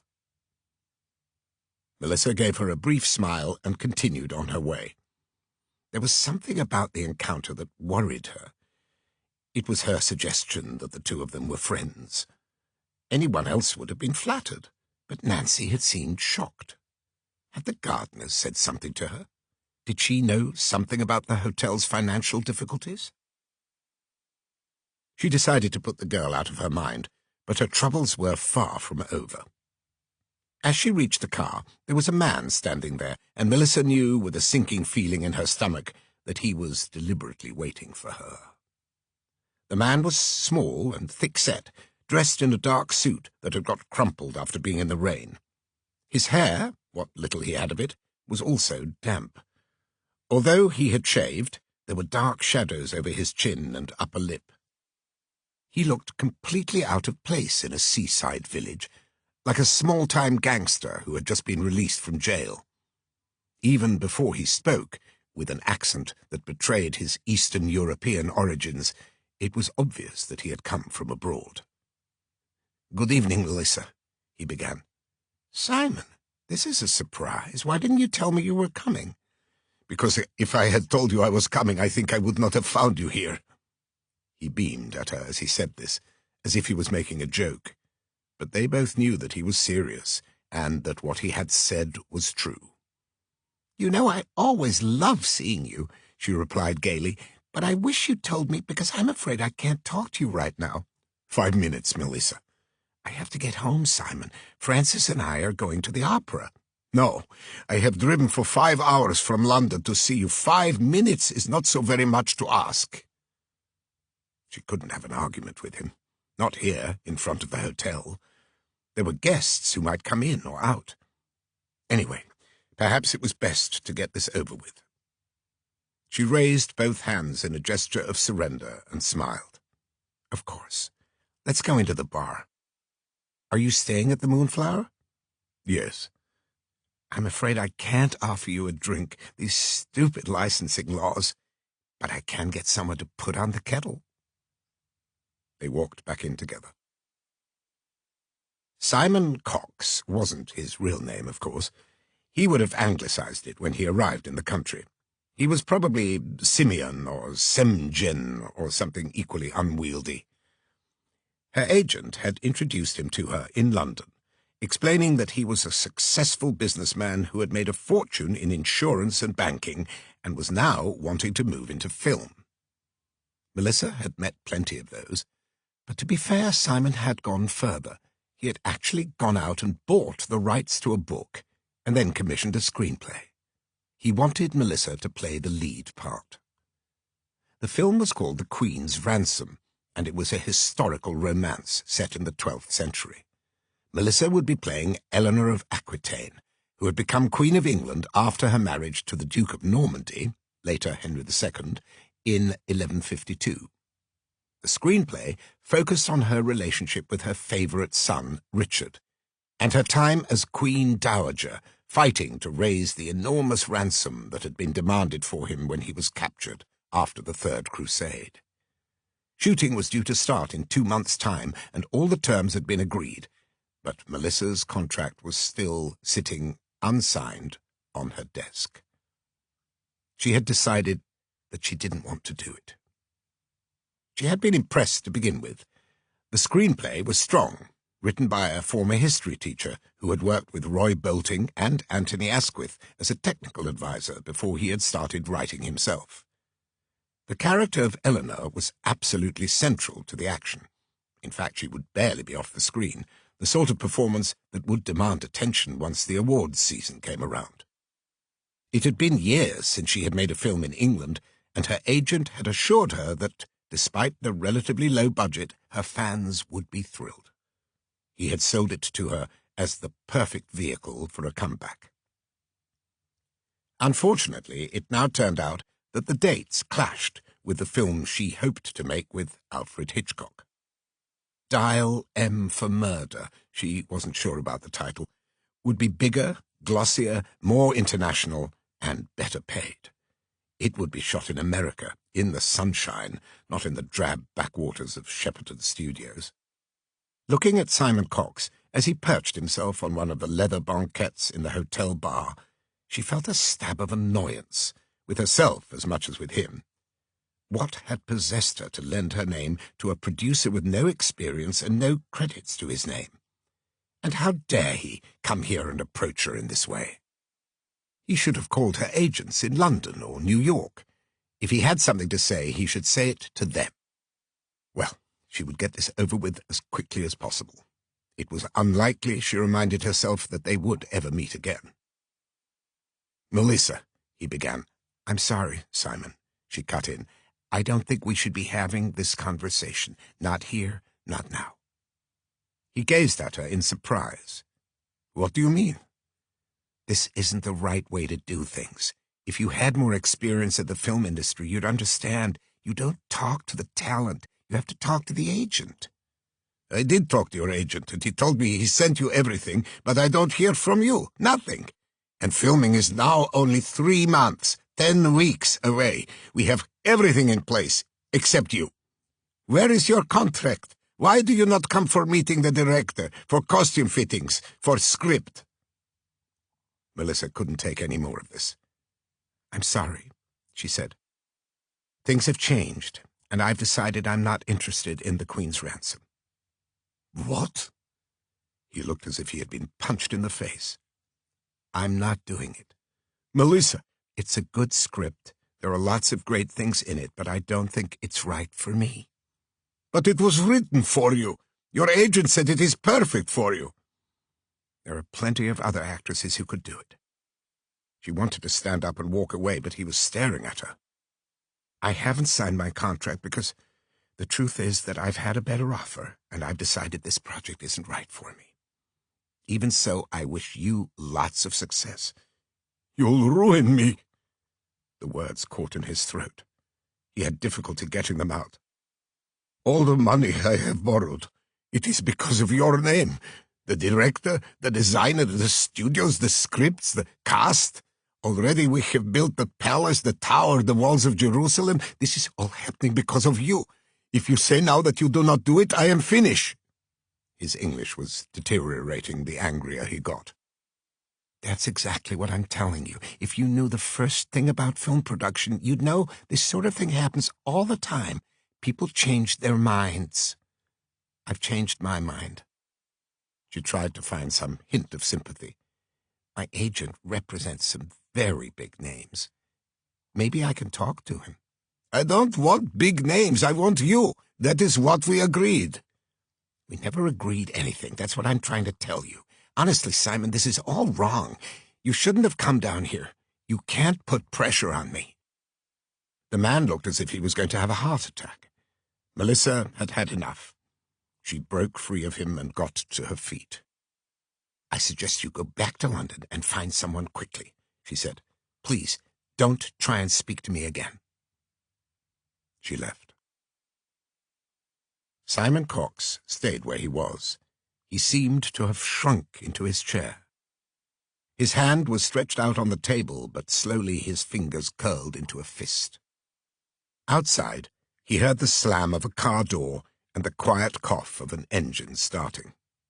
Still, he didn't move. Someone else had come into the bar. It was the girl from the reception desk, Nancy. She was looking at him with concern. "Is there anything I can get you, sir?" she asked. No, thank you." He got up and brushed past her, walking out of the hotel. Another couple, coming in, stepped out of his way, alarmed. Later on, they would say he had been a man with murder in his eyes. Nancy Mitchell had heard much of the conversation between Melissa James and the producer from her place behind the reception desk. It wasn't her fault. She hadn't meant to eavesdrop, but the door had been open, and with nobody around, sound carried easily in the Moonflower. She saw Miss James emerge from the bar and disappear through the main door of the hotel, and then, when she went in to see him, the little man who had signed in as Mr. Cox did exactly the same. Out of curiosity, Nancy followed him outside, just in time to see him climb into a stubby black car and drive off. She could tell that he was heading out of Torley in the direction of Clarence Keep. Was he going after her? It was none of her business. She watched until the car had disappeared from sight, noticing that the rain had stopped once again, although water was still dripping off the trees and the driveway was full of puddles. She glanced at her watch and went back to the reception desk. There were only 15 minutes left until 6 o'clock and the end of her shift. Mrs. Gardner took over in the evening until 10 o'clock, when the night manager arrived. She took out a hand mirror and examined herself, remembering what Miss James had said.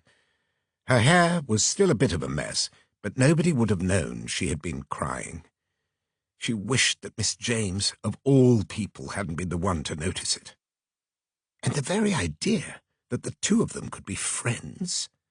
Nancy had heard things about the rich and famous Melissa James that nobody else in Torley would ever have suspected. She pretended to be nice, but she wasn't. Even so, she needed a friend, now more than ever. The very thought of it brought tears to her eyes. How could she have let it happen? How could she have been so stupid? It was 2 weeks since she had seen Dr. Collins. Nancy hadn't even told her parents that she had an appointment. Her father was the sort of man who had never had a day's illness in his life and expected the same of everyone else. She hadn't thought it was anything serious, and she had been completely stunned when Dr. Collins had come up with his diagnosis. "I'm not sure you're going to be happy about this, Nancy, but you're pregnant."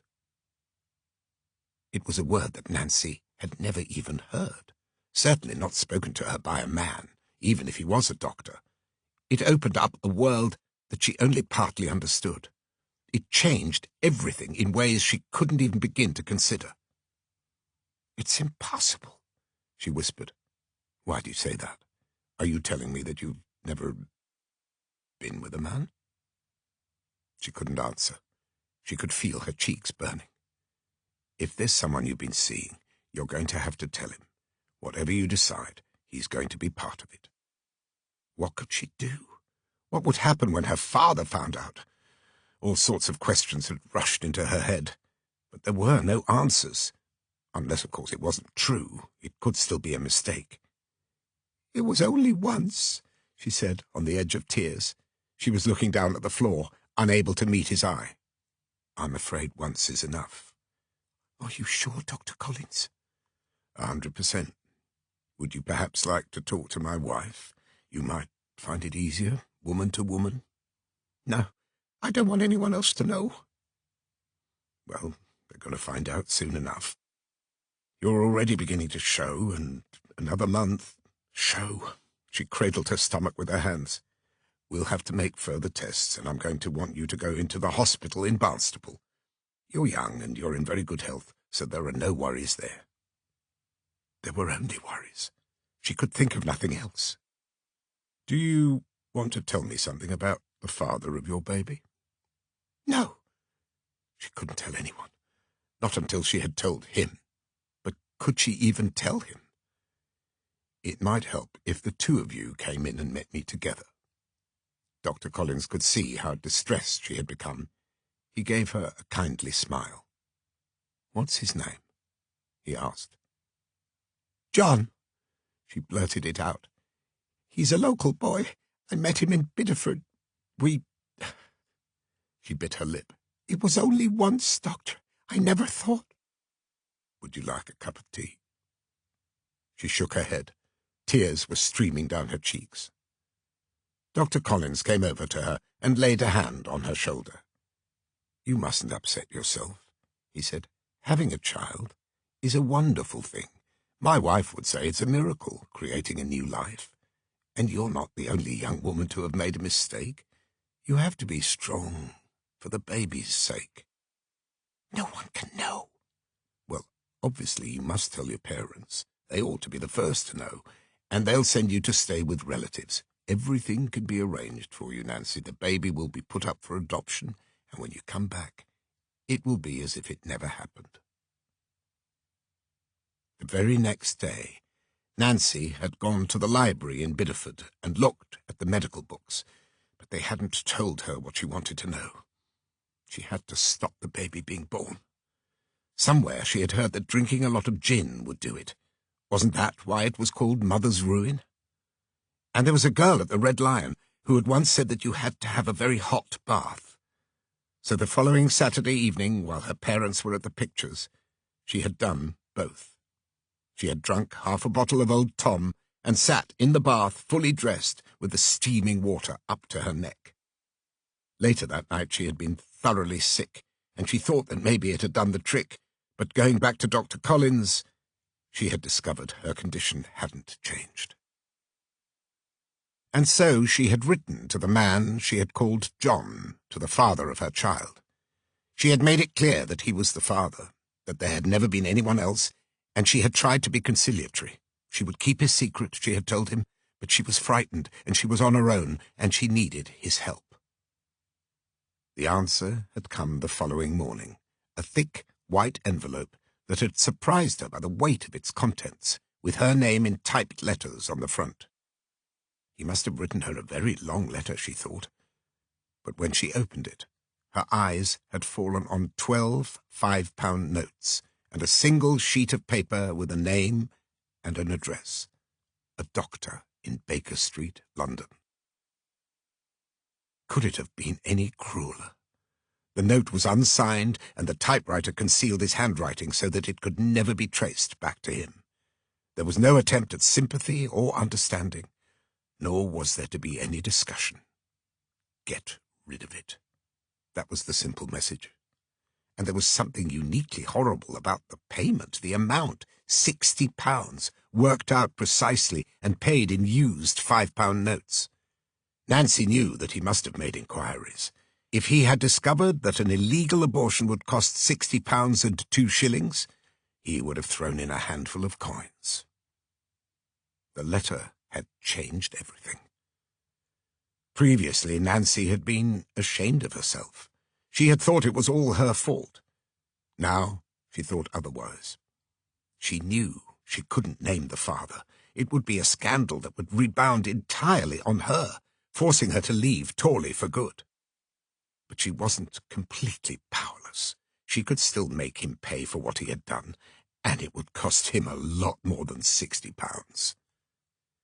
Sitting there, watching the minute hand on the clock in the corridor move slowly towards the hour, Nancy Mitchell made her decision. The father of her child had thought he could buy her off. She was going to prove him wrong. Chapter 4. Secrets and Shadows. At Clarence Keep, Phyllis Chandler was applying one last coat of lipstick as she prepared to leave. She was standing in her bedroom, which was part of the servants' quarters she shared with her son. The entire east wing was their domain, separated from the rest of the house by thick walls and solid doors. A service staircase led up from behind the kitchen to an area with 2 bedrooms, a shared bathroom, a living room with a sofa and a television set, and a second small kitchen. It was separated from the main house by an archway with a heavy velvet curtain drawn across when Miss James was in residence. Her bedroom was immediately on the left, allowing Phyllis easy access when it was time to change the linen or to clean. In fact, the whole arrangement was perfectly satisfactory. The Chandlers had plenty of space and comfort, but they were tucked away out of sound, out of sight. She was worried that she was going to be late. She had told her sister, Betty, that she would be with her at 7 o'clock, but it was almost 6 now, and of course they couldn't leave until Miss James got back. They needed the car.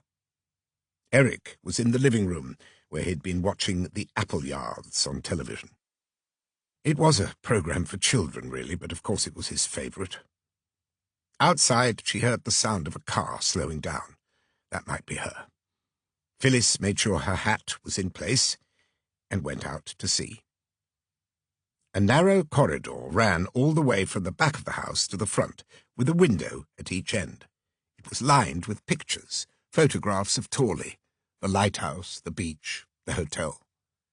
Phyllis was heading for the front window, which gave a good view of the drive, but even as she came out of the bedroom, something caught her eye. She had noticed it before. She had always prided herself on a strict attention to detail, whether it was the crimps in a pie crust or the way a towel hung on a rail. Something was wrong.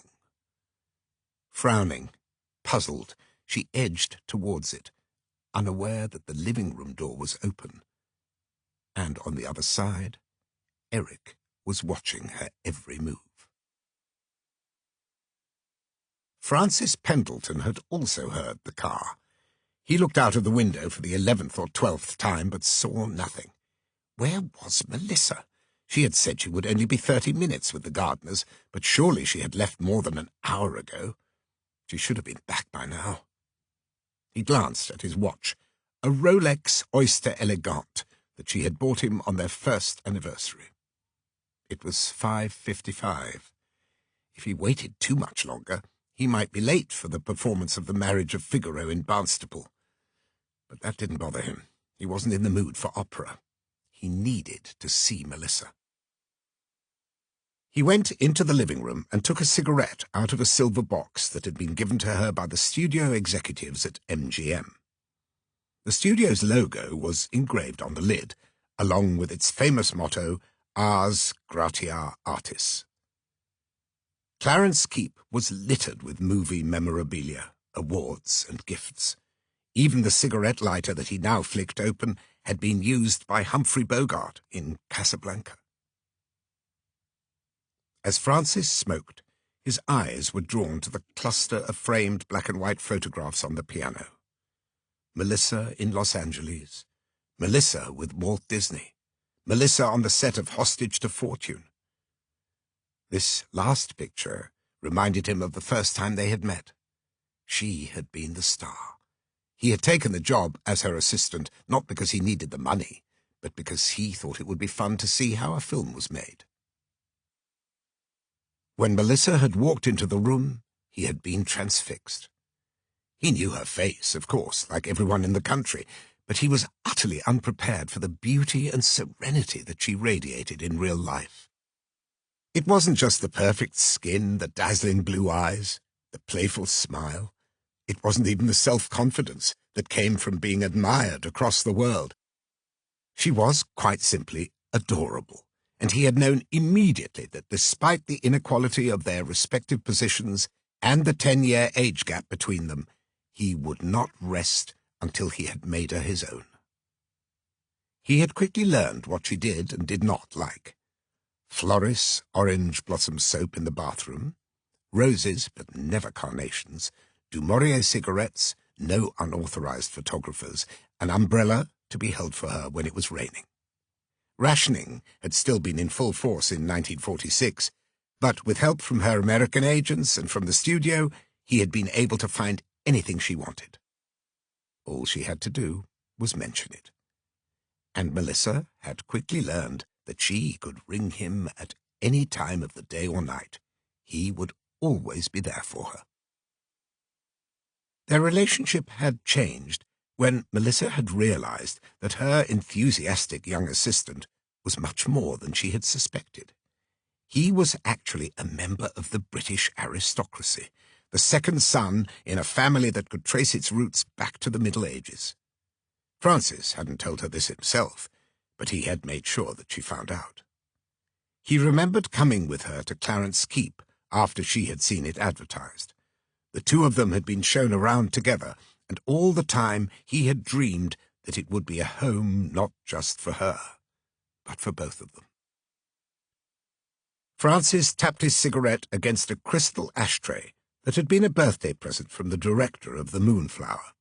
Not his birthday, of course. It was remarkable how little there was in the house that belonged to him. Looking around the room, at the piano she had bought for a fortune, but which she only occasionally played, the books she read but never finished, the photographs in which only she appeared, he could almost have been a stranger here. By marrying her, he had got everything he wanted, but it had come at a price. He had become, to all intents and purposes, invisible. It didn't trouble him. Francis Pendleton understood that if you chose to stand too close to the sun, you can't complain when you become nothing more than a silhouette. Even his surname had been taken from him. She was always Melissa James, and his family had given up on him. "You're marrying an actress?"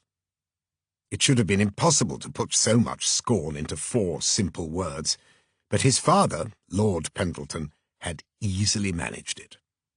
He hadn't been surprised by that either. His father was a self-opinionated snob who had never gone to the cinema, and who wouldn't have dreamed of letting a television set into the ancestral pile he called home. Faded, leather-bound copies of Dickens and Smollett were more his style. Culture, not entertainment. The words could have been part of the family crest. He had made it very clear that Francis would never inherit anything from him. His future was entirely in Melissa's hands. And then, over the last year, everything had gone wrong. The financial worries had crept in like a flood tide in the full moon, silent and relentless.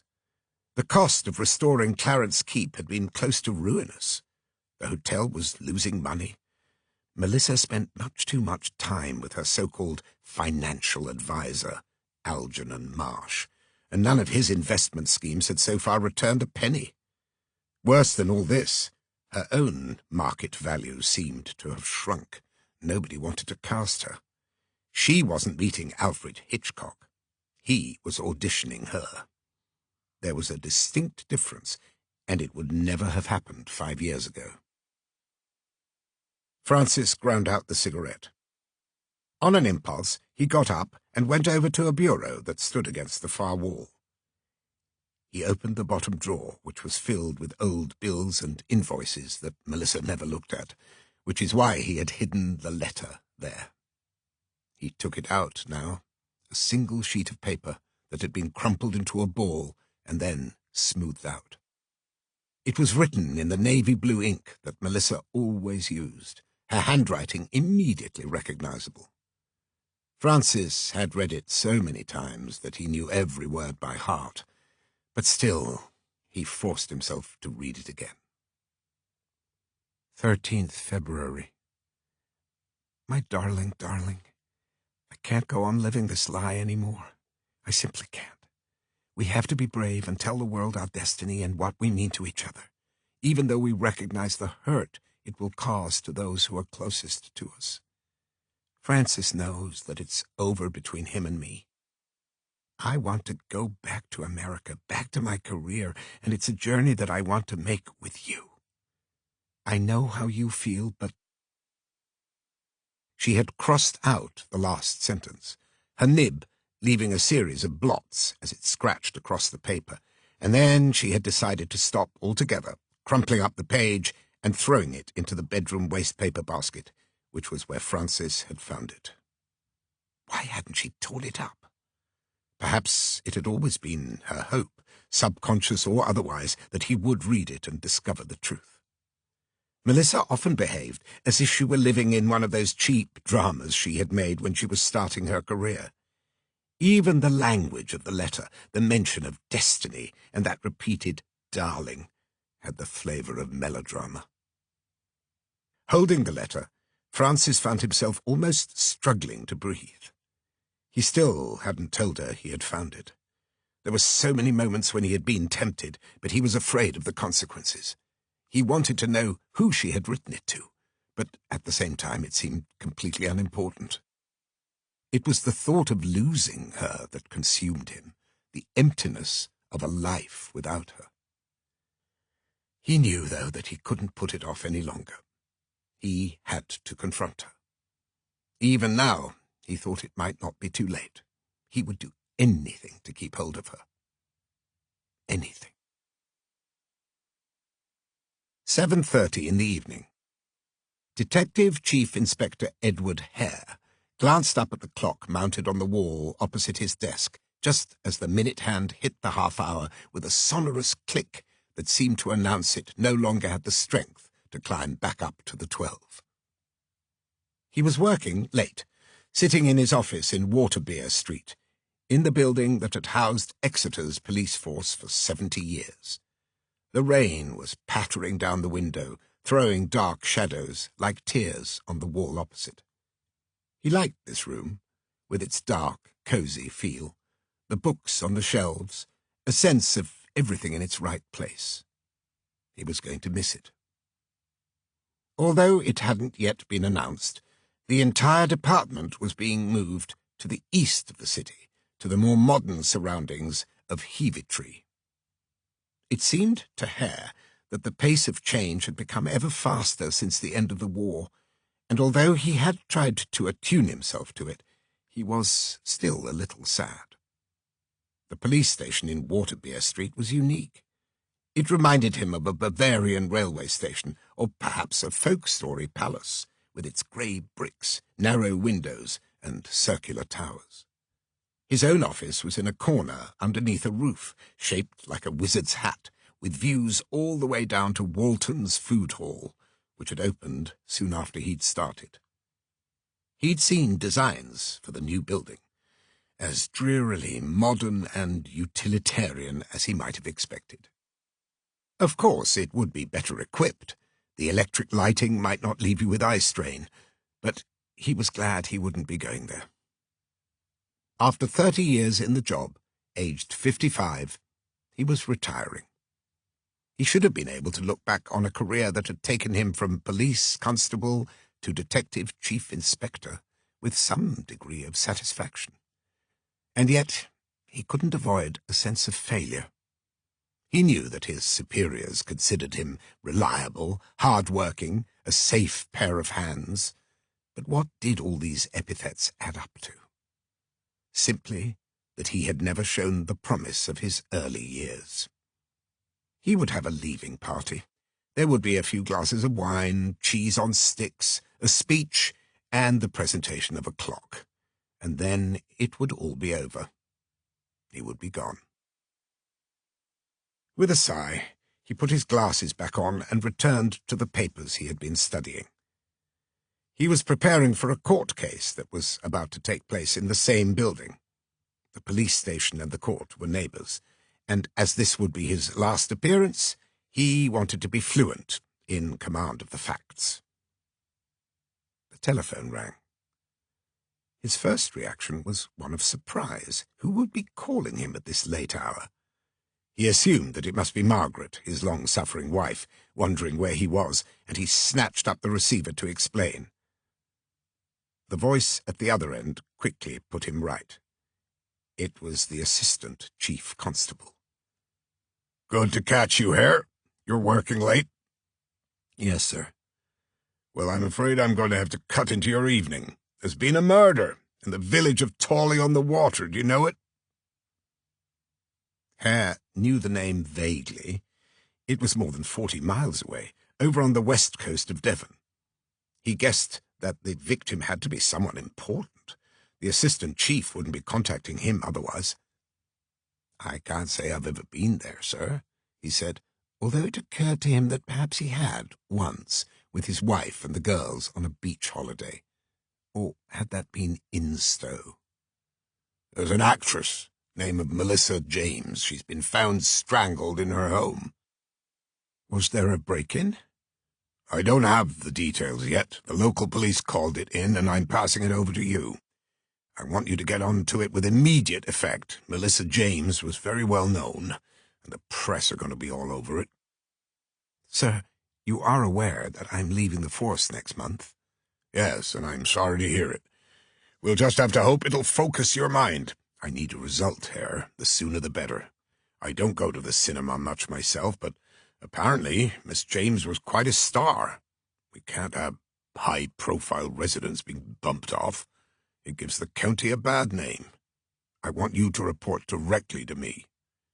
Whatever you say, sir. I do say. This might be just what you need, Hare. Things have been a bit quiet at your end for quite a while. It might allow you to bow out in style. Good luck. The phone went dead. As he set down the receiver, Hare reflected on what his superior officer had just said. He was probably right in every respect. He had actually seen several of Melissa James's films, including the one she had made locally. What was it called? Hostage to Fortune. He had taken his wife, and although he had found the plot rather contrived, there had certainly been something special about her performance. Given her profile, it would certainly reflect badly on the force if her assailant was not quickly brought to justice.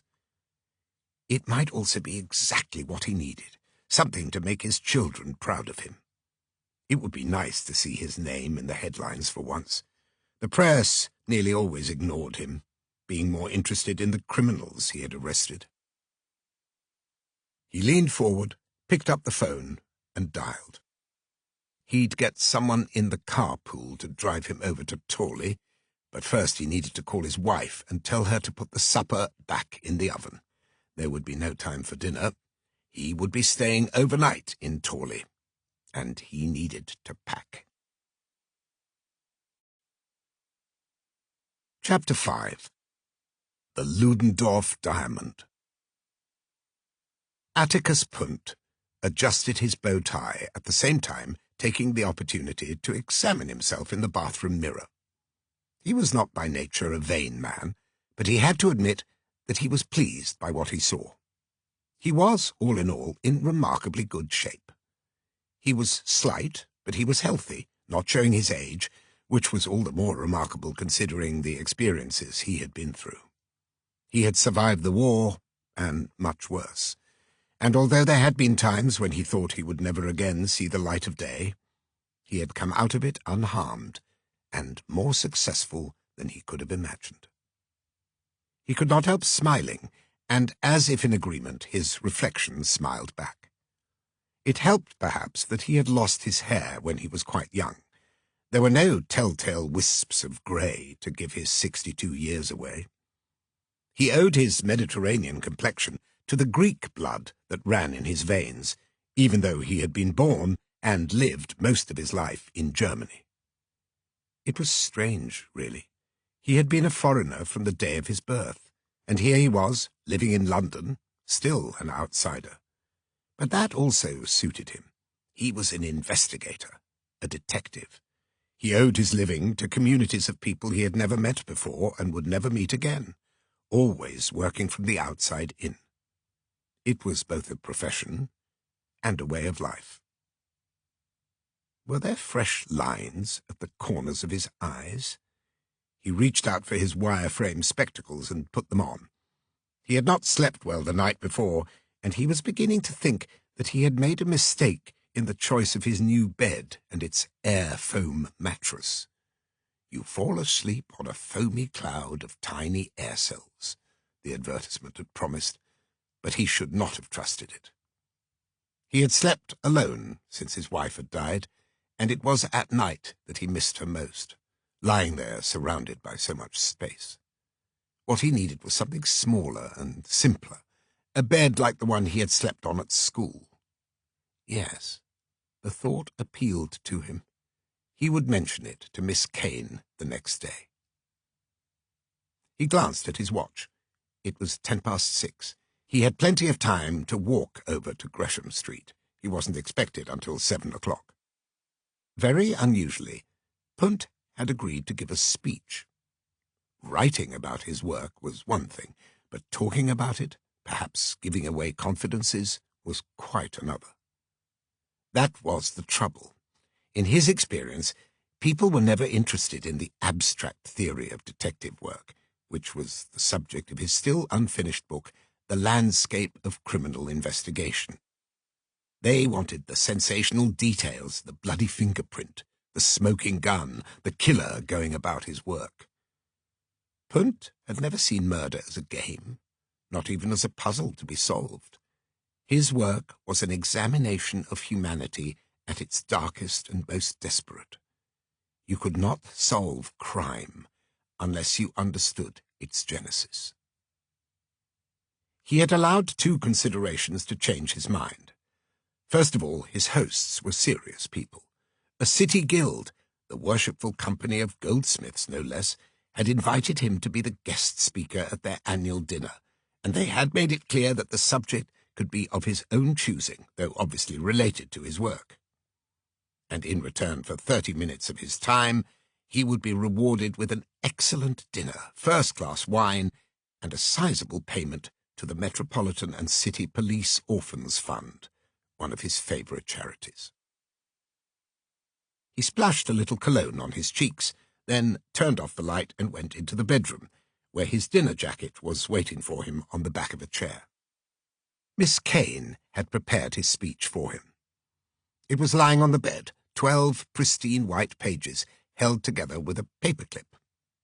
The title, Crime and Punishment, was in capital letters at the top.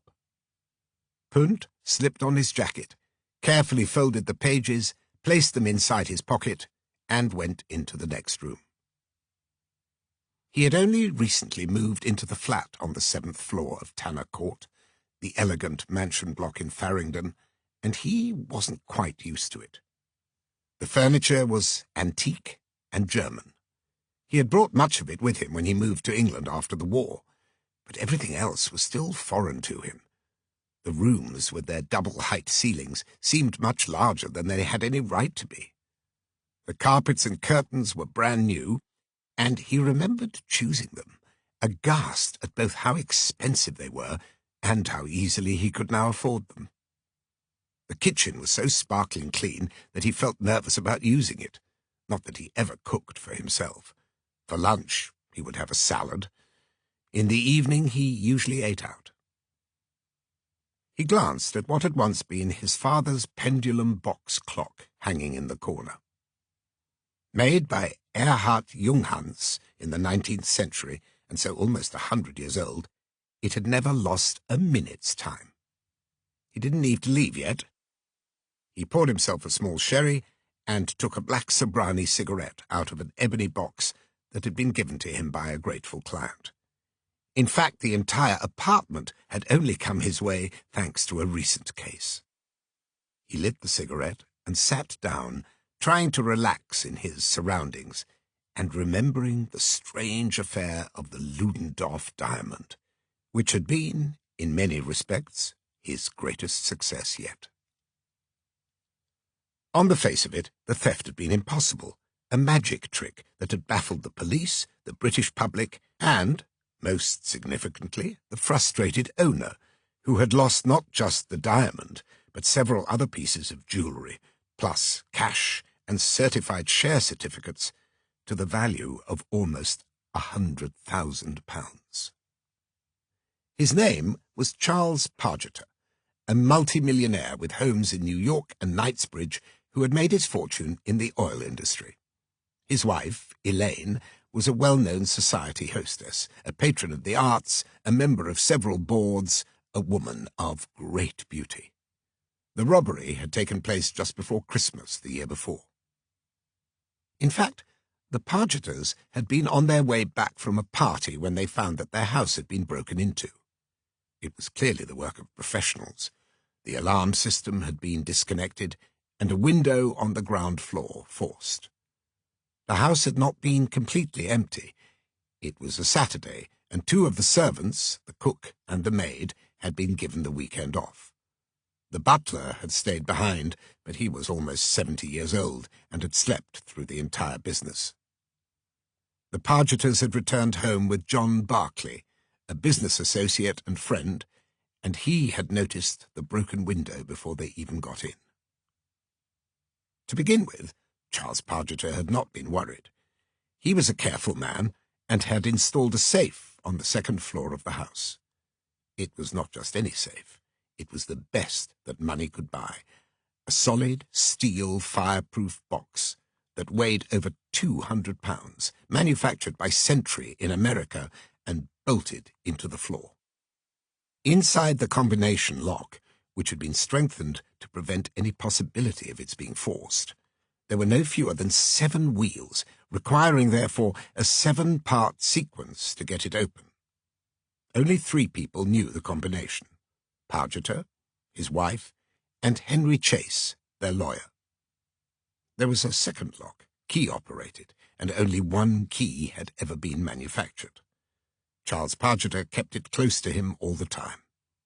The safe stood against the far wall of a narrow, dark walk-in closet. The thieves would have had to have inside information even to know that it was there. The 3 of them, Charles Pargeter, Elaine Pargeter, and John Barclay, had entered the darkened house together, and at first they believed that they had arrived in time and that nothing had been disturbed. But when Charles turned the lights on in the bedroom, the terrible truth hit him full in the face. The safe door was wide open.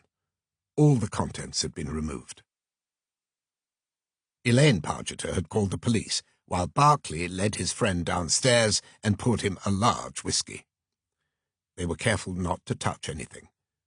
The police, in the persons of Detective Inspector Gilbert, accompanied by Detective Sergeant Dickinson, arrived very soon after, asked various questions, and examined the empty safe. Both the safe and the broken window were searched for fingerprints, but none were found. Punt remembered reading about the theft in the newspapers. The whole country had been gripped by what had happened, for 2 reasons. The first was that the safe really was impregnable. The American manufacturers had flown to England immediately, and after a careful examination they had announced that their product could not be to blame. The lock could not be forced, and had not been forced. Whoever opened it must have known the combination, even though this narrowed the crime down to just 2 suspects, Charles Pargeter and his wife. Their lawyer, Henry Chase, the only other person trusted with the combination, had been abroad on the night in question. Of course, he could have passed on the combination to an accomplice, but that still left the problem of the key. Pargeter kept it on his main key ring, and it was never out of his sight. He had had it with him at the party, and he had handed it to D.I. Gilbert, who had confirmed that it was the right key and definitely fitted the lock. Could someone have taken it and made a copy? Again, the manufacturers insisted this was impossible. The key was like no other, with a unique, patented design. They had given a press conference in which they had come perilously close to accusing Pargeter and his wife of insurance fraud. But that, too, was highly unlikely. Pargeter had no money troubles. On the contrary, his business was booming. He was one of the richest people in the world. But it was the Ludendorff diamond that had really captured the public's imagination. There are many precious jewels that seem to exist in a world of fantasy and folklore, and this one was no exception. A flawless, pear double rose-cut diamond, it had 33 carats and 140 facets. It had been found in Golconda, the same region of India that had produced the Koh-i-Noor. It had belonged to a Russian aristocrat, Prince Andrei Ludendorff, who had been killed in a duel, but not by his opponent. His gun had jammed and exploded in his hand, sending a fragment of metal into his eye. It was said that the diamond had been buried with him, but that his not entirely mournful widow had sent a pair of grave robbers to retrieve it. Pargeter had bought it privately in New York for an undisclosed price, although the figure of $2 million American had been mentioned. It might well have been more. And now it was gone. Pargeter had also lost cash and shares. His wife had kept several pearl and diamond necklaces, rings, and a tiara in the safe. Even their passports and birth certificates had been taken. But all this seemed inconsequential compared to the Ludendorff diamond. There was, Pund noticed, a certain amount of sympathy for the criminals who had pulled off this spectacular coup without violence. At the same time, there was very little sympathy for Pargeter, who was seen almost as the instigator of the crime rather than its victim, as if his extreme wealth had made it only reasonable that he should be targeted. Pargeter was not, in fact, an unpleasant man. When he had arrived at Punt's office in the old Marylebone Road, he had come across as quiet and self-effacing. He had the look of a Harvard professor with thick silver hair and glasses and immaculately dressed in a double-breasted suit and tie. Punt remembered every word of what he had said. "Mr. Punt," he had begun, standing with his hands behind his back, "my people tell me that you are the best detective in the world, and having looked into your history, I believe you are the only man who can return the Ludendorff diamond to me."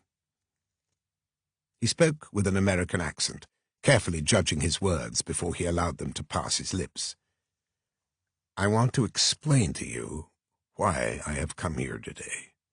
First, as I'm sure you are aware, the police have been unable to come up with any possible explanation for what appears, on the face of it, to be an impossible crime. I have repeatedly told them, and I will assure you of the same thing, that only 3 people knew the combination to that lock, and I would trust the other 2 with my life." "You have never told it to anyone else?" Punt interrupted. "No." "And it was never written down, perhaps as an aide-memoire?"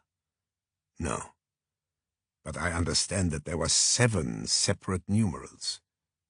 "I have an excellent memory." "Then I will ask you this. Were the numbers selected by you? Did they perhaps have some reference to events in your life? Your date of birth, for example, or that of your wife?" "Absolutely not. The safe arrived with the combination integrated, and before you ask, Sentry have their own security protocols. Nobody in the company knew which safe had been sold to me or where it was going to be installed. It had come all the way from America on a container ship. I had workmen pick it up in Southampton and bring it to my London home. The combination was sent to me by post a few days later." "Thank you. Please continue." Charles Pargeter took a breath. He was not the sort of man who was used to asking favors. In his business he would issue instructions and expect them to be followed to the letter. Punt got the impression that he had rehearsed what he was about to say. "I bought the Ludendorff diamond for many reasons," he said. "It is an object of great beauty, which could be more than 1,000,000,000 years old. Think of that. It is unique. It is also, strangely enough, a wise investment. And if I'm going to be honest with you, Mr. Punt, there may have been an element of vanity in my decision. When you have been fortunate enough to amass a great deal of wealth, there is always the temptation to make a statement, not to the general public, but to yourself, to remind yourself of your own success. So when I tell you that I've been hurt by the theft, I mean it in every sense. Whoever took the diamond has made a fool out of me. I have always been fond of the British, and, frankly, following this incident, I've been surprised how quickly they seem to have taken against me. There was even a cartoon of me in Punch magazine. You may have seen it." Punt made a gesture to suggest that he hadn't, although in fact he remembered it well. It had shown the multimillionaire sitting at the breakfast table in his pajamas, eating a boiled egg with the diamond concealed inside the shell. The caption underneath read, "Now why didn't I look there?" "It's even been suggested that I myself was involved in the robbery," Pargeter continued, "an accusation that's as absurd as it's damaging. In short, I'm being humiliated all over the country, and frankly, I find this almost as hard to bear as the loss of the jewel itself, so let me get to the point. I will pay you any money you demand to investigate what actually happened, who did it, and how it was done. If you are able to return my property to me, I will pay you a bonus of £50,000. Forgive me for being so direct, Mr. Punt. I'm sure you're a busy man, so let me know what you think, and I won't waste any more of your time." In fact, Punt had made his decision the moment Pargeter walked into the room. He was intrigued. This was one of those very rare examples of a crime committed without violence that could, perhaps, be approached purely as an intellectual challenge. The timing also was fortuitous. The lease on his flat and office was about to expire. He had been looking for somewhere new to live, and had found a flat in Farringdon that seemed ideal, except that it was well out of his price range. Punt did not believe in fate or destiny, but Charles Pargeter might have been sent in answer to his prayers. He went round to Knightsbridge the next day, driven by Pargeter's chauffeur, who had picked him up in a silver Rolls-Royce. The house was in one of the quiet streets behind Harrod's department store. It was unusual in that it stood alone, surrounded by a low brick wall with a gravel drive and flower beds. Punt began with the broken window which was round the side of the house. Already that puzzled him. It did not fit in with what he had read in the papers and what he had been told. He was shown in through the front door to find Charles Pargeter and his wife waiting for him. She was an extremely elegant woman, taller than her husband, dressed simply in a cashmere jersey and slacks. She had no jewellery. The house itself was quite ordinary. As far as Punt could see, there were no masterpieces on the walls, no priceless silver on display. Perhaps the Pargeters' home in New York was more ostentatious. "Would you like some coffee, Mr. Punt?" Elaine Pargeter asked. "We can go into the drawing-room."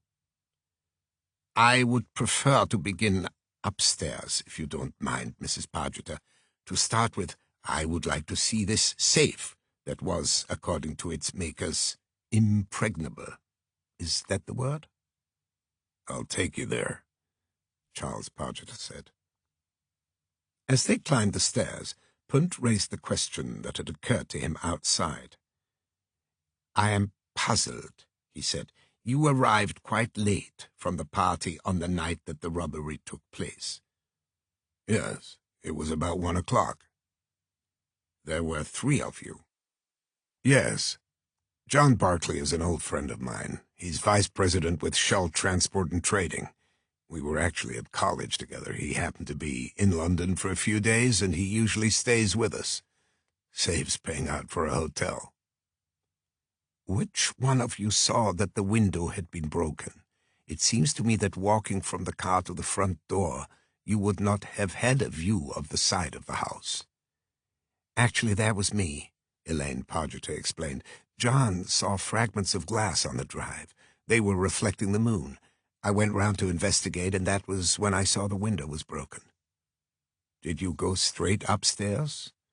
"I wanted Elaine to stay in the car," Pargeter said. "I was afraid there might be intruders in the house, and I didn't want to put her in harm's way." "I wasn't having any of that," Elaine exclaimed. "That's right. So the 3 of us went in together. I saw that the alarms were off, and that told me something was wrong. We have a butler, Harris, and he'd have been asleep in the servants' wing, but even so the alarms should have been on in the main house. We went straight to the master bedroom. I knew that everything that was valuable to me, and that includes the diamond, of course, was in the safe. I remember putting my hand in my pocket and feeling my key. It never occurred to me that the safe could have been opened." They had reached the top of the stairs and crossed the corridor, entering a room decorated in a vaguely Chinese style with dark red wallpaper and views over the back garden. As with the rest of the house, the most impressive thing about the bedroom was its size. The bed was huge, the curtains theatrical, the dressing table antique.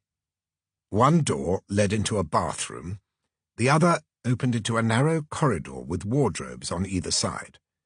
After about 10 feet, the wardrobes stopped, and there was a small alcove with a domed ceiling. It could have been purpose-built for the safe that stood there with its back against the far wall. If the millionaire and his wife had expected Punt to move forward and examine the safe, they were disappointed. He stood where he was, half frowning, as if he was trying to sense the atmosphere. Finally, he spoke. "Did you turn the lights on when you came into the room?" he asked. "In the bedroom, yes, but not in the walk-in closet." "And why was that?" "We didn't want to leave footmarks or fingerprints. But I can tell you there was enough light for us to see everything. The safe door was open and the inside was clearly empty. I have to say that I was very glad to have John Barclay with me right then. I'm not an emotional man. I guess I'm used to keeping things damped down. But I felt sick. I thought I was going to faint. I stand by what I said to you yesterday, Mr. Punt, but right then I was thinking about how much had been taken from me. I had lost millions and millions of dollars, and at the same time it was impossible. I was holding the only key to the safe, goddammit. I had it right in my hand. So what did you do then? Obviously I couldn't go into the room. It was a crime scene. I didn't want to disturb any possible evidence. That is very sensible. John took control of the situation. He got Elaine to call the police while he took me downstairs and gave me a large scotch. He also got Harris out of bed and asked him if he'd heard anything, but there was no joy there. The truth is, Harris is much too old for the job, but he's been with me so long I don't have the heart to get rid of him. Just keep hoping he'll retire. And you trust him? He's been with us for 30 years, Mr. Punt. When he does finally go, we'll look after him. He knows that. And what's a man of his age going to do with a diamond like that? It's inconceivable he had anything to do with it. Punt nodded. You will permit me? He walked into the corridor between the wardrobes and crouched down beside the safe, resting a hand on the steel surface. Given that it weighed more than 200 pounds, the safe was smaller than he had imagined. It had the proportions of a deck of cards, taller than it was deep, completely bare, but for a handle, a combination lock, and next to it, a keyhole. The name of the manufacturer was written across the top.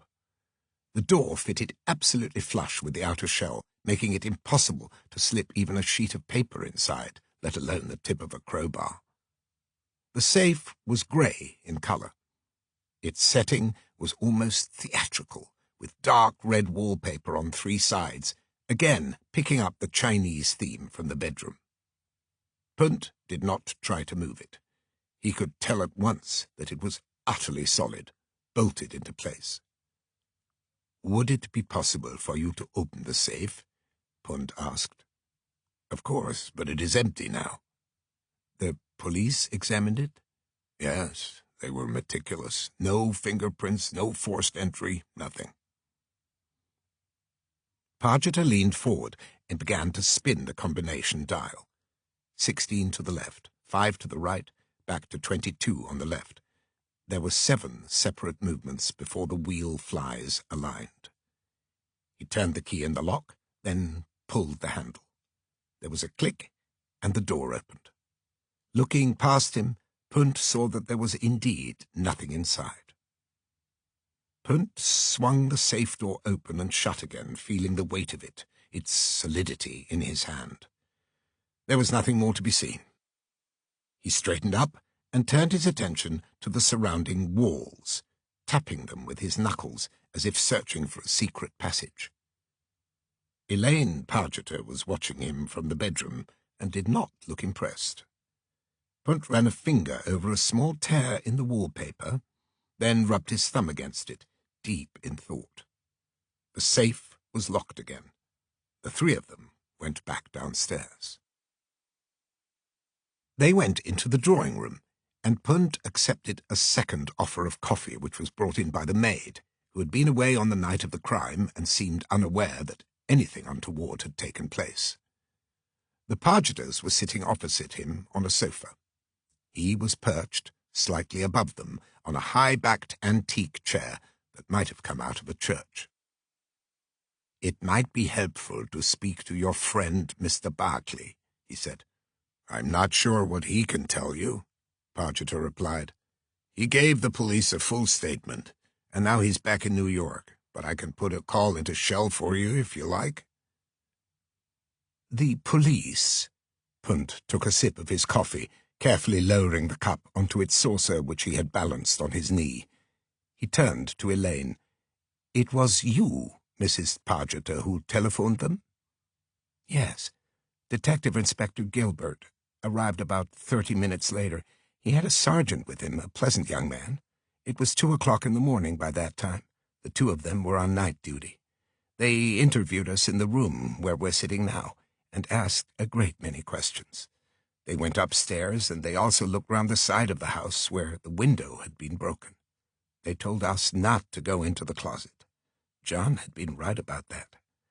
The next morning, we had a whole crowd of people from Scotland Yard, forensics, photographers, the lot. I would be interested to know if, at any stage, the police suggested that you yourself might be involved in the disappearance of the diamond. No, quite the opposite, Pargeter said. They were scrupulously polite. They were interested in the safe and the way it operated. They examined the key. They had obviously never seen anything quite like it. He paused. They did, however, want to know who else had been given the combination. You told them the same as you have told me. Exactly. There are only 3 people in the world who have it. My wife, myself, and my lawyer. But that is not true, Mr. Pargeter. What? The businessman glanced angrily at Punt, unhappy at being contradicted. Nobody else knows the combination, his wife insisted. Punt closed his eyes.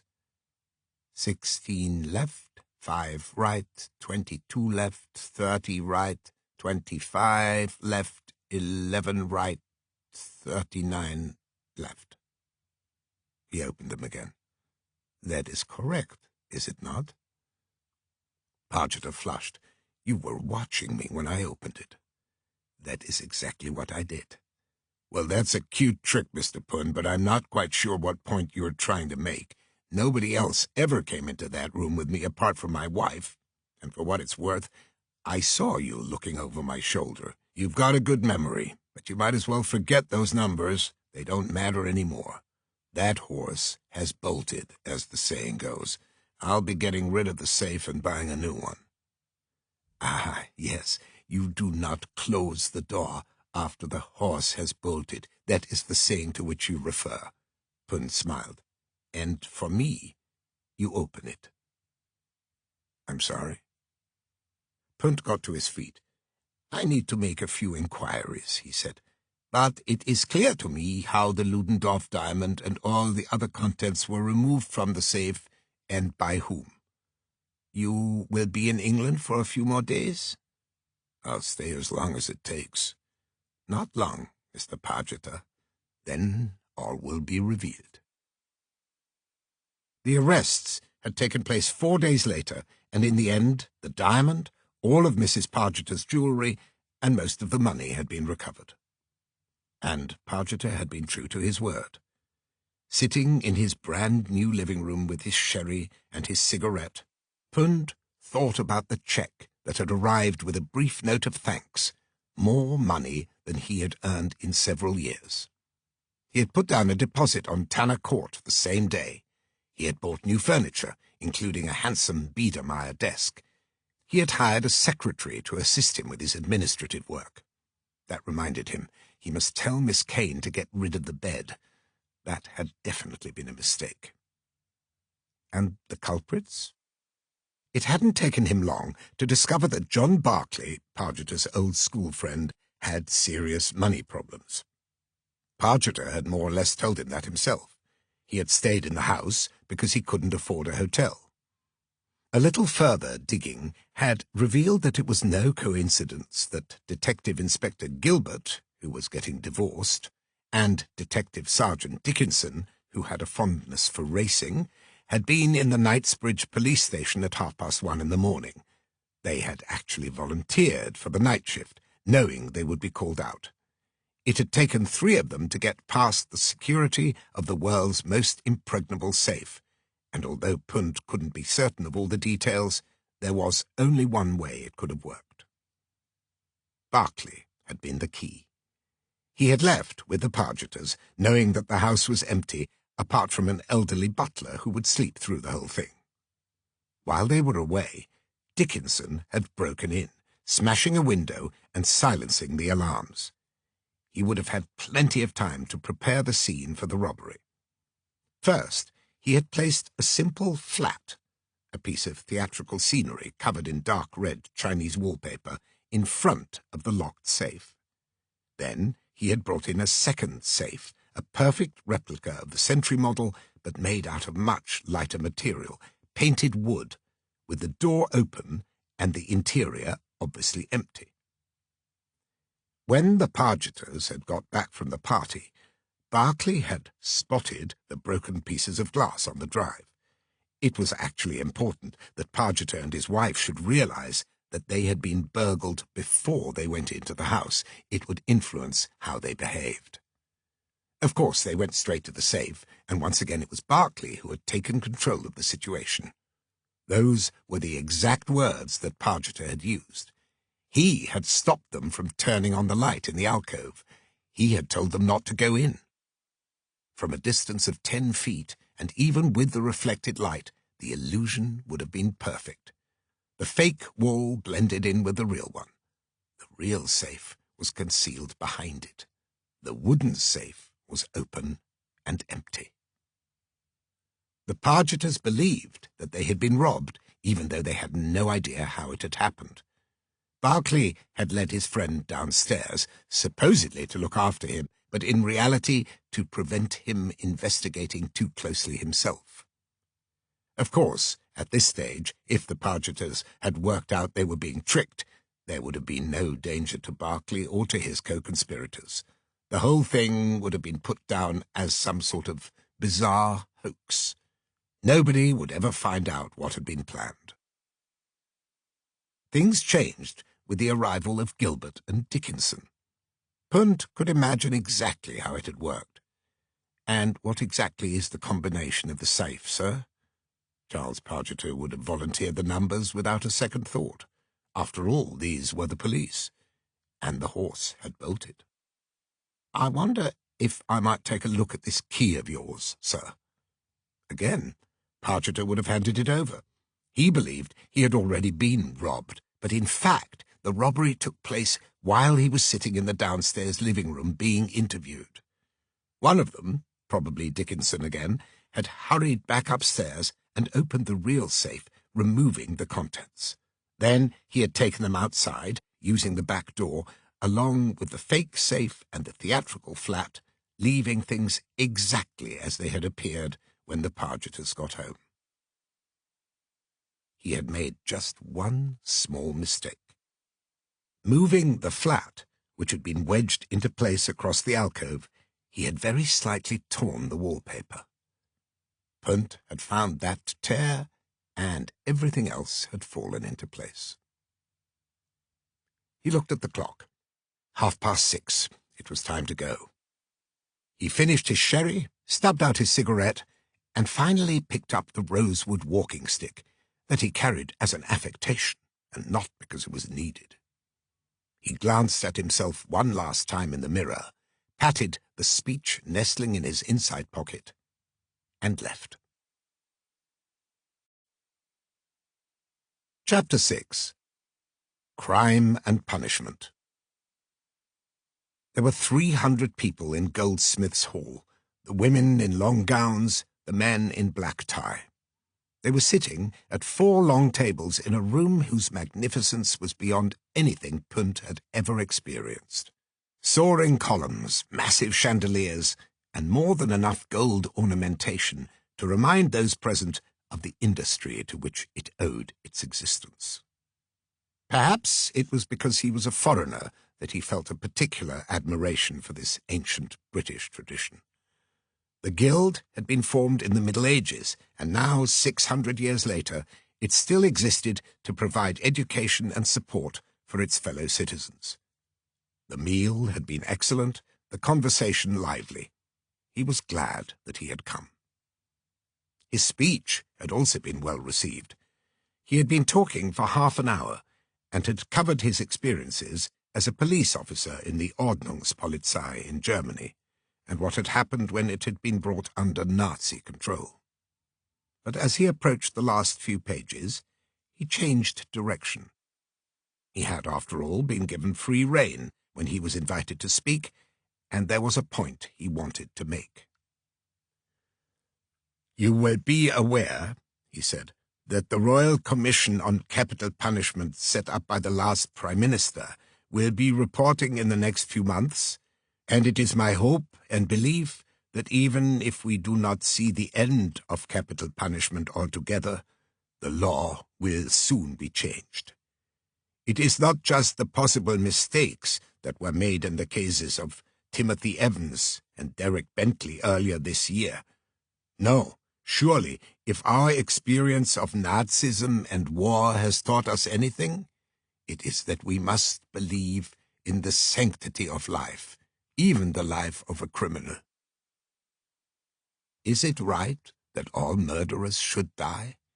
Is the man who loses control for one terrible moment, who perhaps lashes out and kills his wife or best friend in an argument, to be treated no differently from the man who has planned and cold-bloodedly executed a murder for his personal gain?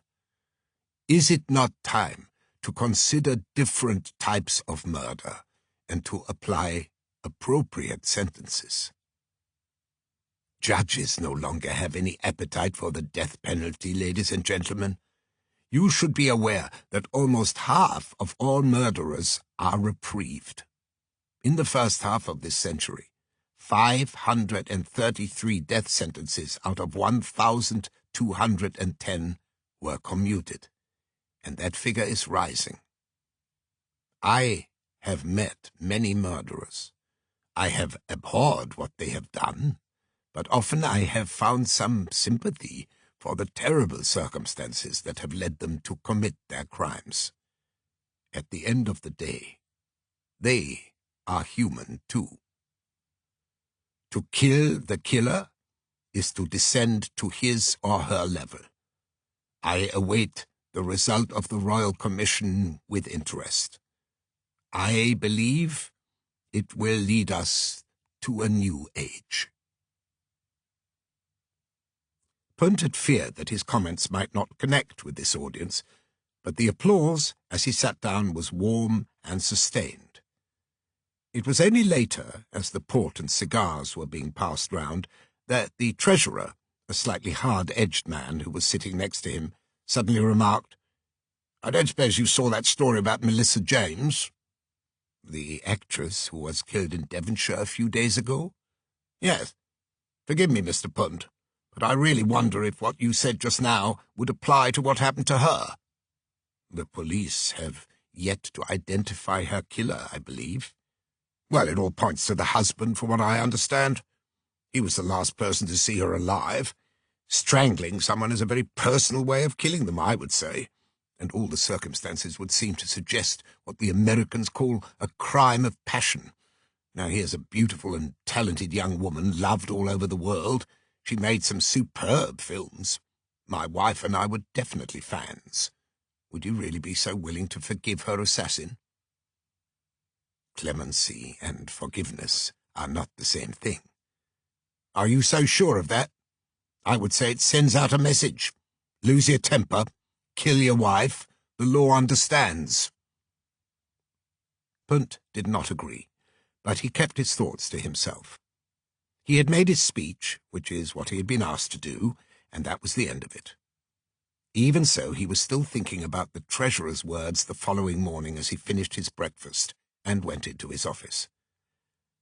His secretary had arrived promptly at 9 o'clock and was waiting for him, sorting through his mail. "How did your speech go, Mr. Punt?" she asked. "It went extremely well, I think, Miss Kane." He had brought home a cheque, and he handed it to her. "Could you send this, please, to the Police Orphans Fund?" Miss Kane picked up the slip of paper and glanced at the amount. Her eyebrows rose.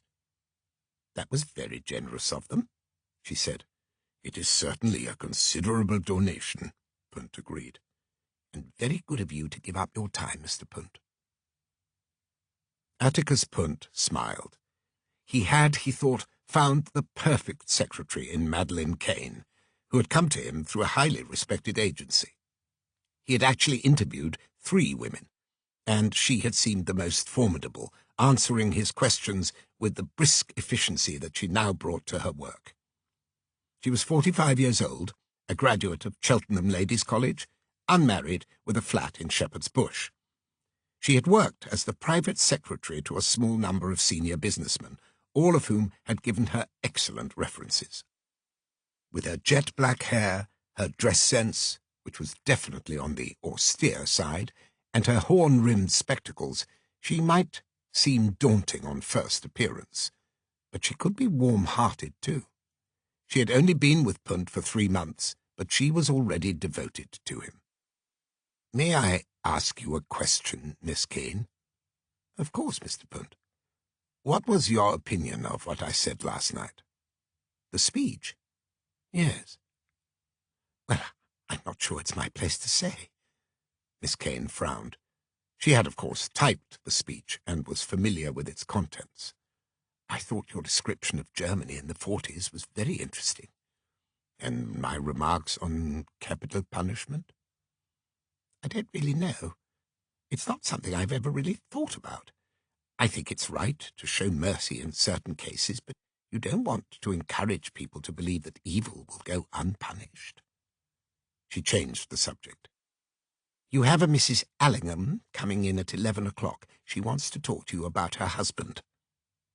"And what is it that her husband has done?" "He's disappeared with his secretary. Would you like me to be present?" "It would most certainly be a good idea." Miss Kane had already opened the mail and had been glancing through the various letters as she spoke. Now she stopped with one of them in her hand.